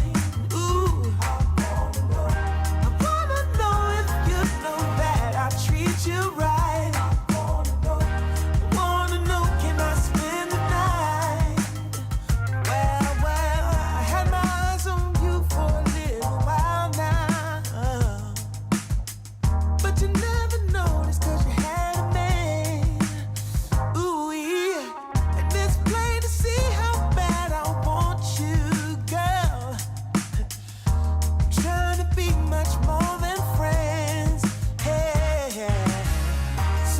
wanna be alone for a minute. Come on, tell me what's on your mind. Tell me, baby. I wanna know what makes you happy. I got to know. Wanna know, can I make you mine? Ooh. I wanna know if you know that I treat you right. Wanna know, can I spend the night?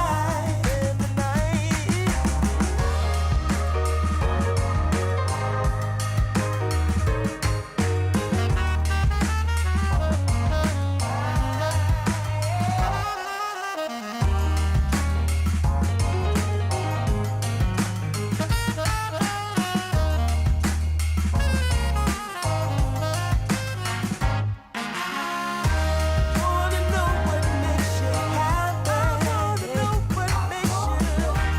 Wanna know, can I make you mine? Make you mine. I wanna know if you know that I treat you right. Wanna know, can I spend the night? Spend the night.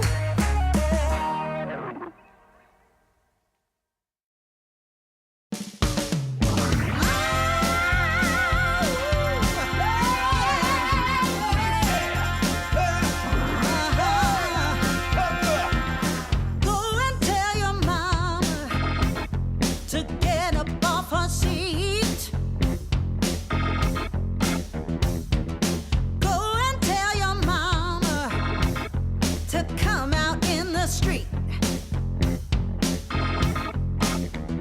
'Cause it's all going on right here.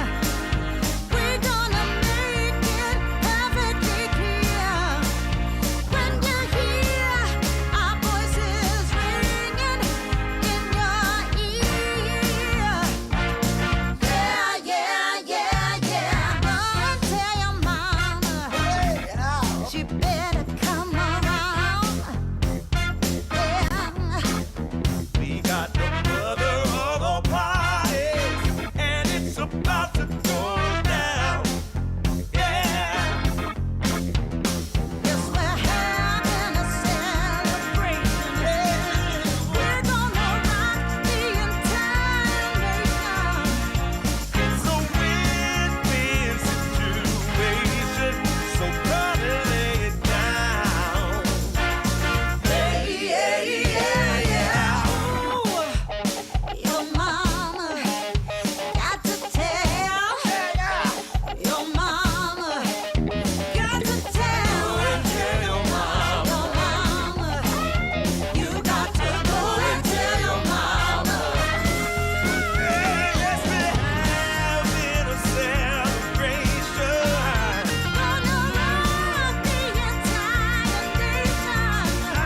It's gonna be a success, so mama, lay it down.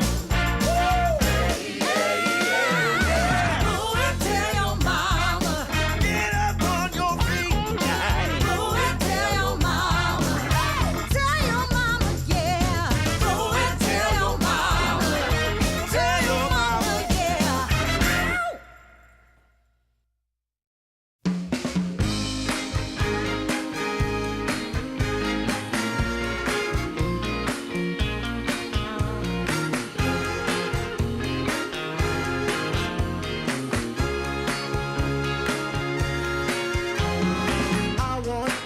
I want music, good music playing and dancing to the groove, and I want sing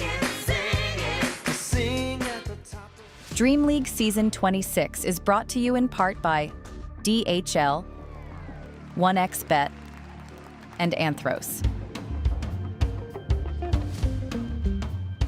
Hello, friends, and welcome to more of the night shift action here at DreamLeague Season 26. I hope you've been enjoying the show thus far, and now you're ready for some Yakult Brothers versus the Gaming Gladiators and some PogChamp Pandas.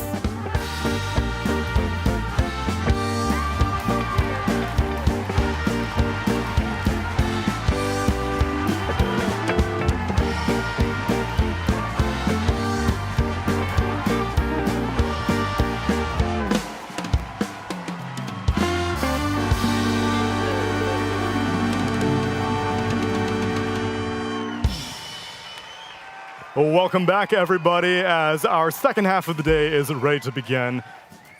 Effie, you're new here. I am. Pyrian, you're new here. He is. In what context? You mean for this shift? That's right. Yes, I am. Hello. Welcome to the camera. Do I unpoint now? Yeah, you can stop pointing. It's quite rude to point. Sorry, Ted. How else are we supposed to identify you? With a curt nod. I see. Well, let me do a little a curt nod to our other member of the broadcast right now. Hello, Purge. That wasn't very polite. That was not a curt nod. That was an aggressive nod. I'm pointing. Oh my gosh, don't do that. That's very Everyone's offensive. pointing at you. I'm not pointing at you. I have... Purge, why are we all pointing and looking at you? Because I have a series of clips that I would love to share with you guys. Let's see it. I don't remember exactly what they're about because I made them hours ago, but I know they're good. It's about your cult brothers and how they are oftentimes very strong in the early game. That is so right, Neil. All right, check out this Night Stalker carry. It was very sick. But what they wanted to do was kill their opponents. And it's not always easy to do that with Night Stalker carry. So they have to do all these cowardly moves, you know, not engaging head on. Look at this, running to the side, attacking from the back. Truly dishonorable, but effective. And look at this, they won't even let him win this fight where his opponent can't defend himself. But they do land nice Ice Blast. So these are the kind of fights that the Yakult brothers wanted to take. They even do some smokes here. This is just phase boots. Night Stalker was having a pretty decent game, putting all this pressure in to the Void Spirit. Just a little bit of a miss on the Illuminate there, and as a result, the Void Spirit is able to get away. And in his moment of sure defeat, he again lands another stun and survives. So that's what they want to do. Here's another example of this. Jumping on the Void Spirit mid, that's looking great. So this Night Stalker is looking really fantastic, but here's the problem. Look at that. They win a fight, and they don't even slap this tower at 10%. This kind of became a reoccurring issue here for the Occult brothers. Even though the Night Stalker was very good at countering the Void Spirit, he ended up like 0-3 and 2 or something in the early game. They couldn't always turn kills out of this. So even when they're crossing the map to look for these fights that they desperately want to take with their strong early game heroes, they weren't always successful, sometimes losing the Night Stalker ulti in these searches for kills. Because if they don't kill a bunch of heroes, killing the tower was not super easy for them. They basically have to kill a creep wave, then they have to wail on this tower with this Night Stalker who didn't quite have his BKB yet. And this is why Paravision finally went for this jump. They were like, okay, we don't want to take any fights until now. But unfortunately, the BKB just got delivered, which meant there is a fight happening now, and we'll see how it ends up going. No one ends up basically dying after jumping in, thinking he had the right opportunity. He sort of did, but the BKB came just at the right time. And then in the rest of the fight, Paravision says, well, we might as well run him down. It's daytime now. Things should be good for us. They end up showing up with the Void Spirit. They get a Chronosphere. They go for some rundown on Emos. This is basically Satanic putting the game on his back, of course. Going for the Bavoka kill, almost interrupting Emo's TP. But the game kind of continued in a very similar stagnant way for your Cult brothers. They're looking for these dives. They're finding some of the dives. They have great hero matchup counters. They kill both these heroes, but watch what they do afterwards. They leave the towers alone because there's still a glyph on Paravision, and they could just simply defend this. So just kind of good drafting, but there was a bit of a hole here. You need a hero that can actually kill buildings or it's going to drag on. So that's something your Cult brothers needs to keep in mind today for their series. Got to get those tower hitters. Well, surely that wouldn't be an issue against these two teams going to head-to-head. Effie, it's not like there was a 97-minute long game between Gaming Gladiators and Yakult brothers, not but just a few days ago. They know how to end games fast, right? You know what? Yeah. Who needs to end games fast? As long as you get your spider legs on Ancient Apparition with your Shadow Blade and your Hex, that's what we're here for. No, but really, it does seem to be an issue that they have, is that sometimes their games do go on for too long, and I do like that Kev pointed out that it was cool to run the carry Night Stalker. They did need to react to the picks in Paravision's draft in some capacity, but you still have to secure your way to take objectives, and maybe we'll just see the return of the Fly Morphling or the Fly Terrorblade or something more traditional today. It'll work. You've been advocating for people being able to hit structures all tournament long, Ted. Yes. No one's listening to me. Somebody picked a DP, didn't they? Last pick DP. GPK. Take some buildings. I mean, it's always been a thing in Dota that you got to take buildings. And as Kev pointed out, if you win a fight and just go back and leave all these buildings sitting around, where's the progress? You can't force glyphs out and then win a fight and go high ground because you just stand there and the glyph happens and you think, well, this sucks. So tower pressure does matter, and that's how you win games. What if you pick that hero that has the biggest unit on the entire map? The shaman. Giga Ward? The Shadow Shaman. He does Giga get Ward. banned a lot, though, Kev. He does. And earlier Save actually picked him, and he went for chicken fingers. Not a massive Serpent Ward? Yeah. They had a lot of tower push already, so it was understandable. But yeah, the Giga Ward is pretty good at killing buildings. I do like the Bristleback, though. I think after the last patch, he's easy to forget sometimes, but he's still a very, very effective hero in terms of what he does. Frontlining, physical DPS, scouting enemies, being hard to kill. Well, this is all a whole bunch of shades of previous patch. Even the bans. Gaming Gladiators taking out a bunch of spirits. Storm and Amber banned out first phase along with the Templar Assassin and Darkseer. Yakult, they take out the Terrorblade, the Pango, the Nature's Prophet, and the Monkey King. And Gaiman respond to that Yakult Brothers first pick Bristleback with a Morphling. Listen, we've speculated a lot on Morph. I myself was very sure that the nerfs were enough day one of the new patch, but a lot of these teams are showing us that if they have like Morphling specialty players, this hero can be first picked against one enemy core. That's all you have to see, and you can win the game. And the more I think about it, I don't think his nerfs were as impactful as I initially thought they were. Like the 0.5 mana regen, like the base mana regen that he lost. When you think about it, you're only playing on waveform. You don't really cast Adaptive Strike. Like, it's not hard to get back your mana if you're not using it consistently. And what they did to his like attributes is now instead of going for like 2 points in the shift and only stats like you used to, you got 1 more point in the shift, and you're still playing with the same stats. And the 1 second cooldown extra on the replicate, that was necessary, but oftentimes all you do need is to replicate for that 1 stun that you stole, and you can just play as Morphling. So now I'm in the opinion that Morphling needs more nerfs. That's my take. I thought the Jitty Pollen Bag would be more popular against him as well, but it seems like maybe you get 1 per game, if even that. So I would have thought there were invisible nerfs just beyond his numbers. And the Vessel buff as well is Vessel always buff too, yeah. Vessel buff is always a nerf to Morphling. And Scotty. Scotty is being picked up, I feel like, every other game now, whereas before it was like 1 out of 7 games tops. Do you feel that's because a lot of TBs have been getting through or not? Well, TB's partially been getting through because Scotty got buffed. Right. Because before it only gave, what, like 18 stats, and now it's like 30-something, so it's just straight up a better item. So picking heroes that it fits into item builds for just makes more sense, so...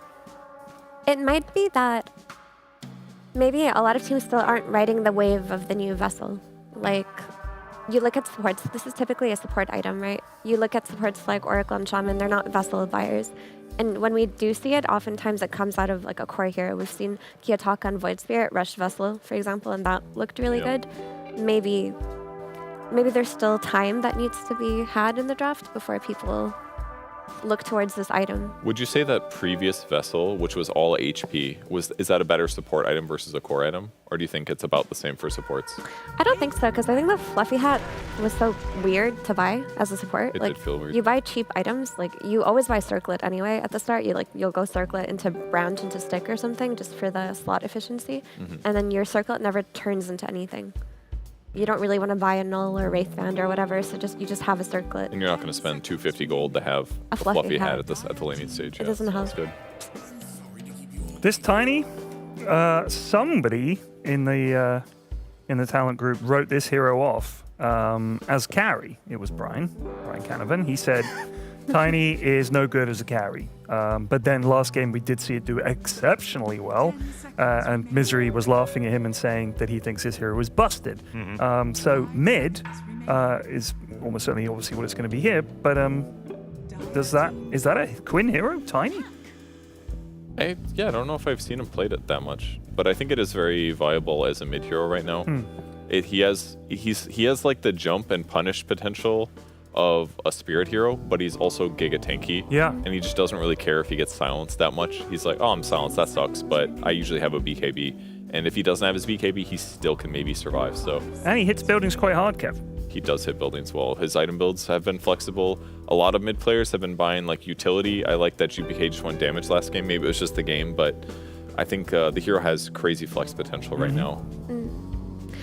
I think when you see Puck, Tiny mid becomes like ultra valuable. Like you could have made a case for maybe they were willing to flex it to offlane if they're picking it at this phase when they have overall last pick. But you see a Puck, great lane, like Tiny's always had good matchup. And then you have this hero that's going to go in and set up for the Ice Blast, which is going to be the way that you make most of your mid-game plays. So you're going to run around as this AA, Tiny, and Ringmaster trio and just look for kills while Morphling farms up. It looks good. The only downside is they have an Oracle, so 2 ways to stop magic damage being dealt. That's kind of a spooky thing. I do like to see more Oracle come out, because like you look at Yakult Brothers drafts, they already have this run-in-your-face hero in the Bristleback that you're going to be able to keep alive. And you have this Shaman who, because there's all this chaos going on, isn't going to be the primary target. So it's very likely he'll be able to get his shackle off. Like, he won't be the person that they're eyeing, because they've got to get on that Oracle in the backline. Axe moving up the ranks. Ace already debuted on the new patch showing the power, and even though Nigma lost that last game, it was still looking very, very capable in Noob's hands as well. This is very exciting for me, Neil. I love this hero. What an era. And if Axe is back, oh, baby. I will say 3 of these heroes seem like a good Tiny and AA Blast is going to finish them off. Like, Puck is vulnerable to burst like that. You've got Oracle, he can get blown up. And Shadow Shaman, if you get the AA Blast on him, it doesn't matter if he turns into a chicken, right? He's going to die.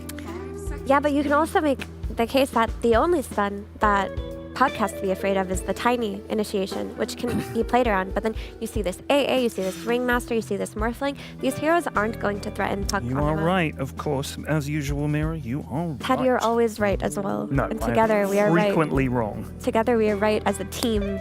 Looks like a Tide pick maybe for Gladiators is what I'm thinking. A lot of disable heavy, a lot of debuffs from Yakult Brothers, but not the best damage. So I feel like Tide maybe for them. The only thing I don't like about Tide is that it's not really a sure thing when it comes to a catch, because you do need some form of catch to play into the Puck. I mean, you do have your Shard, and maybe you can even go for a wonky build like a Hex at some point. That would be pretty cool. A little bit of respect being shown to Fly. A Muerta, a carry Muerta, gets banned out by Gaming Gladiators, along with a Beastmaster offlane pick. There's a bunch of offlaners that are gone. We have to go like deep in the pool. Tidus is most played that is not banned. It could be Dusa as well, of course, but that's weaker than it used to be. Sand King still lingering around if he's still relevant. I think his win rate's pretty low right now. I don't think I like him too much against Oracle either. Enigma has his highs and lows, but it gets banned out. Oof. And Yakult scoop up, and Ursa for Fly. And this Ursa makes a lot of sense. Like, there weren't many heroes left when you talk about, oh, I'm going to outscale the Morphling or have a strong lane. But Ursa, what he does is he plays on a timing that Morphling is not quite as strong for, especially if he has a good lane, gets that first Aegis before the Morphling team does. That can really change the dynamic of the map. Then also, again, you look at these supports on game, and AA and Ringmaster, these heroes, like when they get jumped, it's pretty tough for them to like last long in the fight. So now you have the Puck and the Ursa who are just going to be jumping the back lines, causing chaos, this Bristleback who's in the middle of the fight, and then an Oracle to back him up. And all the heroes that Ace wants to pick, like Underlord or Tidehunter, they're going to have a bad lane against an Ursa as well. So they're in kind of a weird position here, I feel like, in his pick. That is very true. Maybe just some kind of hero for Ace that has a comeback mechanism from inside of the triangle. Like, that's what you can hope to do at that point. They get Omni, maybe? It's kind of good. Oh, I know this. At least you have a lot of damage to, like, maybe out-harass the Ursa in the laning stage. Just run in, poke, and run away.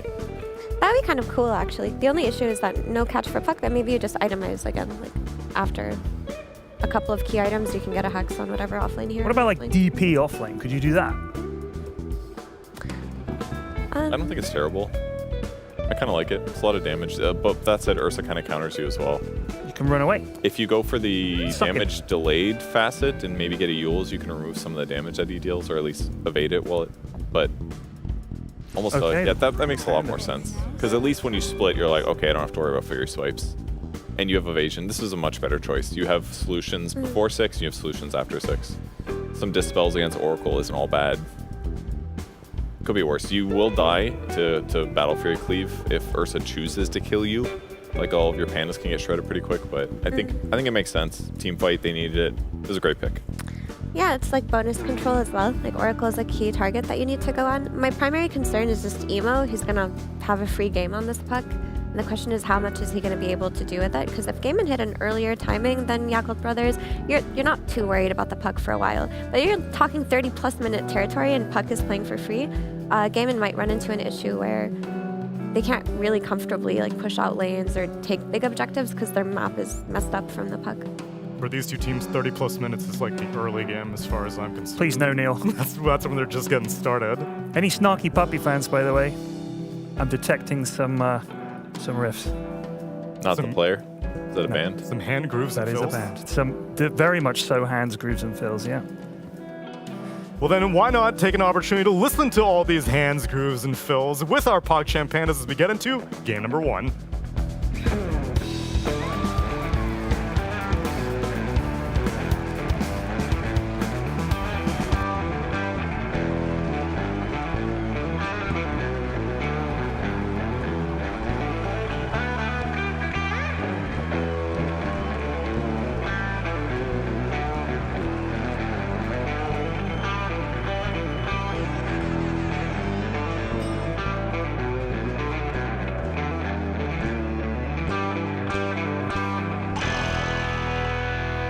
Ooh, what a way to start Game of Gladiators versus Yakult Brothers, as this rematch was a spicy one the original time, Avery. Oh, you mean the first rematch or this rematch? You know what I mean. Have these teams even met 3 times? Did you, like, blank out? The Just trying to get the timeline 98-minute right. game. It was worth, like, 3 Yeah, I know, series. but that wasn't the rematch. Yeah, I know. I'm saying that was worth, like, 3 series at least by itself. Okay, that's fair. This should be a spicy one. Anytime I get to watch Yakult Bros. Avery's a happy, happy man. I feel like my day's been made. And for some reason, they only have 1 series on the night shift. This entire group stage. This is it. Shame. This is the only chance we get to watch some beautiful Dota from the Yakult Bros. Just so you Wonder how guys that know, happened. I've never seen Avery ever look at the schedule before to see what he's What? asked. I look at it every day, so I can see. Okay, I've never seen you look ahead of time. How much longer I have to spend with you before I can regain my sanity. Well, it's going to be a whole nother week, so The battle you can look forward to that. We've got the Gig Award. Got some Oracle Room prediction. And we've got my favorite hero in all of Dota 2 history, Austin. Elder Titan is not in the game. The Brewmaster. The Brewmaster. That's right, because he has the best voice lines of any hero in the entire game. Okay. Like what? Like, can't hold your liquor? That's a great voice line. What's wrong? Can't hold your liquor? That's a great voice line. That's good. Yeah. I like voice lines that I've heard a lot in real life because it really, barks at home. You're saying you can't hold your liquor? No, that's what, it's about you, Austin. It's okay. I mean, that is true. I can't hold my liquor. What's your prediction for this series as we get paused? My so we get time to prediction talk is about that it? we will have at least 1 hour-long game. Okay. And my prediction is Game of Gladiators will win. Well, my prediction is Yakult Bros will win. Unsurprising. Do you think Yakult Brothers win in this game? I Maybe. am not confident. I think they're slightly unfavored, but not by enough that I would rule it a draft win. I think they can do some outplay here, especially if this puck gets rolling. Limited control for him outside of this tiny. So like a 55-45? Yeah. The issue I have is I kind of don't believe in Ursa, to be honest. Yeah. This hero just Me doesn't neither. win. He does have Oracle to help him But stay that in the Oracle's fight. playing against Brewmaster. Yes, so That's I don't know. pretty bad. I do give the slight edge to gaming here. I think their path towards victory seems more straightforward and easier to execute, and generally those lineups tend to win on average. But of course, I mean, this is Yakult Bros. They defy logic. They defy reason. They play Dota their way. They don't care if you won the draft. They certainly don't like playing Dota the easy way, that's for sure. We saw that before. Yeah, that's good training. Good training for what? I mean, when these guys get to TI, they're gonna If roll. If they get to TI. When? If they get to Riyadh. When? What if they ruin everything that I enjoy in life? Just take a break for a day, man. All right. Mid lane matchup, how's that going? 10-5 for Quinn up against Emo's Puck, who is 7-0. Unsurprising, Tiny takes an early CS. Tiny should absolutely win these early waves. You have a massive base damage advantage, big HP advantage. Puck not really known for winning the early waves anyway. Emo is gonna lose the water in here. Okay. I guess he got one, but he could have had both. Kind of interesting. Either way, maybe he's not too concerned being full resources. Yeah, he got a deny for it. Shield take that trade. Brewmaster's doing really well, which is concerning, I think, if you're a Yakult Brothers fan. Ace is 13-4. I think this is a brilliant pickup from Gaming Gladiators. Yeah, I thought they were out, like, I was thinking about it, I was just like, man, all the ranged offlaners that other teams would run, Gaming Gladiators just won't play those. Ace just won't play those, you know? So I was like, what is left that's going to deal with the Ursa Oracle lane that's going to be effective in this game? The Brewmaster works both in a lane sense and the overall game sense. Tornado tossing the Ursa up in the air is a pain in the ass for that hero. The Dispels against Oracle, whether it's the Fate's Edict or the Purifying Flame heals, pretty disruptive for the Shadow Shaman to deal with as well. Oracle really suffers against Brew in general. So Got the tame on him. That's going to be first blood going to Watson. Solid little kill on the side there as Baboka gets caught out. Getting a little too aggressive on his own. You really have to watch this mid lane. If Quinn somehow gets a solo kill on Emo or Gaiman rotate to the Tiny, it won't take much to put this puck over the edge, and then this Tiny could just open up a gap. Suddenly a fast Blink Dagger comes out in this game. It's going to be really easy to get into the fights for Gaiman. Yeah, the Tiny combo is actually pretty decent for Ringmaster to play around, because you really charge up that Tame the Beast while they're up in the air. I mean, it's Ringmaster and AA throwing down this Vortex or amping it all up. It's a really nice Tiny game in terms of the synergy with the supports. So you do not want Quinn to snowball here if you are a Yakult Bros fan. So what are the good sides for Yakult Brothers? Because I feel like we're only hearing negatives for them and positives for Gaming Gladiators. Their objective taking is quite good between Versal Ursa and the Mega Ward. Okay. And in theory, it's a very good Oracle game outside of the Brew. So if you can ever jump the Brew with Shaman Ursa, burst him down, silence him with Puck, kill him without Malady getting the save, then the Oracle's fight is a lot more open. It is really annoying to try and backlane against Ringmaster. He punishes you so hard. That is the third dagger. Even though he has his passive, he's still taking tons of damage.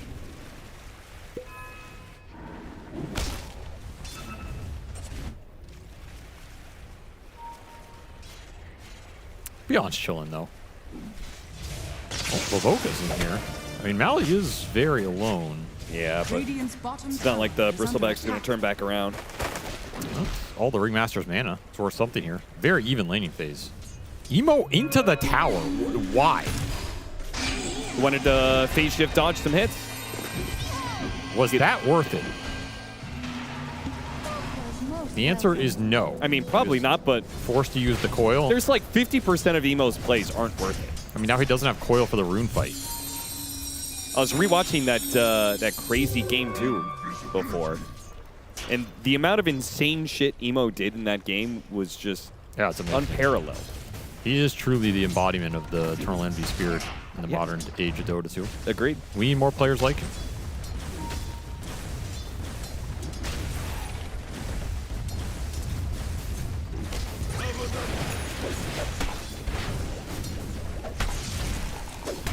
Vanguard done for the Bristleback, so look for him to be left alone, and Bobica, after the Wisdom Shrine, can maybe start helping top or helping mid. I feel like you kind of want to help top, just because I don't think you actually kill the Titan.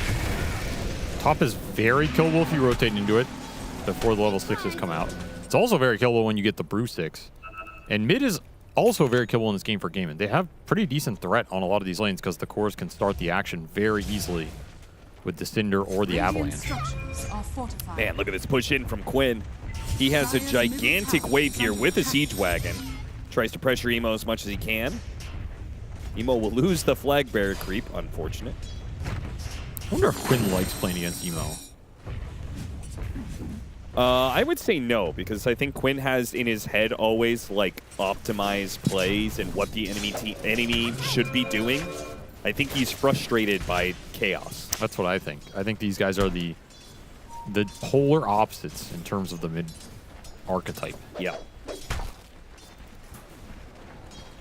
Quinn, a man who's built his career and his earnings off of laning prowess, consistency, controlled aggression, playing with supports. And Emo, a man who question marks you down 0-2, doesn't give a fuck about the lane. No. Destroys his own HP pool for fun. Shackle, oh, they grabbed the Arcane Rune. That is going to be a coil put on the two of them. Might be able to get a kill out of this, and they will. It's going to be Bulbaca falling, but Emo, he is going to reap the rewards here. He's going to chase down Tofu, escape back. That's going to be put to use here, but Emo, relentless as always, will get that kill. Arcane Rune, hold up some serious dividends there. Meanwhile, the Brewmaster ultimate got used in the top lane, so the Ursa is going to be in some trouble here. He's in the air right now. Look at him fly. There he goes. Round and round he goes. I like how he's reaching towards the sky. And he's trying to high five. Maybe it's like a roller coaster deal. He's actually had some fun with it. Do you like roller coasters? Are you an adrenaline junkie? I mean, I enjoy the occasional one, but okay, they're kind of boring. Oh, they don't give you enough adrenaline. I see. Maybe if it breaks halfway through or something. It's kind of interesting. Did you see Final Destination said, that's what I want? I never enjoyed those movies either. I found them also to be kind of boring. But maybe I should have been watching them while I was on a roller coaster, and that could have combined the two. There you go. That's an idea. I also have like a motion sickness thing, so if I true. do it like 10 times in a row, it's really bad. Mm. Which I found out when I was like 11 years old. Yeah, who'd you puke on? Save that story for another time. Fly. Oh, no! He used the Void Panda pull on one of the other Brewlings. Ooh. If he had pulled back Fly, maybe there was a chance. I don't even know if they're killing him there. Yeah, I mean, he still has Enrage, honestly. He had Lotus, Enrage, yeah, stick charges. Little missed opportunities here for Gaiman in a couple of the early skirmishes. Maybe the chaos is getting into their head. Quinn's just like, I don't know what this guy's doing. I can't predict him. It's like the hardest guy to hit with Pudge Hook is the Herald player. Yeah. You calling Emo a Herald player? No, I'm just saying. Watson rotated up the top lane, comes back to bottom, and is already in trouble. He is dead, in fact. The Arcane Rune from earlier pays off big time as Emo got another coil out. He's going to get another one. They're going to get Malady as well.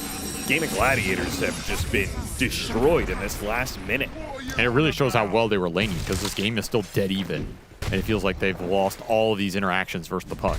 Yeah. It feels like Emo's having a tremendous game, and he's 100 gold ahead of Quinn. Yep. But they've really found openings. They've combined the supports well, and they do have threats on the Morphling this game with the Insta-Hex, the Coil, the Silence. It's not a free Morphling game.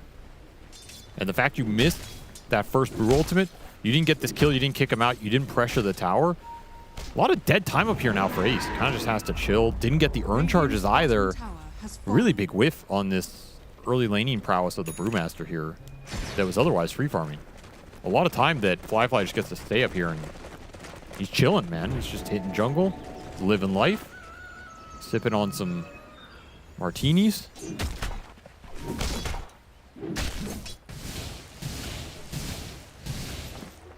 Things are pretty nice out here. One might say holding his liquor.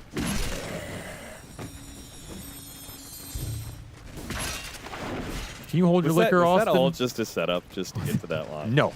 You think I gave 30 minutes of educational points for a alcohol joke? Yeah, honestly, I think you would do that. Really? Yeah, I do. Where's your proof? Proof is in the alcohol that you're sipping. What's your tolerance, Austin? Like, did I get you like 20 beers in, and are you just going to start politically ranting or something? I've never been crazy drunk. Okay. be honest. Yeah, that makes sense. You're an absolute buzzkill. Ringmaster going to be caught in the shackles here. And a coil for the Ancient Apparition as well. Emo doesn't chase after him, surprisingly. It's another kill for this puck, 2-0-3. These supports are just feeding away. Emo is level 9, though so is Quinn. Again. The Mega Ward. Yeah, good luck dealing with that. Radiant structures are fortified. Dire's structures are fortified. Tofu, he's going to start laying into it. Bobica is going to protect his ward because, of course, he is. Tame the Beast, stop at the shackles. And trying to finish off that ward. It's worth a good amount of gold. 230 gold goes to Malady. Not bad. Not bad at all. Push More defended. importantly, they stayed their mid tower, yeah. I still think Yakult Pros are happy with any kind of play like this where they get to fight around pucks because their two side laners are AFK farm Andes. So as long as you can make something happen with the puck and you're bringing gaming to that part of the map, your Ursa and your Bristle are free farming. And that is super nice for them. They're not getting killed by Brewmaster. No one's rotating to Ace.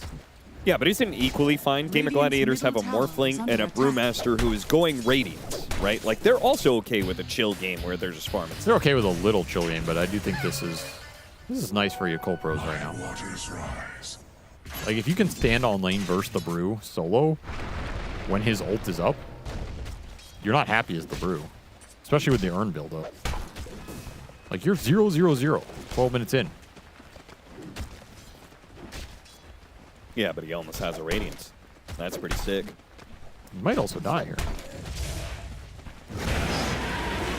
Shackled up. Malady tries to bail him out and does manage to do so. Primal Spit goes out. Ancient Apparition's Ice Blast is going to be off the mark, but Bobica's definitely dead for this one. Gaming Gladiators seem pretty well aware of what Yakult Brothers was planning there. They really spent a lot up here, though. They brought the Tiny, they A-ulted, spent the Brew ult, got a Shaman out of it, which means in theory you can defend this tower. You can stay up here even longer with the Ursa as you push towards that Battle Fury. Man, look at Beyond. This is a nice move, putting a lot of pressure on this objective that was chipped away earlier. Got a nice ward deep behind that mid tower as well. Oh, this is door number 2. So many doors. Monkey King Bug. Headset issue. Mouse out of battery. Food delivery. Kale.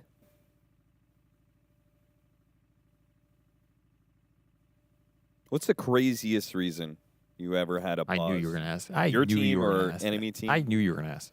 I'm sorry for trying to stoke conversation. Well, there was a ESL event actually in Germany that Quinn almost died at. And why am I?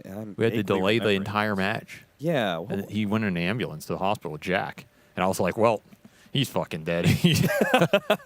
Yeah, I mean, if you're going to the ambulance and your guardian is Jack for medical advice, like, all I was thinking is if Quinn goes unconscious and Jack has to make a medical decision, I hope I never have to meet Quinn's family because, like, I'm partially responsible, you know? Like, maybe I should have gone in that ambulance. That was also old Quinn.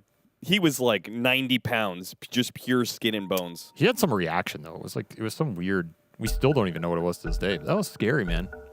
That was scary. That's probably not what you were looking for in terms of what's a funny little story, huh? My teammate almost died. Quinn gonna be chased down the mid lane. That wheel is gonna whiff, that's for sure. Malady, he missed that one. He hits the escape back onto Quinn. Toss back, trying to get this Bristle back off him, but the Quills just keep on stacking. Mega Ward. The Mega Ward is going to be dropped. Watson needs to try and finish off Bobica so this ward doesn't do too much damage to Ace. Tofu's going to be chased down by Beyond. Once again, Yakult Brothers getting the better of the situation in the mid lane. It's a 1-for-3 exchange. And Fly's not even there. That's a 4-on-5 technically that you demolish. Oh, he's going for the Wisdom Shrine too. I think he's got it. There's no way that they could stop this. Yep, nothing to do. Very nice. Very heads-up play. He's got his Battle Fear on his way. His Yakult Brothers are just... This bear is fat. And I think so much this early game has been decided by the power runes. Like, Emo getting all these power runes. Gaimin not really rotating to Quinn. The blink has been delayed here a little bit in the fact you don't have it. Not being able to start on this puck, but I do think there were openings there of just avalanching Emo into like a whip A ult or something. Don't think it was impossible. The fact Emo got Arcane Rune, he had haste in that fight, now he gets a regen. So much extra power on this puck. He's just hitting your tower. What are you going to do about it? Not much. Not with an Oracle sitting behind him. The Radiance is done for Ace, though. So this next Primal Split is going to have a little extra oomph to it. Still only level 10, though, so you still only have the level 1 split. Yep. Which can get killed in this game. You have to look out for a little between the Ursa and the Bristle.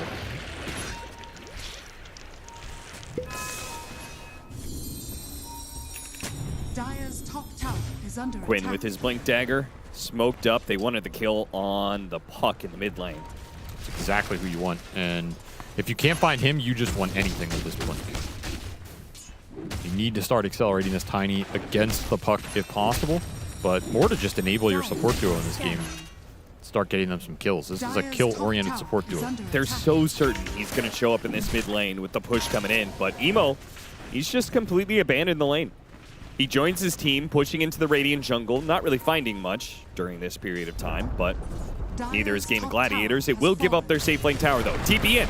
Jump in onto a Shadow Shaman. That's going to be a very nice start for Game of Gladiators. Managed to get off the ward before he dies. Emo's going to jump after him here, but onto a Morphling, not really the best target. Coil goes out, maybe with Flyfly's damage. They do manage to kill Watson. That's surprising. Toss away once again. Quinn trying to get this Bristle back off him. Here comes Ace. With his Radiance and his Primal Split, he goes straight for Ollie. And as soon as the Ursa gets on top of him, he pops a Primal Split, lifts him up in the air, still continues after Ollie. There goes the False Promise. So Ace. And here's the Brewlings getting chopped on. Yeah, they're getting Battle Fury quite heavily. Ace is going to die. I mean, that's what I was saying. This level 1 Brule is it's food, man.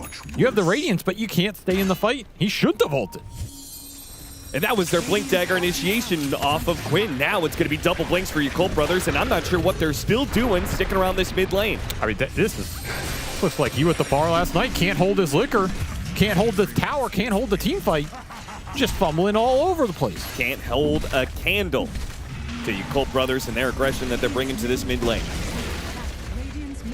It's not often you see Gaiman get outpaced and outfought in the early game. Yep, and now it's Roche. Colts are doing it. It's an Ursa lineup. Bringing a little chaos here, giving them the runaround, and they can't get the lockdown on Emo. Oh, Emo's not going to let him get near the pit. That was so Coil fast. on 2. Ancient Apparition going to be left behind here. Couldn't even get off an Ice Blast. Meanwhile, Ace, he's going to be shackled up. Quinn just cannot get away from this Bristleback. It's just the Bristleback in his face all the time, man. They do manage to kill Bobica, but Ace and Watson need to try and get out now. But beyond, he's not going to let you get out. Once you're in a team fight with a Bristleback, you're not getting away. But what a jump from Emo. Saw this tree toss, I think, and then just went in. Just no way I'm giving you an initiation there. There's an amp damage on that Tiny as well, by the way. Super deadly jump if Quinn gets to make it. But Emo shuts the play down completely. Oh, Ice Blast, Tofu. We're going to get another one. They're just throwing lives in. Is it really that big of a deal to contest this Roshan at this point? I mean, this first one is not that important. The fight is way more important than the Roche, and they got creamed in the fight. Now this Ursa is super far ahead. And you still don't have level 2 Primal Split, and it's a big problem. This Bristle Ursa just chunk you down. We're seeing the same thing for Quinn. He needs a utility item in this game. He's thinking about Yules himself, but he needs it either on him or a 4-staff Glimmer on support or something. Because he gets gooed up, hit by the Bristle Shard, and just run down in the fight. And he cannot get a second combo. He's going to go the Yules build that people have been preferring. Malady does get a ward down for the Tormentor play. It's not the ward that sees exactly the Tormentor, but sees like the Ancient Camp and some of the area around it.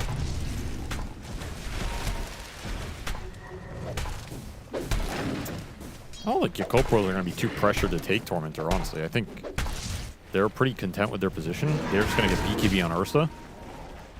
They're going to get whatever Emo's next item is, and they're just going to look for the fight. Teleport mid. going after Beyond. Beyond pushed a little bit too far up here, and he will get wheeled into Ice Blast. That's going to be a lot of damage. Waveform over the top. They need a little bit more. It's still not enough. Is he going to tick out? Oh I mean, my Fly's just God. destroying the back lines thanks to Emo setting him up. What was that? He just cleaved through all three of them? Yeah. Ace, he's got a Primal Split still, and he's going to have to use it defensively here. Barely gets it off before Baboka lands. Is this even good, though? Watson jumps back in with the silence stolen from the puck. He's trying to play an in-and-out game, but they're pretty tanky on the side of you Colt Brothers. They are so far ahead, 7,000 net worth, but they're also up a lot in experience. They have an 8-level lead over Gaming Gladiators. You win all the fights, you take the Wisdom Shrines. That's going to do it. And they just get baited on the Bristleback. How many times has that happened in this patch? Beautiful coil silence from Emo. Fly comes in, just cleans them up. Nasty stuff. I mean, it's called opening the buffet, as Quinn says. This game is frustrating. And you got to feel for him, because it feels like the Tiny has one combo, and that's it. That's your one chance to find an opening. And then you're just getting hit by the goo. You can't move. You're just dead before another one comes out.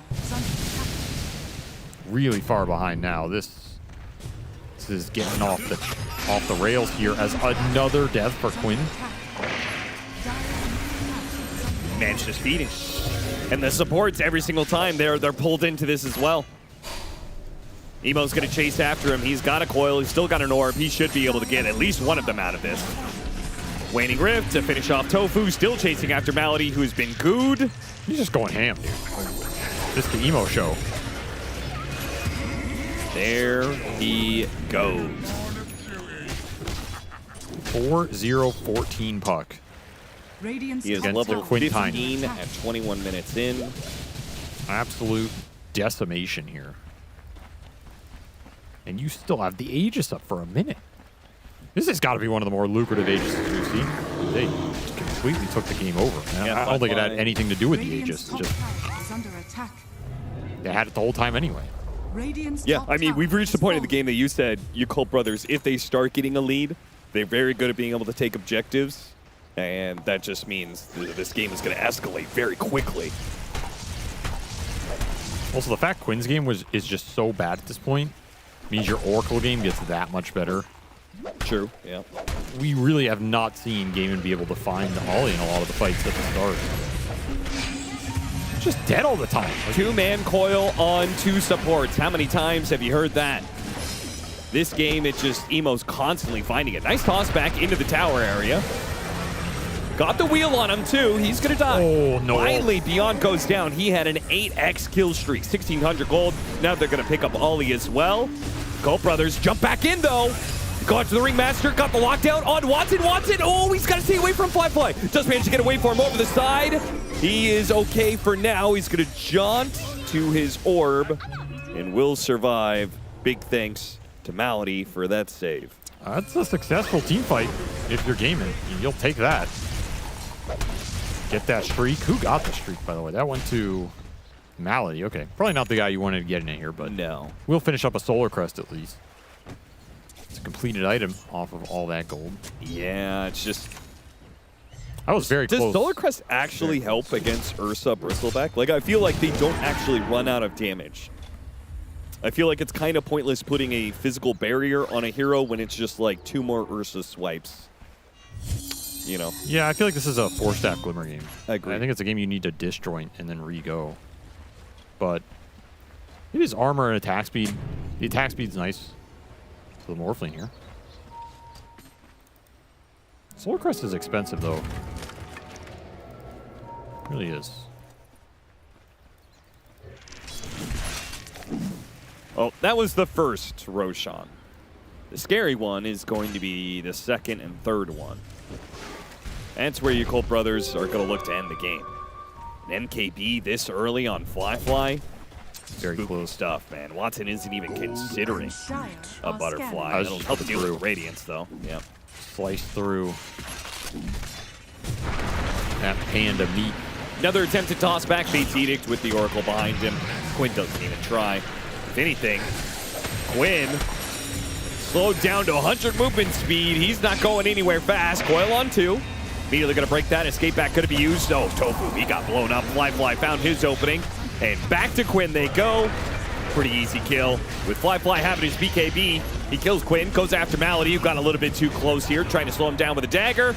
Watson's going to show up, but he still had his enrage. Toss the Oracle here. You have a chance to finish this Ursa off, but there's no damage. It's already gone.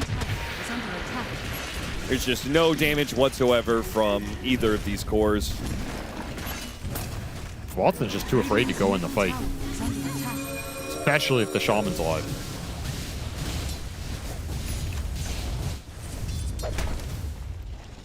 Yeah, the Oracle's making the Tiny's life hell, the Shadow Shaman's making the Morphling's life hell. The fight is way too... The second the goo hits the Tiny, it feels like the fight is hard for Game. Because now the Tiny cannot find the Oracle, which means the Oracle has a free fight, which means if you're beyond or Fly, you're just going in. And you know this Oracle is going to bail you out if it really comes to it. That formation is just so hard to hold if you're gaming. Spoken, run it back. To reset. Beyond, they do not want to run into this bristleback. They want to catch the back lines. They want to blow up the Oracle first.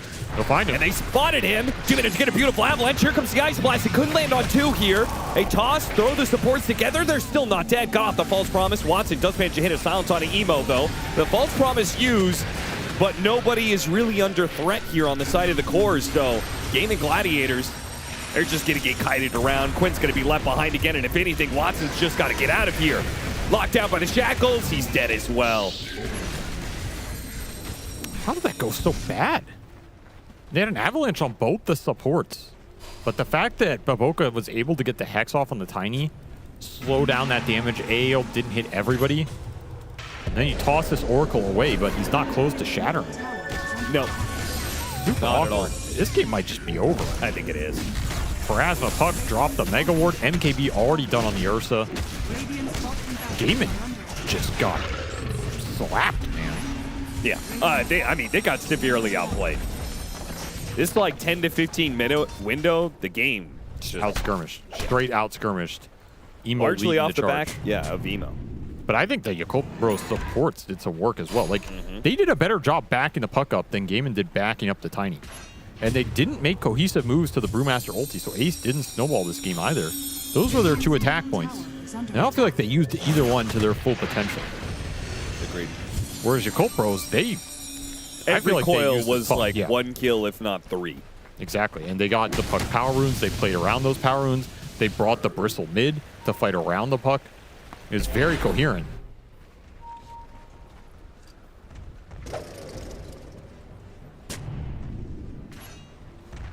Emo yet to die in this game. 7-0, 18 assists. Man is cleaning up the boards right now.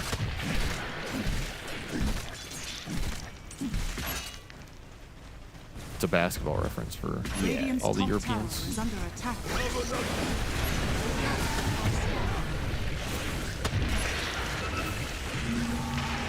AC on the Brewmaster will help a bit, but I do always feel like Brewmaster items, this hero suffers like being behind because I feel like every item that you get, it doesn't really make that much of a difference, you know? Like when you're ahead, the AC like just kind of prolongs the life of the Brewmaster, the aura does have impact, but when you're behind, it's just like, it's still the same problem. Your Brewlings are dying to a Battle Fury Ursa, or you're not doing enough damage to kill supports efficiently. Because off-lane Brewmaster from behind can only indirectly win the fight. He can't directly win it himself.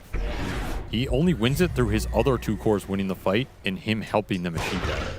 So if your other 2 cores are also behind, run an ace, you're really silence, blowed up, gone in an instant. That's too easy at this point. That's going to be the Basher on top of the Ursa as well. Even more lockdown capability for this Morphling. Gaiman are going to smoke. Hail Mary here. Throw out an AO, try and do something. They won't even get to the pit in time. Oh, they're looking at the ward mid. They're just going to bank that Yakult Bros turn their brains off and run down mid clump. Or maybe you find Emo here. Oh, that would be so juicy with a gem.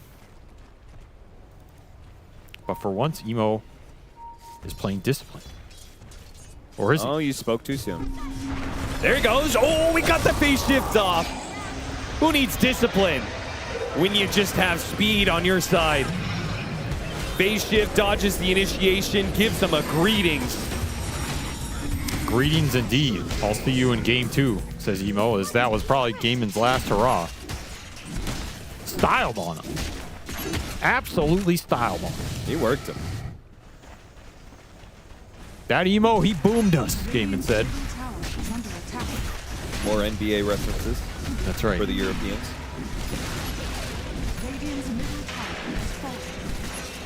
And up to the high ground they go. 4 minutes left on an Aegis. Got the gigantic ward helping you. Just looks like a unwinnable situation for Gaiman. In theory, your high ground's not bad with tossbacks. Of course, the Tiny's dead, but... Got bashed up. Silence. Escape act will be used. And your Cold Brothers are actually going to back away. Wow, okay. That's some respect there. I mean, they still have 3.5 minutes left for the Aegis, so there's no rush. Can collect more power runes. There's an arcane rune bottom right now. Almost level 20 on the puck. He'll get it off that wave. Smoke from Gaiman. And out they here. are going to go up the side of the map here. Well, the earlier one was a Hail Mary. This is a... I don't even know what the next version is, but complete desperation. It's a plea to God himself. Save this game. Bobica on the right side of the tree. Oh, they spotted him. He popped his head out for a second. Oh, he baited him. Oh, no. What? Oh, he's got false promise. He's out of here. How do you get baited by that? He just all-in'd on the wrong sheet, man. Watson battling it out with Fly. He does some okay damage. He's actually doing kind of okay for himself. There's still the Aegis to worry about here. Ice Blast comes in, hits beyond. Can Watson kill him? Maldy chasing after. Okay, immediately jumps in, gets hexed. Fierce is still operating on like 150 HP. They just cannot seem to deal with this Aegis. They finally got it, but the fight is clearly over for Game of Gladiators. Just a question of whether or not Watson can make it back to the base, which he will not. Now Ace is going to get run down. GG is called. Game of Gladiator. Hail Mary after Hail Mary. None of them work. I respect you casting till the end of that game, Austin, because the second that Shaman survived, that game was over. This series might be over. But Boca absolutely shattered Gaiman's mind on that play. Thought you were going to say something different. That was physical damage, mental damage, emotional damage, spiritual damage, MMR damage. What other kinds of damage are there? Sounds like Game of Gladiators are going to need to see a team therapist out of this. Edible damage. That makes no sense. Whatever. What does that mean? Does that mean they're hungry now because they took away their lunch money on that play? That's what I'll say about that. Man, yeah, Cult Bros had all the moves this game. 19-0 Ursa. How many times do you get to say that? I feel like that's fairly common, actually. Ursa, I feel like either goes deathless or maybe one death, and he wins the game. He gets 2 deaths, he loses the game. Yeah, that's probably fair, but... 9-0-23 as well for Emo. 2 deathless scores on the side of your Cult Brothers. That is wild. Didn't even get him close to a 60-minute game. This game was over by like 15 minutes. Your Cult Brothers... This game was over before it started. Guess so. It was over an hour ago. We're just catching up. Game 1 is over. Back to the panel. Meanwhile, Bobica's out here feeding his ass off. 0 kills, 7 deaths. Unacceptable. In fact, I think that may have been the majority of Gaming Gladiators' kills. Meanwhile, though, how did they get those kills? Was it off the back of a Tiny?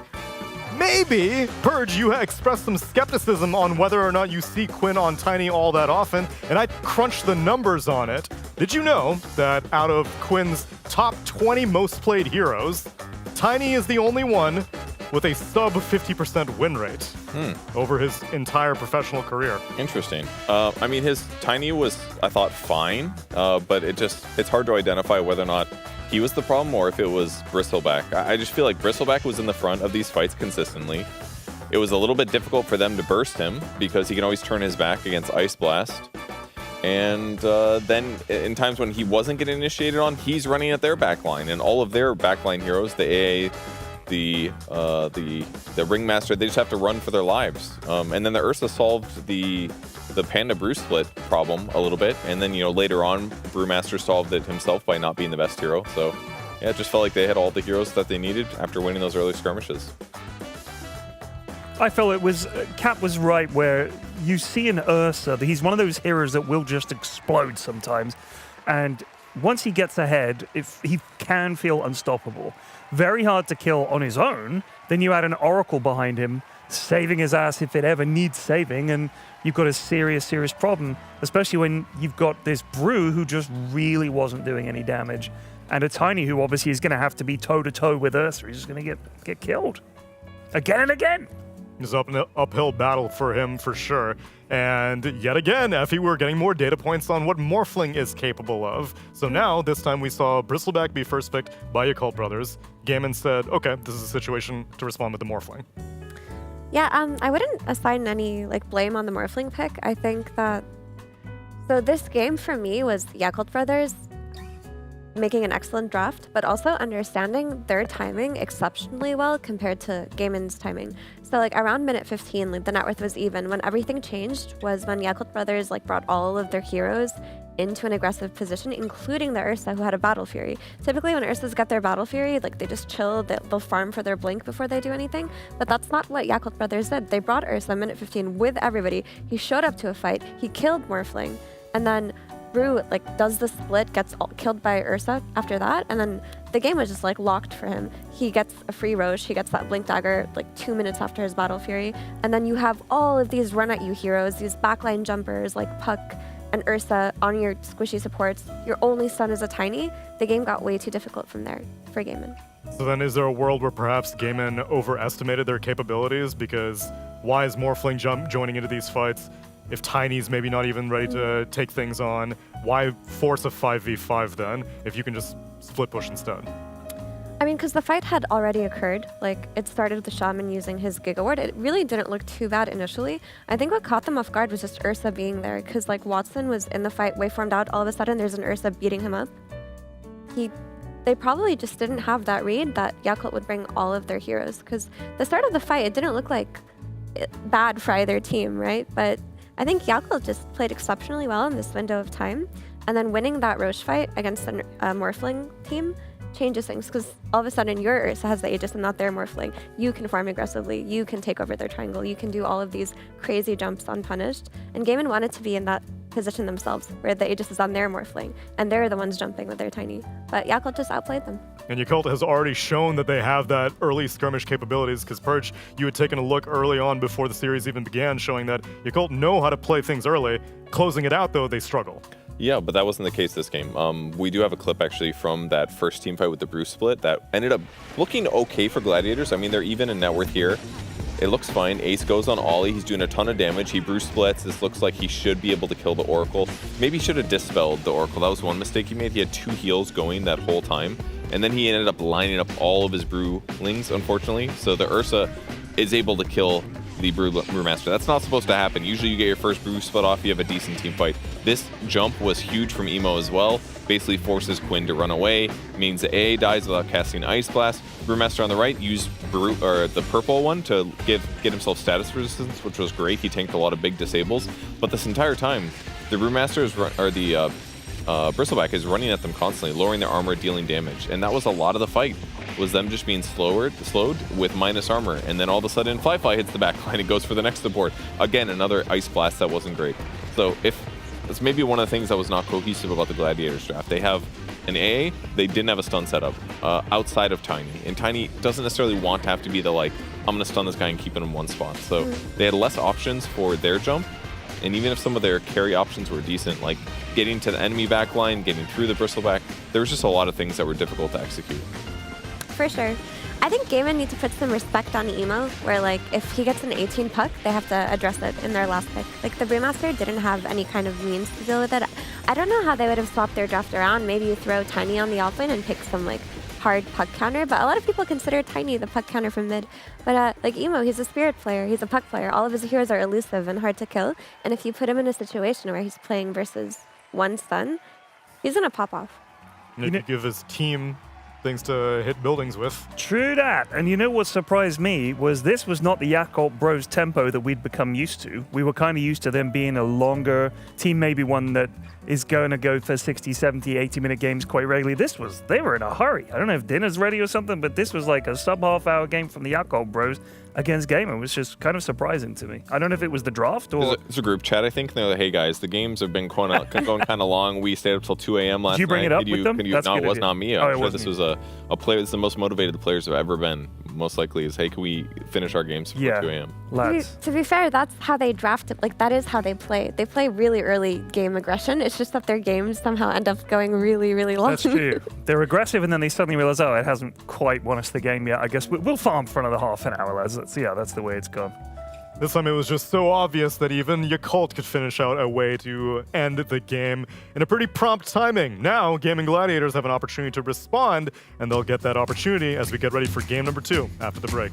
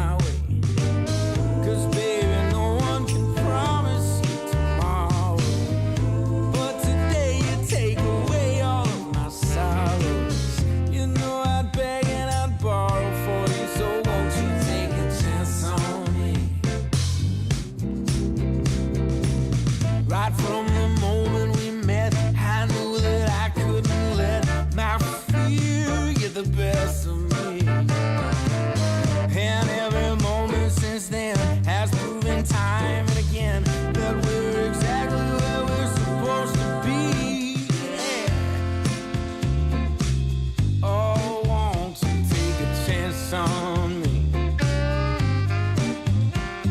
Ooh, oh, won't you take a chance on me?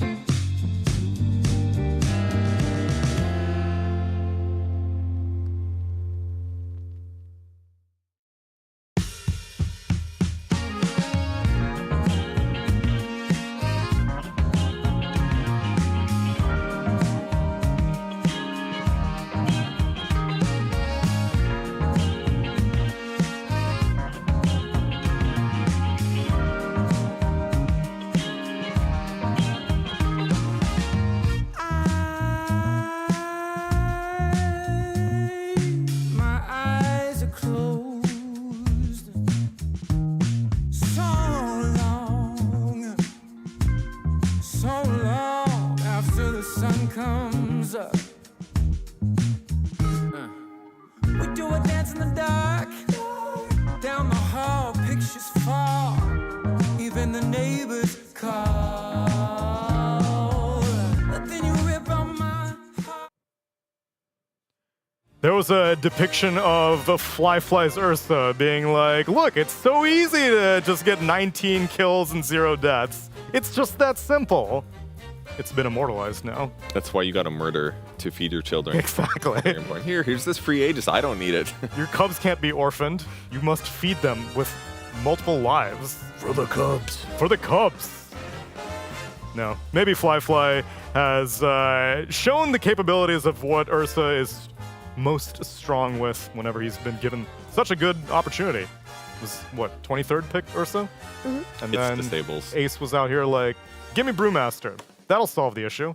It was good for the lane. Like all of his other solutions, all of the other heroes that he have picked or banned, or we're just gonna get dumpstered by an Ursa. Yeah. Like straight up like the worst off lanes you can put against Ursa. Or maybe you could pick something really out of the meta, like Mars or something. But it was not healthy looking.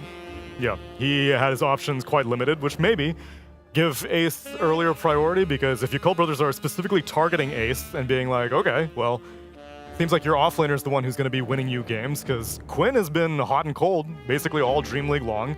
So what else is there? Watson, if he doesn't have Terrorblade, then what's the game plan? It's Ace. I mean, on paper, they had a lot of really good heroes. They had AA, been winning a lot of games, been very popular. They had Tiny, it's been stomping games. They had Morphling, really solid carry. Yeah, but Ringmaster. But together, what? I would not include Brewmaster in that list. Ringmaster. Ring. Oh, did you? Oh, okay. Ringmaster, sure. Yeah. 4 out of those 5 sounded good, but together they weren't very cohesive. They took all the good stuff. They're greedy. Give me all the best snacks. But then they're like, oh, it doesn't feel good to only eat sugar for dinner. I've got a tummy ache. That's what they're saying, yeah. I thought their draft was like cohesive, but it didn't work versus the enemy draft, right? Because like their heroes together, they do have a lot of plays that they can make. It's just that like you have a Bristleback that you didn't necessarily solve, an Oracle that you have 1 jump for, and you last pick Brewmaster, you have no stuns versus Puck, right? Versus other drafts, that may have worked. Maybe, yeah. I just wish they had more stun setup for the A. Was like the one thing they were kind of missing. They even put A as the 4 position, so that was a Brewmaster A against Ursa, and then on the other side of the map, they were able to do the Ringmaster to protect the safe lane. And Ollie's feeling himself on the Oracle after that last game. He was like, yeah, I was kind of invincible. No one can touch me. But yeah, they just bump it up in priority. It is good versus Darkseer because you can purge off Ion Shell in lane. But there's still a lot of space left in Gaiman's draft to just pick jump heroes this time, things that burst the Oracle. Another opportunity for Ace to maybe get his life made a little bit more miserable.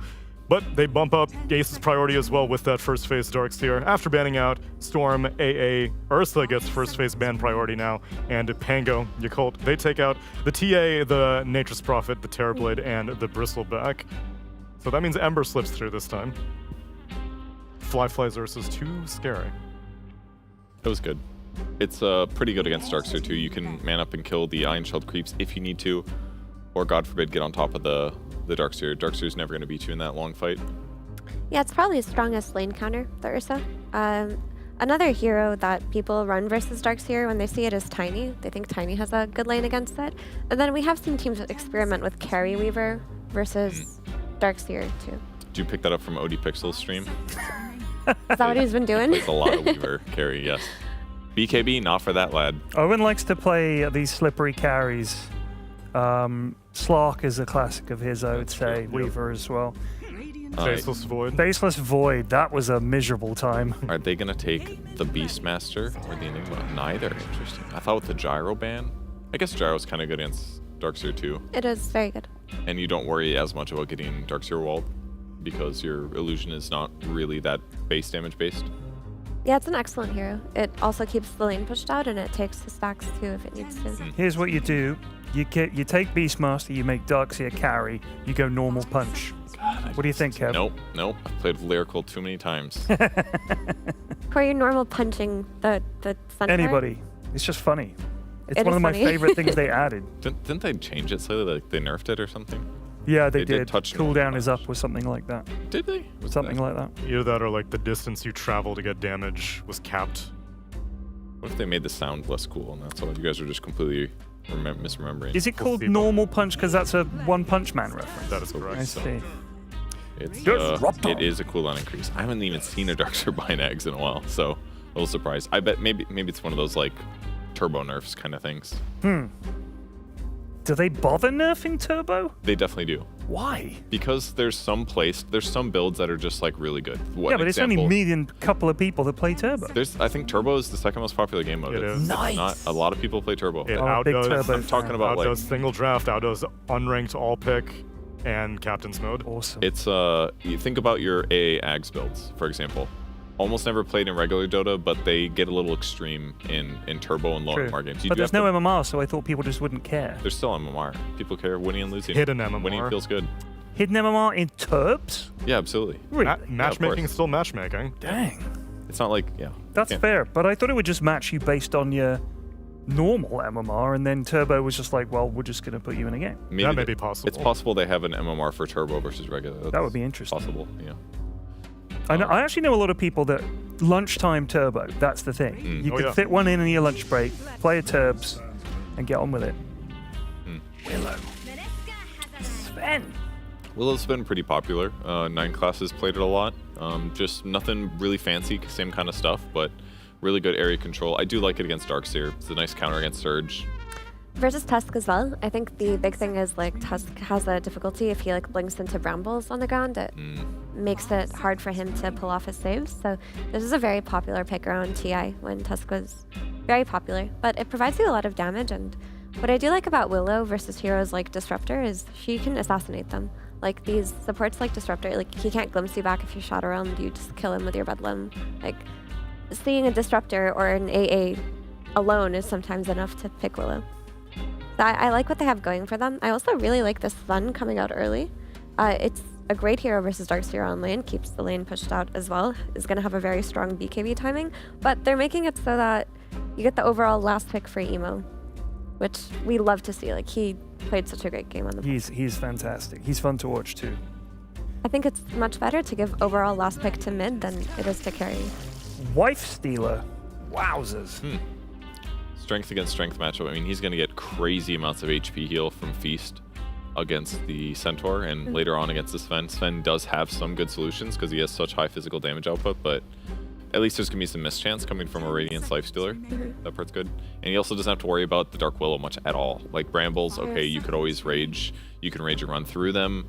You can infest an ally. Like, against the support duo, Lifestealer has a really easy time. So it was a really smart pick to pick this. That is true. It looks really good, not just for scaling, but also on lane. So long as you're not messing up too much, you shouldn't be dying on this lane. A lot of people think Lifestealer lane counters Centaur, but if Centaur has a strong support, he rarely ever loses lanes. Might be a good double-edged talent game, honestly. Nobody's taking it. They keep going the movement speed, but if Lifestealer's hitting you a lot, you might be able to reflect a lot. You want the counter strike? Yeah, it does do. You can do crazy damage with that skill. It's like, it's just like the big Serpent Ward. It's been buffed so many patches in a row. Eventually it has to be good. Eventually someone's gonna like accidentally pick it when they're going to the bathroom during the draft, and then they're gonna be like, oh, I just did like 400 damage with double edge at level 3 or something. Mid lane matchups on the agenda for both teams. Yakult targeting out Quinn's bread and butter Monkey King. as well as his puck. And Gaming Gladiators finally get around to banning out that Ember Spirit, yet are still leaving his Void Spirit in the pool. They didn't ban it last game either, did they? They did not. I wonder if Quinn doesn't believe. We'll see. I don't believe yet. I don't know if he believes. We've seen it a few times, and it's certainly slippery. But I don't know if it's doing the damage yet. I guess we'll find out if Quinn fancies it. If anyone's going to show us, it'll be him. You have to remember that the shield is crazy in terms of the barrier as well. Like it does like 100 base and 100 for every extra hero. Oh, thank you. Oh, refreshments. Incredible. Just on time. Oh, please. I think Void Spirit's off the table now that you see the Lush. But I would like to see some kind of like team fight anchor for Yakult Brothers to come out of Emo here, because Gaming Gladiators, like as the game progresses, they're going to be really difficult to fight into with the Darkseer Wall and the Static Storm, especially if Disruptor can have like a few impactful ults, or if Tusk and Disruptor together jump this Oracle. That erases a big problem out of Yakult's draft. Like if they can just kill Oracle first every fight, which you can with a Silence, could be that good, limits Emo's hero pool here. I'm glad they picked the Lush though. They were definitely lacking some damage with the other heroes. Queen of Pain, okay. You can always get away from the Leshrac when he does Edict. Maybe they'll go for an Atos build. He's got to worry about getting Static Storm comboed, but other than that, it's actually, other than the Static Storm and possible Atos, it's kind of a free co-op game, so I like it. I like that there's pure damage coming out here from this Queen of Pain. Like the Sonic Wave is going to be really helpful playing into Darkseer's auras, because they may run into a wall where they're jumping targets, but it wouldn't have been enough damage. But now with the Queen of Pain, you can secure the kills that you go on. Well, a toast then to this game. Mira, you could just, it's not real alcohol. Ding. There you go. Thank you so much. Yay. Why are you still here? I just paid. You didn't pay. I swear I just... You got no money, sir. It was right You have to there. pay me. Am I gonna have to call security? No tip? I'm trying to decide if I really like the Queen of Pain or if I'm very lukewarm on it.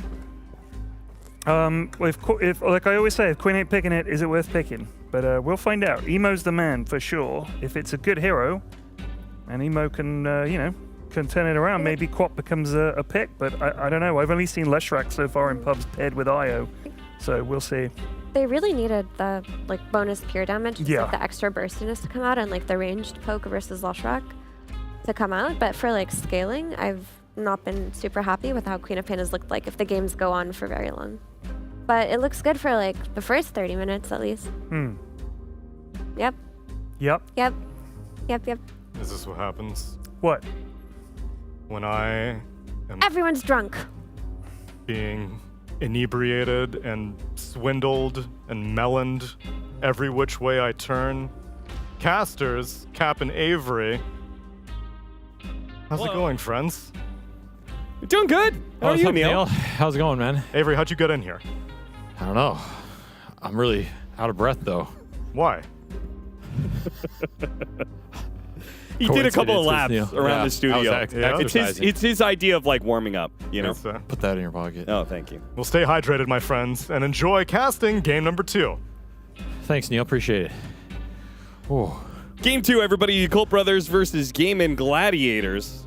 Oh my God, that dog's head! It can't breathe in that thing. That was It's really bad. I couldn't see I told anything. you the dog head was a bad idea. The dog head's the whole idea, Austin. It doesn't work without the dog I head. get to the casting test. Avery's, what happened? I couldn't see shit. I couldn't see dog anything. head. Of course you couldn't see anything. It was really cramped You're in there, underneath too. the table with the dog head. You're supposed to put it on the edge of the table. What happened? I told you I was going to put it on the ground. You fucked that up, Austin. Just like, holy shit, 3-man, son of a 4-man. Jesus, it doesn't matter. They just shrug it off. What's happened? Take the kill anyway. I don't know, but I'm up $40, so. Yeah, it was a good grift. We got him again.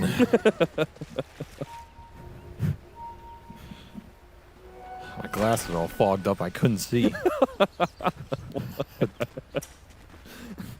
I asked him, why the dog head? Why do you need it? Because the whole point is he's getting robbed by the dog. If you don't understand, then I don't know what to do for you.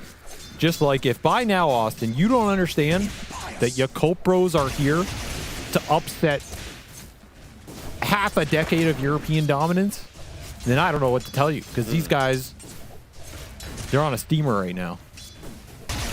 A steamer? I haven't heard that phrase before.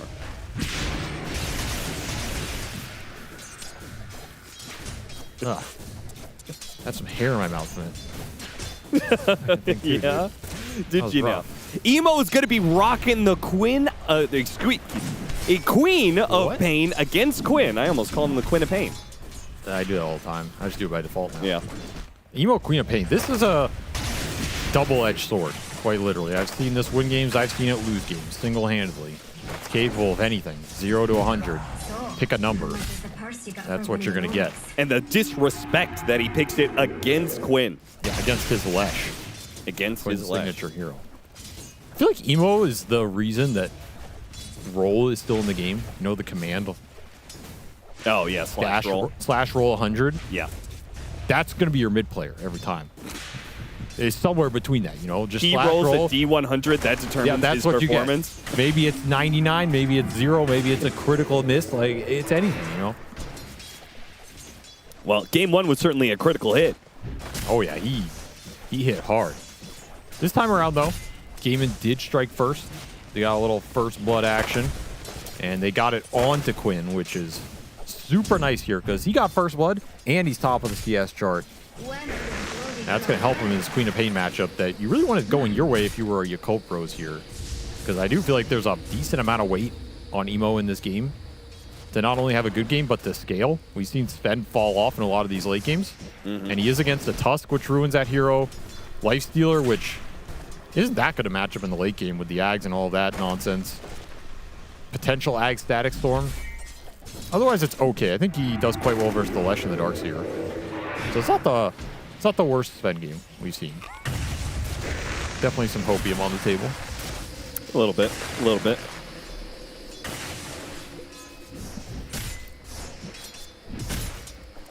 I don't know. Is Lifestealer still a hero, though? That's a good question. Oh, we're about to find out. I mean, surely if anybody knows, it's Watson, right? 17,000 MMR. Yeah, I guess so. The ultimate pub player. He didn't take the other facet, though. The Gore Storm. I don't think That's anybody has taken that. I've seen it maybe once, and it was very underwhelming. Yeah, when they first came out with this facet, I took it in our talent in-house. You were useless. It was the most dog shit facet I've ever seen in my life. Incredibly underwhelming. It used to be dispellable. It was so bad. Mid? Emo blinked into Quinn? In trouble. He might just tick out here. Okay, Emo couldn't finish him off. Quinn will survive. Still had Fairy Fire to rock with as well. Have to go to base, though. Queen of Pain harass adding up. So the harass up top also adding up. Yep, Centaur lane winning against the Lifestealer. This is already a bad start. The Yakult Bros came to play today, man. Yeah, they're taking over lanes. And you know, look, I'm an unbiased caster other than Liquid. Everybody knows that. Yep. But we all are rooting for these non-European teams. Oh, 100%. To do something right. Yeah. It's been too long with China dormant, C dead, zombie at this point. Yep. South America without Parker. North America without Arteezy. I mean, these things are just like, is there life out there, you know? Is there life in the universe? It feels so lonely. It's like a one planet species. Europe is alone. So I'm genuinely rooting for some of these other regions to challenge Europe. You know? Give them a run for their money. See a more diverse set of play styles. See some other players come back into the scene that have been displaced. I feel like the problem's going to be, though, is that these other regional teams, when they succeed, it's usually going to be piggybacking off of what the European team style is. You know? Maybe a new patch helps that, though. Maybe the tides of Dota 2 are changing. If you say so. I feel like the patch didn't change that much, but I guess there's always hope. Radiant structures are fortified. Flyfly's farming pretty well against this lane. 27-5. I mean, it's a classic Darkseer matchup, right? You just cleave it out. And then you can always go jungle if it gets a little too spooky. Yeah, right Good next, matchup. right next to an ancient camp.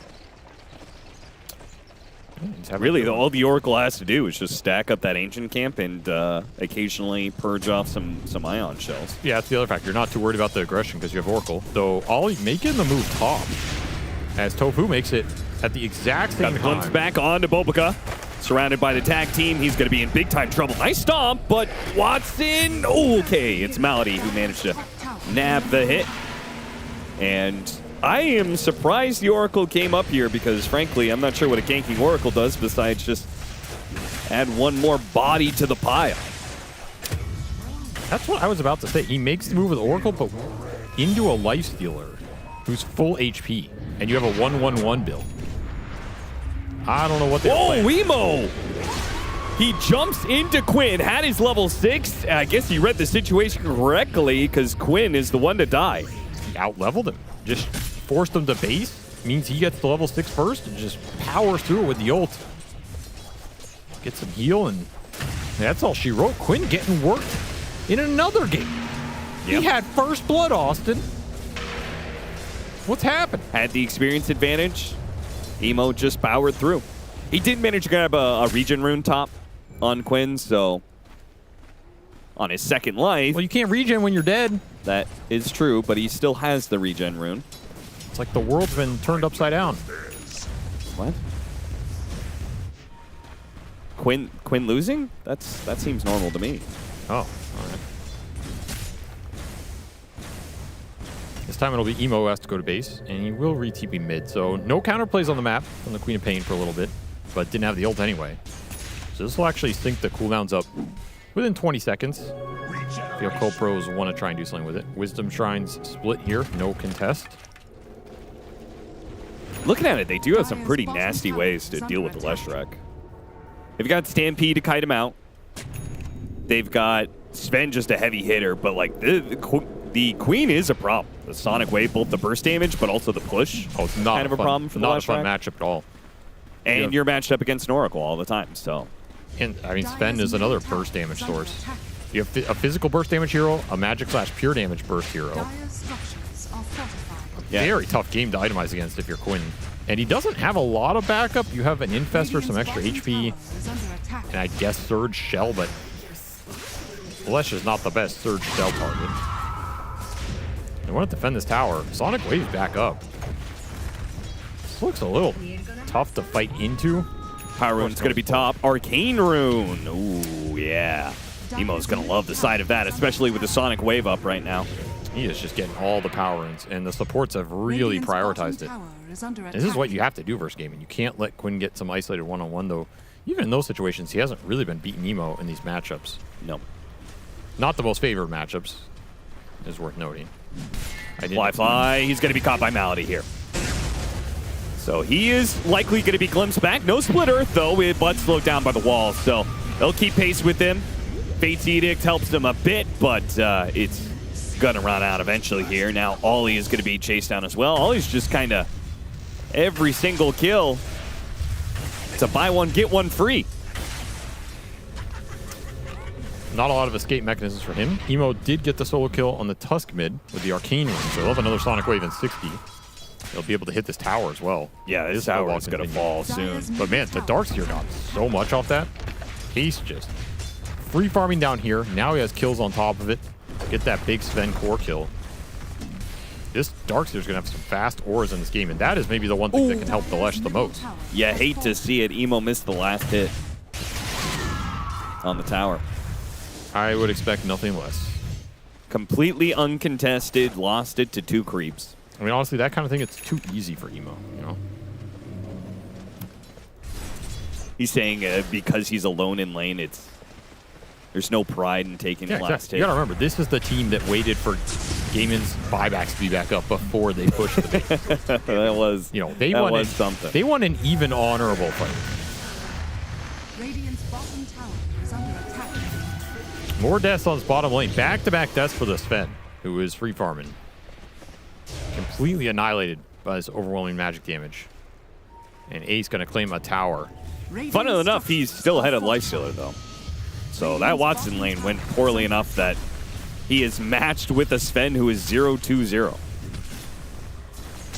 Rough times for the Lifestealer, indeed. And 2 heroes snowballing in this game, Queen of Pain and the Darkseer. Both teams are going to try and play around them. Both powerhouse team fighters. Yeah, but only one of them is getting all these power runes. Emo now has an amp damage. Just getting all the sick runes at the start of the game. He wants to go the Blade Mail. Yeah, sounds great to me. Just blink into the Lesh and Blade Mail him down. Hell yeah. That's a giga And it goes straight to it. After Quinn, Static Storm though. Uh-oh. Bit off a little bit too much there. They do manage to trade out the kills, but now, of course, Ollie is going to die alongside him. Perfect position for Malady. Making the read that you know Emo's going to get aggressive with this rune. Yep. He's going to go in there. And the man, he has no chill. He gets punished. And that's all because of the successful plays at bottom. It got Malady to level 6 before the Oracle was. Oracle hit level 6 off of that kill on Leshrac, but couldn't save the Queen of Pain.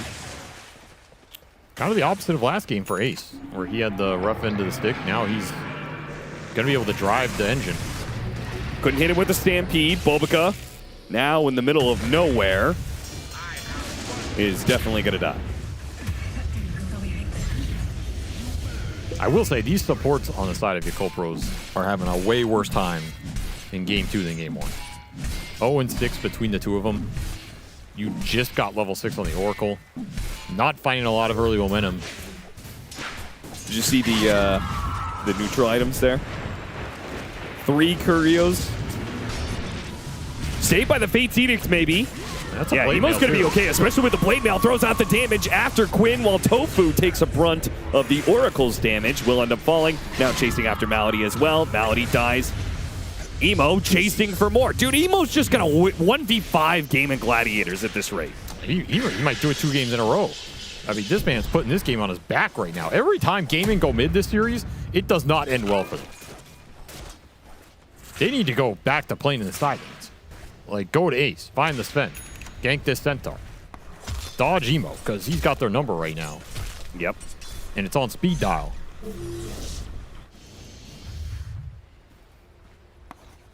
Man, what a nice build. Queen of Pain against Leshrac. Because of the facet, the Succubus, he's getting Spell Lifesteal off of the Blade Mail, which normally you can't do that.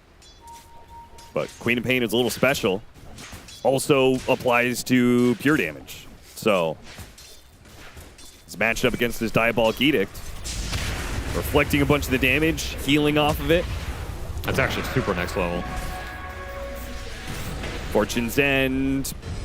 Will I want to try and use anything for this? I feel like Ace is just too tanky. Quinn, though. Quinn would be a much easier kill.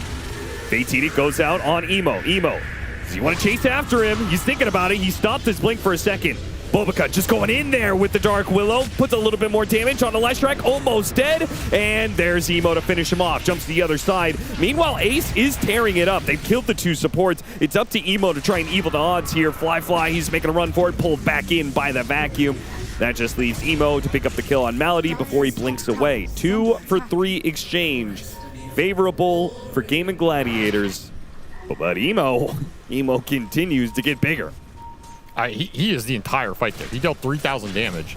The Sven dealt 200. I mean, Yakul Pros did nothing in this fight except for Emo with the regen rune running the entire time. Oh, Tofu. Little lucky here. Gets a shield rune while he's in this man fight with Emo. That's pretty nice. Watson, he can't really go on either one of these heroes. Sonic Wave pushing into the brambles. Not good enough. He has way too much HP. Yeah, Emo getting a little too excited there. Yeah, I think he saw him without the armlet on and thought he was low, and then he just turned the armlet on. No problem. Now Ace just sprinting mid. Got to be wary of these glimpses, especially on this Queen of Pain if the Oracle's not behind you. Yeah. And man, Ace, as much as Emo's getting out of this game, Ace is right up there with it. This Darkseer is mega fat. That's an entire pipe done on top of the Vanguard. This is huge for the squad. This can bring your Lesh back into the game. This can help your Lifestealer survive that fight, get all that extra gold. Big item versus the Queen as well. Something that can shut down Emo's snowball right now. Yeah. Because there's not much cooking for the rest of the squad. I mean, Beyond is 0-0-0. Is under attack. He is beyond AFK at this point. Well, it sounds like he's having a very nice off-lane game. Maybe that's Ace one would way be to look proud at of it, this score. Would he? I don't know if that's true. That is definitely true. Blade Mail, Vanguard, and a Blink Dagger coming in soon. So the Centaur is going to be a powerful force. He is farmed. Stampede running in, running after these heroes, trying to slow him down. The Static Storm causing some issues. Still, though, Beyond is able to hit the Stomp onto the Disruptor. Eventually, that Static Storm fades, and some spells will be thrown out. Malady, yeah, there's going to be Emo on the other side, blinking after him. He doesn't care about Quinn. He has his Blade Mail after all, hits him with another dagger. Ace trying to bail out Quinn. Quinn missing the Split Earth as a result of Emo turning up quick 180. Now the double edge finish off the Tusk. Quinn still taking dagger after dagger, will be finished off. Emo is just too damn good, man. He's actually straight owning them today. It's not a draft thing. It's not. Maybe it's a mental thing. I was about to say it's not. It's just straight outplay, outskill, mid-diff. The man's putting on a clinic, 8-1 and 2. He's got a Kaya. Now to work on the Sanj. Help his spell lifesteal even more. Emo going to be sent back by the Glimpse. Yeah, he'll Blade Mail the Thunderstrike Glimpse just to send Malady to base. Yeah, just a little bit of extra. That's just BM right there. I mean, he is creating so much room in this game for the other two cores to recover. This could have been a game that Game and run over if they win mid and kill this queen once or twice more. Just play through the Darkseer, Leshrac with the Atos. I mean, still could be a game that they gain a lot if they can find Emo. It's been a thorn in their side today. Quinn had a little window there. Could have caught him with the Rod of Atos. But now the Oracle's behind Emo. So Emo tried to go for the deny. He likes a challenge. This one he'll fail. But so did Game and Gladiators, so it's all good. Nobody got the last hit. He didn't skill ult? What? That cannot be an actual play. Yeah, that seems really bad. There's no way. This thing scales so damn well. Extra 150 damage, but the cooldown also goes lower. It's so good. It's a Stomp on 2. Oh, what a setup. Sonic Wave is going to wipe them both out here pretty quickly. Got off the Static Storm at least, so maybe Ace can play off of this, or no, he's just running. You got to get out of here. Stampede trying to chase after beautiful shards from Tofu. That actually leaves Emo a little bit isolated. He's dead. A Stomp comes in from Beyond far too late. Now he gets False Promise. Fly, he's going to chase in. Not sure what to do here. Chasing after Bobica. I don't think they're gonna. The cleave it's a dangerous to walk up into that staircase against a God Strength Sven. Emo just a little too rest of his own good. The rest of the team was trapped by that shard, so Ollie couldn't get in there to bail him out. Beautiful setup though with the Stomp Sonic Wave. You're still not sad about this fight. Was a big streak on the Queen, and it did go to Watson, so that's really nice for gaming. Yeah, he's gonna have a Radiance pretty quick now. I like how immediately after that, Ollie just buys the blink. It's like, I know what's going on in this. Yep. I'll back you up, brother. Brown Boots Blink Oracle. I mean, that is one way to play around this Queen of Pain mid. Yep. Also potentially die trying to do so. My life for ire. Anything to bail out Emo, but they had vision on him. So unfortunately, Ollie in his attempt to follow the Queen of Pain. Still though, Quinn is going to die to this Blade Mail. Emo, he still has a blink up. He's able to jump away. Oh, he got him. He boomed him again. What? So much damage off the Blade Mail. Now that's more like it. This Leshrac just can't handle it. This build has worked out. He needs like a Yules to like self-Yules against the Blade Mail. I mean, it's only Yules, BKB, maybe Bloodstone. You can power through it. I don't know. You need something here.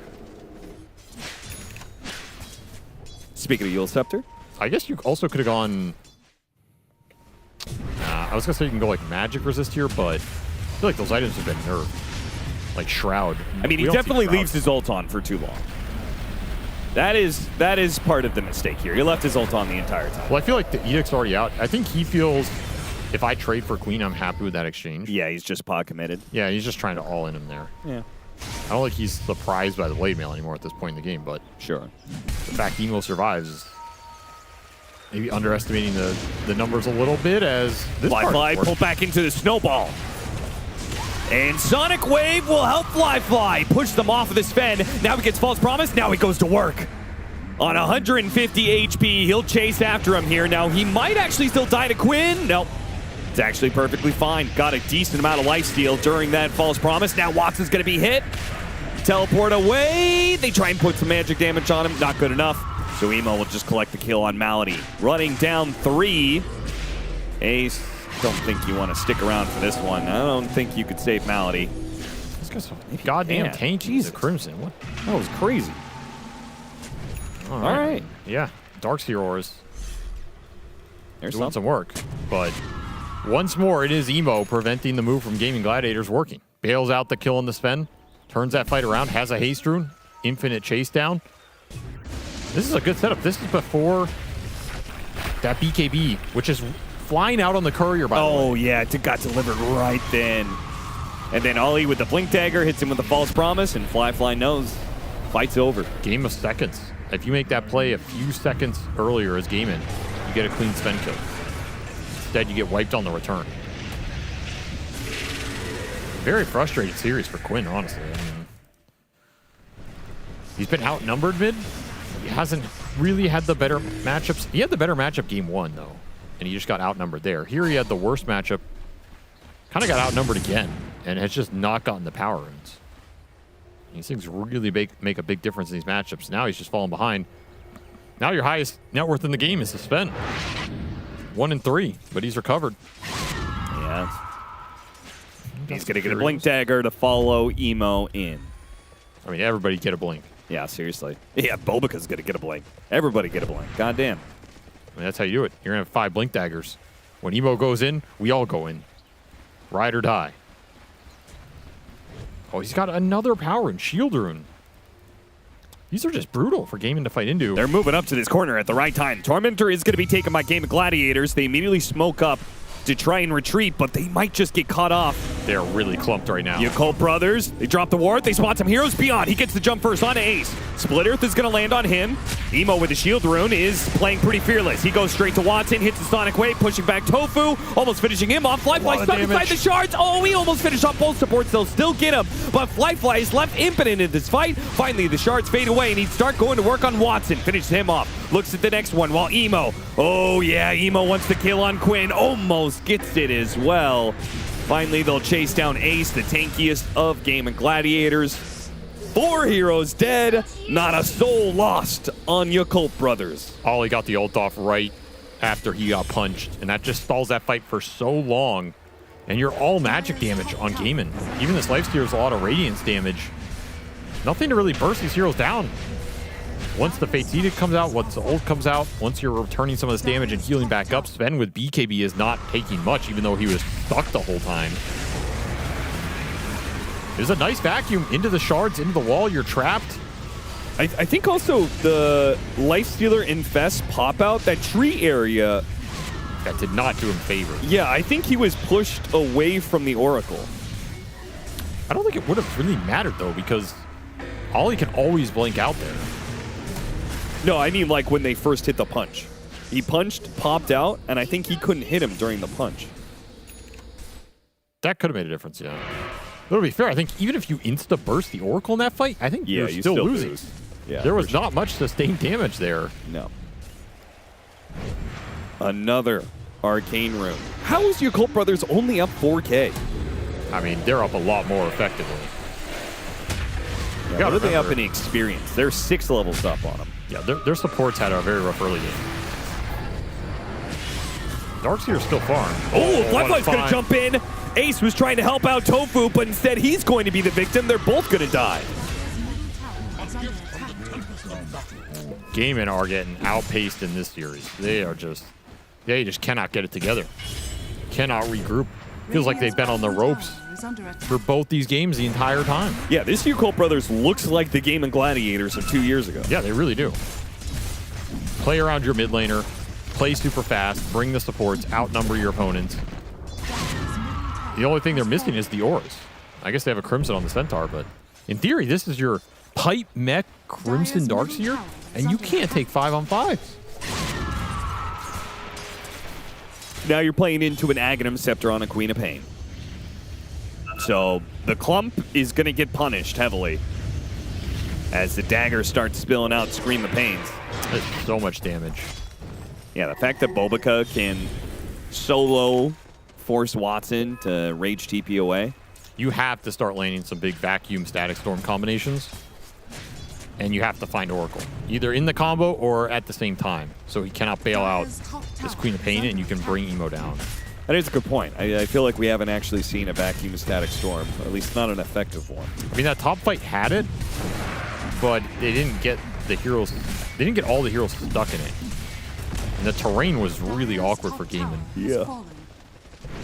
In theory, though, if you get a clean 2 or 3 man vacuum into the wall under static storm, Tusk punches some dude, Lifestealer just going in there, you only have the 1 BKB on this Sven and the Oracle bailout.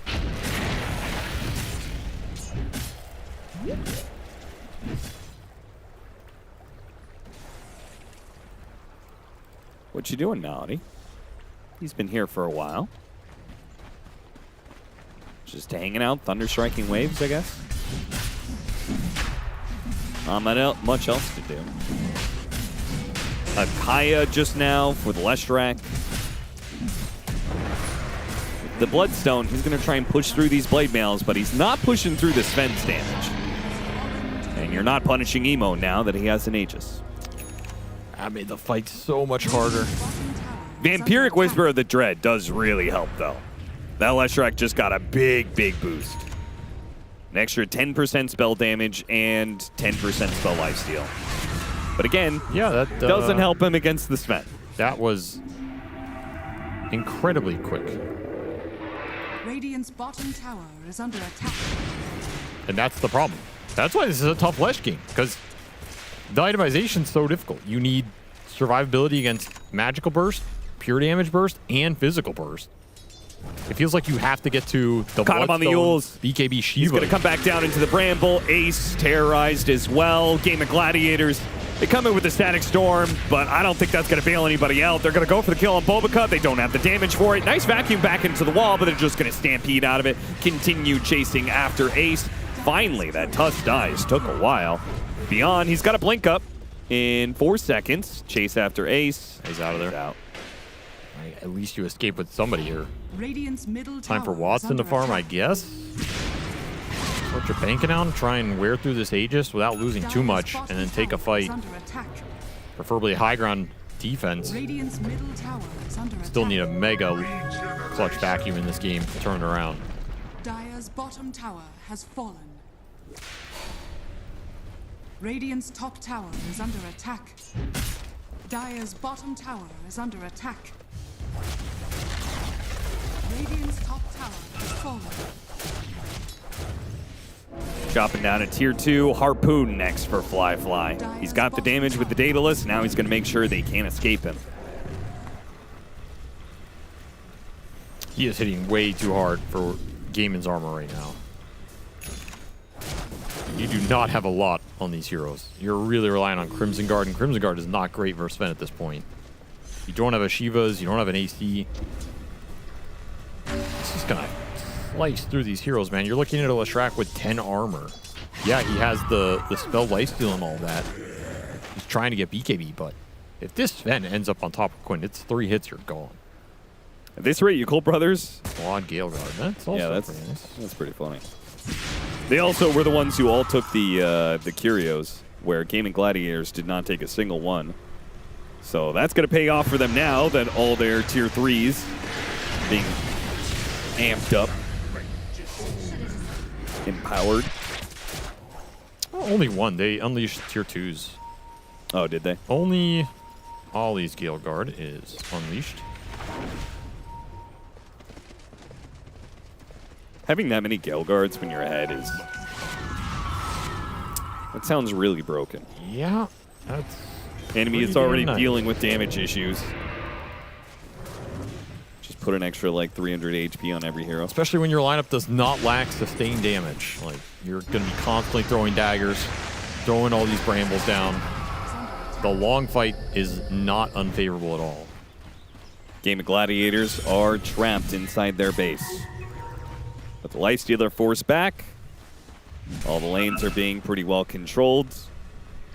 You're just patrolling back and forth inside their base, waiting for you Colt Brothers to do something with the rest of the stages. It's only Quinn. Infest the Tusk. Look for a jump. This is super risky, though. Get the initiation. Quick blow up onto Bulbica. Nice way to start things out. Watson doesn't really want to fight this Sven, though. Needs some help. Quinn's going to try and help him, but too much damage. The Sven, he casually just 3 shots the Leshrac. The Sonic Wave over the top blew up the Lifestealer, and those 2 are gone, so the fight is over.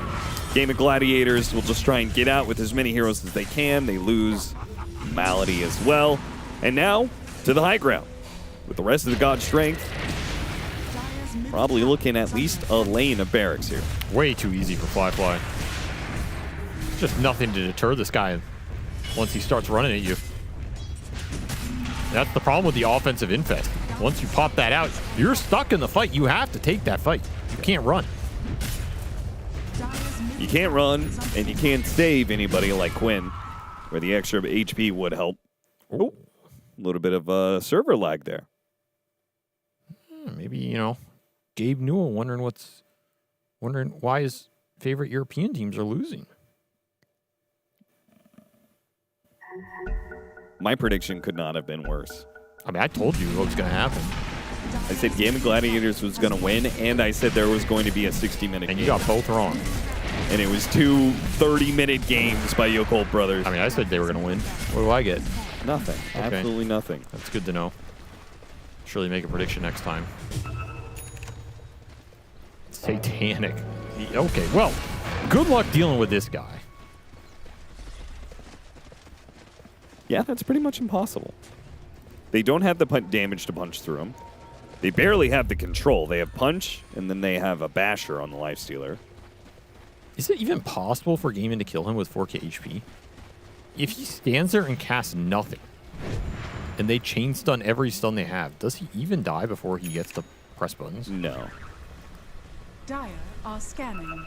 That only comes when you have Aghanim Scepter on Malady. Which, Quinn, condolences there. Yep, spotted. Blink forward from Boboka, and found him, and killed him. He's just trying to get to BKB, man. He can't do anything without it. He can't do anything to get there. Gamer gonna have to take a fight without the Leshrac. Does have buyback, actually, so he can buy back into this fight. Big Vac. Trying to jump in. Vacuum on 1. Meanwhile, the Infest initiation. Oh, it got spoiled. They spotted him, hit him with the Yules. Now Watson's going to pop out. It's no good. He's going to hit by the Sonic Wave. Sonic, they do have the Snowball try and pick up. There goes Stampede. They're kiting this out pretty nicely. Fly's getting kited a bit as well. Turns around, stuns up the Lifestealer. Goes to work on him with his BKB, with his Satanic, healing up a bit. Now Quinn, he's next to the chopping block. 2, 3, 4 hits. That's it. And game is done. Series is done. God damn. The Colt Brothers just absolutely destroy Game of Gladiators. This is one of the most one-sided series of Dream League so far. Yeah, this is absolute domination. They just manhandled him in both games, and that guy right there, Emo, he was on a kill streak in those games. He wanted Gaiman's number. He's about to order him some pizza.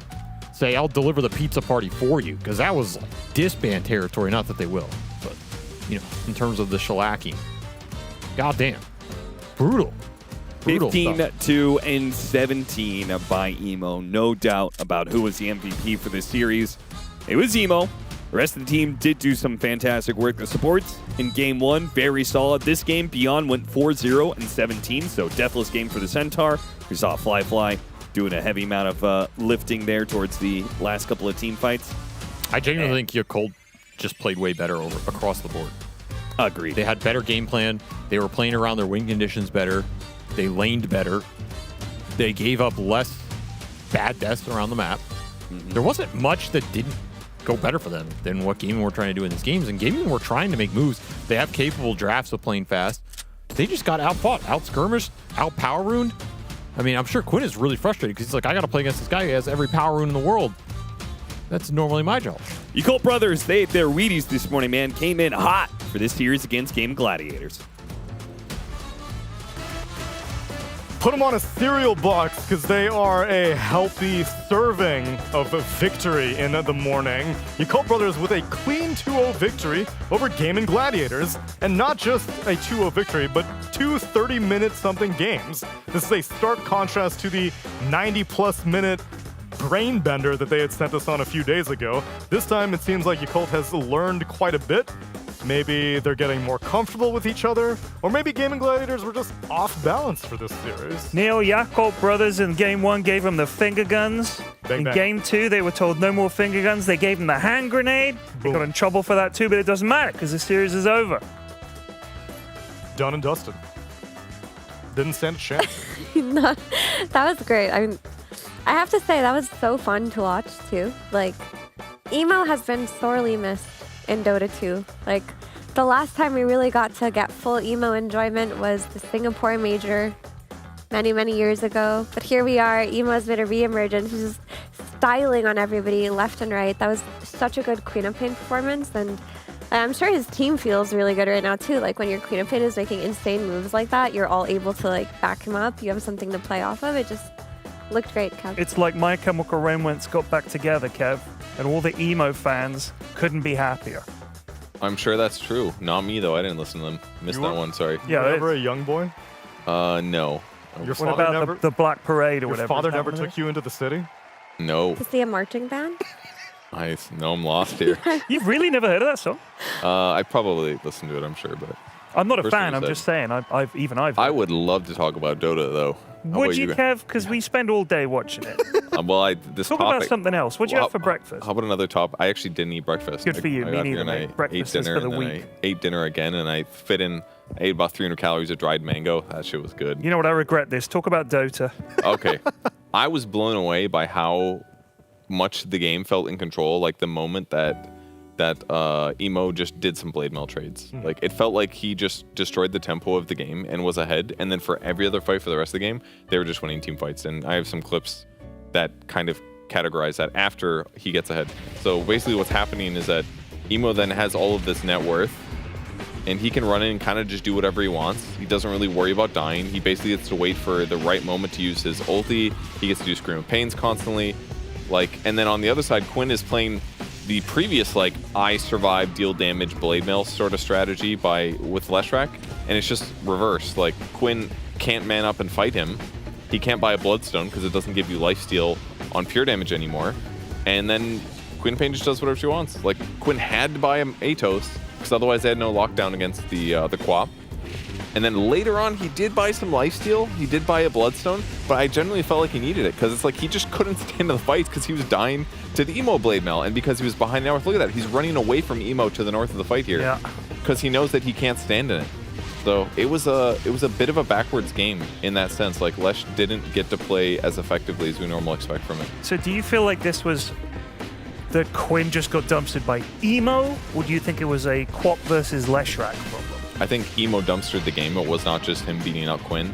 Like, he just bought the blade mail and he's so comfortable. This is 2 objectives with God Strength, by the way. They got Roche and they instantly killed Yeah, Quinn. really good. They played so impeccably this game, They and the did. blade mail usage was just so good. It's not just that, though. It's not just the Queen of Pain show. Like, it was the Queen of Pain show from a watching perspective. But keep in mind, like, Lush can't take these trades against Queen of Pain because there's Ollie on the Oracle. Like, Ollie, I just wanted to shout him out because he went brown boots into Blink Dagger. Like, he understood the assignment. He's like, I'm going to play Poverty Game. I'm just going to blink, save my Queen of Pain, just position myself. That is key. And because of so many of his clutch saves, they were able to, win and turn fights. There was even the one time that Fly on the stun almost died. Ollie got the save off. In comes Emo. And also beyond on that Centaur, once he got that Blink Dagger after farming top for 16 minutes, the second he got that Blink, him and Emo are all over the place. Like, he was setting up for multiple hero stuns. Like, it was definitely a team effort. Which partially has me questioning why go for the Leshrac as your final pick for Gaming Gladiators, because you know you're going to need a backline jumper for this first pick, Oracle. It came out in the first phase, and ultimately, throughout the entire game, it felt like they had no opportunity to jump him, which is why Oli was like, great, I'll go Blink Dagger. They did need more damage, I remember. The Lesh looked good to me because they were lacking damage a bit. So it did solve those parts of the equation. They also just didn't know it was going to be a Quap. When the Quap shows up, they're like, oh, we also lacking Disable. They're lacking Disable and damage. So now he forced to itemize into Atos. Like, what if he gets like a Kaya into BKB? Then he doesn't worry about the blade mill. He just fights. And maybe, yes, Oracle is going to save somebody, but at least he's getting way more oomph out of his hero. He's going to survive for, 12 seconds, 15 seconds, instead of like have to play a little bit like a coward for 6 to 8. Right. Because the blade mill did too much damage to him. I think. Oh. I think it's time to speak to the man, the myth, the legend himself, because we can only learn so much from our perspective. But thankfully, we've got Jin to help us translate an interview with Emo. Emo, congratulations on the quick 2-0 victory. I've got to ask about how your confidence levels must be right now. It's been a while since we've seen you play at this level of performance. Are you feeling that good in game these days? emo，首先恭喜你们2-0战胜了 GG 战队，已经好久没有看到，就是你包括你自己个人发挥的那么好，如此出色，以及如此有信心的在那边打 Dota 了。就想问你现在就是感觉怎么样？你是不是自信心爆表？以及你们现在是不是整个战队，包括你自己，是不是已经完全进入了一种状态呢？没有啊，我们就正常在打 Dota， 就还好吧。I think it's still it's still the same for us. I don't think we are really feeling any different. It's pretty much just like normal Dota for us right now. Okay, then how much of normal Dota involves trust with your team? Because I know in past rosters, sometimes you may not feel that pure trust with all your teammates, but these days I see you playing these games and sometimes it feels like you're 1v5ing, so how much do you trust your brothers on Yakult Brothers? 那如果这是你们所谓的这个正常的打的话，那我想问你，就是你们现在就是你对战队的这种信任感是不是更强了呢？因为以前比方说可能因为你们成绩不是很好，可能导致队员之间有一定的摩擦，然后现在呢反而倒是经常就是你可以一个人就是冲进去，甚至一种1打5的状态，就想问你是否感觉自己更信任你们现在这个 Yakult Brothers 里面的战队的队友呢？那肯定是完全信任的呀，就比较感谢队友吧。就我发病的时候能帮我擦屁股咯。Obviously, I definitely trust my current teammates more. Right now, I'm also very thankful to them because sometimes, I make mistakes as well. I make dumb plays and I still have them to back me up to be able to clean up after me and be able to hold the game even when I'm the one, committing all these mistakes. Nice. Happy to see the trust in it. My last question has to do with our most recent patch because of all the mid players, I feel like, Emo, you're having the most fun with the new pool.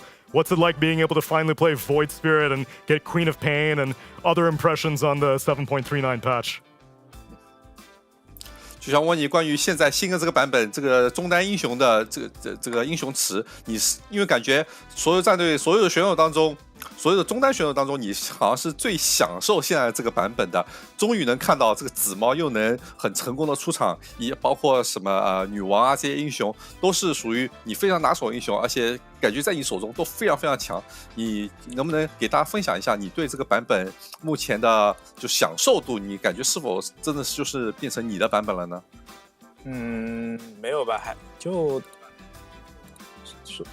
都是。就是没队友做不到的呀，这种都是。I would say that this patch isn't really that different in terms of the mid hero pool. For me, the reason for my stellar performance is really because of my team.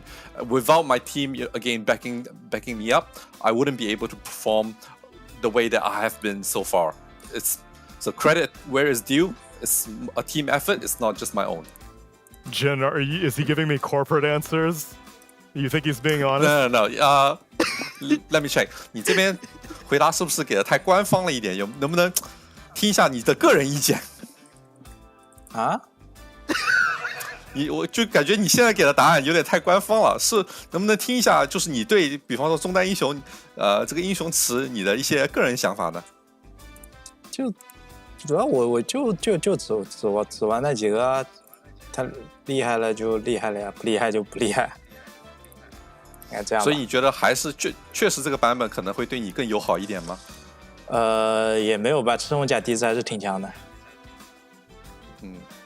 So definitely it feels better nowadays, having your kind of like your hero pool being buffed, and basically my hero pool, it just happens to be these heroes that does feel a little bit stronger, but honestly it's not by much. I feel like, you know, heroes like Crimson God Duxier is still very dominant in this meta. If you pick it, it's pretty much like it's as close to an auto win as you can possibly get. So the mid hero pool is not as relevant as people might make it out to be. Wow. Okay. I guess. Also going back to that, yeah, he says that he's not giving like very PC answers. It's just how he thinks. Nice. Then I guess over time he has matured the ego from Emo. What a team player he is now. Jin, thank you very much for translating. And Emo, congratulations on the 2-0 victory. Hopefully I'll catch both of you all very soon. But that's it for this series though. And now we get an opportunity to tune in with our good social segments. Hey, Lacoste, what's going on over there in that balcony, my friend? Yo, what up, Tsunami? Yeah, we have a little game to play today, or tonight, because it's getting pretty late already, and we are going to be playing the game. You guys need to make 2 teams of 2. Yeah, get those whiteboards up. We're going to be playing the game, or guess the hero. It's going to be a zoomed-in picture, and you're going to try to guess what it is. It is a... Also, have in mind, some of these zoomed-in pictures, some of these heroes, they are wearing cosmetics. These are not the default cosmetics on the hero. So, Jimmy, from the production, if you could load picture number 1. Do you have the teams ready? Me and Pyrion against Effie and Purge. All right, that sounds good. I think so. You got a theory on this one, Ted? Yellow. And then it looks like this Io... is Io Arcana. Yeah, it looks like from Io wearing like a gladiator helmet or something. Wait, I think those are... So maybe... Whoever discusses it Yes. will get an extra point. So Discusses feel it. free to Well, discuss but if it. we discuss it, then Yeah, but you can yeah, also... that's what I was thinking. Yeah? What is But this? I guess I mean, I guess. That part. I'll put a question mark. Could it also be Chat. This is who Chat, is this real? someone's... you think. I'm going based off the color scheme. I think You don't that's think it's fair. this? Yeah. I think it I'm is. quite sure. Maybe, I'm like 80% sure. maybe it starts easy. Kev's and then it gets 80% sure. All right, that's hard. All right, let's go with it. Come on, half team. a point for Kev already. We are so sure. and You're we're so discussing. sure. We're discussing. You can go first and I then, really Effie. think Go on that, then. Do you want to see it? Yeah. I think it's Tinker, and it's this part on him. Ooh. Oh, wow. These guys are good. Oh, shit. Wow, okay. You don't never even mind. have to show your shitty answer, Ted. It was Neil's answer. You gave me nothing. I You was gave like, me nothing. I was still I drew it slightly thinking. wrong, but yeah. Wow. All right, we'll discuss Shitty it next because we've got to catch answer, up on points. You got the specific body part of Tinker also. Yeah. That's crazy. Oh, I see what you mean by zoom. Yep. Okay. Yeah. I got you. Well played. We're really just looking at one little bit. Yeah. Okay. And Jimmy, can you load the picture number 2? Oh. Oh, I know that. I think that Ted, as an offlaner, I think you need to know I this hero. absolutely know this. My I brain. can try drawing it. Okay, as yeah, well. do your best. Do you guys know we have like 4 times more MMR than you? Probably more than that. 4 times 0 is still 0. Could be or. What are you drawing? Wait a second, Ted. Could be. What do you mean or? You were very convinced that you know the answer. Yeah, I know, but now I'm torn because it could be a couple of things. It's not, does not look I was thinking. No, who are you Is this a boner? What's going on? No, I don't think so. You know what? I trust you. No, don't trust me. I got the last one wrong. No, It's more for like some reason, I think you could be right. Yeah, that's the back. Oh, I reckon You it. know what? We'll It's let the it. back. It's the Wait, back we've of got the the hero. back. Let me see, Effie. I drew it. What have you gone for? Legion. We also went for Legion. We also went for Legion. Oh, you didn't. No, draw? not a Legion. You can try one more time, but be Not quick. Legion? Okay. It's not a Legion, Commander. Not a Legion. I'm pretty sure that chat is probably like 10 times better than you because I'm seeing a lot of right All right, answers then I'm right ready now. with my answer. All right. Hang on. It's one of the most satisfying sounds in Dota. I mean, I was gonna write that too, but X. We absolutely Good job. That was my first guess. Yeah. I had a Is that whoever gets sneaking it first? suspicion. Is it? Although I don't think I've ever. Oh, it was the loincloth. I thought it was a cape. No. But I thought it was because my set is so wildly different, and I've gone for naked axe with these steam. Anyway, sorry, carry on. Oh, the Immortal. I know which one you're talking about. I remember when he was the naked axe. Load up the next picture, please. Oh, I know this one. He knows immediately. I knew Tsunami. When we were playing the previous game as well, I thought you were gonna nail it, but and I let you down. You did. You This need one, to step it up. I think. I think. I think it's that one. Huh. Okay. I think I remember this cosmetic. I feel like I'll I've draw a looked little at this. picture of him. There. Please. I feel like I looked at this like a week ago or something, 2 weeks ago. That's what it feels This is a relatively recent cosmetic, like in the last 2 years. This is also not a good hero right now. So not a good hero right show now. me your answers. That takes one of our answers away. That's Grimstroke. You Well already- done. That's his wife. I was drawing his We wrote wife it being first. thrown at someone. Well done. We showed it first. You're doing Who better than gives a Cash shit? We did right now. artwork. You're getting the extra half a point. We showed it first. For our boy Grimstroke, we did artwork for him. Yeah, That we poor- did. He's so bad right now, I have to do the artwork for him. Next. What the Is that an anime character? Oh. He knows. Really? Yeah. Oh. That doesn't Oh, I focus know. on the I know, gameplay. no, He no. I don't know focuses what on that is. cosmetics, That's all and you. he's focusing on That's having not fun. a hero name. That's all you. You're just writing. I have nothing. Oh, that's He so knows good. immediately. That's so good. As soon as he Keep picked doing up some that art. pen. These guys are going to take forever Oh to yes, figure it out. yes, I'm ready. absolutely. I'm That's ready. correct. Yep. It's Meepo's gold tooth. It is. Oh, you didn't draw two. We drew last time, and you guys got the half point. Not worth my time.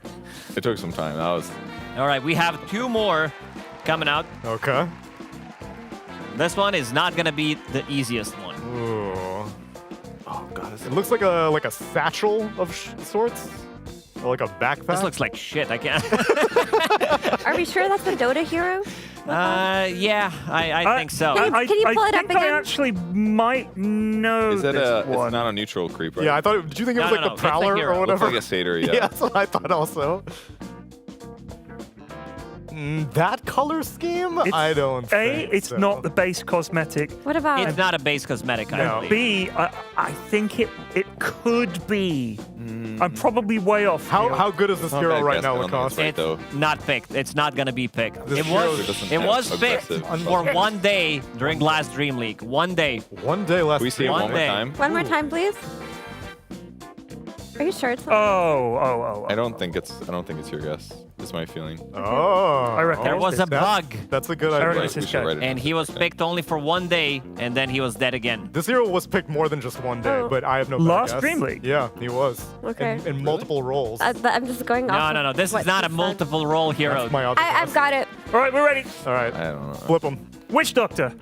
Phantom Lancer versus Witch Doctor. It is PL. Wow. That's why I put it. bad. I knew that one of you is him. going to go for Witch Doctor. Oh, I 'cause know It this looks like his cosmetic. set. How did I know? Because he said 1 day of play. Phantom See, that's Lancer. not fair because I'm an idiot and I Apparently wouldn't know that. Tsunami Phantom Right. Lancer when that They play Phantom when that Lancer in crit different item. roles. What was it called? The crit How do item. you flex? Resonance Burst. How do you Yeah. flex Phantom Lancer? He said Dazzle initially, and Oh, Dazzle I was see. popular for like 2 days last Dream League. I thought you were playing support PL Tsunami for I a wish. second. You guys are getting cooked by the Yeah, way. You yeah, guys yeah. are getting Justification. stomped by All it. right, last picture. I'm too broke to spend money on cosmetics. This is just a bad dental appointment. What am I looking at here? My dentures fell out. That looks like Wait, is this a hero? It is part of the hero. That's what I thought. Right? That's what I thought. Right? He's not British. we as thought well. that was well. No offense, Ted. Some ideas. I think it might be this. No, he wouldn't have said part of a hero for What that. about- Part of a hero with bad teeth. The Can color we scheme. see the image But again? also this guy has some Production. color scheme as well. But What's you this see part? the upper left um, part? Okay, you See can what just I mean? circle I it. think that's why it's more likely this. Okay, sure. Sure, I'm good with that one. I Right, you have got no your better guess. answers? Yeah. Barely, but sure. Yes. All right, let me see them. We're going with We Kevin. chose CK, not Yeah, I also went for CK. We also went to Well CK. done. the color What, scheme. what about my other answer? Lacoste? Wait, I didn't see it. What was it? Disruptor's mount? We settled on CK though. You settle on CK, and that is the correct answer. I believe, if my math Is is it correct? correct, Oh, nice. Effie and Purge Wow. did win this one course. by 1 point. What, 1 point only? Are you kidding me? 1 We've been- point half. I 1.5 believe. points Yeah, Purge got only, half a Lacoste? point for something. I'm sure we're at least 3 points ahead of these guys. They're Right? losers. We don't have to rub it in. It's fine. If you want to see the differences of the best and the worst, you don't have to just watch our performances and trying to guess out zoomed-in heroes. Although Lacoste, thank you very much for taking us into that journey into the mouths of every single hero. Instead, we can watch the peaks and the valleys of Dream League Season 26's Group Stage 2, because we're about to watch the top of the group, Pari Vision, going up against the very bottom of the group with Team Liquid after the break.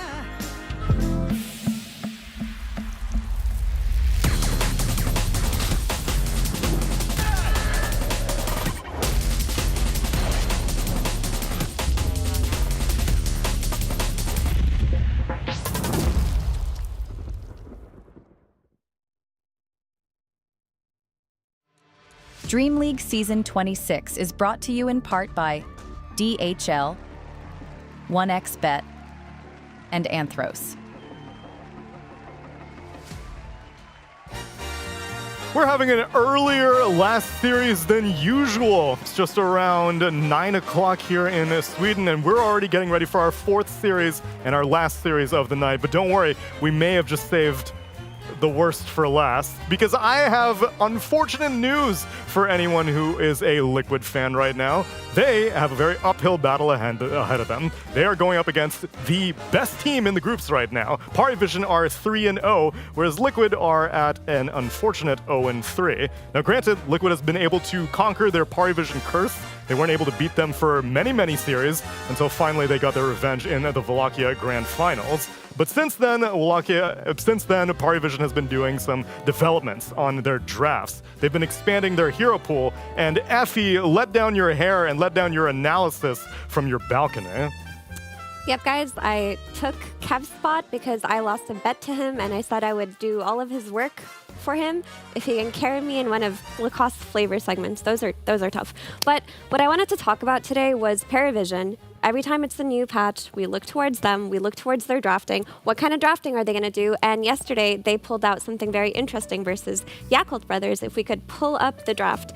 So the two heroes that I want to highlight here, I want you guys to look at in particular, are the Death Prophet and the Faceless Void. Faceless Void saw his first game ever this DreamLeague yesterday, but this only happened because of the Death Prophet that they picked early on as a flex for Ducalis. Basically, when the heroes came out, when this ancient apparition came out on 17 from Yakult Brothers, they decided to relegate this hero to position 5. They picked a Void Spirit for no one, and at the very end, they're like, Satanic, what do you want? You look at their heroes, there's an Ancient Apparition, there's a Coddle, needs to get jumped. What kind of carries jump that weren't banned and aren't nerfed? You know, PA's nerfed. Morphling was banned.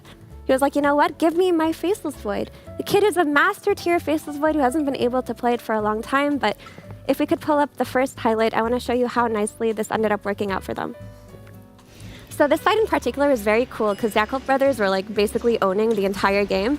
Satanic just decided to farm a BKB on one side of the map. But when Yakult Brothers dove a little bit too deep, he shows up at the very end, gets the Chronosphere on the Night Stalker, and is able to clean up a couple of kills here. This is really important because up until this point, Parivision weren't really able to do anything. And this is like the big comeback fight. And here in this fight, this was so cool. So it looked like, again, YB were winning this fight. Look, no one is dead. Dark Willow is dead. They have the control, they have the vision, they have the AoE advantage. The Pangolier controlled the backline. But guess what? Satanic decided he's going to put the game on his back with this Chronosphere. He kills the Faceless Void and is basically just a one-man army this game. So you got to keep your eyes peeled for Satanic's Faceless Void. You got to keep your eyes peeled for the Ducalis Flex, potentially. But it was very awesome by them. Yeah, I remember during the game, the casters were quite shocked at the fact that Faceless Void has not been relevant for that long. Yet Satanic is a Grandmaster performance on the hero, or Grandmaster Dota Plus tier on the hero. So he got experience at some point, and it showed in that game. Yeah, he definitely did. This is the hero that I definitely didn't expect to see, but some of the heroes also did get nerfed pretty heavily. We can see the teams are still like picking them, but they're also losing. I think Medusa is a good example where you can actually see that the hero is not nearly as good as it was before. Some of the matchups are really bad for her, but I also wanted to touch upon, you said that they beat them during Wallachia Season 4, 3 and 2, but before that they lost 9 times in a row. They did meet quite a lot of times in this year and in the previous year, but yeah, a difficult matchup for Liquid. But no one beats Team Liquid not 10 times in a row. This is something that Blitz would tweet. Whoa. Undying. I know. Things are already starting off on an interesting foot. Undying picked up by Parivision as a response to a first pick Omni Knight. Brave New Days of 7.39. Meanwhile, Liquid ban out some known classics. They take out the Templar Assassin, the Bristleback, and of course, 9 classes Slark. Parivision ban out the Darkseer, the Ancient Apparition, the Nature's Prophet, and the Riki. We did see an Undying yesterday. Oh yeah. It was Mira. Yeah, and it did pretty well, didn't it? It did. So, these are two heroes that I have not seen in quite some time in Pro Dota, especially Omni. So I'm delighted to see them back. I think that Omni, I don't know if it's just the Hammer of Purity Zero Mana change or if it's something else, if it's just the items to him or the Metro or whatever, but he's a fun hero to play. I love a bit of Omni.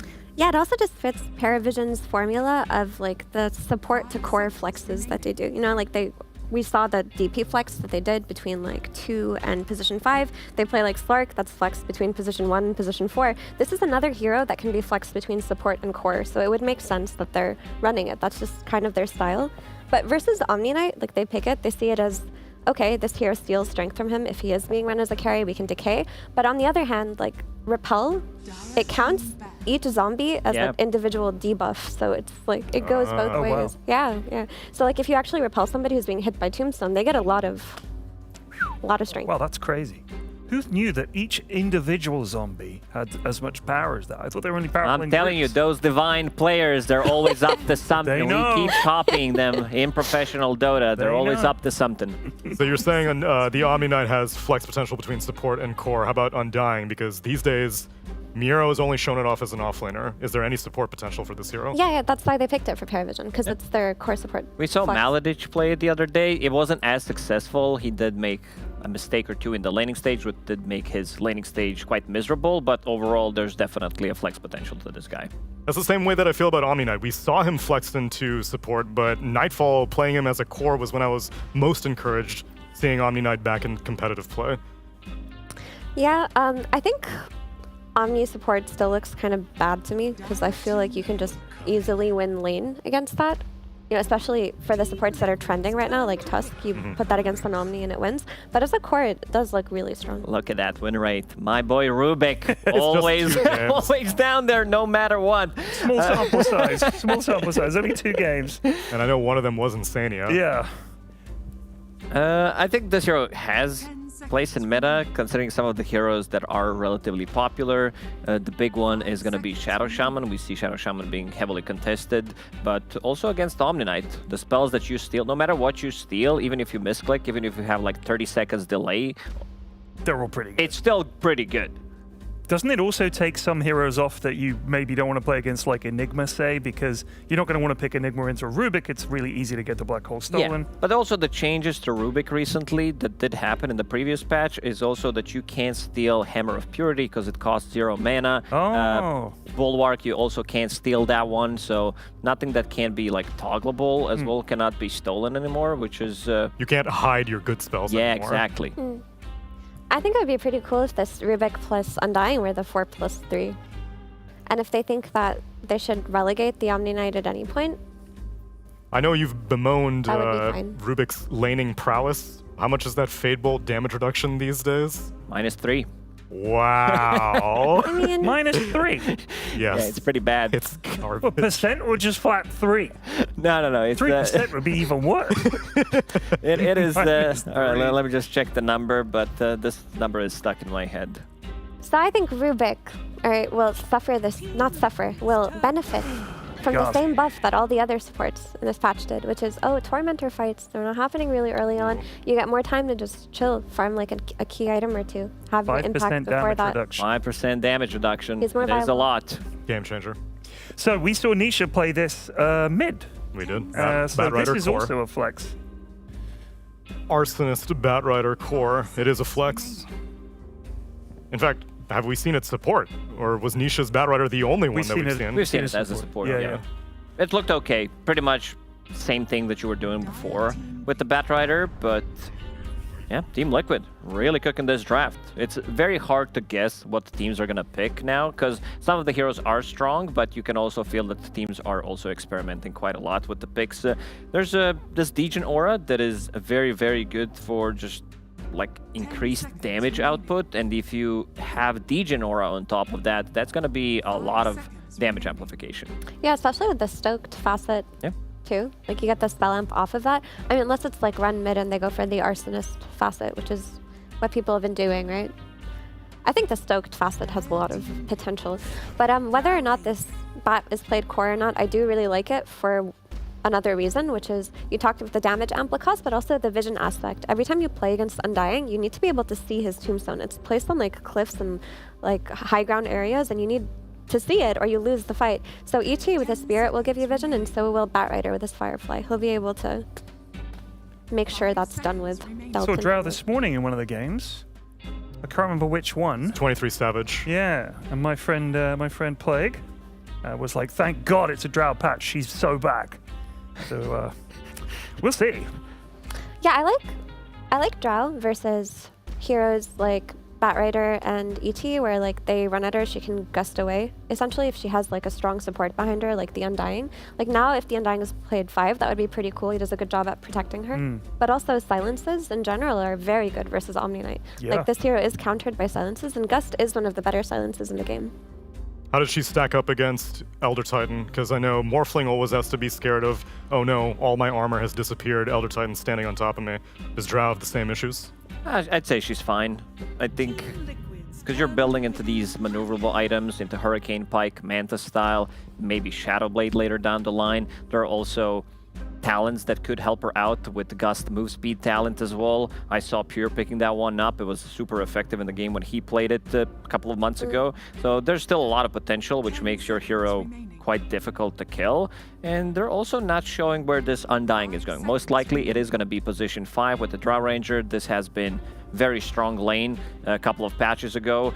And some of these, because Dota is very, like some of the old combos are definitely coming cyclical. Back. Yeah. Shadow Demon, Luna, these type of combos are coming back, and another Void Spirit pick.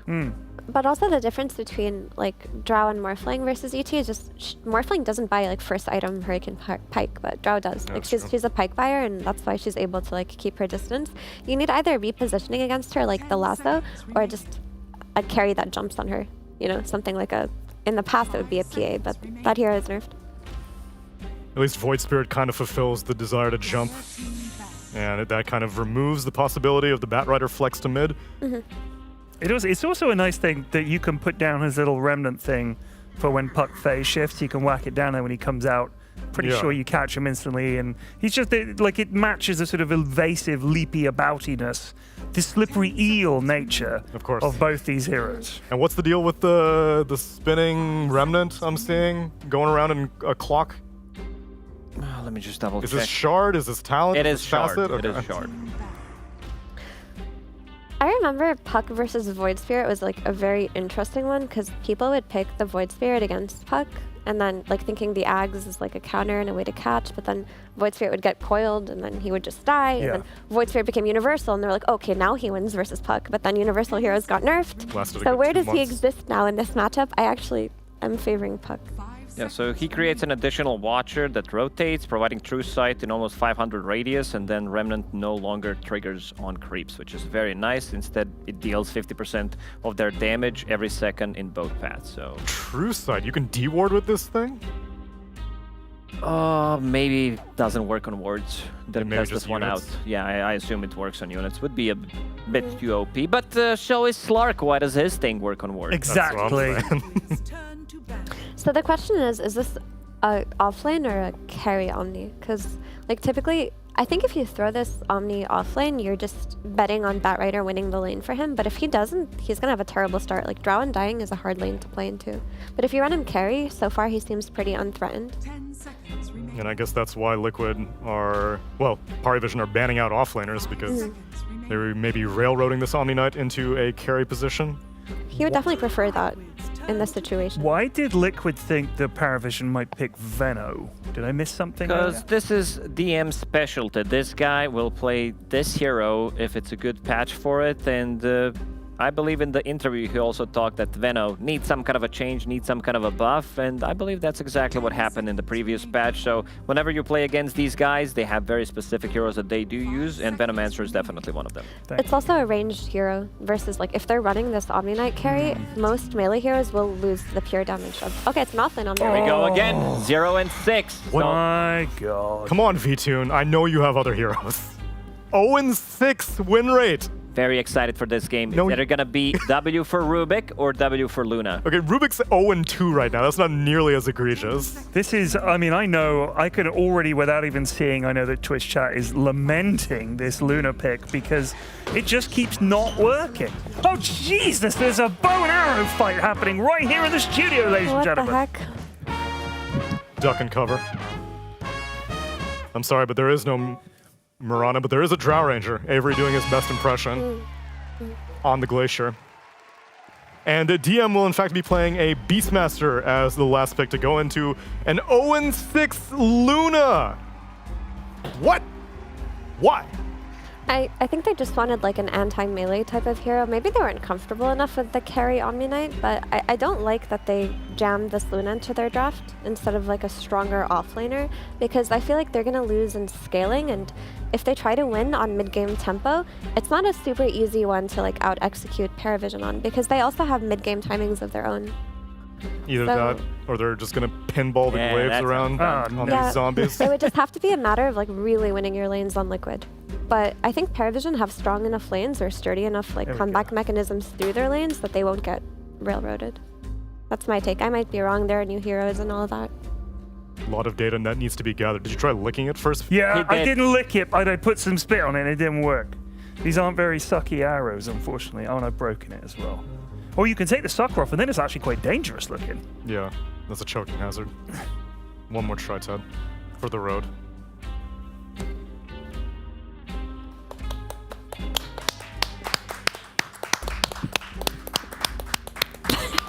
And then they all clapped. Oh no.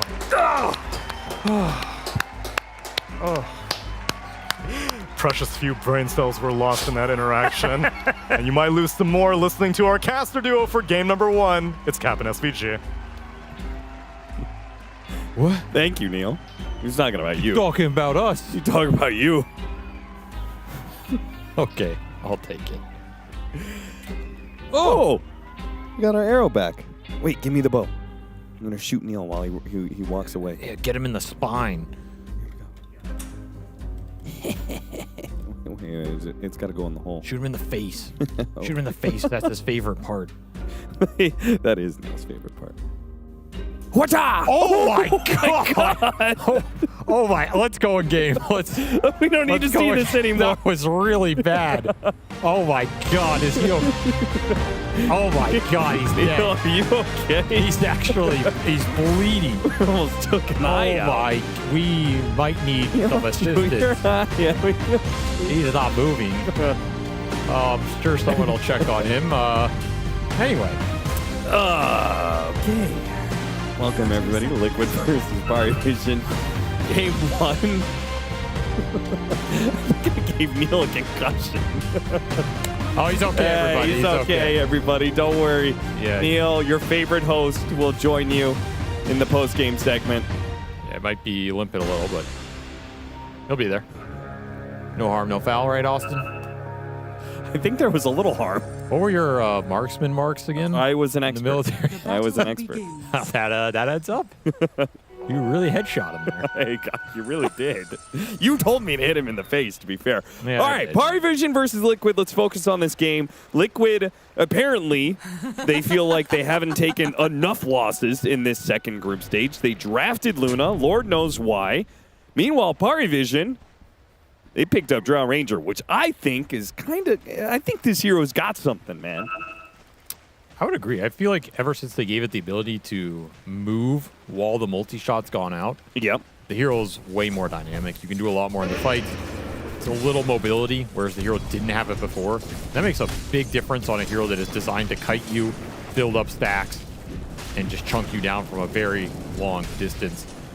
I think Paravision did some really smart stuff in this draft. They really abused this first pick Omni Knight. They set up a couple of heroes that he just could not lane into, kind of flexed this Undying off-lane threat around. Yeah.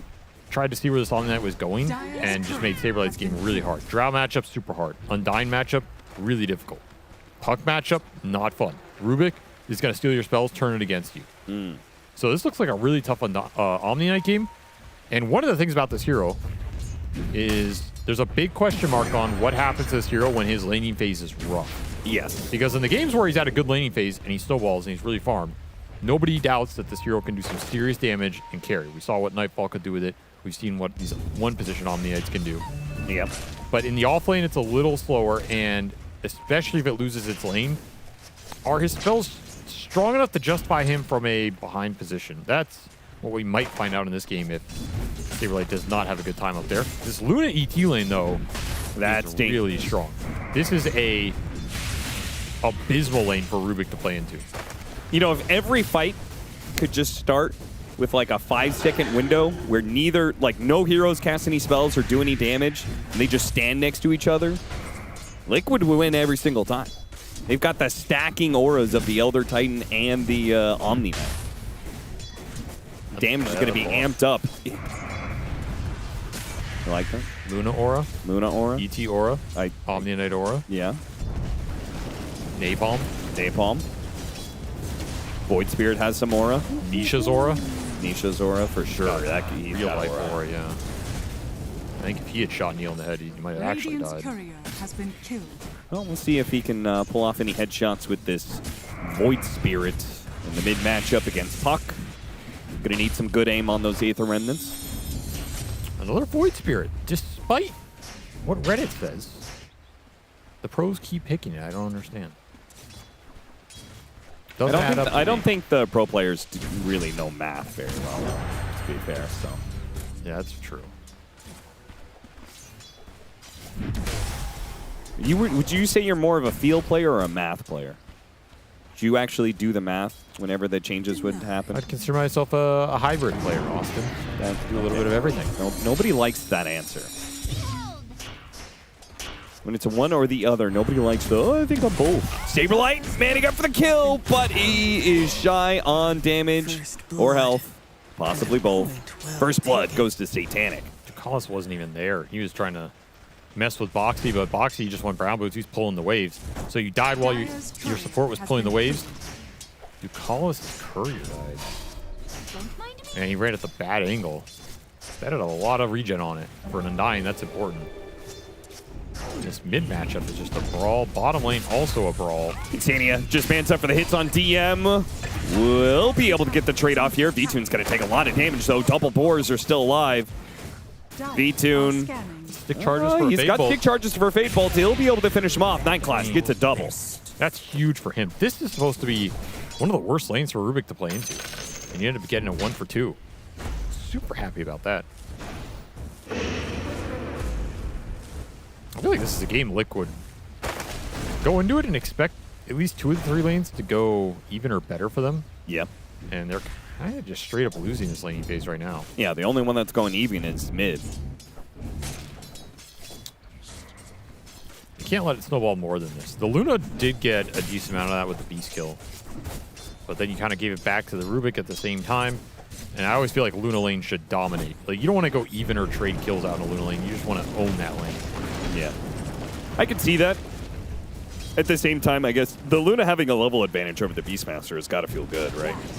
Like, better chance that you can kill boars and snowball off of that. Oh, that's definitely nice. Boxy pulling the wave for Saberlight. They're going to pull it all the way behind the tier 1 tower. Yeah, but the fact you're pulling waves for an Omni Knight, that cannot be what you want out of this hero. You're just getting nothing out of the hammer on lane. So you're basically only playing for Repel GA.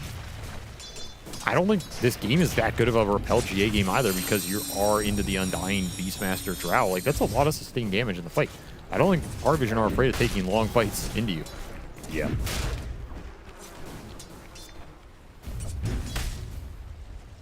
Also, who are you throwing it on this game? Are you just going to put Repel GA on Luna with an Aegis and try and push and just group up? Is it that kind of game? I think Repel on the Void Spirit, and he goes in, hits backline heroes, goes for the Rubik, tries to attack the Drow Ranger or the Puck. And you save the GA for the Luna in the Drow matchup, right? Because she is going to get diced up. She's just going to be a bunch of base armor. So the Drow Ranger is going to be super effective against this Luna. No one does manage to grab a shield rune. That'll seriously help him tank through the Firefly damage. Liquid bring 3 heroes mid, you get nothing. You have level 6 on Niche now, ahead of the Puck. Kind of like to look for something with it. You get a D-Ward top at least. Boxy needed that experience, to be honest. He was not buying a lot, having to pull the waves for the Omni. Do we have any stacks going on? So 1 triangle stack so far. Okay, so not much. Not much to recover off. A big wave pushing in bottom. They need some help. Boxy's on his way. These Siege Wagon lanes are always kind of dangerous. Yeah, this is not a push for Parvision, though. They sent the Rubik top. Oh, yeah, they looking did. for the kill there, so they don't have numbers down here. And, of course, Wisdom Shrine spawning. Going to get traded out here. Saberlight will take it. Nice for him. Sad for his support duo.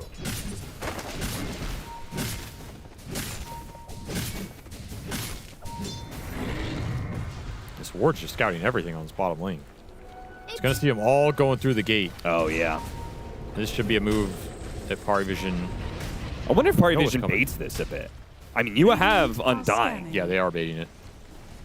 So they're going to pull, so it's going to be guaranteed underneath the tower. DeCallis trying to hide in the trees, and they go after Satanic. Out pops DeCallis, drops the tombstone, but maybe the damage is still enough. Saberlight is fighting for it and does manage to get that kill. He's low, running away, will be okay for now. Coil's going to be used on the Luna. Luna trying to finish off DeCallis, does manage to do that much. Nisa jumps in, and it looks like it's going to be Liquid.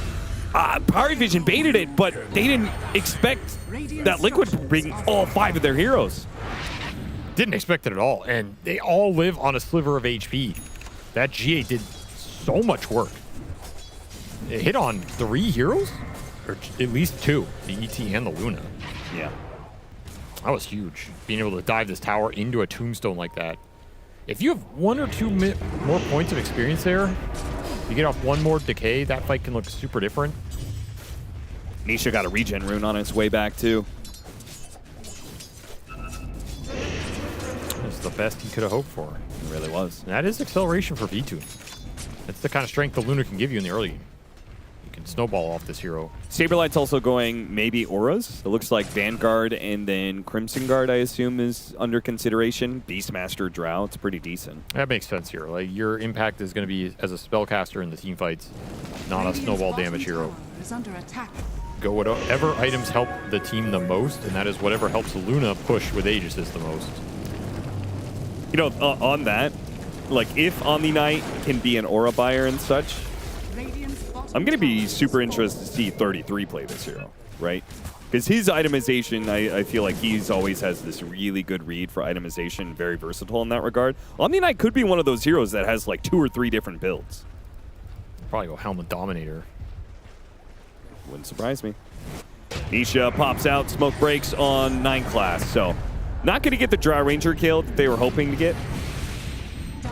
9 class does have some good steals this game, one of which is going to be that Purification. He still has another step on Nisha. He's taken his sweet time to use it. Didn't even get the last hit, so. Mid lane, though, 9 class lived for so long that Power Vision are going to get the mid tower practically for free. DM has just been left alone. He might be highest net worth in this game at some point, as he's just been farming, taking towers, running around with this big ghost. Doing some work right now that Liquid don't want to respond to, because don't have a lot of heroes that want to fight this beast in his summons early. They see the hard camp stack. DM says that might just be better than a hero kill. Nisha trying to take some of these last hits. If he can get DM's courier, oh, okay. Didn't get the Helmet Dom creep. Died to the Ursa. Stole Purification again. It's only level 2, though.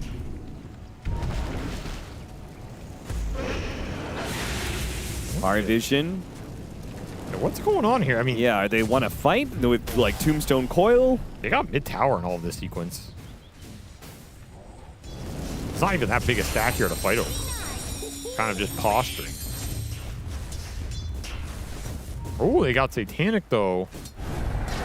Falling back into the Aether Remnant. TP coming in from DeCallis. There's no damage here. Yeah, there really isn't. I mean, this is the problem for Liquid. Their support levels. Level 5 on both. Just super far behind. Don't have extra spells to contribute to any of these moves. Yeah, Boxy is halfway to Blink Dagger, but he doesn't even have Lasso yet. It's kind of like a wild net worth to experience range he's got. They will bring the Luna in, who does have levels. 404. Yeah, he wants to use this Eclipse. We saw V-Tune. He tried to get active every single time Eclipse was up in the last series that we casted of this. It worked out pretty well for the first, like, 30 minutes of the game. But Power Vision do read the situation. Now the Beastmaster pushing in all the way to the tier 2 at bottom lane. Nobody's there to stop him. This game is slowing down for Liquid. They were trying to find some early momentum. They have not found it. He does jump to the orb. Another one coming up in a second. He's out of here. Not even turn. Yeah, with the coil, they're going to try and keep him locked into this tombstone, but good stomp. Insania. Ooh, step though. Night Class, he's going to step after him. He's got another one. He's got telekinesis as well, step for step. Now the telekinesis tossed back into the roar from DM. Very nicely played by 9 Class. Those are the kind of plays you need to make as Rubik this game, because there's not a lot of huge spells to steal. It's just a bunch of small stuff. Some of the Void Spirit spells, maybe you get the Loosen Beam, maybe you get the Repeller GA or something, but that's kind of it. The Bat BT are mostly dead heroes for you this game. And they did manage to get the Ancient stack. DM lets him know he's stealing it. I'll be creeping. Nice to you see that 9 class. He stepped as he stole another spell. And he got the Loosen Beam. And again, you got to get these value spells where you can get them, so you can contribute to the fight. Right now, it just feels like an awkward game for Liquid. Yeah, I think they're getting to a point where they can no longer take team fights for a bit. Helm of the Overlord. It's going to be tough, to say the least.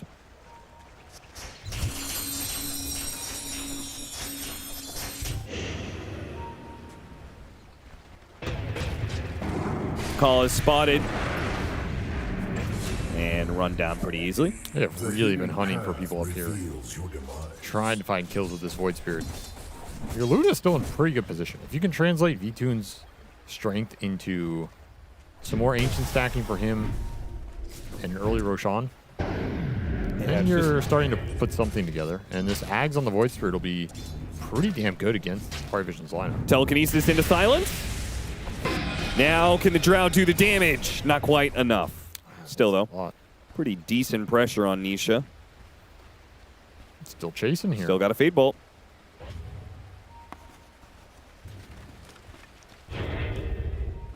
Yeah, the extra shield. Nisha, he won't die to time, though.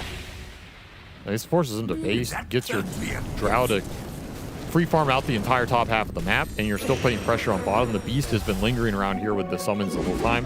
Helm of Overlord already online with Golem Creep. No one's annoying V2 in the jungle. It just feels like an assault on all fronts right now. Liquid are getting kicked off the map. I mean, look at where Liquid's dots are. Yeah, they're all 5 heroes at their base at 14 minutes. Yeah, that's bad. You got to create pressure somewhere. You have Blink on the bat. Yeah, that Boxy's immediately looking for no one's puck. He's got this early Blink dagger. See if he can get some use out of it. You cannot let Fire Vision take over this much of the map. They will absolutely outfarm you. Most of the time, they will outscale you. There have to be decisive moves from Liquid here. You have to place good vision, defend the vision, and ideally find 1 or 2 heroes. Well, they didn't find the puck. It's 3 stack, now 4 stack of heroes at the top part of the map. Not really doing much besides watching the Luna farm. It's another move that doesn't get anything. At this point, maybe just push down mid with the Luna Omni and flank it with a smoke or something. Go towards an objective that you feel Fire Vision are going to react to, because running and chasing them around the map is not working for you right now. Their setup is way too good.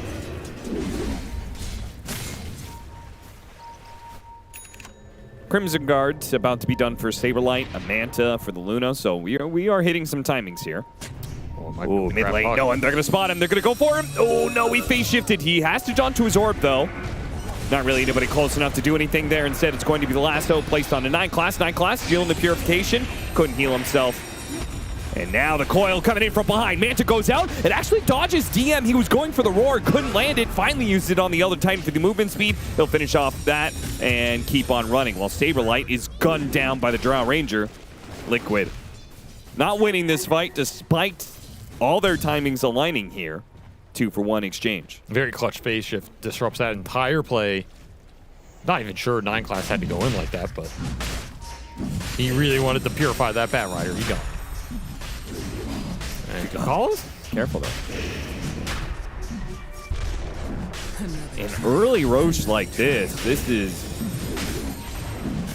Oh, you have an ET Spear here. This is... Yeah, this is a bold from... Oh, he had the vision on him.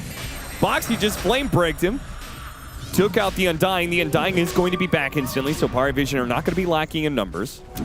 Now it's Liquid's turn to try and man up here, but... I can't believe they're trying to do it. The Undying is going to be here again. You got GA Repel, though. It's going to be difficult to deal with this Tombstone if it gets dropped. Pop it out. Helm of the Overlord creep dies. Actually, nice stomp. Got woke. Nisha starts backing away. Needs some help, though. Give him the repel. He's okay for now, but that is a stolen repel. Saberlight got bashed up by Roshan. Now it's Parivision's turn to go back into the pit. They have Tombstone now. Yep, they're going to drop that Tombstone. Daring Liquid to fight into them. They also got a Frost Mage. They're just DM's just Frost arming everybody here. Saberlight trying to get close. Is his team following him up, though? Got a Crimson. Spotted, coiled. He's got a Crimson, so he's not that easy to bring down. But if they throw everything they have on him with the silence on top, nice stomp. Almost got it. Decay goes off just in the nick of time, though, before he could cast that GA. Meanwhile, step stolen by 9 class, amp damage taken by Nisha. And finally, Parivision will get the Roshan that they originally started like 90 seconds ago. Jump back in with the amp damage, though. Nisha tries for a pickoff here. Accidentally caught DM in the Aether Remnant. That opens up the lasso. They go for him, and with the damage from the Earth Splitter, they've got him. Now chasing after Dakalis as well. The Eclipse put to use. They just need to slow him down a little bit. Dakalis is actually outrunning them. Now he's down the river. He's so fast. He's got the Chalice, man. Powered by the virtues of alcohol. He will still die, but he made it very difficult. Avery, are you an alcoholic? No, sometimes I wish I was. Seems fun, other than the health. Sometimes I do wonder when you go on stage if you're drunk. You should not say that. People believe that stuff. You of all people. That's true. But the conspiracy theories.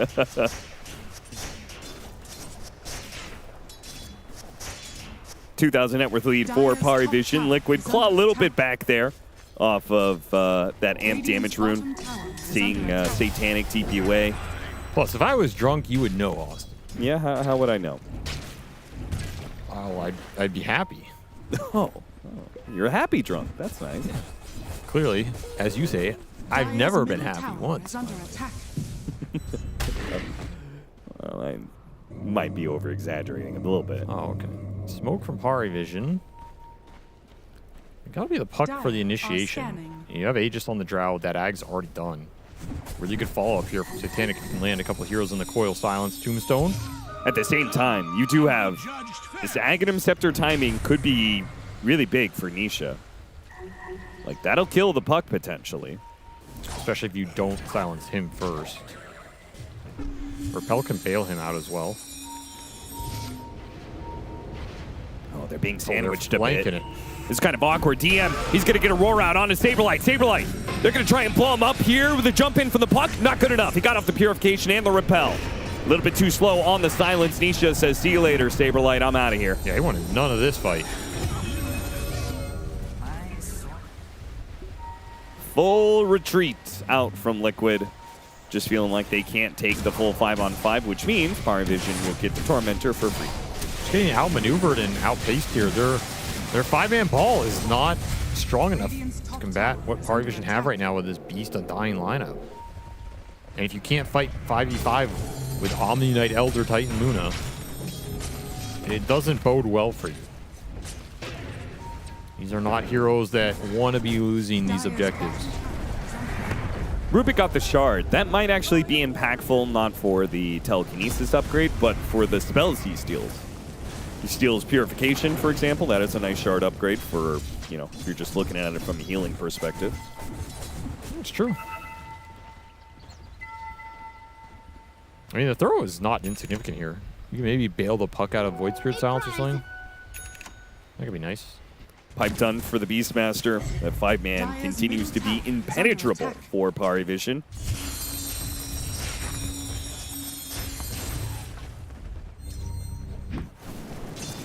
I mean, at this point, is V-Tune still going Aghanim Scepter, third item? It looks like he is. Yeah, it's done. Okay, well, I'm not even sure I like this. I don't. This doesn't seem like the game for it. I feel like you are so all in for this window. Like, you need to start winning fights now. You need to take the second Roshan. Because otherwise, you will just wish you have had a Butterfly. 10 minutes from now, if you don't take a lead, you'll just be like, man, I wish I had just farmed up more of a right-click build, had a butterfly against Drow Ranger, at least there would have been a timing there. I mean, at least you have Void Spirit to scale, but Are scanning. it is definitely going to feel bad if you lose the next Roche. Pick off on DM would go a long ways, or no one. They got neither out of it initially. Still managed to hit DM with the slow here, but they're going pretty far out there. They just stomp and retreat. Once again, Pari Vision, they're outmaneuvering them. Got the silence, double silence on Anisha. Where's the repel? Where's the save? Saberlight trying to get there in time, but it's going to be the Void Spirit cut down, and Pari Vision, again, just putting the numbers together. Liquid are incapable of taking a 5-on-5. Take 2 cores out of the equation, give the purification to 9 class. This is just falling apart at a pretty decent pace here. Another When you go this Ags on Luna, you're basically saying, I want to be able to win fights now. I want to bring heroes down now. I'm going to sacrifice maybe a little physical scale to do that, but my Void Spirit's going to make up for it. This Void Spirit, at this rate, is not going to make up for it. Also, isn't this a really bad Eclipse game up against Beastmaster? He's got a pipe. He has this gigantic creep that's going to soak up Eclipses. There's a lot of targets here. There's Rubik, too, who you can't forget has insane innate magic resist. Yeah, yeah. So he can absorb beams. He already has a Glimmer Cape. He's going to steal Omni spells. I agree. This just does not strike me as the Luna Ags game. This is a game where I think you could go an aggressive fighting build and play off the Omni Knight spells. Maybe you're too far behind to play that style, but... Yeah, I mean, you are kind of in a shitty situation no matter what, as Luna in this game. I will say that. That is true. It might be getting worse here if you don't dodge this smoke. Instead, it's the Omni Knight. Coiled and roared. They have made this Omni's game so damn difficult. Dire's bottom tower is under attack. Well, they better hope that Void Spirit scales up in this game. Yeah. Omni Knight certainly isn't. And the Luna can't do it alone. Foxy got the lasso onto Satanic. 9 class with the purification will help Satanic stay healthy. He's just fighting into him. The man don't care. Radiant's middle tower is under attack. Nisha thinking about going back in after the Rubik with the Eclipse. They will manage to get that pick up, but coming in from behind is the Beastmaster. Spots Nisha, gets an astral step away, and a stomp to slow him down. Oh, technically you got something there. That's an Eclipse kill. You can do that every 70 seconds.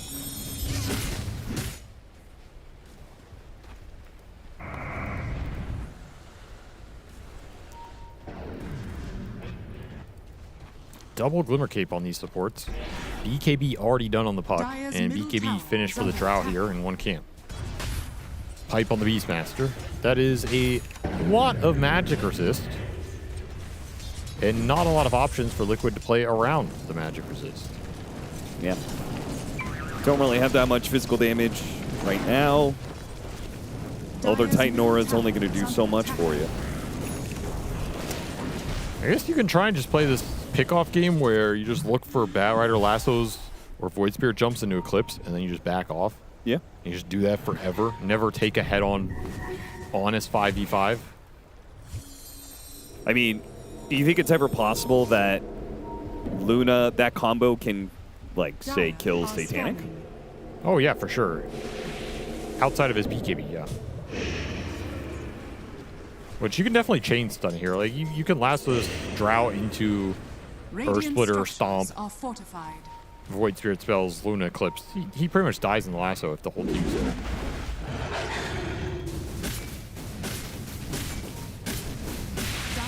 DM's just living in their triangle, and he is farming up a Nullifier. Almost has it, too.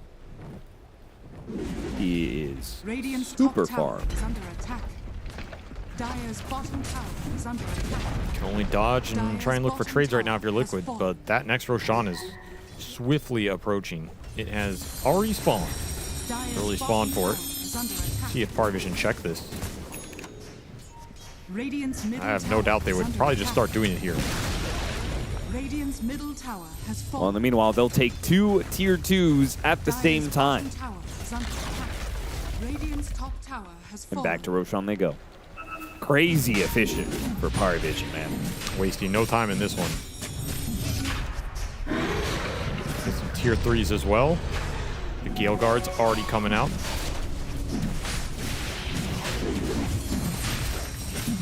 Still have a Curio on V-Tune. See what we can turn it into here. Dire's bottom tower. Maybe he's waiting for the empowered divine regalia. So this is going to be a tier 4 Curio. Glimmer Cape spotting Nisha. No one still got him inside the coil. Gonna be snapped immediately. TP away. No stuns. I mean, they just showed a lot of heroes on the other side of the map, but DM is just gonna get a solo kill on Boxy. Got a couple of these Prowlers too. A nice little creep to make these solo ganks with. Yeah, that's true. They're looking at no one. They'll eclipse him. They got him. Real quick kill. BKB or no. You get stunned, you're just gone. Satanic, he doesn't care, man. He's like, oh, my mid's dead. I'll just hit their base. Amp damage Aegis. What are you going to do about it? Try and hit the stomp, but... No Bat Rider, no jump for him. He's not afraid. All right, Manta done for the Void Spirit. That'll go a long ways in trying to deal with this roar, or maybe even dispel off the silence of the Drow Ranger or the Puck. You have to admit, Austin, that Eclipse is satisfying when you land it. It is. Like when you land all those beams on one dude and you just get stunned and dies, you're like, got him. It does have a high ceiling and a very low floor. I mean, he's 5-1 and 6. He's top net worth. Do you believe? Do you believe V-Tune can carry this game? I don't believe V-Tune can carry it. Wow, that's... But I think Liquid as a whole, it's possible. But it's going to require Nisha. Nisha is currently stuck in a coil, then gets roared. He's tanky, but not that tanky. If only his innate offered a little more survivability. Couple more points of magic resistance. Yeah, I think if he had 6% magic resist there instead of 2.6, he probably lives. Right, 3 more armor maybe. Yeah. Oh well, this is life. Got the initiation. Here comes the Eclipse and Satanic. He loses his Aegis. Got him again. Now, this is all Liquid can really do in this game, hit and run. Oh, that's funny. Tugal's gonna, he's got the shard. So you could tombstone save somebody from that Eclipse. That's better than that Outworld staff or whatever. That's true. He has to run in there and do it, though. Means you might just tank it. Yeah. Well, I guess he can Glimmer Cape in. Probably pretty reliable here. The range is not great. Yeah, Entomb, very, very small range. I mean, Liquid are kind of holding it down a little bit. Finding Farm on Luna, they're getting to BKB on Boxy. That's a guaranteed lasso initiation unless you roar him. Is that Lincoln's? Lincoln's already done for Satanic. The man just does not stop finding gold. That's a big deal here because breaking that into the lasso is not so easy here for Liquid. They do not have a lot of long-range spells to poke that down. Saberlight's going for a Midas because he's not hitting any creeps, so his net worth is just completely stagnant. 32, 33-minute Midas. It sounds absolutely god-awful. Yeah, I don't know if this game is going to last long enough for it to return the value. Well, counterpoint, I don't think it's possible for Liquid to win this game in the next 20 minutes. Like, they actually have to make this game go late. But counterpoint, how do you make it go late when you just took 2,000 gold and put it straight into the garbage disposal?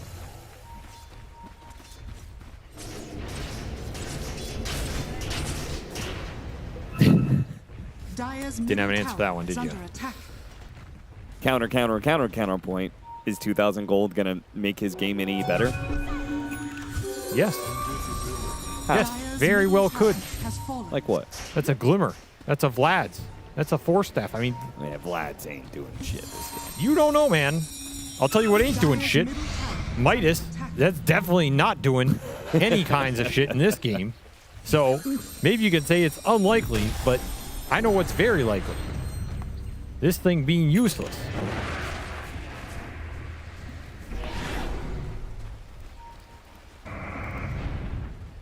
Maybe he's just farming economy for game 2, you know? Our Vision are certainly taking their sweet time with it. They're going to wait to the next Roshan, it seems. Don't want to throw this game on a high ground push. Dire's middle tower is under attack. Liquid want to just 5-stack on top of each other and let Parivision out-farm them. So be it. Take the Falcons approach. Just build up a 25,000 net worth lead.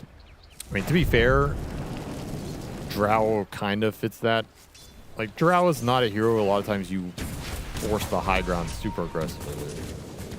You have to play for Aegises. You have to just play for her scale and her ultra late, where she's super strong. With the shard, you can kind of do it. Because the attack range is so long that you kind of like sniper it. Sure, Look, I'm not saying the hero can't go high ground, but I think it's one of the carries that I'm always okay with teams just playing for later on. Sure. BKB initiation on a DN. Here comes the Eclipse. They went for the puck and split the jump. And as a result, nobody dies on the side of Parivision. Now it's time for Liquid Heroes to start falling. Satanic puts plenty of damage down. Boxy's already dead. And Liquid full retreat out here. Satanic's going to slow him down with a multi-shot. Catching up, Nullifier is going to be put onto the Elder Titan. The Elder Titan's dead. V-Tune just needs to leave him. Got clipped by the arrows. He'll escape, though. Man, you cannot split the jumps like that. No. There's no way. Whoever gets lassoed needs to get focused.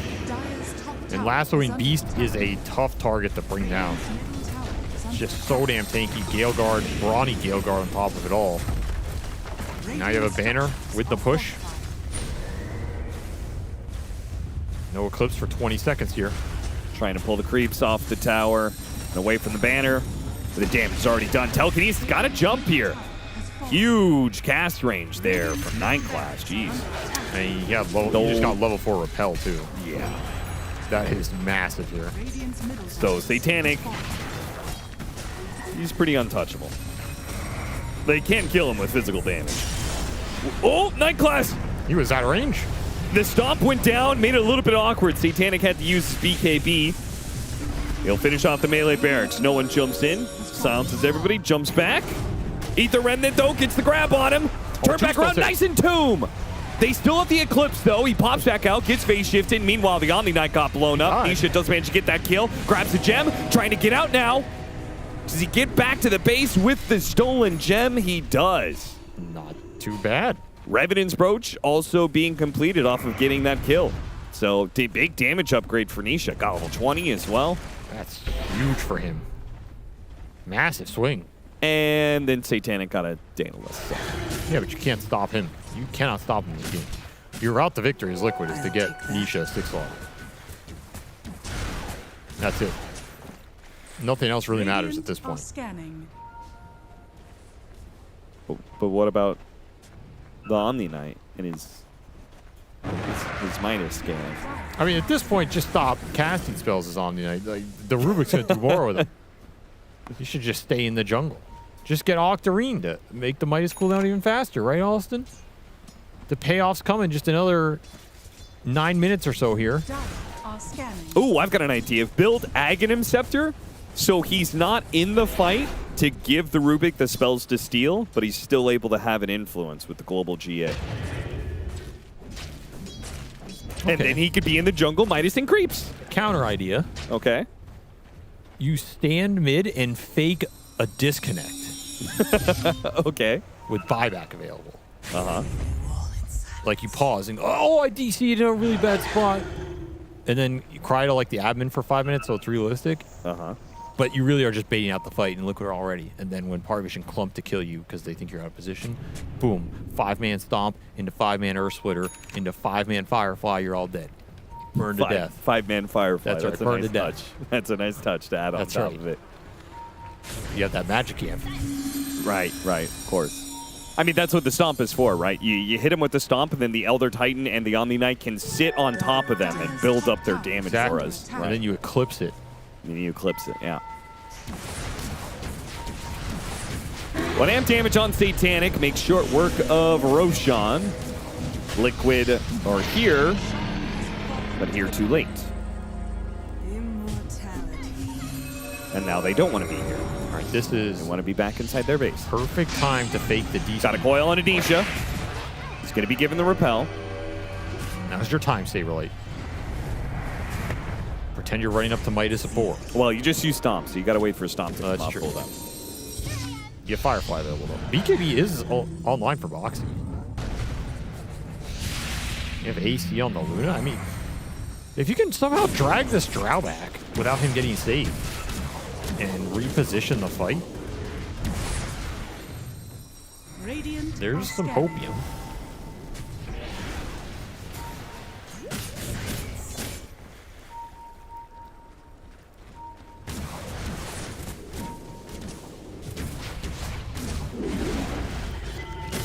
Dizoon Bloodright for Insania, a bigger Stomp. With debuff duration. That's pretty nice. Pretty juicy. Bigger Earth Splitter, too. It's got some girth.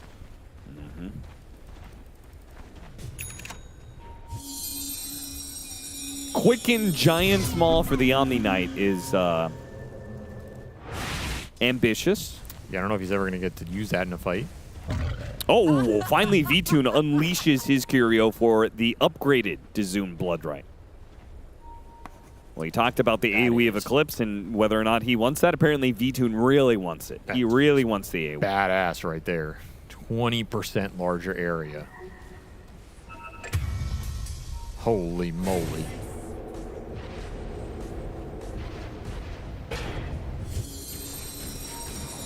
Liquid's just got to cut waves.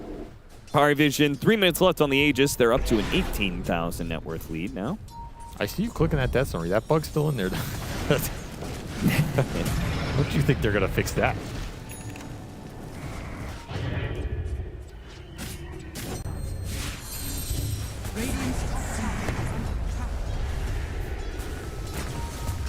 Look how far away Satanic can hit that tier 3. It's pretty disgusting. With the monocle. Yeah, you got to give up your Left high alert. ground. What is this? See about going in there. Gotta get a lasso into Eclipse. What can Boxy find? Boxy's not even here, so. You just giving up this lane or what? Maybe. Just can't fight the Aegis. Yeah, I think that might actually be the right idea. 2 minutes left on the Aegis, though, so they could take this lane and still get bottom. Boxy came back. Smokes up. They're going to look for something. Try and catch Power Vision on a transition through mid or something like that. They might not expect it. There's no racks mid for them to just go to, though. So it'd have to be a cross-map play. Boxy looking for it. Satanic, he's giving it to him. You would have to break the Lincolns here, which means using your Force Staff. Push out deep. They go for the Undying. Okay. I got him. Is that good enough? Apparently, that's all they wanted. They're out. Hit and run. 60 seconds for the ult. Well, they can't run fast enough. Saberlight can anyway. He's going to be roared up, and now the arrows that split off of him will start hitting Vtune. Vtune has to BKB up to the high ground. Big Daedalus shots. He's going to die. Now the coil catches Insania. Oh, boy. Dead as well. And the game is done. There's no Luna buyback, so even if they bought back on the other heroes, I simply don't think it's possible. Yeah, I mean, the irony there is you killed the one guy with a nade that brings him back instantly. So that's not too effective in the grand scheme of things. You see Nisha's HP? No, I didn't, because it's gone. Half of his health. Also, Saberlight got like 1 billion strength because he had so many debuffs on him. Now the Drow crit him for 1100, one hit. Yep. Goodbye. I think that was I think it was an outdraft. I think it's safe to say it was. I think the Omni-Knight scheme is way too difficult. You flex it to this off lane, if it was a flex at all at the beginning for Liquid, and they go back for this Luna strat, but I don't think you can win with this Axe Luna strat unless you're snowballing the game. Yeah.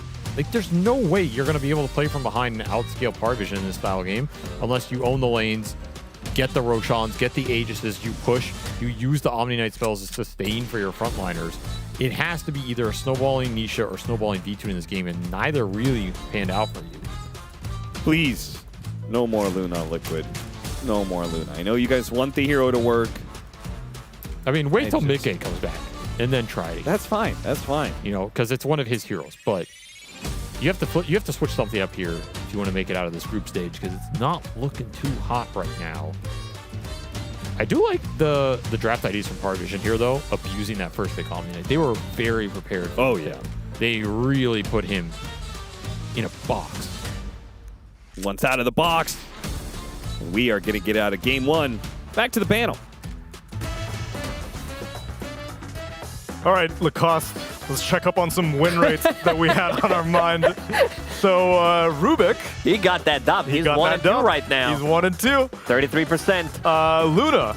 0 and 7. 0 and 7. Still at 0. 0%. Quick math. That's a rough one. I think he had an okay game. Like, in terms of network, you can see right now, like 20 minutes into the game, he's on top of the network. It's just that the whole combination of the team, what these heroes want to do, I can understand the strategy behind it, but they're trying to have one guy who goes in, he picks up relatively early Aghanim Scepter, they blow up a guy. But there were also a lot of issues in this game, because you're playing against Beastmaster, he has Helm Creep, he's kind of rushing it, DM's having a great time in the lane, and also he does build into fight, which means a lot of that damage is going to be spread around, it's going to be mitigated all around, as you can see here. Like, they're literally taking 0 damage on their heroes.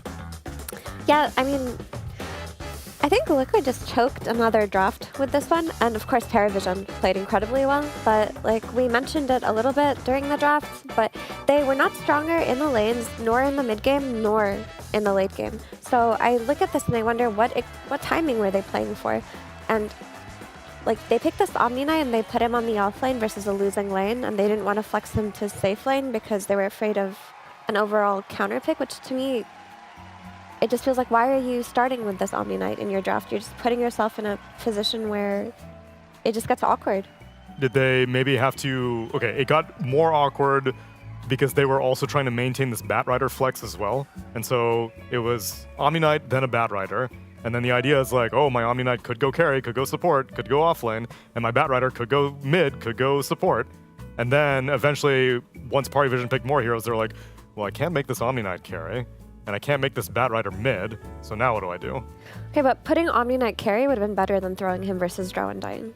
Like, he was 110-7. Like, this idea that they were going to get a Crimson Guard and play off of that, like, I understand the logic, but again, you don't have a stronger mid-game timing than the team with a Beastmaster and a Drow Ranger and a Puck. So, like, had they had, like, a more...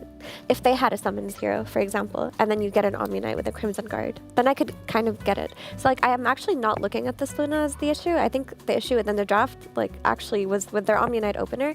I just think that either Paravision addressed it really well by drafting strong side lanes, or Liquid meant to flex it to carry at some point, but they just didn't do it. And one of those strong side laners, your boy Plague on that Drow Ranger. So, low-key, I think Drow is a pretty bloody good hero. Okay.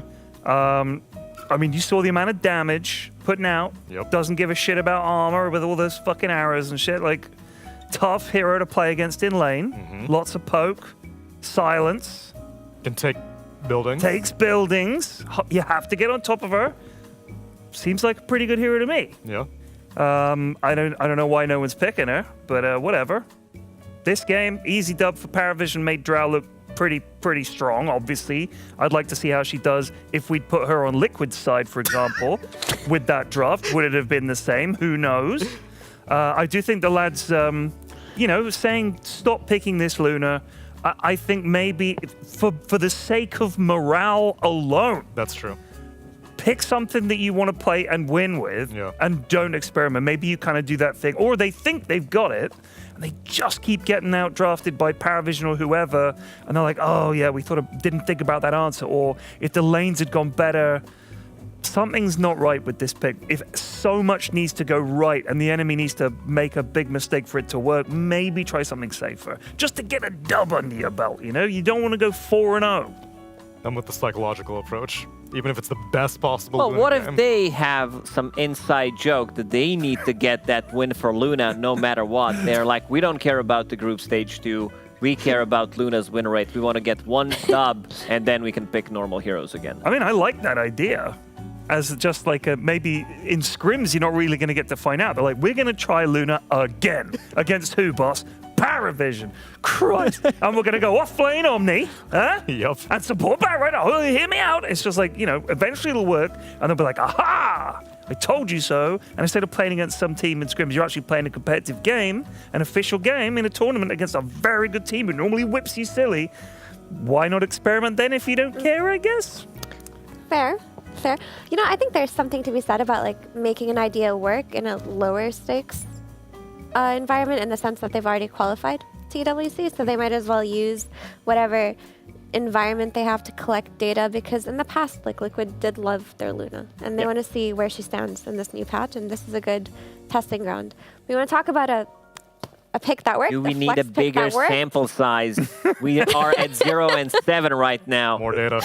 Until it gets to 0 and 20, they're like, well, let's just try it one more time. But that being said, I want to praise Paravision, because I feel like we're harping on like Liquid a bit too much, but I think that the Undying worked out super nicely for them. Like that hero, like its presence against the Omni Knight made it so that like they were afraid of offlane Undying being run into like a carry Omni Knight. But then if you flex the Omni Knight to offlane, guess what? Your Undying can play 5. So that hero was a very cool experiment. It secured the lane for Draw Ranger. The Tombstone was really impactful. Like that fight at Roche, just dropping it in the Roche pit, Liquid couldn't approach or fight. And when you pair up a tempo-based support like Undying with a tempo hero like Beastmaster, guess what? You're gonna out-tempo the enemies who wanted to play tempo. And then you can But even they bring couldn't. a hero like Rubik a victory as a result. Paravision continuing their trend of being the absolute top of our group stage 2 here in DreamLeague Season 26. Let's see if they can make it a clean 2-0 or if Liquid will fight back when we return for game number 2.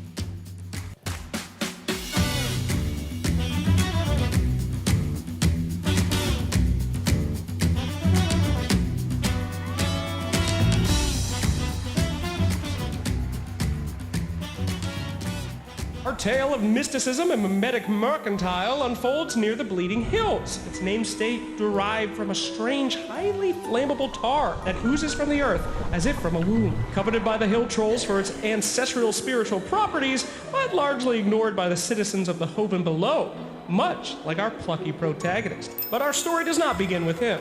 It starts with a con man. Welcome to Tales from the Lore Keeper, Episode 2, Rasta the Shadow Shaman, narrated by the Lore Keeper himself. That's me, Mr. Actionslax, but it's brought to you by DHL. Magic, spiritual, medium, medicine, he did it all, or he claimed to, but his pitches lacked a certain pizzazz. He had traveled here to bolster his act with the exotic, but what he found was an eager assistant. An orphan outcast, half hill troll and half who knows.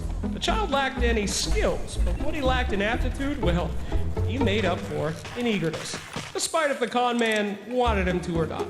Eager to leave his situation behind, the young Rasta pledged himself to be the ward of the con man, an exotic hill troll bringing the perfect mix of the unknown to their sham shows. And it worked! Rasta's mentor would teach him every trick in the book, and what began as a business soon became a bond. From escaping a town swindled patsies to swapping stories from father to son, it was a never-ending adventure of friendship, skill, and a whole lot lying. For Rasta, the perfect life. Until everything changed. It was a stressful show. Traveling marauders are tough crowds. It was fine though, until one tiny problem. Their switcheroo had flown the coop, and with this crowd, well, there's no talking your way out of swindling at a gloaty horde. Something had to be done or they were finished. Rasta focused with all of his might, awakening a door and power from within. Whispers of hexes and shocking power when the combat revealed the trick. They were shocked to discover it was no trick at all. Rasta had real magic within it, and with the combat showmanship, they traveled from town to town, kingdom to kingdom, as they dazzled audiences, raking in a fortune for years upon years. To many, hill trolls are strange, but humans, in some ways, well, they're even more odd. Rasta could not understand why his father, after finally achieving his dreams, would grow more, well, empty as the years went on. Why do humans, when they grasp everything they've ever longed for, find themselves emptier than before? Rasta would never get his answer. He awoke to his master missing, tracks leading to the nearest town, one that they had hit back in the old days. And there, among the rubble, he found his father's stage, ruined and burned. He had no chance to escape. Rasta found his master with his curtain drawn. Grief for his lost father quickly boiled into rage as the townsfolk gathered around him. They recognized him as the meek assistant, but now he would show them the true power of shadows, using his skills to do harm for the first time. That was many years ago. Rasta still travels from town to town, performing his acts of mysticism and the arcane for any really willing to pay to see his show, making good but strange friends along the way. His audience never truly knows if his powers are for entertainment or something more, but to any that would seek him harm, the great traveling shadow shaman can quickly show that his magic is very real indeed. Your votes are in, and the next episode of Tales from the Lore Keeper will be Hoodwink, premiering at DreamLeague Season 27. But now is your chance to vote on what hero you'd like to see next. You can choose between Silencer, Lone Druid, Ringmaster Razor, or Dawnbreaker, and win a free trip to ESL 1 Winter 2025. Brought to you by ESL and DHL.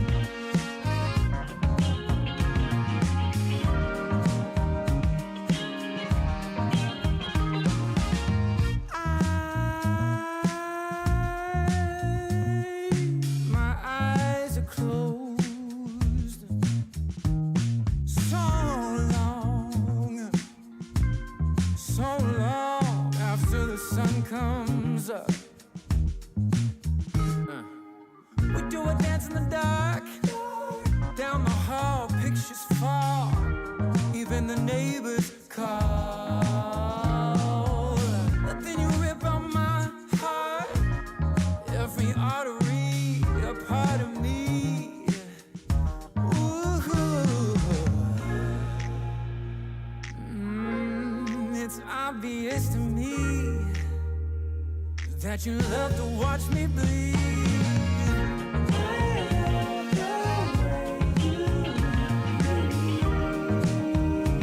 But not half as much as I love when you leave. I hate to see you go. But I love to watch when you're walking away from me. Away from me, yeah, yeah.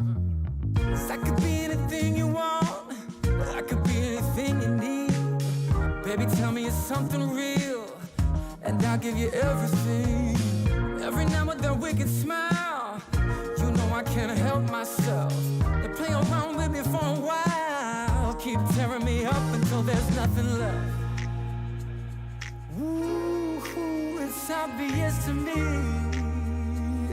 Yeah, you love to watch me bleed.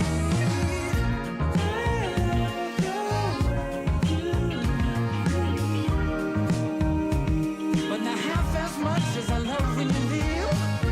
I hate to see you go. But I love to watch when you're walking away from me. Yeah, yeah.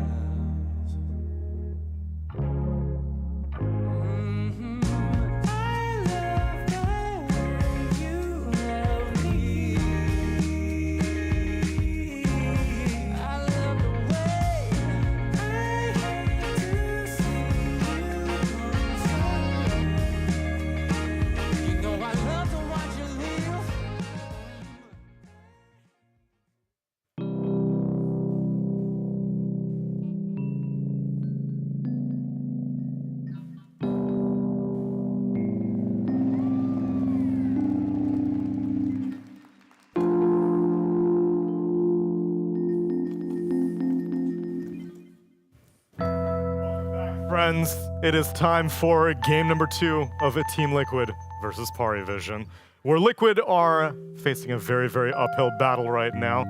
Currently down 0-3 in Group Stage 2 standings. Now, that doesn't mean that they're guaranteed eliminated from playoffs, but it does mean that they pretty much need every single series they can get their hands on, at least if you want to get your way into tiebreakers, perhaps. Meanwhile, Parivision continue their dominance, not just throughout this DreamLeague, but throughout the entire year. Parivision showing that they are the team that is setting the meta and setting the pace for all other competitive games and teams specifically to keep their eye on. Now, we take our eye towards game number 2, where perhaps Liquid have learned a few lessons along the way, and Parivision maybe looking for a 2-0. Okay, so for Liquid, I think, this may be an unpopular opinion, but I think the last few series that I've seen them play, they're really dropping the ball on their mid picks. Like, they had this idea versus Batboom a few days ago that they would like last pick Nisha's hero and have it be scaling, right? There was one game where they picked Invoker, another game where he was Storm, and then they picked that into 5-man lineups. Didn't work out. This game they pick Void Spirit, which is kind of it's a rising hero, but its track record still needs to be proven. They pick it into a puck.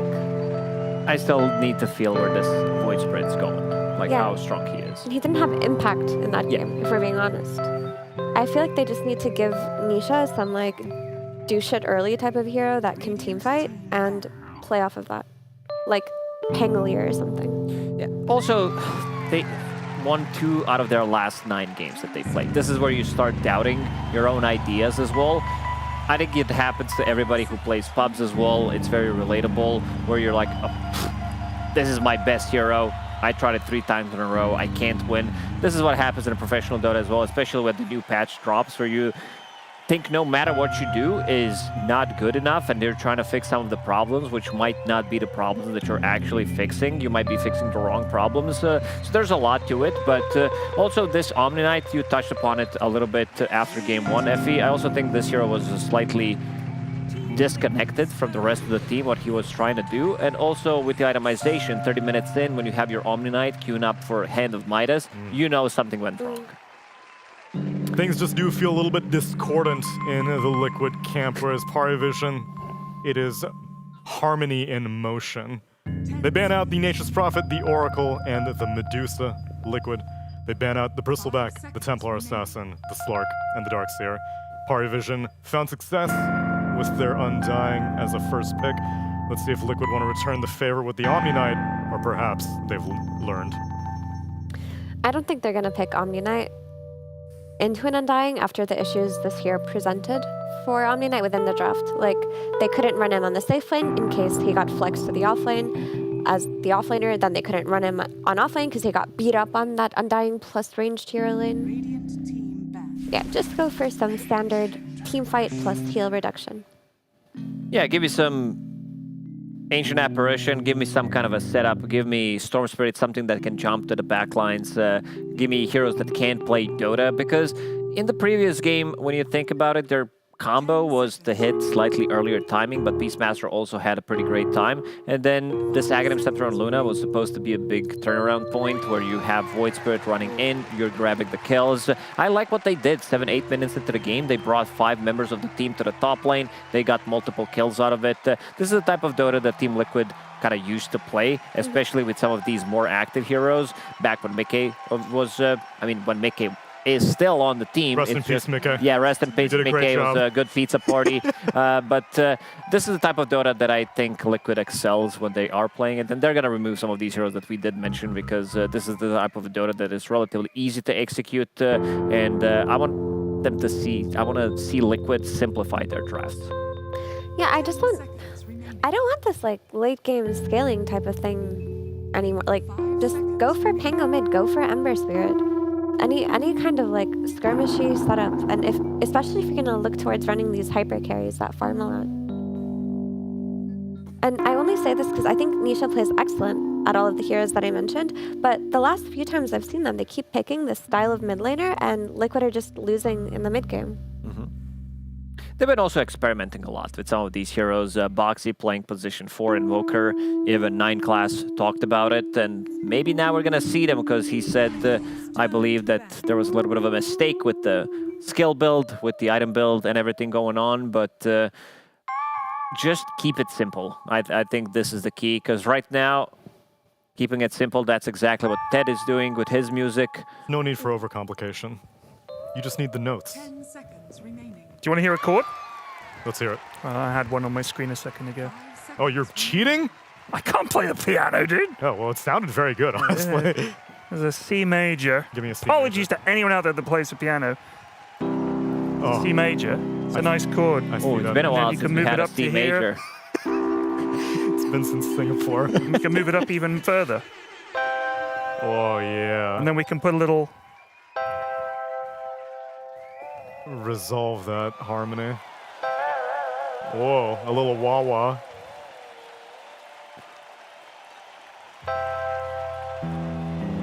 Incredible. Beautiful. If we do want to keep it simple, how about we start with maybe individual roles? What's a simple Saberlight hero that we can guarantee trust him on? That gives a good baseline foundation for the rest of Liquid to build off of. I would say give me Dawnbreaker, give me this global presence, even though they lost most of the games when he did play it. He did 1 out of 3 games, but they did lose majority of their games, so the stats are not going to be good. Maybe not right now. I would be fine if they pick up Boxy's hero. I'm not sure how much they can flex it right now. I'm fine with some like Dark Willow hero, and then you will see 2 picks, and then you can decide what Saberlight is going to play. Don't put him in a difficult spot, because you see this Undying, which could be very menacing against Terribly pretty much all of his hero pool. That's a demonic chord right there. Yeah. I mean, the thing about Liquid simplifying their draft is I also want it to make sense. Because, like, if you look at their draft last game, it wasn't difficult to execute. It just didn't have any strong timings compared to their enemy's draft. Like, the idea of Void Spirit goes in and you eclipse him, that's not really super complicated, but they just have to make sure that they can fight back. So they pick this Terrorblade, which is like their carry to offlane flex to potentially position for, but the hero did get nerfed. And Paravision take the Ember Spirit that we maybe talked about for Liquid. It would have been a great combo with the Ancient Apparition. So this is not only a block pick, but just a great pick against AA, because you just jump on him every single fight. He can't really do anything against you.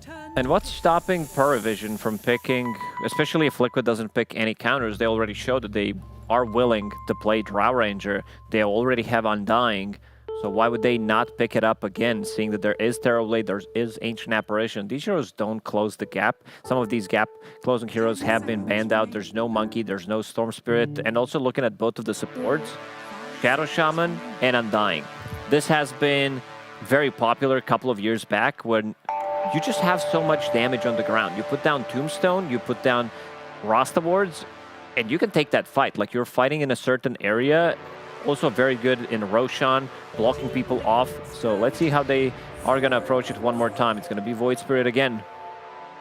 Yeah, it's really hard for supports like Ancient Apparition to walk into the zones that you mentioned. So that's pretty cool. I think to add on to that, it would be really nice if you had a jump hero from Paravision alongside the Ember Spirit that can take advantage of that. Maybe, if not something for DM, something for Satanic as well. Just like get on this Ancient Apparition. You're a prog rock fan, Effie. Mm-hmm. How's the progression of Ted's draft music going? He's introduced a new instrument. Ted's doing great, but I refuse to call this prog rock because for those of you, it's too good. For those of you who don't know, Ted is a prog rock hater, which is an insane thing to be for your generation, Ted. I feel like everybody loves. How old do you think I am? Prog rock was in the 70s. But everybody loves prog. Okay, listen, when I go to a Tool concert, everyone there is your age. Yeah, because they're wankers at my age. No offense. I feel like He hates prog rock, so we can't label this as prog rock. He always talks to me about how bad it is in the green room. Such a shit take. I showed him one of the best Porcupine Tree songs of all time. He was like, this sucks. That's what he said. My exact take on Tool, your favorite band, was I won't hear it. that I wish their entire back catalogue could be packaged into a space probe and fired into deep space. And then the fucking aliens would love that because they'd be like, oh my god, they make incredible No, they music on would Earth. destroy our planet. And they make such great songs on Earth. We have to come hang out with Maynard.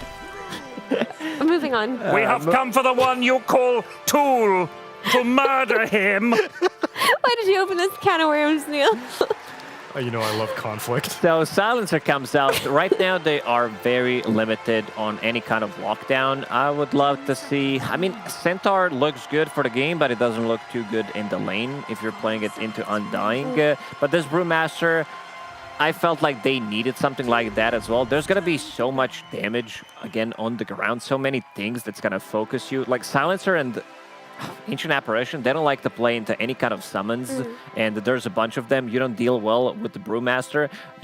What is your control to kill the Brewmaster with, other than Global Silence? And Global Silence also got nerfed, which means that you only have one Global Silence. Yeah, I think that's the primary point, because versus Brewmaster, if you jump him and you use Global to kill him, and then you don't kill him because he has like a tanky item or an Undying Soul ripping him, and he gets off split, you've lost the fight. So you need a ridiculous amount of burst to come out from Liquid on their last pick to make sure that whichever target they go on is killed in the duration of the global, or the fight is just lost.